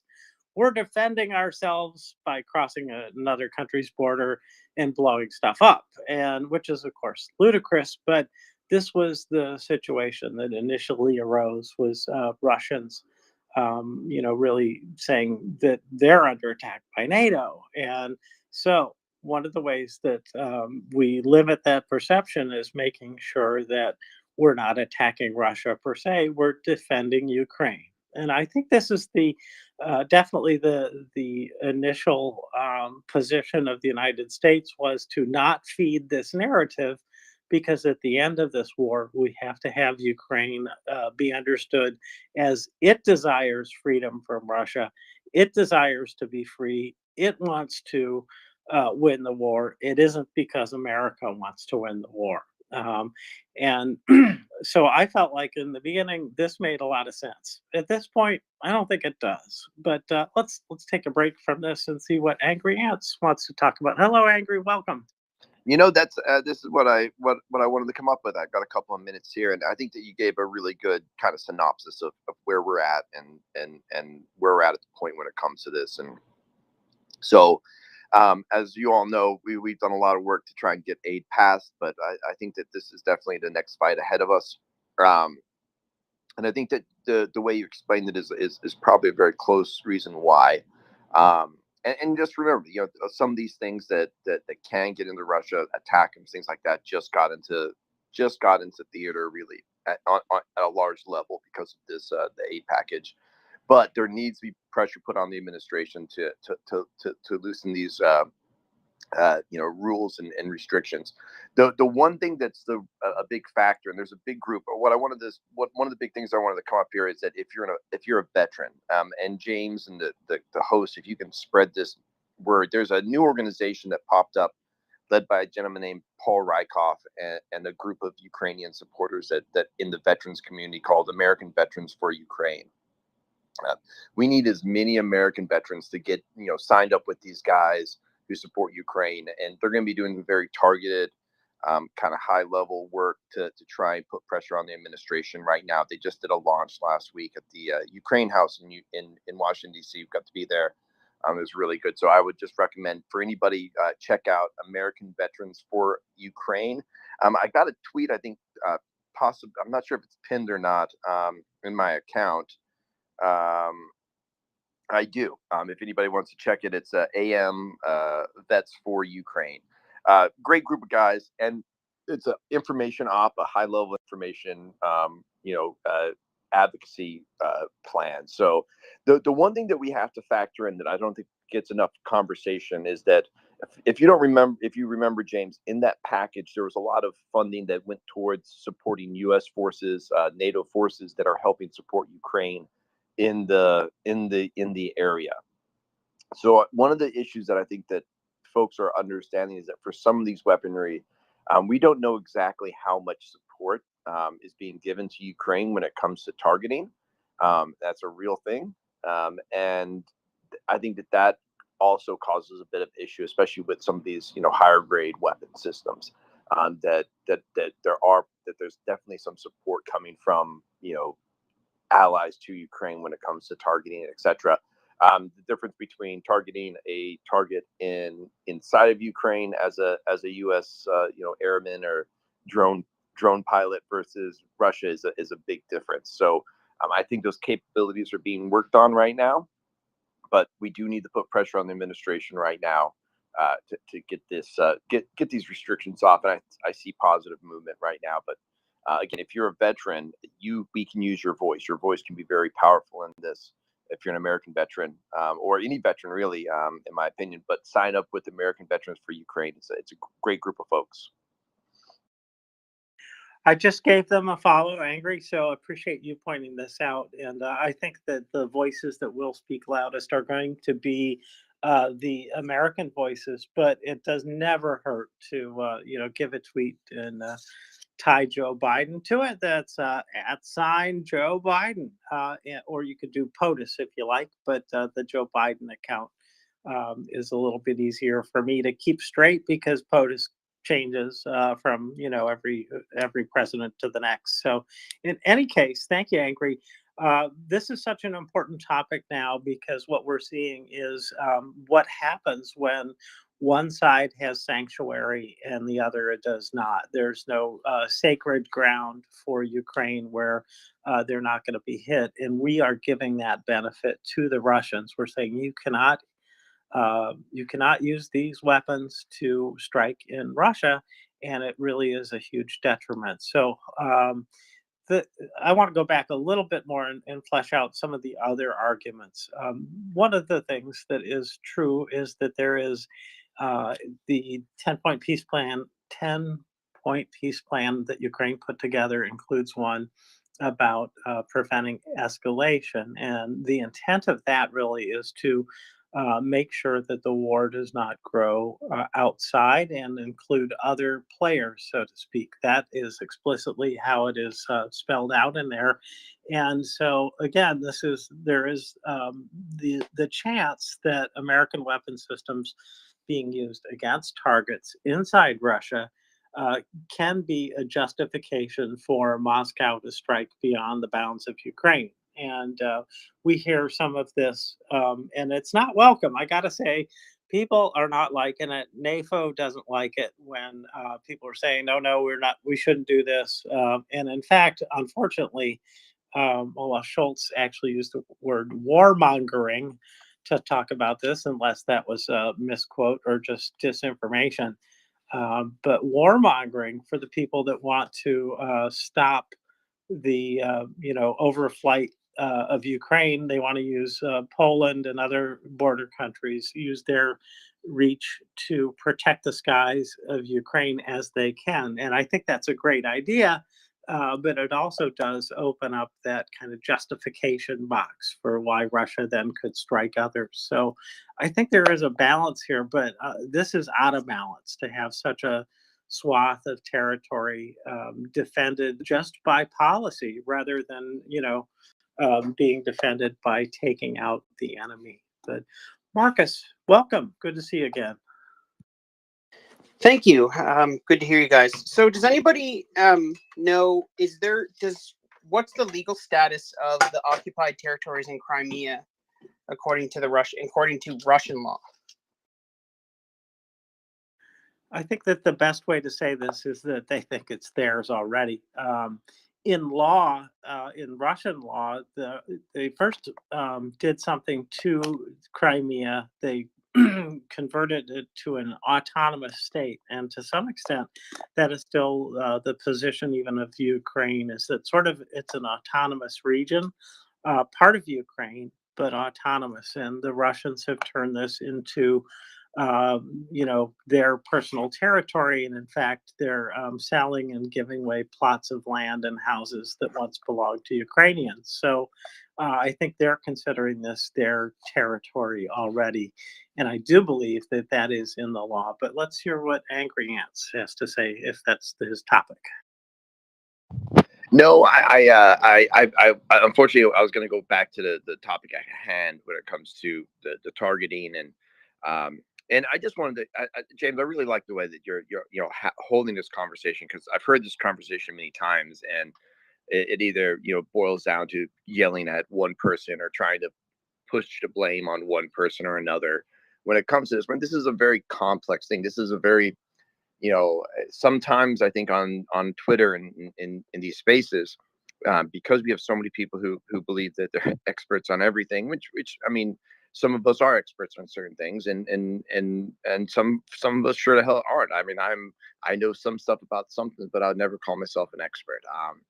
I know some things, but this is a very complex problem that we've seen turn into a meme war that isn't really beneficial, because especially when our allies and people who really rely on us to get this information, we need to get the best information possible. And again, just like so many other things we've seen over the last 2 years, where when a strong group of people start voicing an opinion one way, it turns into the narrative, and that narrative seeps all the way into the public profile, especially when people pick up things using our information space that Twitter is.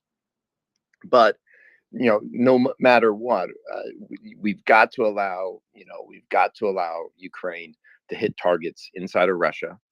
We've got to allow them to hit air targets inside of Russia. We've got to push that dome back. I was out in Kharkiv for a week last year, and went out pretty far, and watched some of the building being done of the defensive lines, and it's again just it's really sad to see this, that again Russia can just sit back and do whatever they want.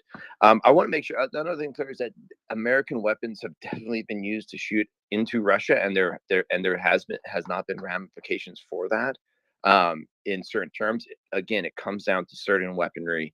It just like I think we saw there was a limit in weaponry that could be used in Israel, and everyone acted like it was every single weapon, but it was actually very large scale conventional bombs, 2,000-pound bombs that were being used in urban areas that had been told not to use. That narrative turned into every single weapon is being stopped, and that's again taking very complex problems and turning them into simple memes is really nice and easy on Twitter, but it isn't the reality. This is very complex bit of diplomacy that's being done here. And James, thanks for putting it together the way you did with the explanation. Well, my pleasure to do so. I'm glad that you appreciate this. I do think that we need to take an understanding view, at least initially, of what the American position is on this, because there is a reason for it. It may not be a good reason, and I think that frankly it was the right decision at the time it was made. But I think war has phases, and I don't know that we really have turned a corner that will let us sustainably just say it's open season to use weapons however you want, however you need to. Obviously, of course, within the bounds of the rules of war.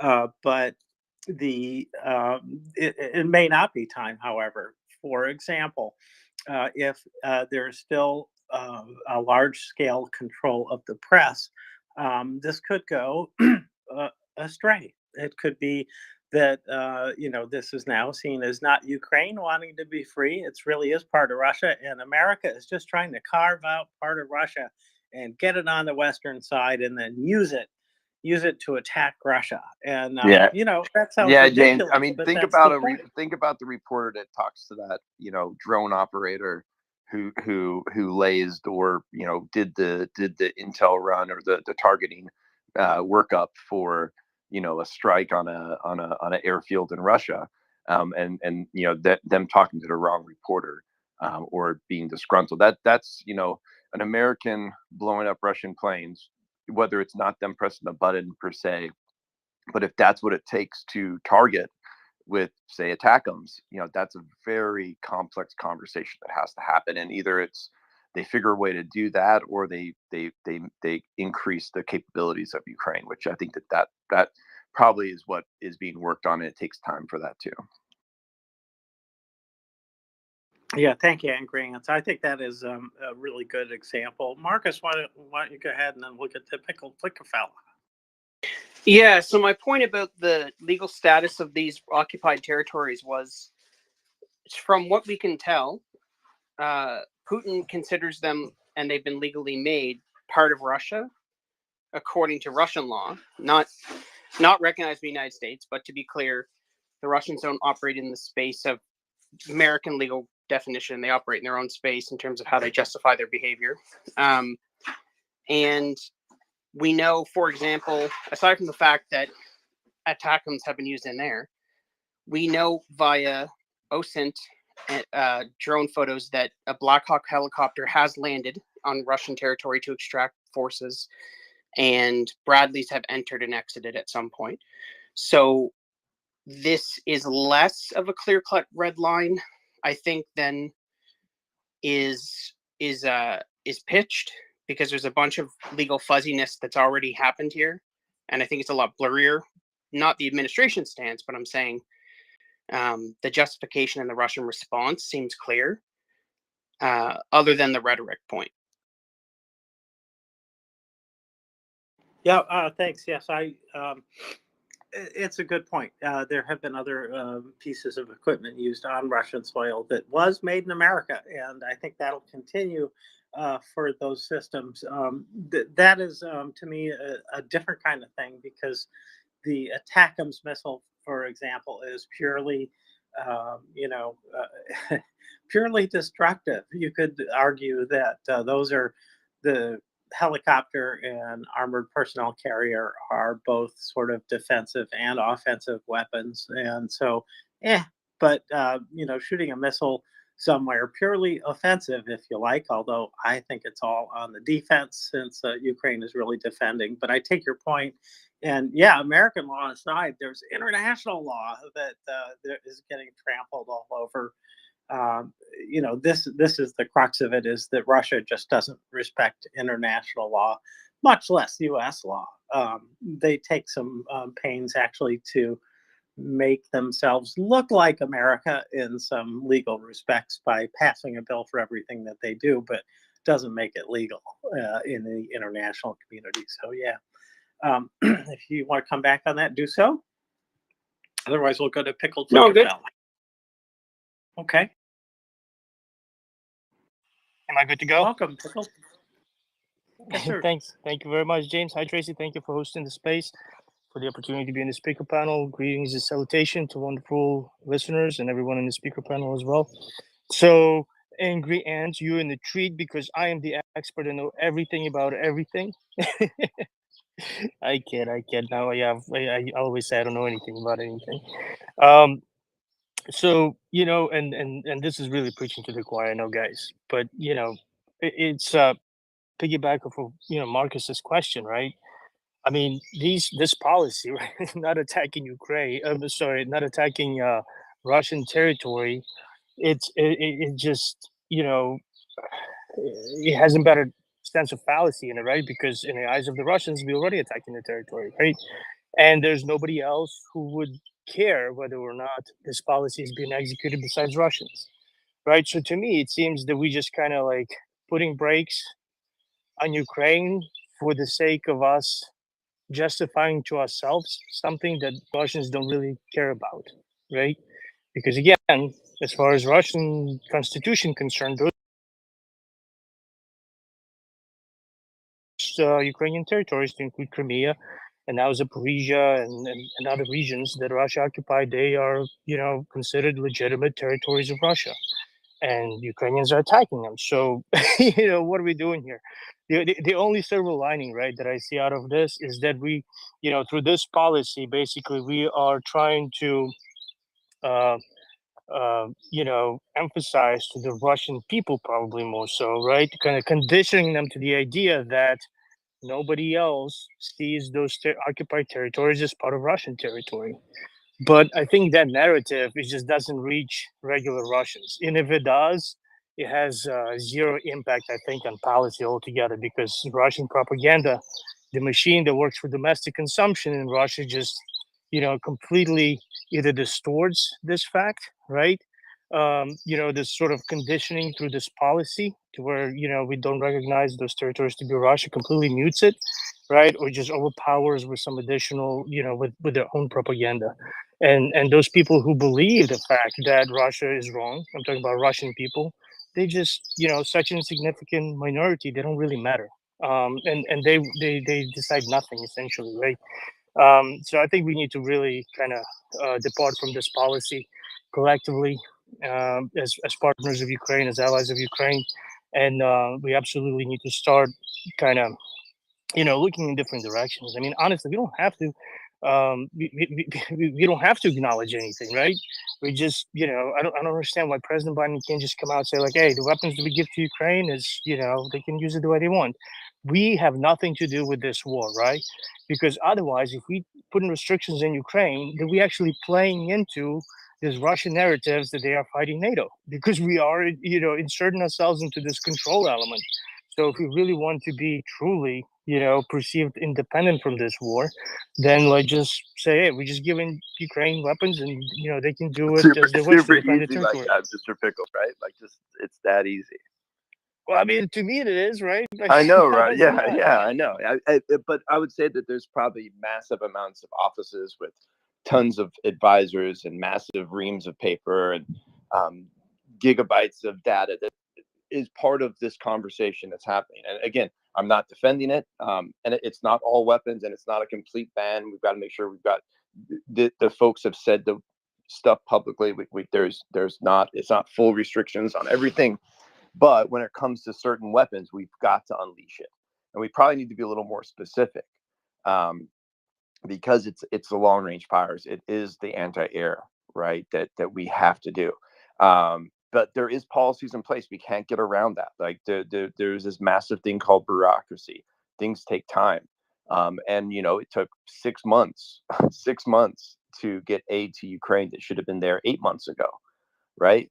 So this is the next fight. You're right, but we've got to be more laser focused, more clear. That's why the group that the veterans that we talked about earlier, they're going to be doing very specific, very very specific types of targeting and advocacy around this. It won't be stuff you see exactly on Twitter and in the public, but it will be very worthwhile. But again, just not to try and again, I'm not trying to defend anything. I'm just trying to make sure that people understand that this is not as simple as just one person coming out and saying this. I mean, it can be done like that, and I'm guessing when it happens, that's how it's going to happen. Because to me, this is something that is inevitable, as this advocacy, as this starts to, is really, in the public opinion, in the court of public opinion right now. It's almost indefinitely will happen, in my opinion. But we still have to, be wary of making very complex issues. That is this policy that's been around. Everybody jumped on it, a couple of weeks ago, but when some people, made some gotcha moments. But the reality of this has been a policy that's been talked about, for the last 2 years. It's just you have to dig past just the headlines. You have to listen to fully listen to congressional testimonies. Listen to every word that they say. They say things, but us saying, it just is as simple as, them saying we need victory or etc. It takes a lot, and there is a lot more that goes on to making these decisions than just simply, one person making them. Just sorry to go on a rant about that, but it's a very complex bureaucracy sometimes. It's important to recognize that too, because there's more than just a policy question. There is also a question about the weapon system effectiveness, which degrades over time and overuse, especially complex electronic systems that can be defeated through, electronic countermeasures. And so you have to ask yourself, what is the optimal time to use this? If it's going to be degraded by Russia, and Russia has increasingly shown abilities such as,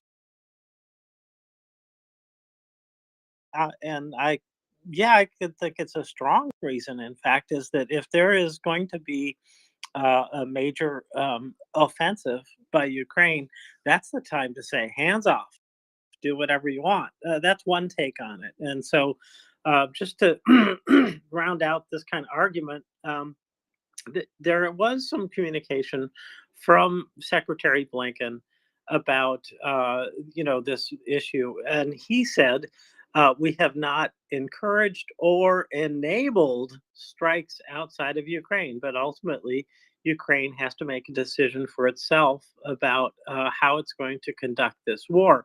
Well, we're clearly not at that point, because I believe when he talks about enabled, he is literally talking about whether or not the geofencing control is on or off in some of these weapon systems. So I think there you're right, Agri. We have to wait and see what else needs to be discussed to round this out. And there's another tweet from the Ukrainian Review about Blinken working on trying to get this resolved. So I do think that the Americans are saying, yes, okay, and hopefully they are learning from Israel's experience that you can still do a lot of things without some weapon systems, 2,000-pound bombs, and maybe it wouldn't be as effective or as fast, but still things can happen. That is a whole different situation. That is them cleaning up a relatively small war with great advantage, and that is not where Ukraine is now. Ukraine is the small army facing a larger opponent, and it is far from the cleanup stages. So I think it's a different thing, but we can learn, I think, a little bit from what Israel's gone through. And at this point, three hands. Who is next? I think, Marcus, it was you, Pickled, and then Fjord, but correct me if I'm wrong. It might have been Pickles before me, but if he doesn't mind, since I'm talking, I'll go. I just wanted to ask Angry if he thinks there's an argument to be made for the major non-NATO status being an issue, and whether that could be incorporated into the 10-year deal between Ukraine and the United States. One.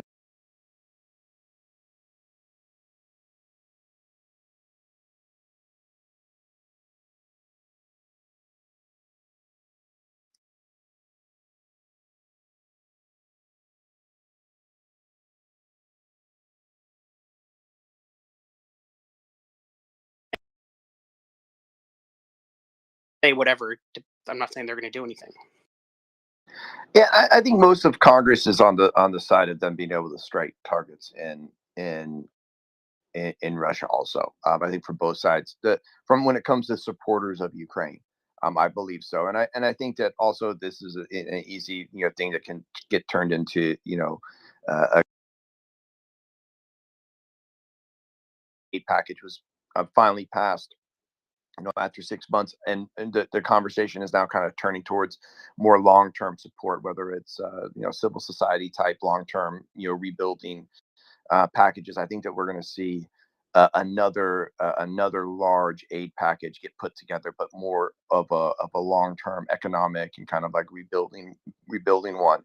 I think also the idea of when we talk about Ukraine, they're a country that's constantly improving. I have great faith in the youth of that country and the leaders from that are allowing the youth.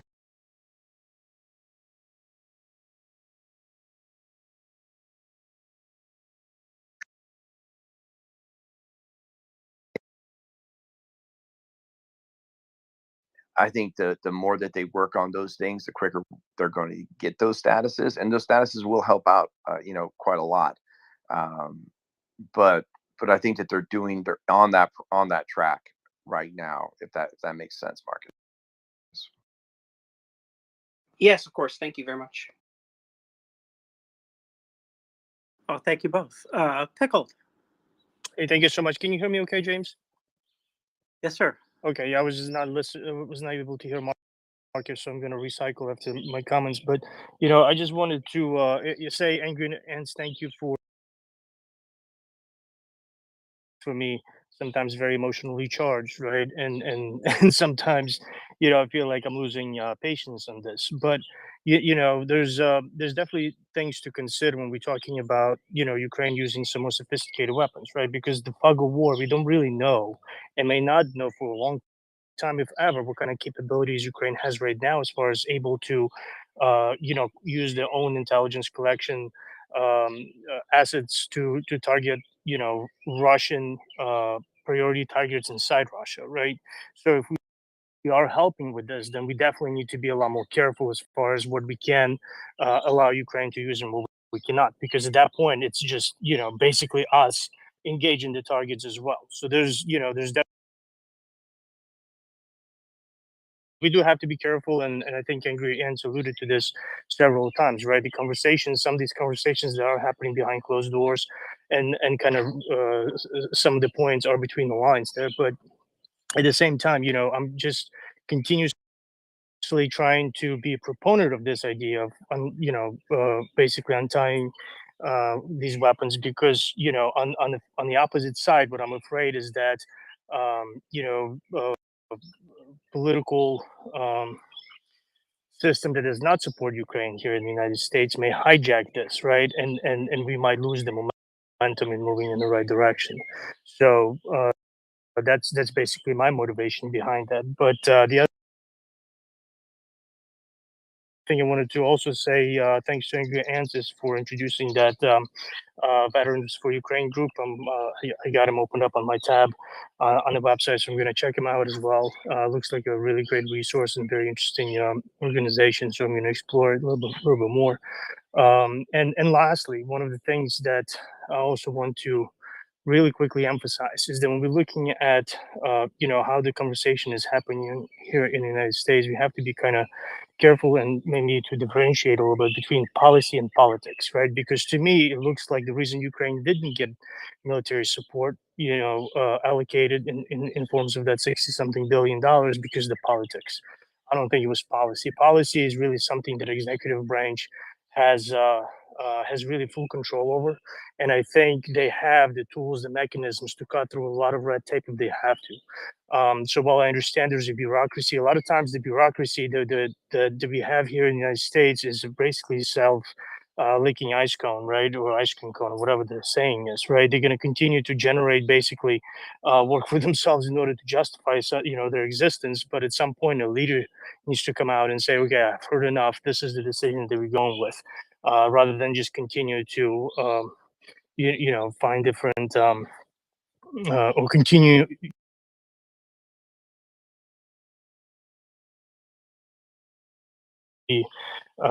Kind of applying here as Americans when we're looking at this conflict, and making sure people are accountable the way, for their actions, and whether it's political or policy. So anyway, just wanted to say those two things Yeah, again. Thank you. no, definitely, and to your point at the very end, um, is that I was going to make a point. I'm sorry about the policy, the policy part about this. But I apologize. I got distracted for a second with the incoming text. That's okay. We all get distracted from time to time. Some of us more than others, me one of them. Anyways, Fjord fella, welcome. Good to see you. Yes, hi everybody. So good. Really quickly, this is what I wanted to make sure of: is that we got really good at advocating for the political will for when it came to the aid. That's a different type. We had to use very political tactics when it came to that fight. It's a different type of an advocacy campaign when it comes to policy changes. So there, we almost have to, as like experts on the advocacy side, it's much more of a precise.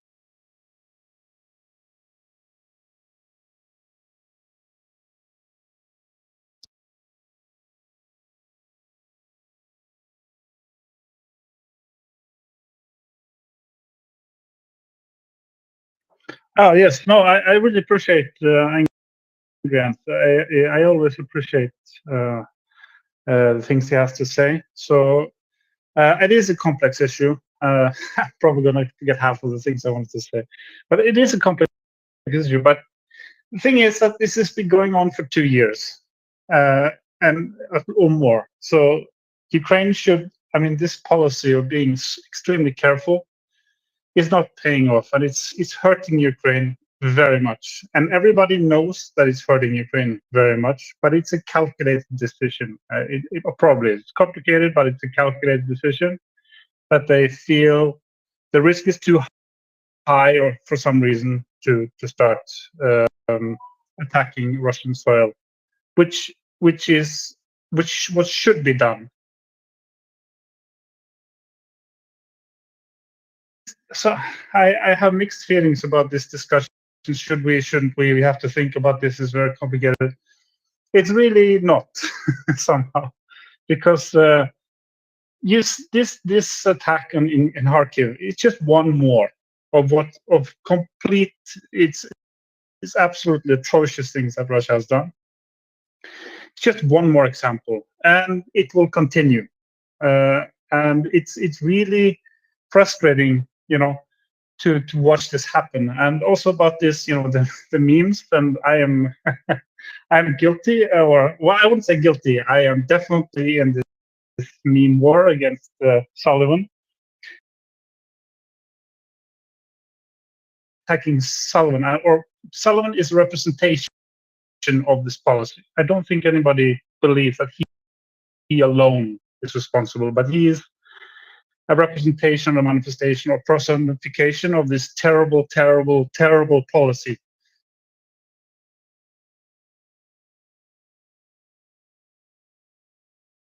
So I don't want to trash Biden right now, because if he loses the election because of trashing, unnecessary trashing against him, I don't think that's a good idea.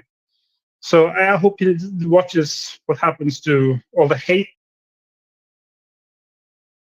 And we know not Russia or Putin. Or the state is a mafia state.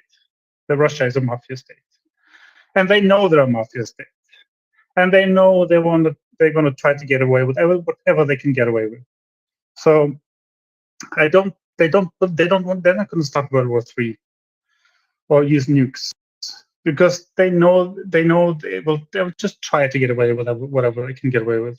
That's that's what I want to say. So I'm not really worried about World War III, and they're gonna have to take being hit in Russian soil, because they know this is the right thing to do. They know it's correct to do.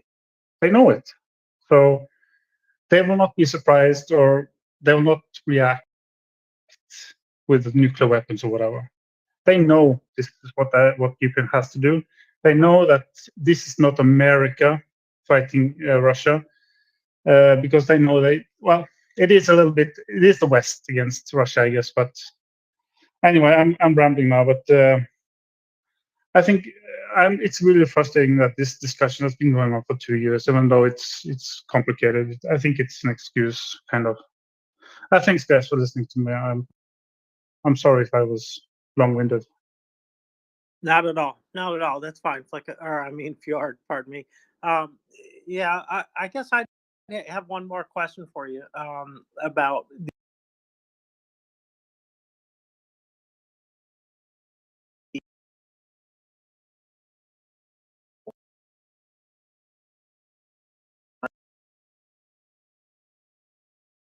better able to be defeated, right?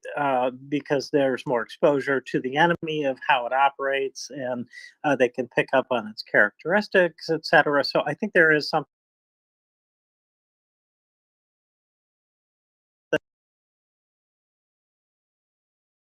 this really made a lot of sense to make sure that world opinion would stay on Ukraine's side, because ultimately the goodwill of the international community is vital to Ukraine. So Fjordfell, I wondered if you could address that a little bit. Yeah, so I've been very much concerned with but you're asking like I'm some kind of expert, but I'm really not. But I've heard a lot on these things. Also frustrated about is the way that they have drip fed, or they have just helped a little bit and given Ukraine a little bit every time. And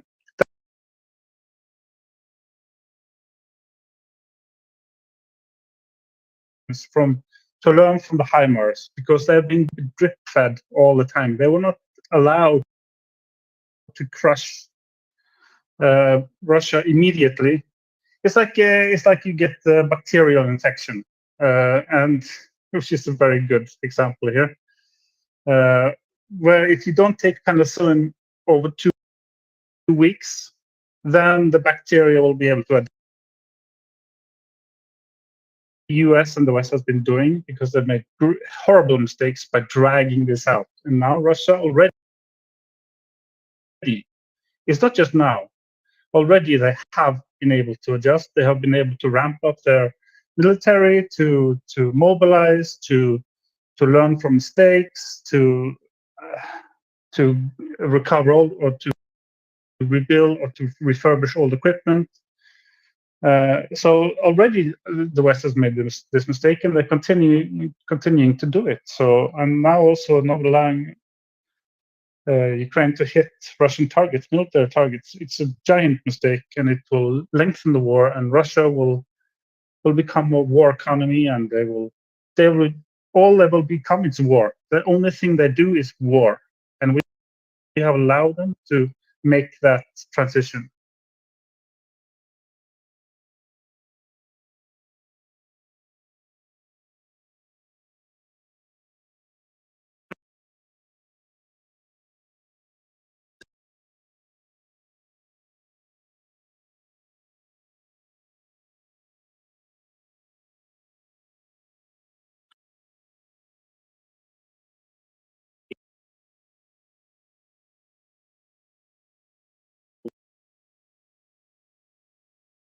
There still is something to this idea that when Ukraine goes on the offensive, and it will eventually, to retake territory, then it is going to be the case that there will have to be a tremendous amount of force brought. So I think there is still some arguments to be made for holding back some systems.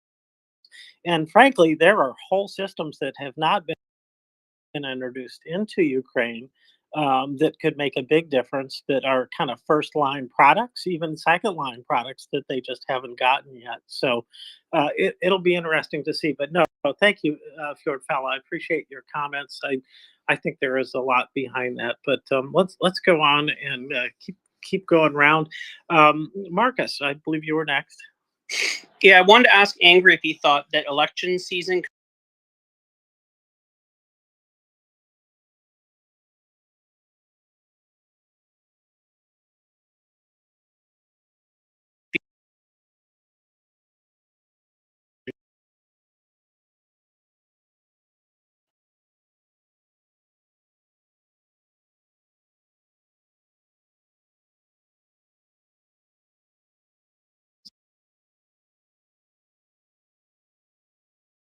of it, and I think that everybody in Washington D.C. that works on supporting Ukraine is also very concerned. That type of DC's world, I try to leave that as out of it as possible, but I do feel pretty confident about there'll be a pro-Ukrainian administration next year when it comes to when this election shakes out, and there's only one real pro-Ukrainian campaign right now. That being said, I think that I think the one thing that will be nice is that I think that if there is the ability to work on certain things, you can get things done in a political system, in a political season. There will be a lot of policy work done. So this is a good time for this. But, as we have this conversation, it just gets me back to a point that I think that we just forget about so much, is that this is a conversation we should have had in November, folks. This conversation,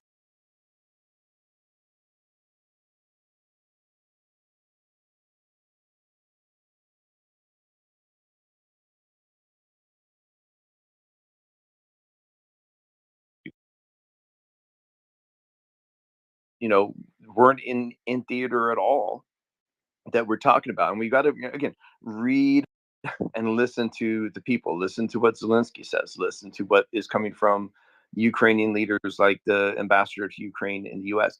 They're talking about specific systems. They're not saying that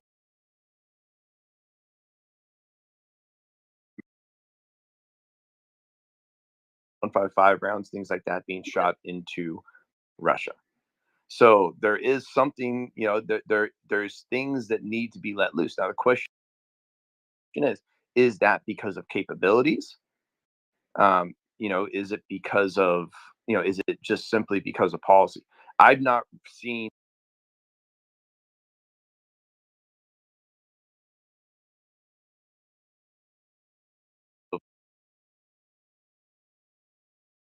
what we've heard is, from public officials that it's not something that they endorse at the moment, but they don't stop them from doing it.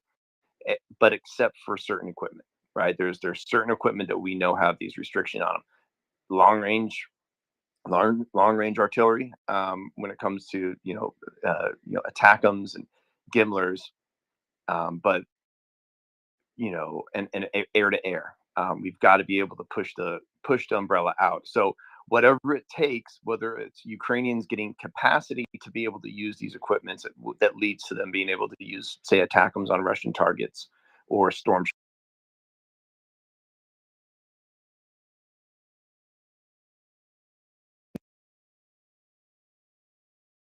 So again, unless we really know what is the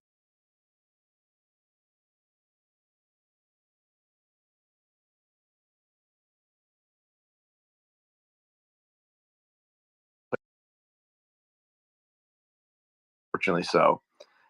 But right now, again, I think that there's good movement when something's being talked about this much. When you hear people like Blinken, pushing the right side of the narrative, I believe movement's going to happen. That's why, again, as I'm about to drop down, I've got to meet some Ukrainian veterans that are coming to Washington D.C. injured Ukrainian veterans here in a little while. But if you are an American veteran, go to get involved, because the veterans voice will help over the next couple of weeks on a high level of precision advocacy. But with that, hey, thanks for a great conversation. And again, let's just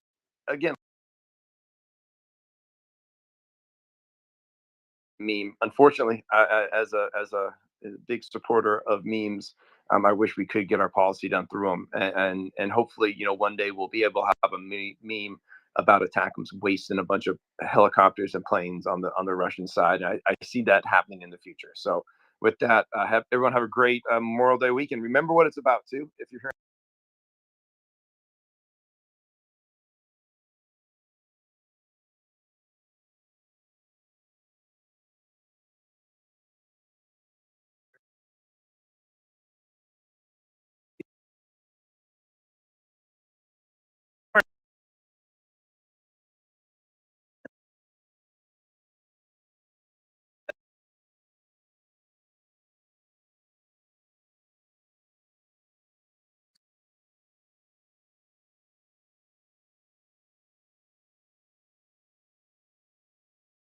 from Biden's, not him directly, but his three spokesmen, right? The defense secretary, assistant defense secretary, and Blinken, or I'm sorry, not Blinken. Who am I thinking of? Somebody else. Anyways, them saying, "Oh, we can't do this." Well,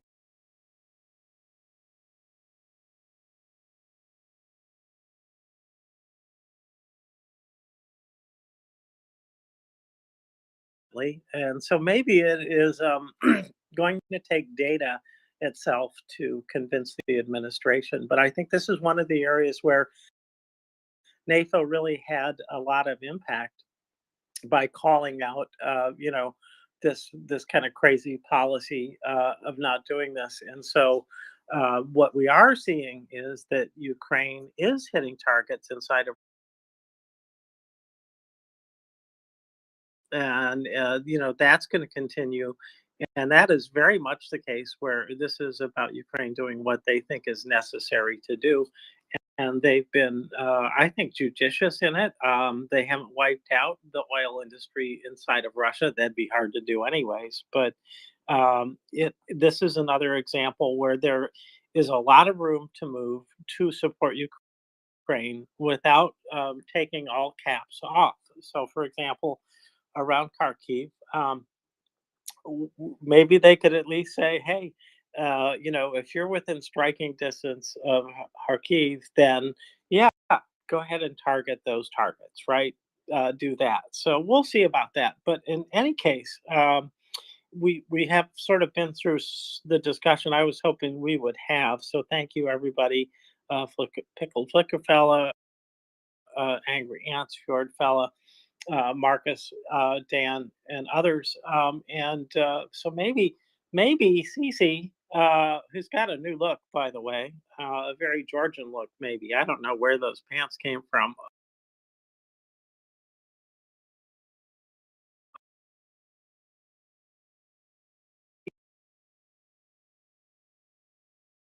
David Bowie album cover for those Bowie fans out there. Wow. Okay. Wow. I don't think I could carry that look off. I think my belly would not work with those pants. So I'm not going to give it a try. But It's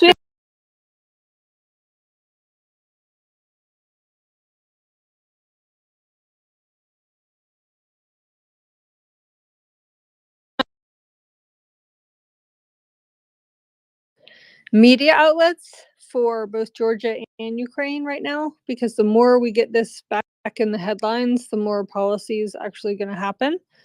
Politicians also read their media. So The Hill and Washington Post are two good ideas. And we think we don't have enough information about stories, but we do, right? Because we don't listen to Ukraine facts like we do. So it's super simple. 2 or 3 sentences is all you need to pitch stories. So yeah, media outlets. It really will lay the foundation for policy or help. yeah, it will. I've written 3 now that haven't been published. It's a little frustrating sometimes, but at least they're getting my opinion, even if they don't publish my letter. But I think we can call attention to the press lots of different ways, certainly by, listing them in whatever tweets we're making. Is not a bad strategy, but yes, do reach out to the press. I think that they're doing an abysmal job of communicating the news accurately and comprehensively. And one of the main things, and it takes us slightly off, but a good example of a correction that should have been made by every part of the press, and that was the revised numbers coming out of Gaza about how many people were killed, civilians were killed, and the United Nations cut in half the estimate of women and children.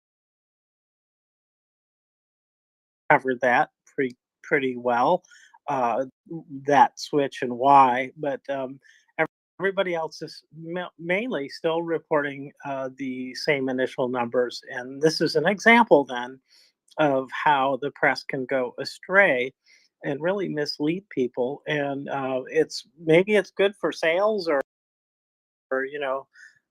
hits on links and things like this, but it really is misleading us quite a bit. So appreciate that call out, CC. And any more news from Georgia? And I just like to say patriots, patriots, patriots. That, op-eds for both the Georgia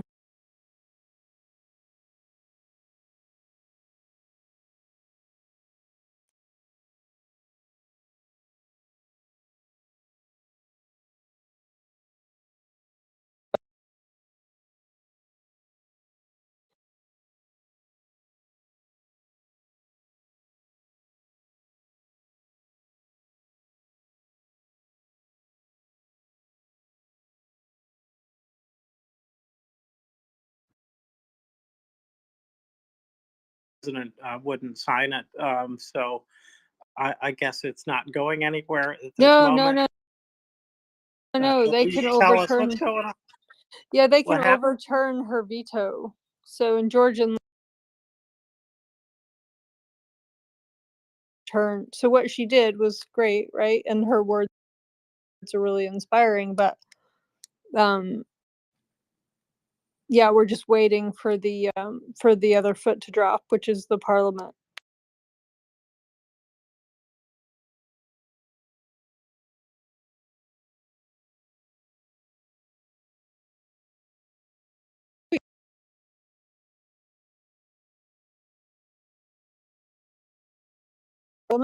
It's their family members that also. That's great. So we're really hoping that all that pressure prevents prevents violence. Thank you, Cece. I hope so too.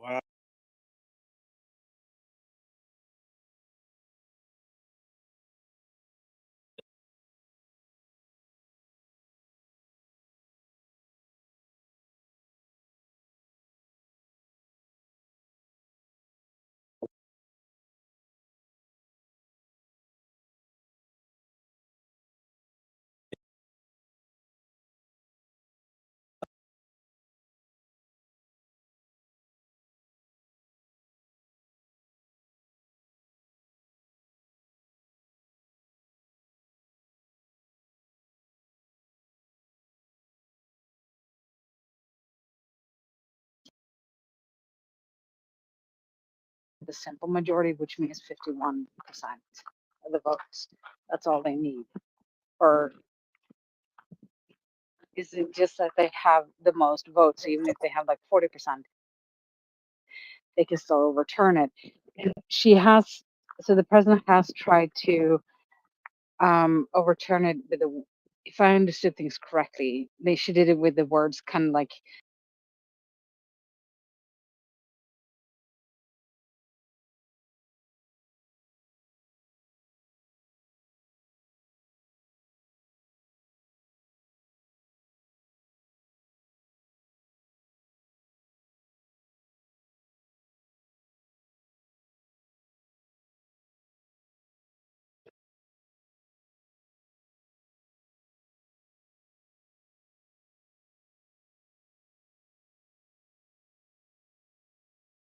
it's the sad part. Thank you. Thank you. That's a sad situation that Russia gets so much influence, but it's not the only one I can think of where there's a lot of Russian influence. So I don't know what else to say about that, and I don't know where this will go next. So it'll be interesting. So, anyways, Cece. Let's just say it's not over. So I wouldn't, say sad kind of past tense. It's definitely is still a really kinetic, like moving situation. And so I would just, if everyone can keep getting it out.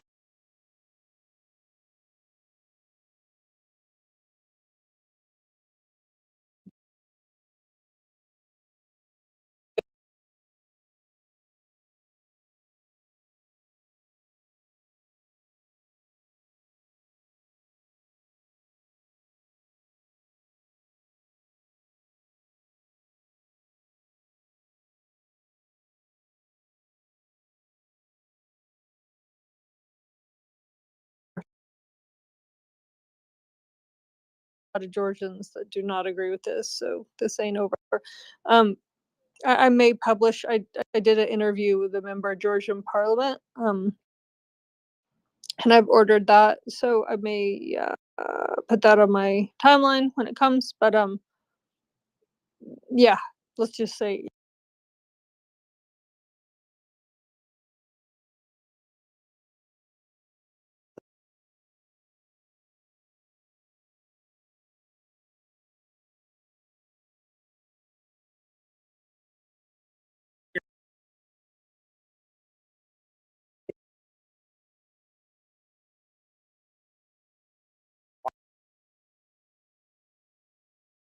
To be protected from Russia.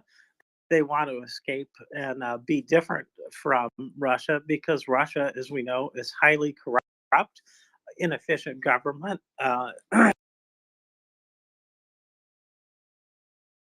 They deserve because of their independent status in the world from Russia. They deserve to be free of Russia as they choose. And so yeah, anyways, democracy, of course, gets used against us when people sneak into government.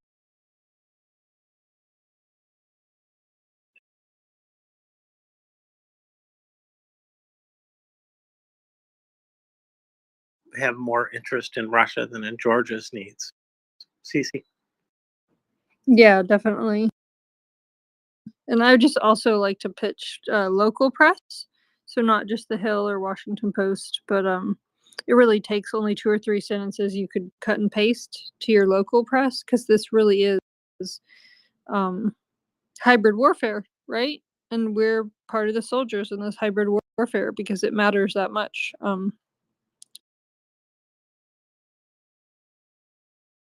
To be, just as equal importance as the information war here. So your local, because we're also going to need another aid package, right? So we need to start priming the pump for that too. But this is a really critical moment to send to your radio station or whatever if you think of what your local TV station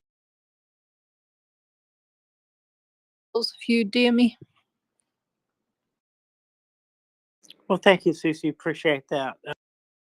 I do think that we can all change the way the world looks at this with our actions, and we certainly have done so in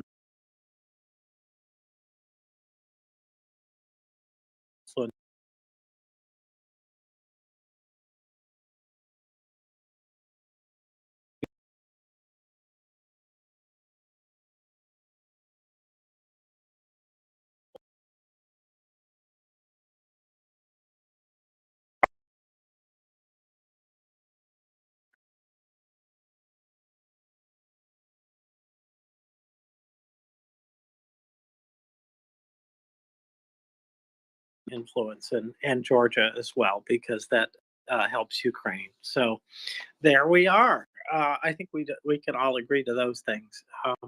Cece, any other comments? I didn't know if you had more to say about anything else, and I just hoped, on a personal note, that your other work products are coming along, and maybe you've sold something.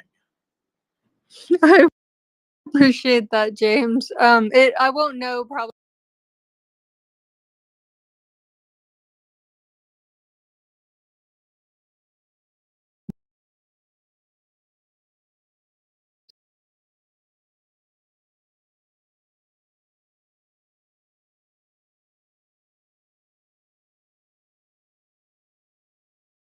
We've done so much here with all of us banding together, right? So sending positive, good energies out into the world is always appreciated. And I'm gonna jump in the car here. So thanks for everything, as usual. Thank you, Cece, for joining.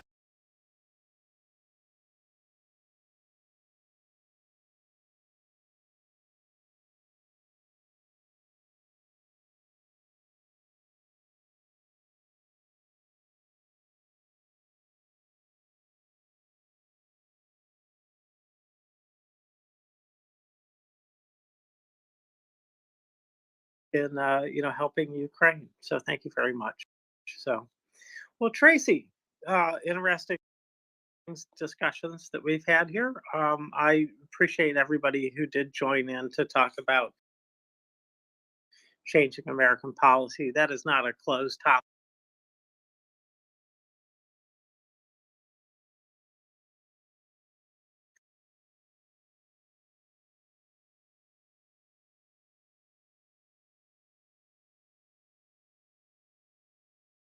I've been doing a lot of talking, and so I'm going to go back over to you.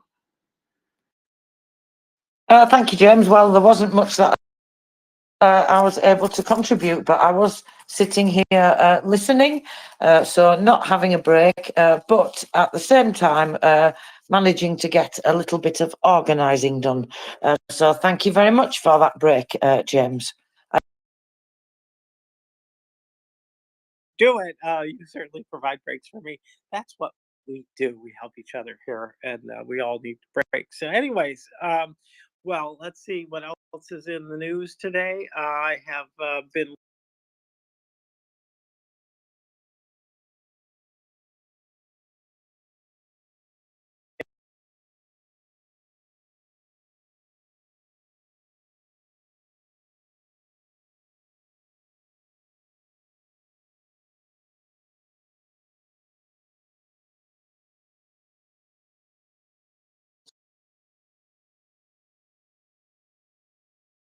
on the ballot, even though yeah, they've made it a mathematical impossibility for him to get on it, and it's very strange not to have the leading candidate on the ballot, and I grow increasingly worried about that. Radical action may have to occur to influence our state administration. Even the governor of Ohio is calling out for this to change. So something's up, something stinks, and anyways, that.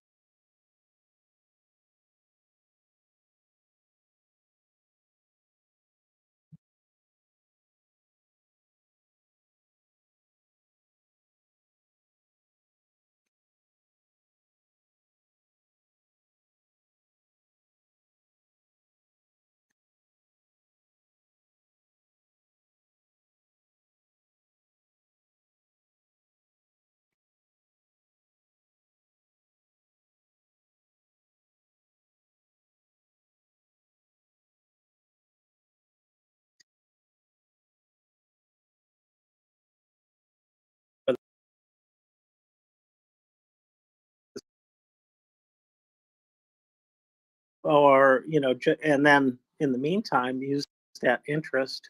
And I know that these discussions continue, and that the G7, now that they've dumped number 8,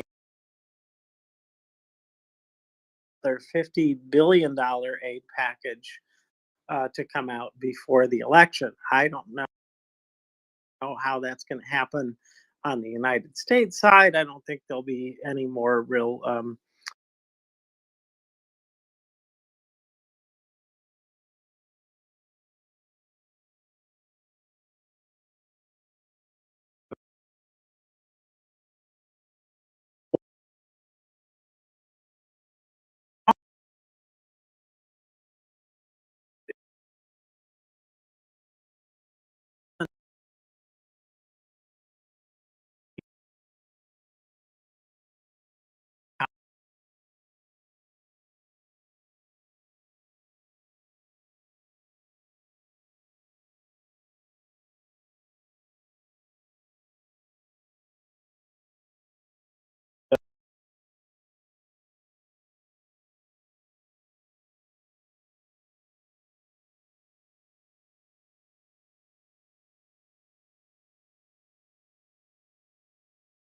and it's just something else that we have to keep pushing for. Some countries are doing better than others. We do see some noises made to make some seizures, and some talk about certain things, but I think continuing on, and we have to keep doing more. And secondary sanctions is one of those very important things that we have to do as well. And I would like to see more seizures of yachts and those types of things happen. So yeah, not much more up to date than that. I was hearing, forget who it was this morning, talking about Beefeater's thread. So if you don't know what we're talking about, you should go ahead.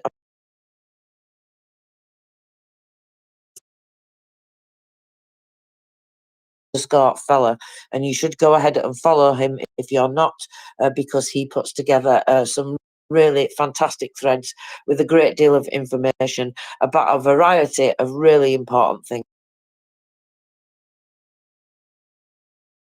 Any of those in detail, James? Have you had a chance to look at any of Beefeater's threads? I have not completed reading the one on this very topic. I think I've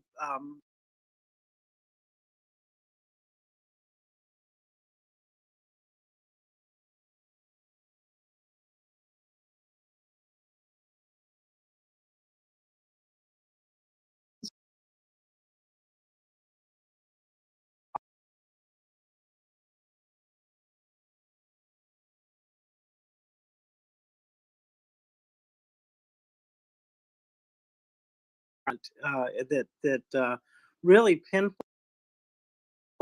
just exactly where munitions components were being getting transshipped to Russia. through different countries and sourced from different companies or going through different companies that were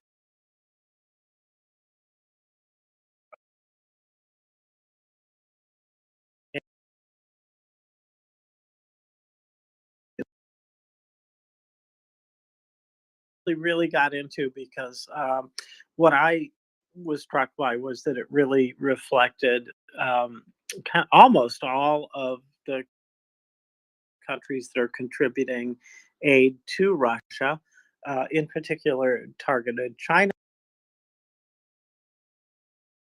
Also targeted a lot of countries that are not directly involved in shipping things to Russia, but other countries that are supplying components. So that one was absolutely fascinating.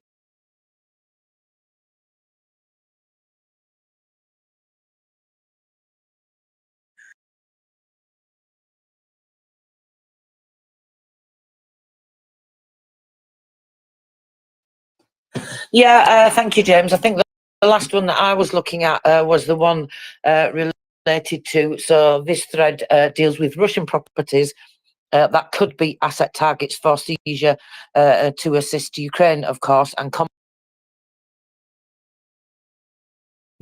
which, of course, is being devastated by Russia's illegal genocidal invasion. Properties are in two categories in this thread. There are other properties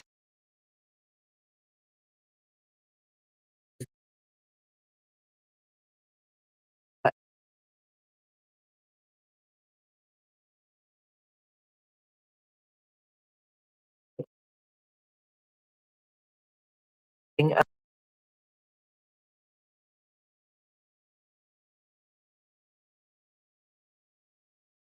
as part of my little personal crusade against Russia, I keep my eye out on that airplane that is stuck in Toronto Pearson Airport, right by the highway, where I have to see it every day. I've been pushing my local MPs, just asking questions, sending a couple of emails, a couple of contacts. So far, everybody's been reluctant to elaborate past what's already been said. But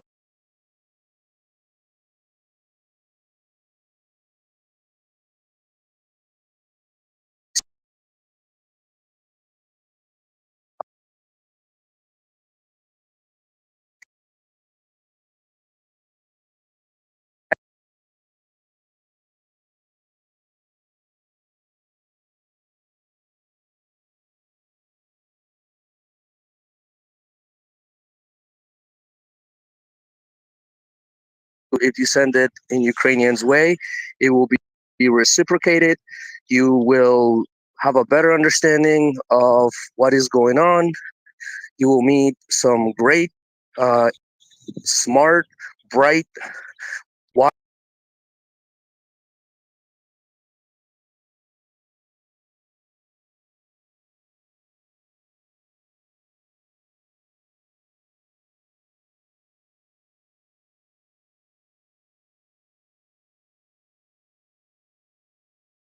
in the political circle talk about war fatigue and, well, we're tired of giving them our money and yada, yada, yada. We need to engage with them, and MriyaReport has been a great spot to engage with people, to spread knowledge and fight disinformation.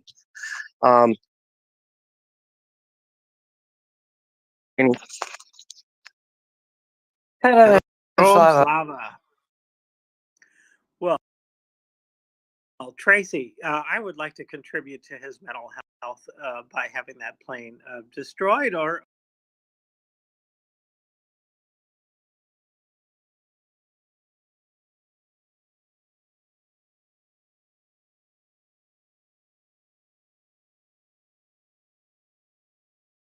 maybe you could cut off a wing and use that as another billboard, perhaps. I don't know, something like that. Don't tell. But yeah, I appreciate what you're saying. It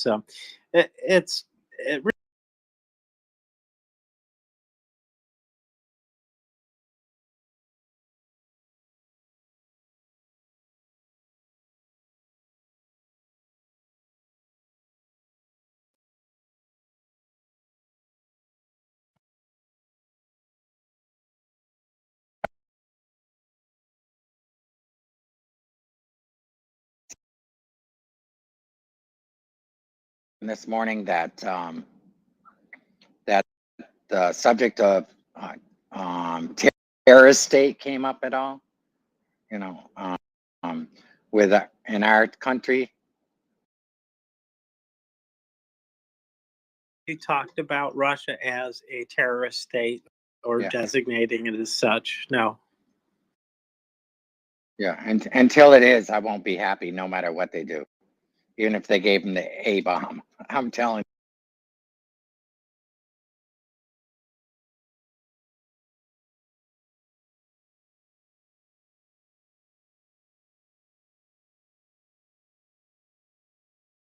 So, and it's going to continue to happen. I imagine it's going to get a lot worse. But anyways, yeah, they're a terrorist state. They should be treated as such.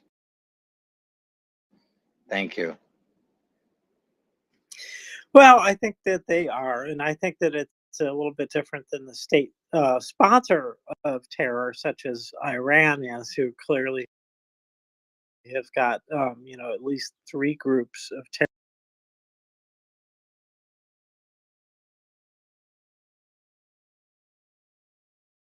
What is They're going into other countries creating havoc.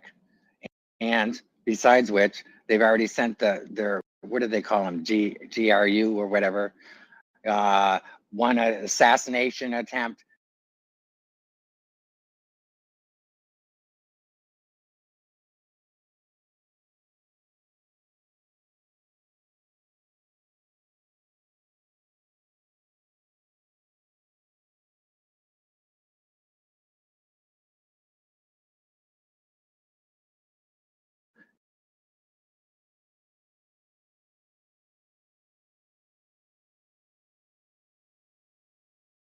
So that's, yeah.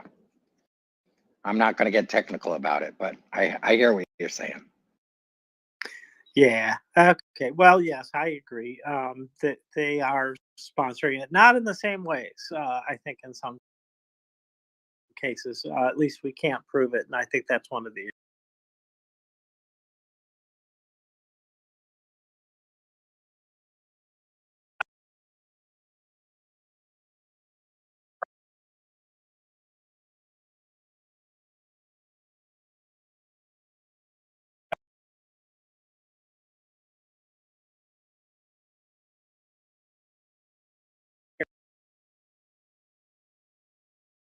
that happens a lot. And then what we say is you just wave your hand like this. But you go ahead and talk to us now, and welcome.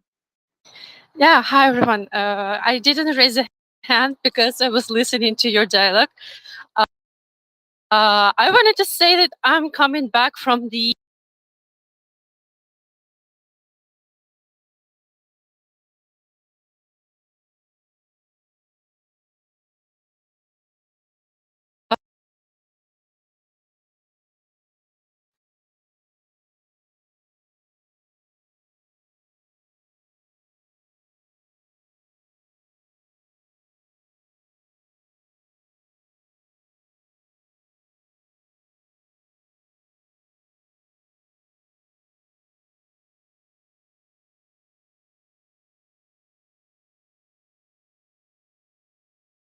air bases or I don't know, missile launchers. And I I want to say that I'm so glad to see all that people because this rally was pretty spontaneous.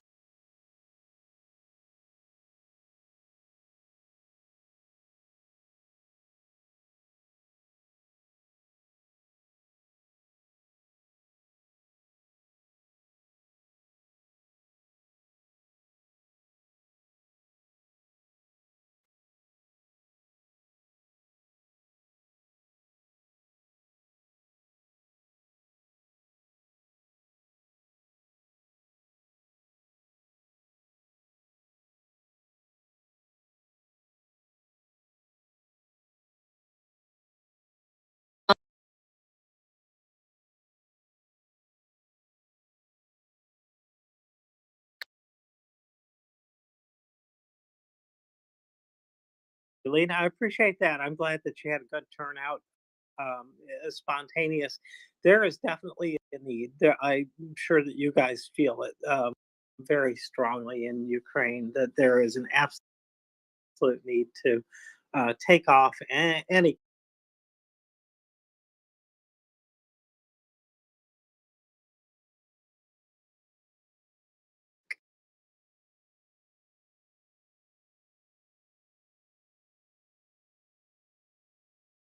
does whatever they want. They're they've made themselves immune from any kind of law. They don't respect any laws except the ones that they make up. So, with that kind of enemy, you do not need to have any.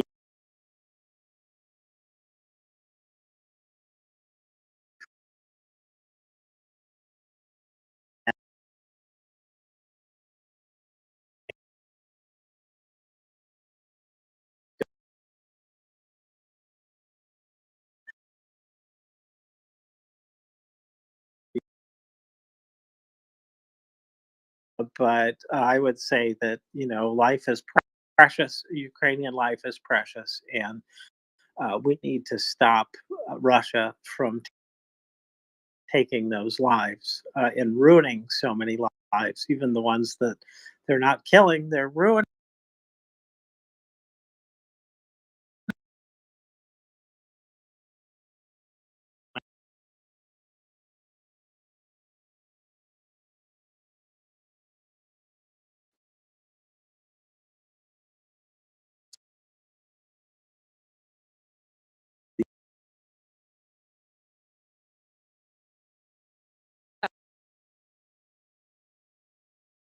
Because they're really cheap for Russia right now. If we will not prevent them, I am afraid we will not see Kharkiv as beautiful as it was before full-scale invasion. Then maybe it will have the same fate as Vovchansk.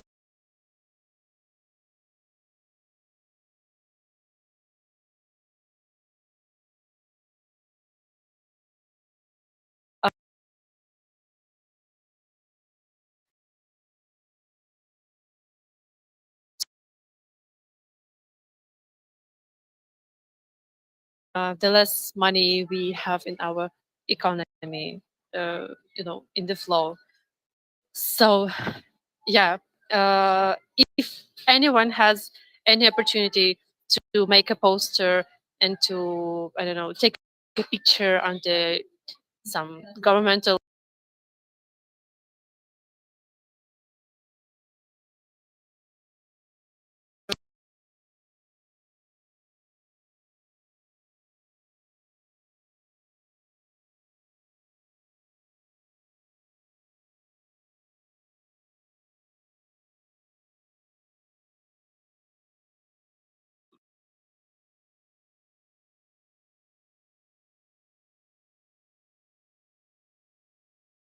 Until. Sorry, technical issue here. Can you hear me? Yes. Okay, perfect. Sorry about that. What a horrible situation to be in. I concur with Lena's efforts. There will be some posters.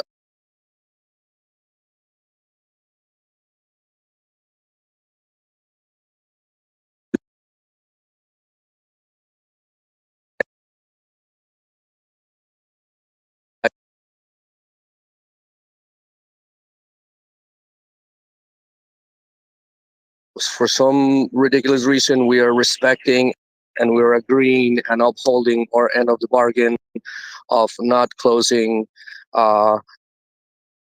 this corridor, for example, to Kaliningrad, and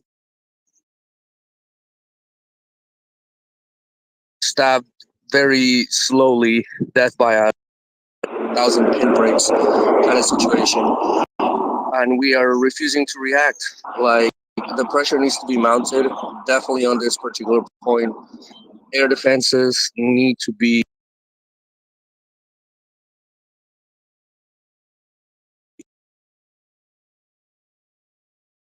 at least alternatives to use other platforms that are locally sourced. But this needs to be hardened. One thing that has like pissed me off, and I talked to a couple of buddies, I haven't seen a single HESCO barrier in Ukraine. We have spare, and production can be done very quickly and cheaply. Ukraine, why has not Ukraine been provided with any of this, like on a massive scale, on a scale that actually hardens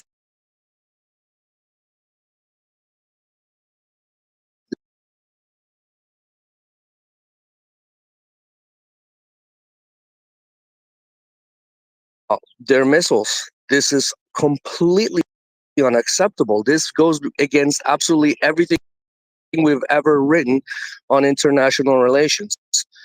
You know, we were talking, the point was earlier made when I was listening. I may not.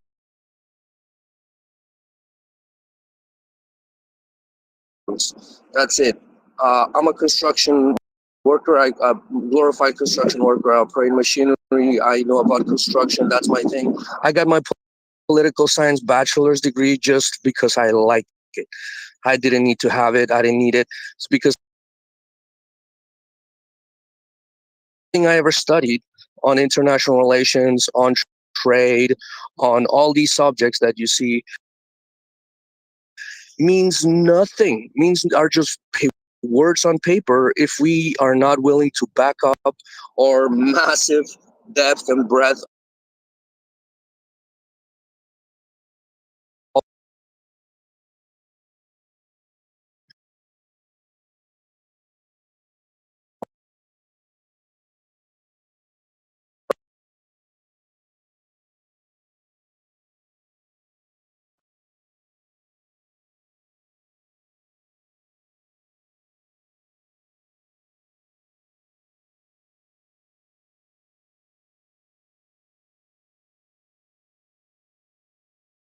type of I don't know how to say it in a proper manner because I know I can't curse. Let's call it testicular fortitude that every other nation lacks. Ukraine has it, and by a thousandfold. So we need to learn from the Ukrainians, from what has been their.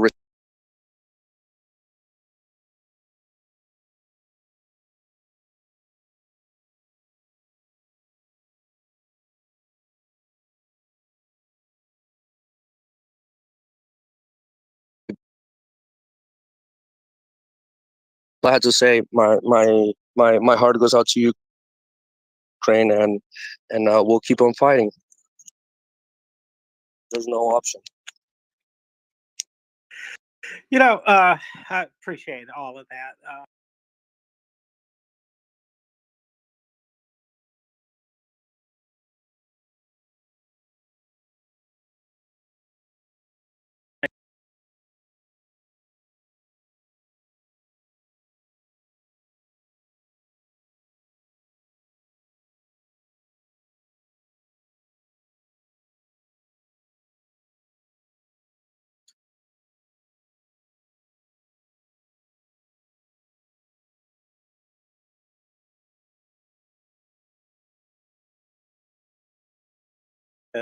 A particular amount of courage.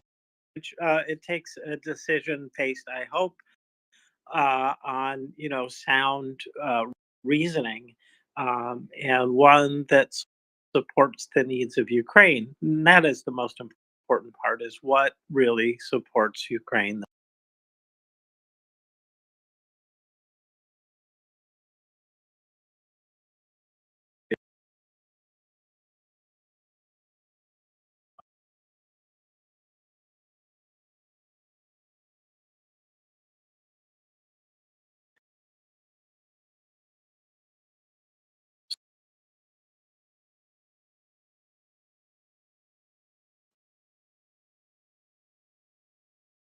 Proof that we need to change something. And one of the things that we can definitely change is policy about the use of our United States weapons. So And I, the only question I have on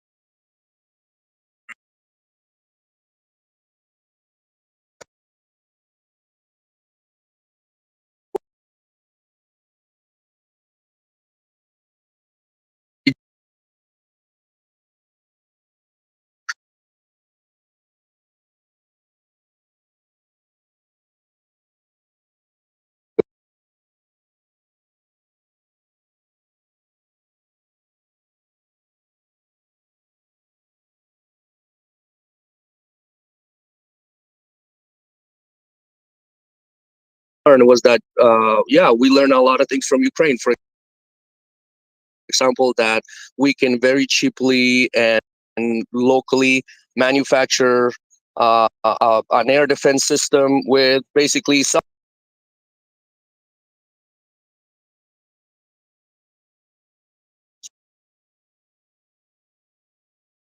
up together, and there's ways to Ukrainian ingenuity has allowed them to create this network where they can hear and alert. And now the issue is the response. Like, we got to have a response. We got to do something about it. We see the drone coming. We see the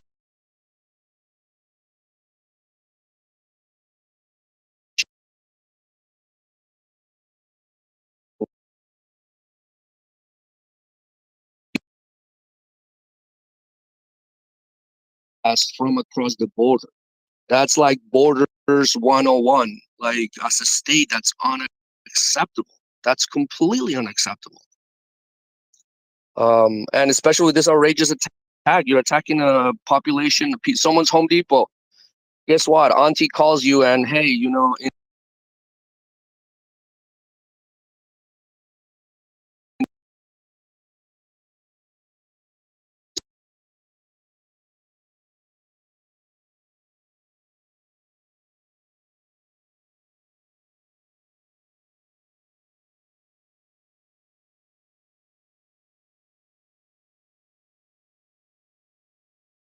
this society that we have norms and rules, and they're choosing not to obey them. We need to start understanding and driving every single action that we have available.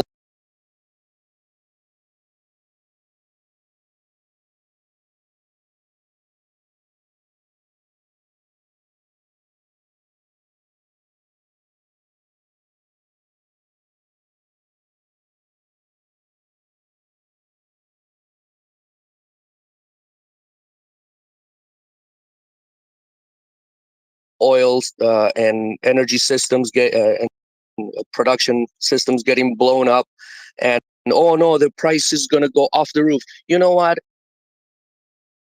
It did a little bit, and then it stabilized, and then it was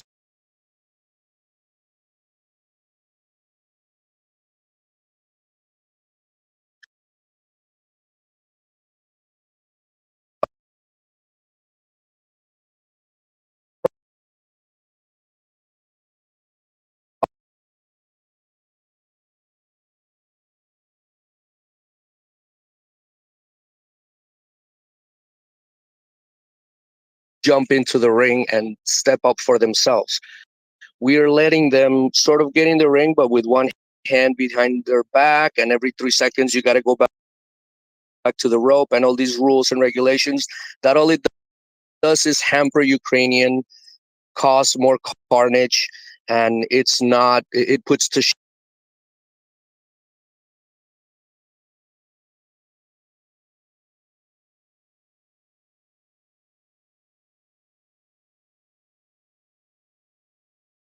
nobody wants to be in a war. Who wants to be in a war? Nobody except the aggressor. In this case, Russia's the only one who really wanted war to happen. But you're absolutely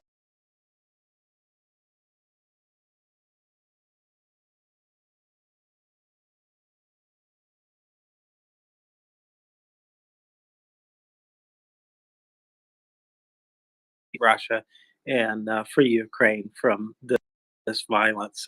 And not to say that they're not free at this point. There is a lot of freedom there, more than in Russia, to be sure.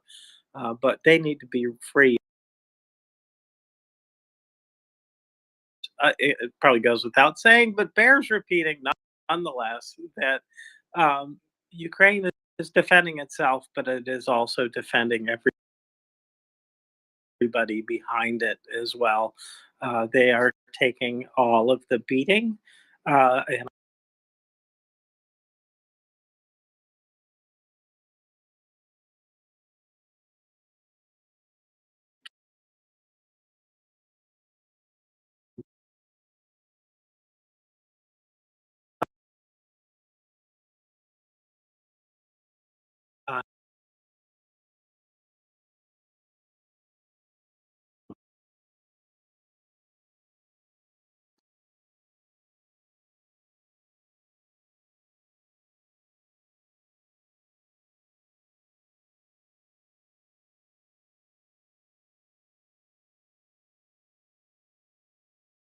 uh, is an example of it's almost a prototypical example of what Russia wants. It's like Russia without borders. Um, and so this is ultimately what they're after. It is not just Ukraine, it's more than that. So better we face it now.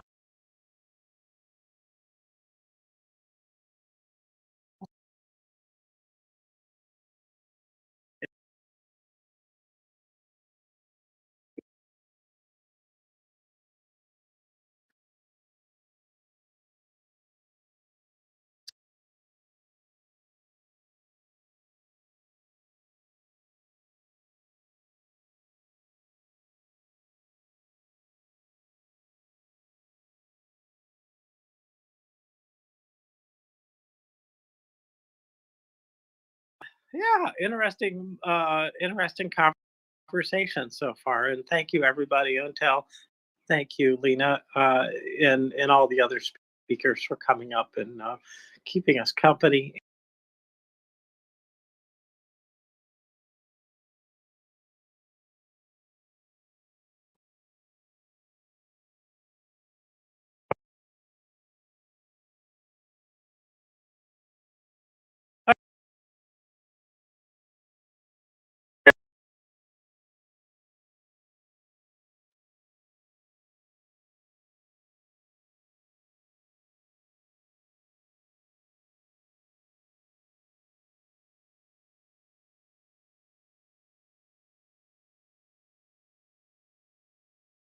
Ukraine is the example, man. I'm telling you, they are the tip of the sword, and they're teaching us and confronting what kind of my father and my grandfather had to face back in the day. You know, like this is not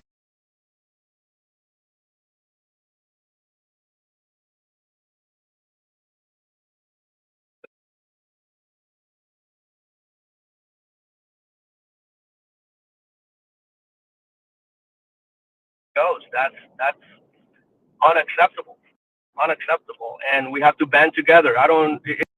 It does not really matter if you are Ukrainian or not. All you have to be is a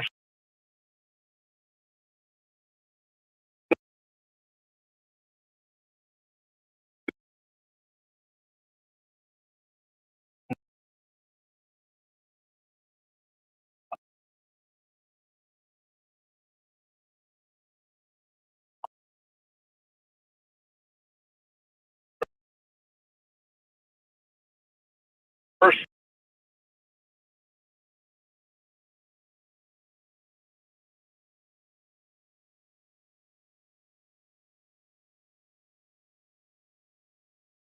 Execute that than to carry out a long, well thought out plan of how you are going to achieve your goals. Russia only has a stick. Feed themselves and they can motivate other people to get going with the carrot. Russia only has a stick and not a very good one at that. And I think I'm rambling on, so I'm going to stop now.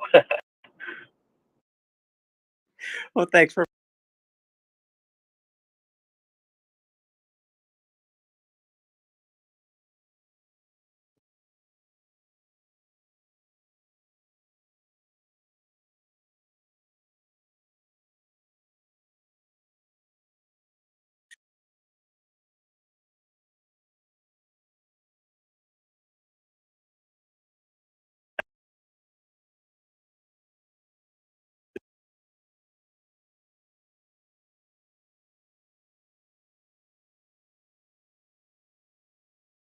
it may be tough times. We may be taking a beating, but you're getting it worse than we are. And that is one of the things that I think that they rely on as part of their propaganda to say why they're winning, even if things look dark, is that, yeah. On that idea, based on that, you have to start basically pushing for basic stuff to be respected. And it's very exhausting. It's very exhausting to have to remind someone to do.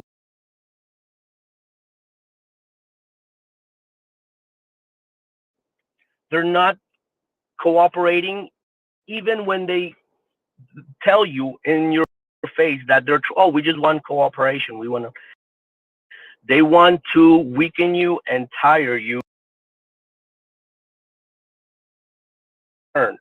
Because they know they can't outproduce us.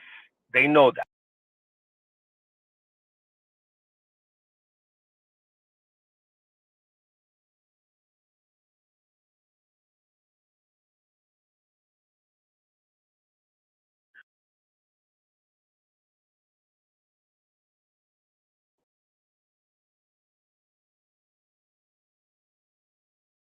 Your culture, your education system, and that's where it creates and it spreads literally like a virus.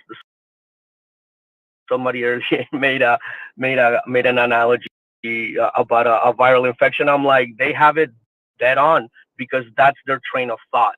They're not there for any other purpose than to expand their own at any cost. We're also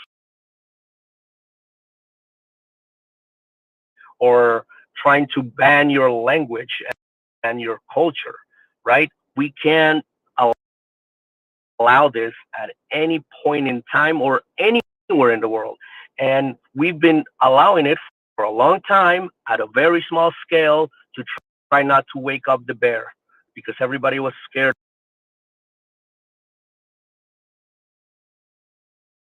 That their plague is our blessing. Whenever any politician ever brings up from this point forward a fear of nuclear retaliation or what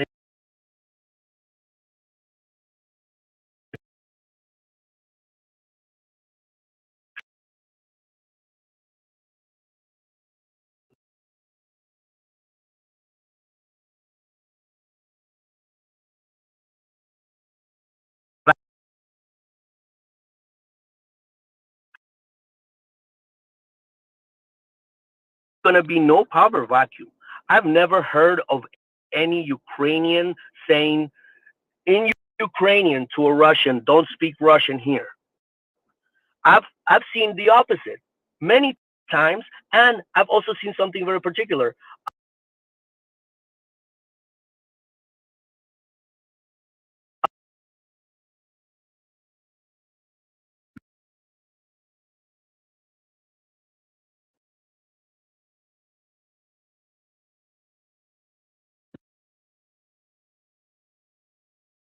Taken that they're on the wrong side and that they're the bad guys. They were the bad guys that Reagan wanted to spank him, that General Patton wanted to spank him in World War II. They have the same mentality because they have the same thoughts. Been going on far beyond my generation, and it has never been linked to a specific geographical location. It has been all over the world. My background is I'm from Latin America. I'm from the South, from the global South, and I'm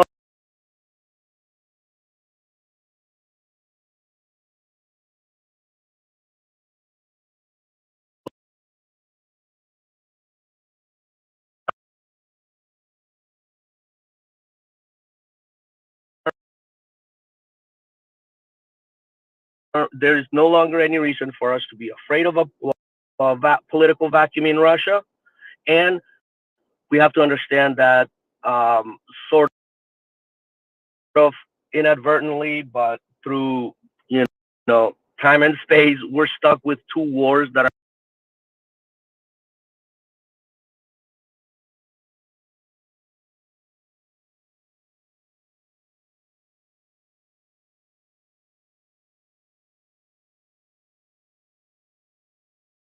but they have things. There's a huge Russian diaspora in Israel.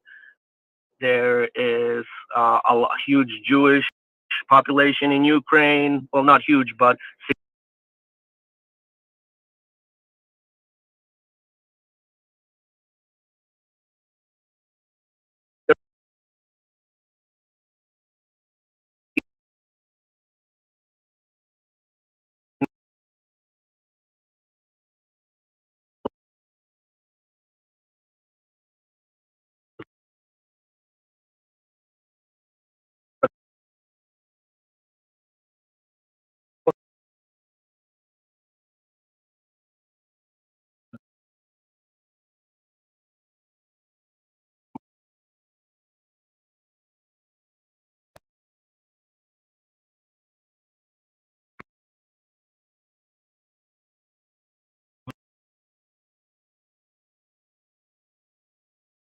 I just thought I'd throw that in. It makes an interesting counterpart, to be sure. No, I appreciate your comments, though, and you're right about this, and it is very much the case that this is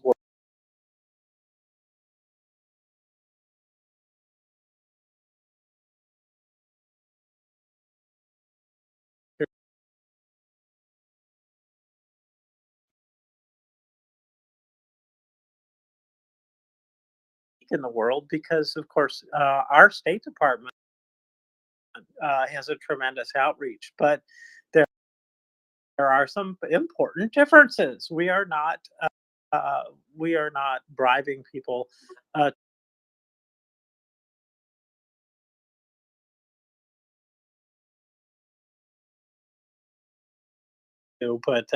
we are not in the process of systematically dismantling other people's democracies. Quite the opposite. We would like to have more democracies in the world because, number one, they're a little bit more orderly, less aggressive. Number two, they make better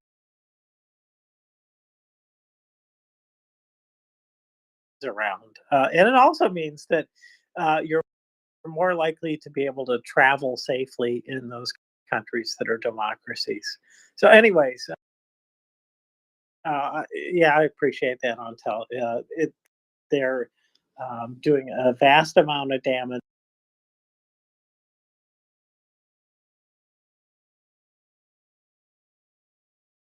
Here,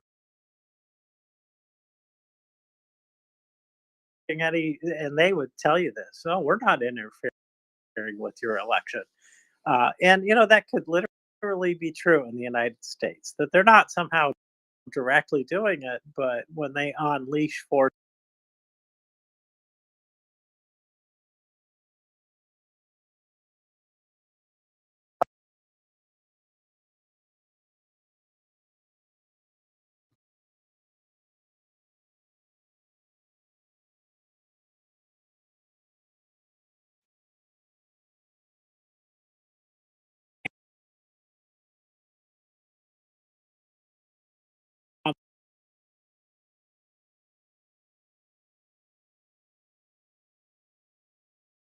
it should be. Everybody shares equally, blah, blah, blah.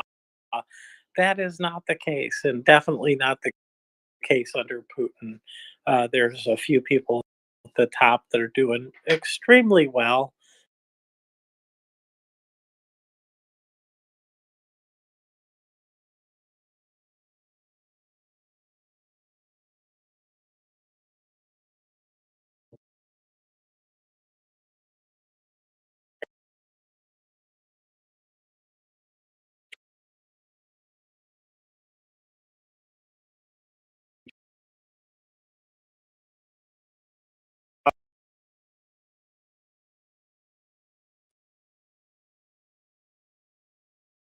It seems to be happening more and more, doesn't it, James? But these things will not stop us, of course. So I am back.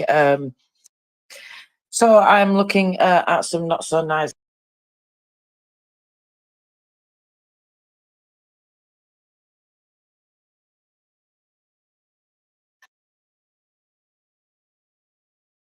photos as well. Absolutely, well, just a complete destruction. It looks like something out of, I don't know. I don't want to. I don't want to say a movie because I don't want to.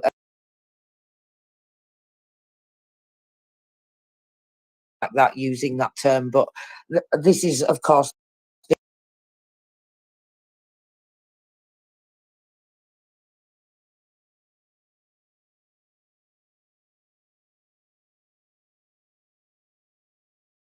are in the same position, but Rustem Umarov, he's been speaking about 10,000 aircraft missiles used since the beginning of 2024.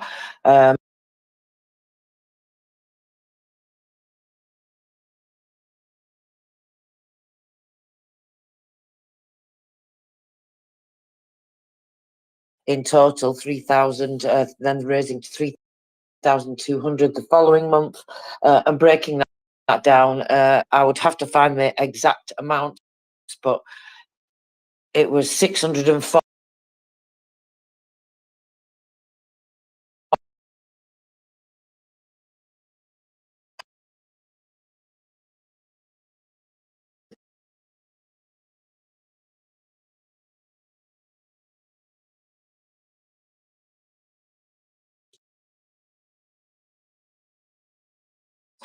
Talking about all these things.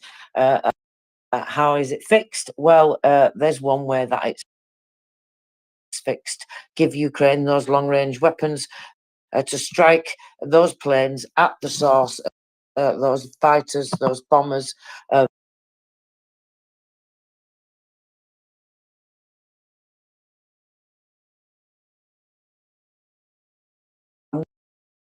They get the time. We see this information as well. As co-host, we keep an eye on that. Many of you probably also do the same with various different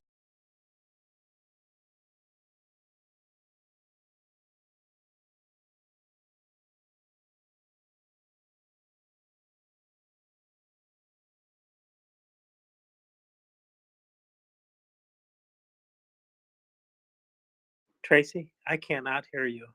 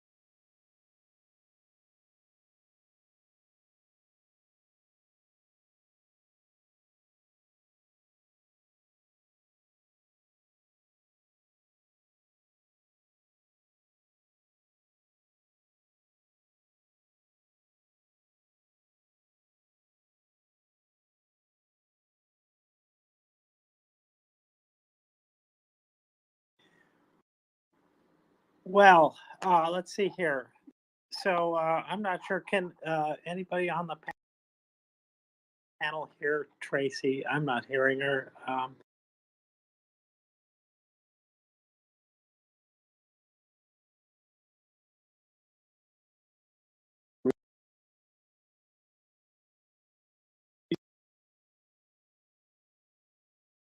As possible, as long as you expect everything to be not working well. So, anyways, um, let's see. So, let's go back and talk. Well, let's talk about the fundraiser because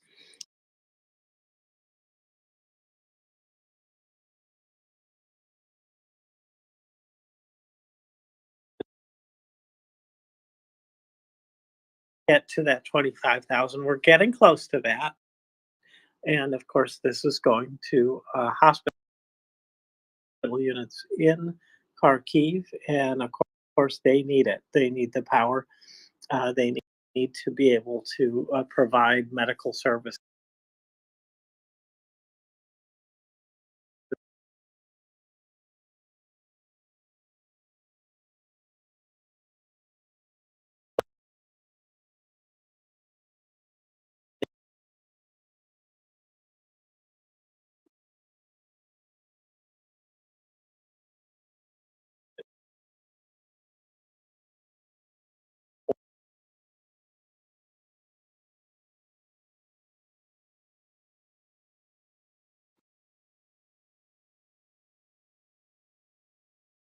Even longer. So we're in a situation where what we give now will continue to impact Ukraine for quite a long time, and hopefully well beyond the span of the war, because even in peacetime,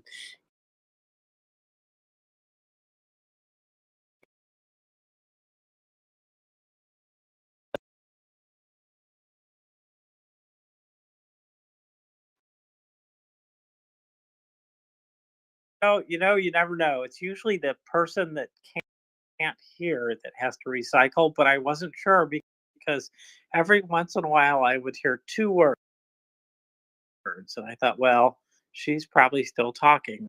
That. But anyways, you're back. I'm here.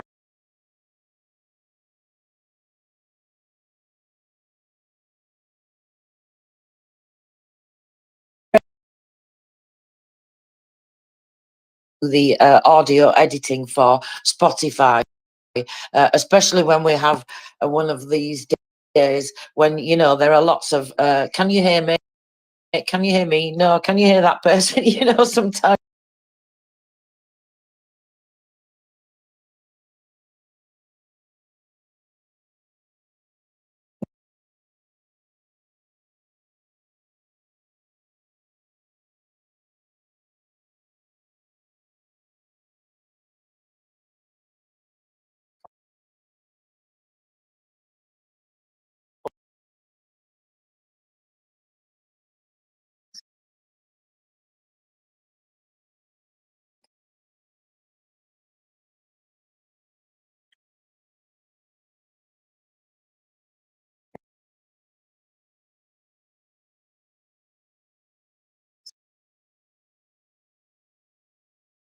So that's all to the good because we're going to get Ukraine through this war. We and about I don't know, about five. Let me think, about 1 billion other people. So we're a little part of a very big community that supports Ukraine, and it is about at least 1 billion.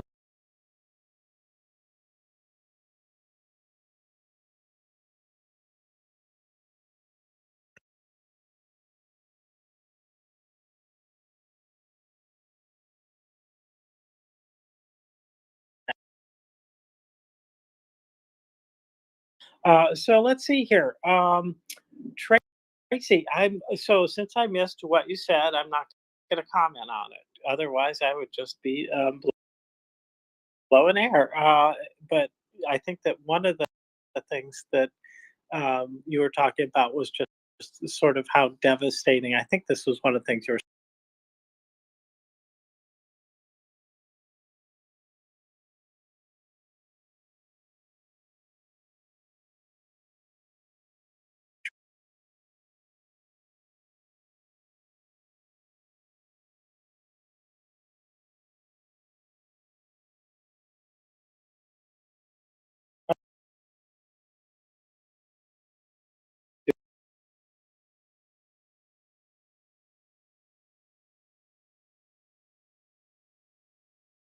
in reserve then. So let's see. Let me go to my bookmarks here. Oh my! Oh, that's the dog climbing up the side of a tree. That's not it. It was a bit more pointedly about Ukraine. Um, and yes, okay.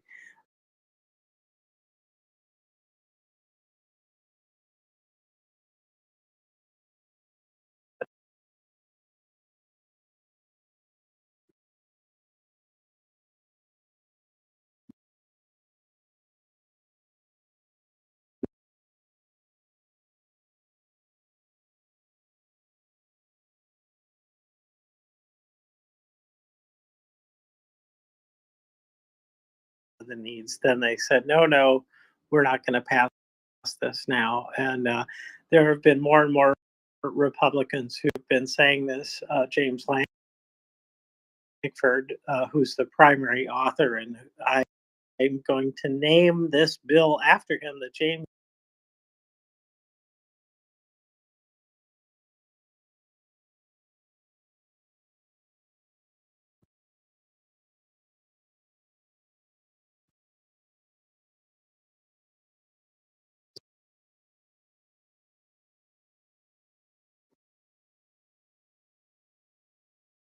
that affects Ukraine and that affects America's future support of Ukraine. So I just wanted to put that out there, that there is still a bill that's ready to go now that would help the United States deal with one of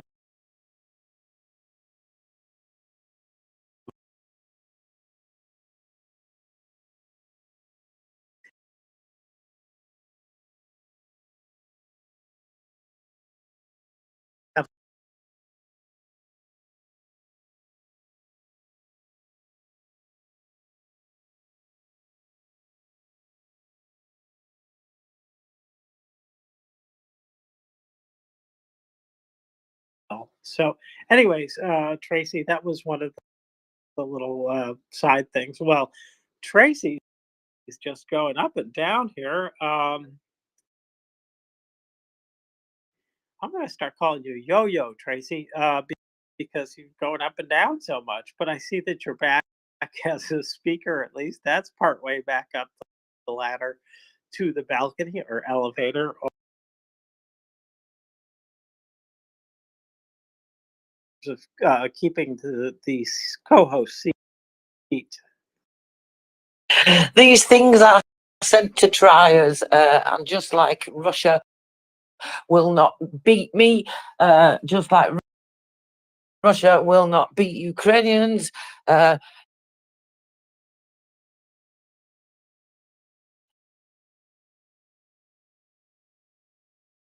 makes us stronger. Well, until they cut off your legs. But no, on a serious note, we just have to put up with these trials and tribulations as they are, and we'll just keep going.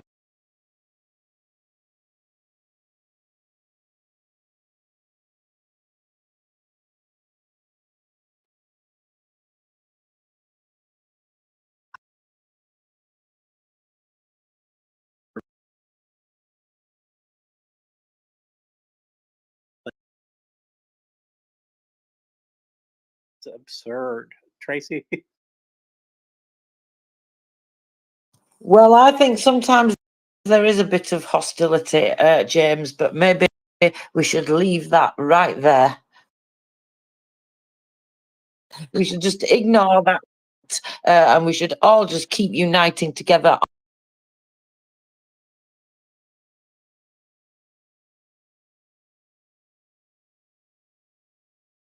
Information. We're reporting the news, and we're engaging in good conversation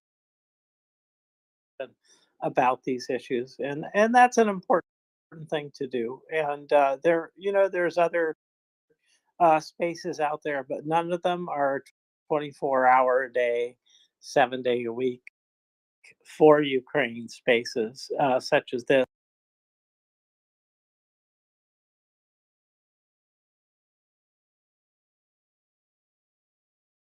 We've been at it. Tracy, you've been at it long longer than I have, I think. So, well, I have only been at it for, let me think, something like 10 or 11 months.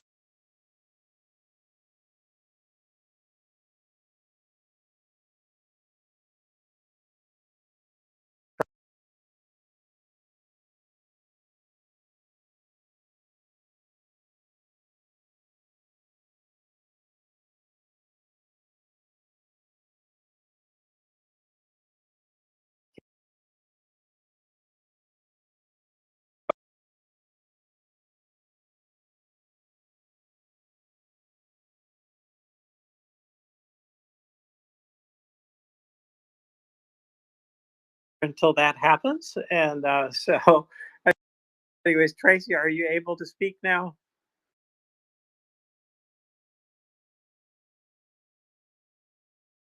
Apparently not. So anyway, um, so in and I just wanted to give the Netherlands some kudos for what they've done with their new national football stadium that has 4,200 solar panels and has a storage system.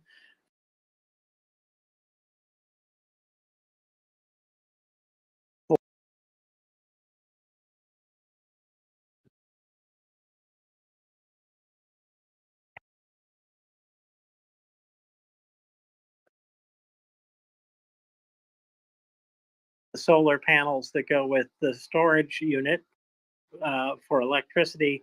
And this is another way that we diversify the energy supply and move away from dependence on Russia for any kind of energy, or and hopefully any.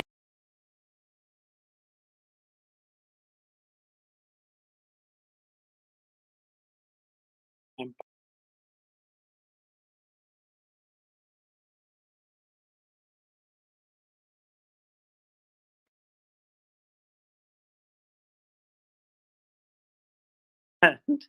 I see that.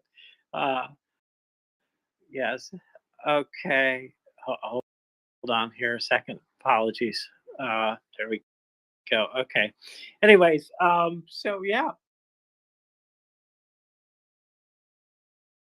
So, anyways, that's what happens. Boy, oh boy. Anyway, um, so anyway, so here we are. I'm laughing because it's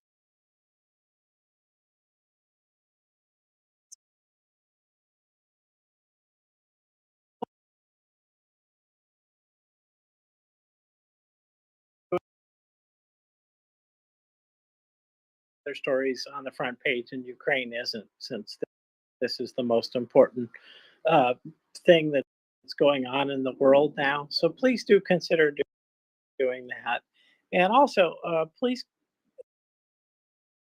consider contacting your representative. Have them contact the administration to ask for a change in the policy that's governing the use of American weapons systems. It cannot hurt, and it most likely will actually help. And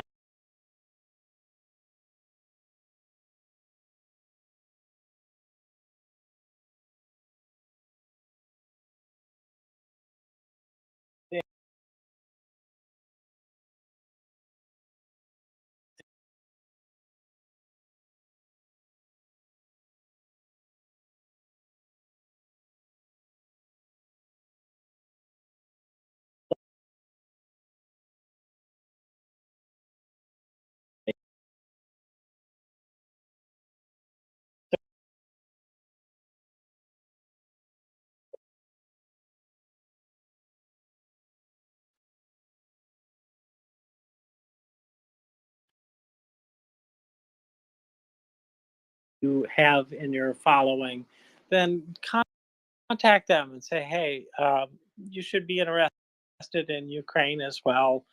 please consider listening to MriyaReport. Please, try to reach out, do some outreach. It can't hurt, and again, it can help. Let's using their links to call them out, to let them know what's going on in the world, and hopefully that will influence them to lend their voice to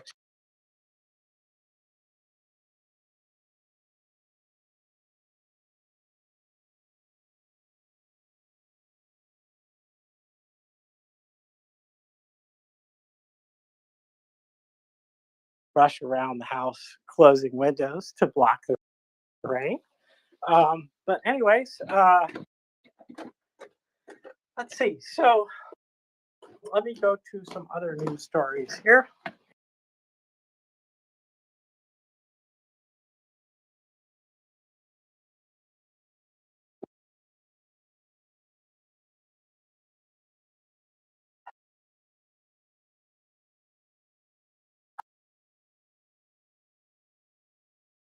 Um, Otherwise in the world, we've got things blowing up in Russia. We've got stuff that is blowing up inside of Ukraine, and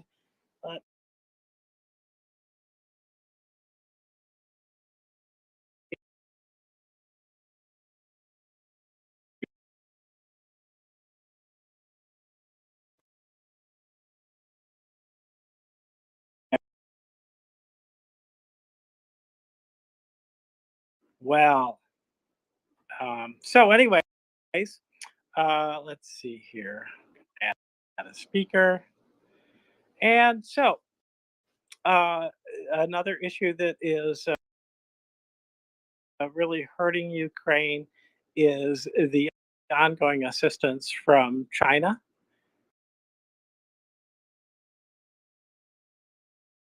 Will take a different stance. I doubt it, but at least there is a chance that an opportunity, I should say, that they could change some of their policies about supporting Russia because it's not going to.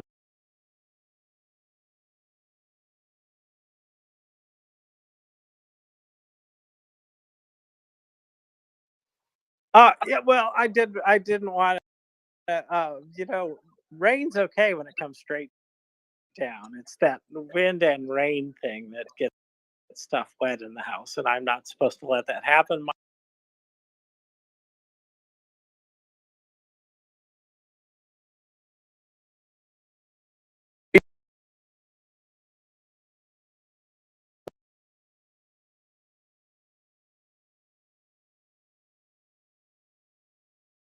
Strike Russia proper with Western weapons, and I'm just trying to figure out who has said yes and who has said no. From my understanding, the US has said no, Germany said no, but the UK, France, I'm guessing the Baltic countries are all yes as well. But I haven't actually researched this. I've just done a post on it now. You see, I'm just kind of asking around. Have you heard? I think you've done a pretty, more statements that have come out. I think a lot of people, a lot of nations are sort of on the fence, and it is a fascinating problem. But I don't think any more countries have come out recently in.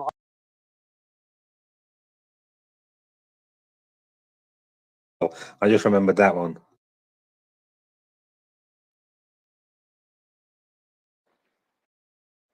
So yeah, it's a good question about who's supporting, who's against. But I do think that it is well understood that there's a need for greater capacity wherever it comes.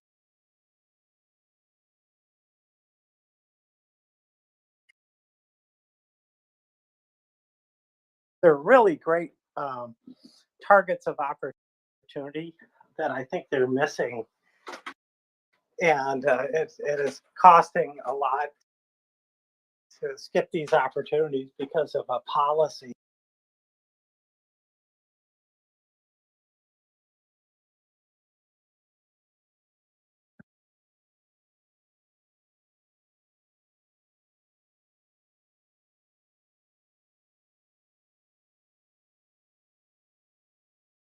Don't take the shot because you're not allowed to. So, anyways, search action. Yeah, yeah. It kind of, I mean, for me visually, it's like the Russians can stack everything just literally.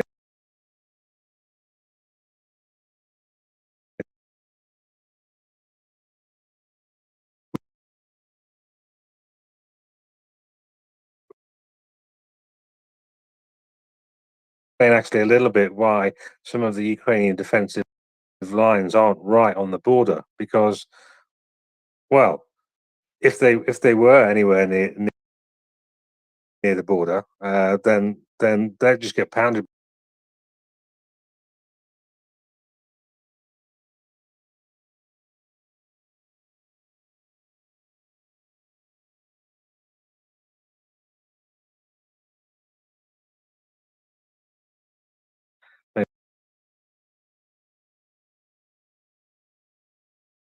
Russian border, if they've got this sword of Damocles hanging over their heads about replying with Western weapons. It also makes me think of the news that came out today that I read today about the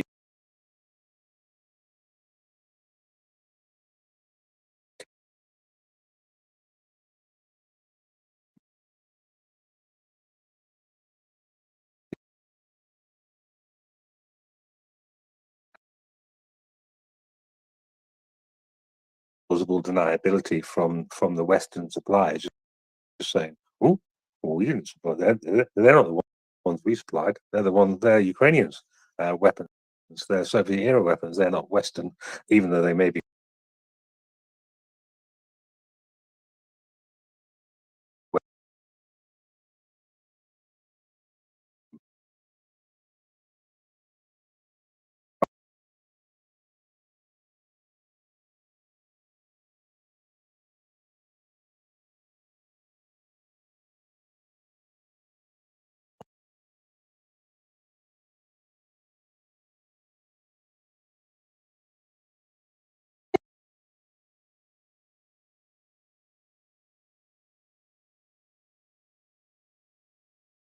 Manufacture than the country that delivers or gives the weapons to Ukraine. I know that there were issues with that with Germany and Switzerland and other.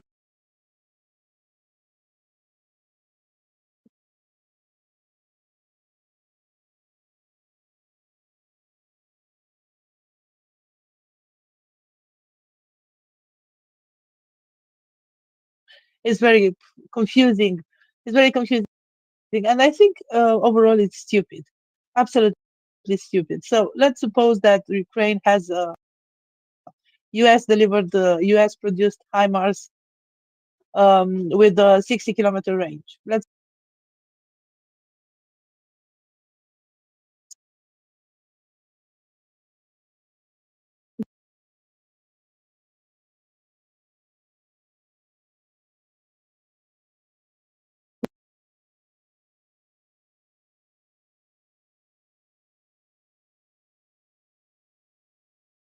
to the border. But the problem is that doing so, they are vulnerable. So it's not a problem of Russians being hit in Russia. It's a problem of enabling the Russians to hit Ukraine.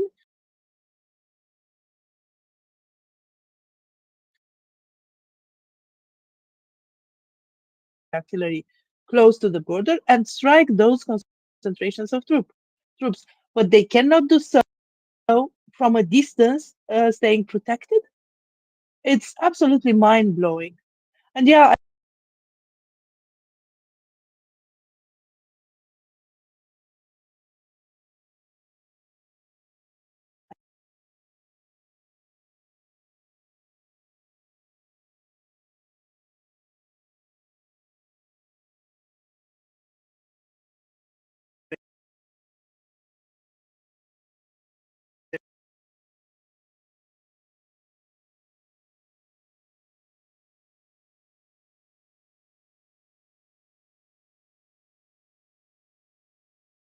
Yeah, without a reply. So yeah. yeah, exactly. But what's the logic behind this? Because they can strike with their weapons. They do have missiles. They do have drones. They do have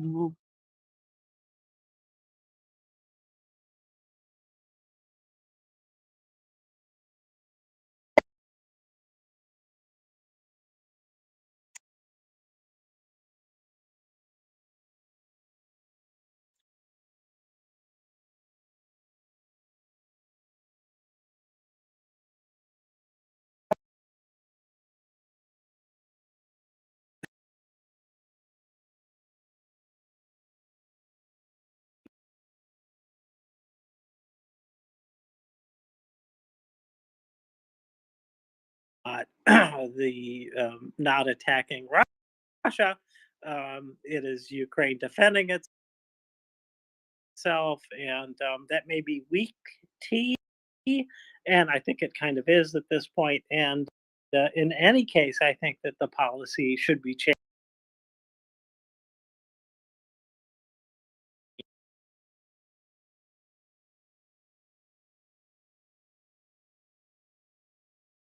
To do that because it's pretty clear that it is Ukraine's interest to fight for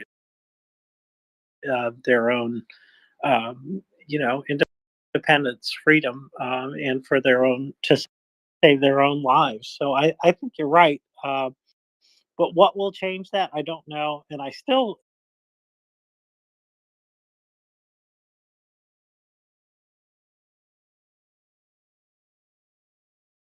use them because weapon system degradation of effect is a real thing in the military. So you can, if suddenly the Russians can defeat a system, uh, that'd be really bad news. And of course, that's happening. We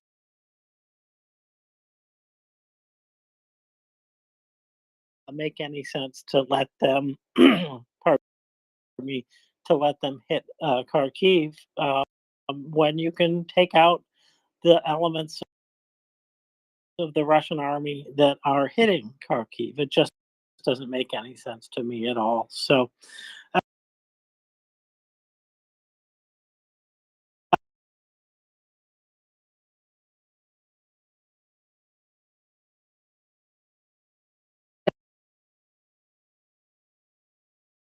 Russian border or whatever.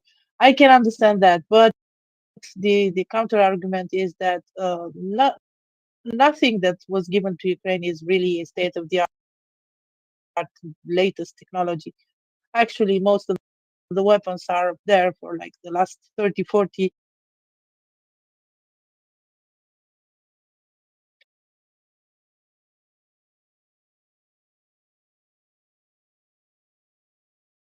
The logic dictates that, you know, Russians can be hit by Ukraine with other types of weapons. So why does it matter which country provided them? Anyway, um, I've said it in the space. I've tried to be short.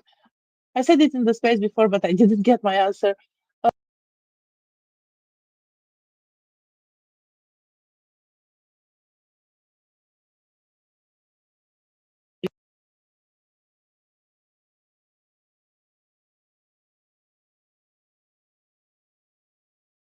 Brought his country or her country in a war with Russia. And I can understand this argument. You don't want to remain in history as the one who brought the war with Russia. You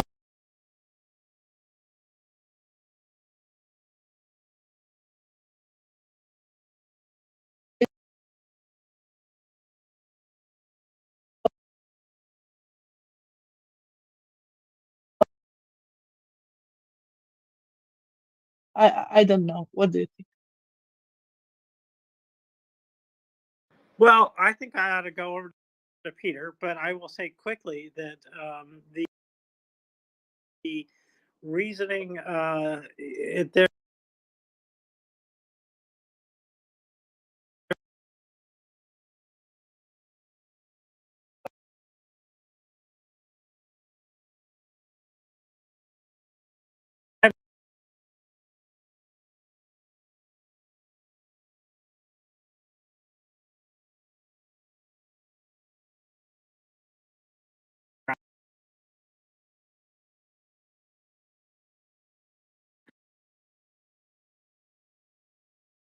I think there are real political risks to what's going on. So I appreciate exactly what you're saying, Iwana, very much. But let's just go over.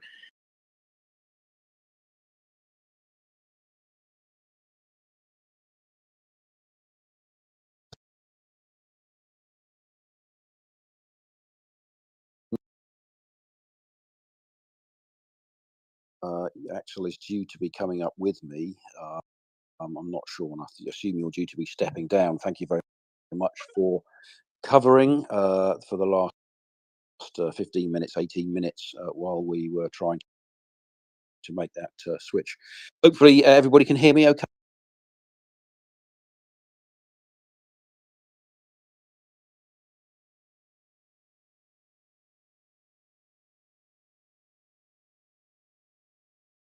He really got into gear, organized the allies, and did a lot of things to really assert the United States to the front of the line in terms of providing aid. And that's all to his credit. It'd be sorry if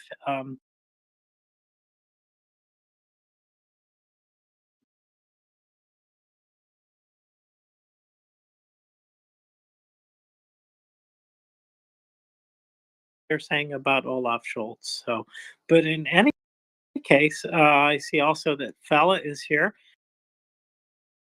And if the transporter is working, then I should hop down, Peter, because I know that there's a co-host ready to come up and work with you.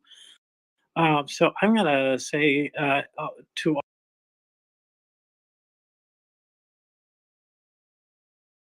Yes, well, thank you very much, James. That's right. If you feel free to step down, because I understand Axel is ready to come into the spot beside me, and then we will be here, I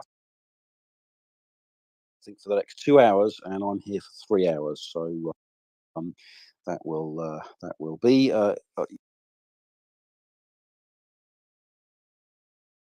Morning. Anyway, yeah. Yeah, Biden, I don't know. He started off well, and just in my opinion, he started off well, and he's gone on somewhat lukewarm in the meantime, and just hasn't really kept a grip.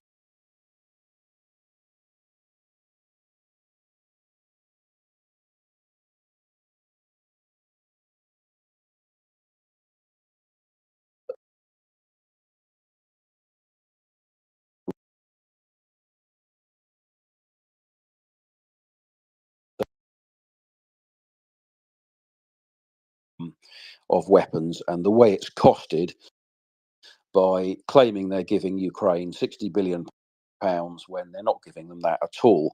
That's merely the cost of the replacement of the life expired and sort of 20-year-old defunct stock they're giving them, is not really a very good one.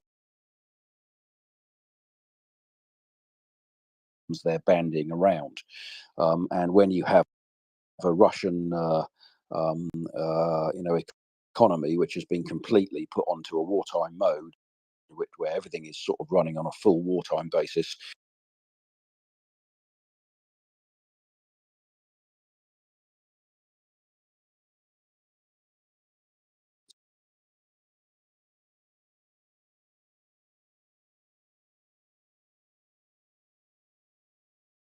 sensible means of helping Ukraine, in my view. And this nonsense about we're with you as long as it takes, every time I hear that, I just go absolutely mad, because it's a complete cop out and a fudge, and it's exactly what Putin wants to hear.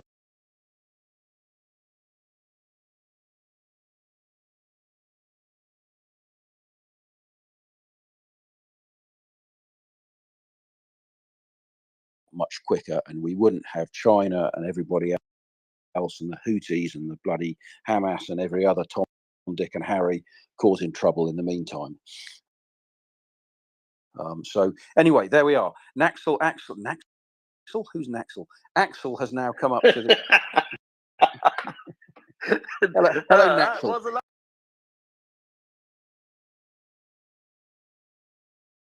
Axel has now come up to the co-host seat. So welcome on board, Axel. and Good on evening, the Peter. Very good to have train you here. journey. And Yeah, I apologize for boarding the train belatedly, but we had real issues on the host phone.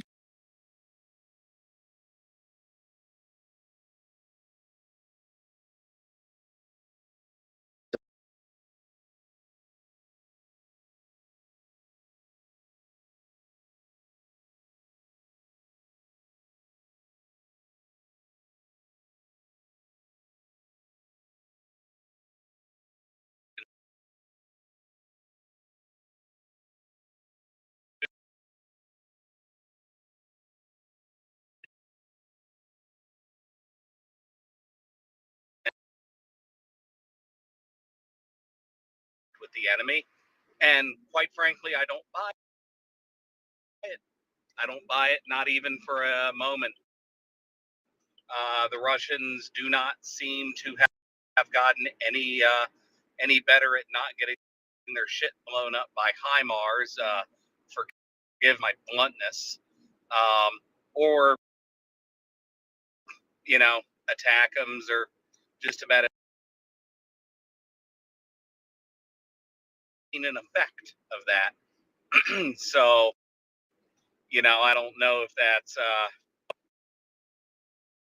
just some journalists that there might be a little bit of compromat on, that are being told they need to publish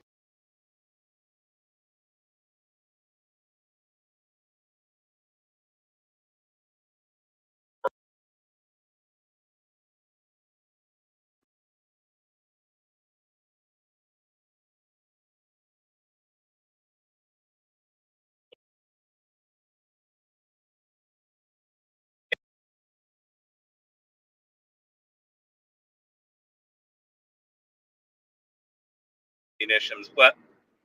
Well, they're good at intercepting them with whatever the hell the target they're being shot at is, but their S whatever systems don't really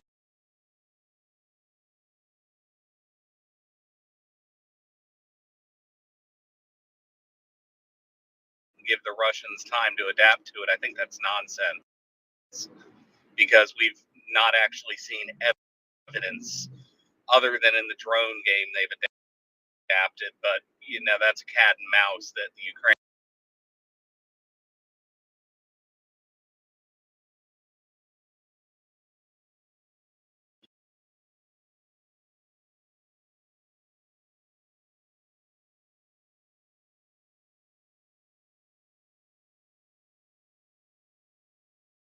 have adapted at all. I'm willing to listen, however, but I just haven't seen really the evidence of it where they're hitting wildly off target.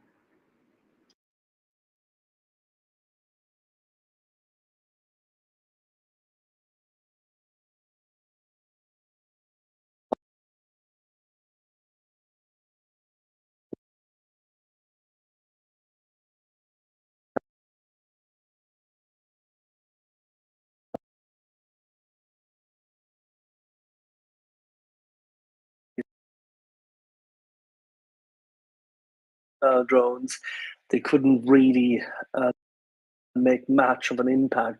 But then again, medium or short or medium range, say missile, ground-based missile launchers such as a HIMARS system with the gymnast is a different kettle of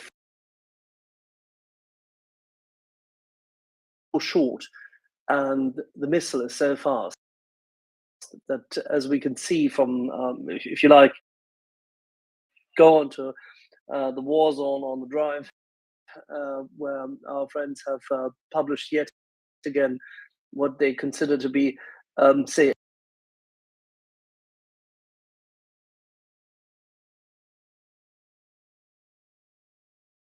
capability against that, which is why it is so utterly insidious that the Biden administration has failed to heed the calls of experts such as Ben Hodges, Philip Breedlove, and others, and including at a later stage, of course, Sacker,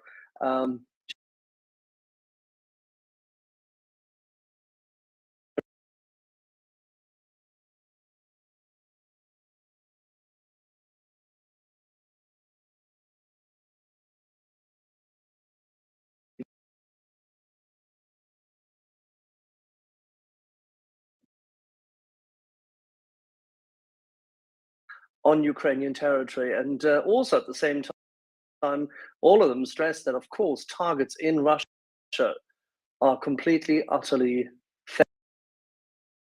fair game. Now, none of these things about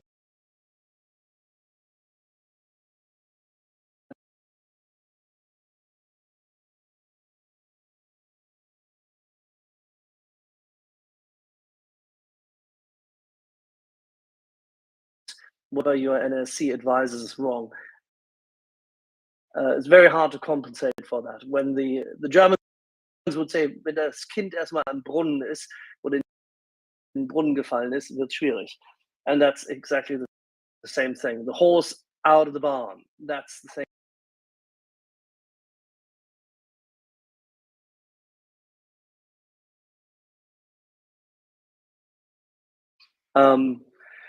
Say, catch-up game, which we shouldn't be, because the capabilities the West has, and that's where the DoD has shown its tremendous logistical capabilities.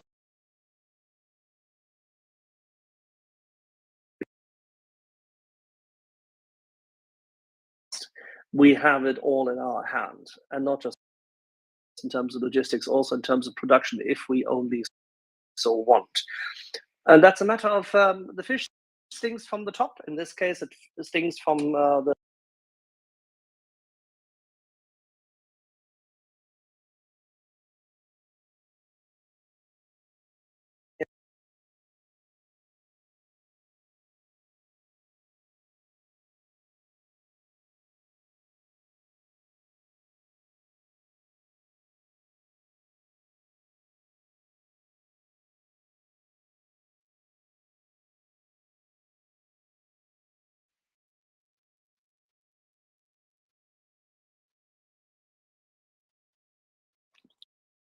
Thanks, Axel. Something I will just go to Yana in a second, but something I'll add is that yeah, the Russians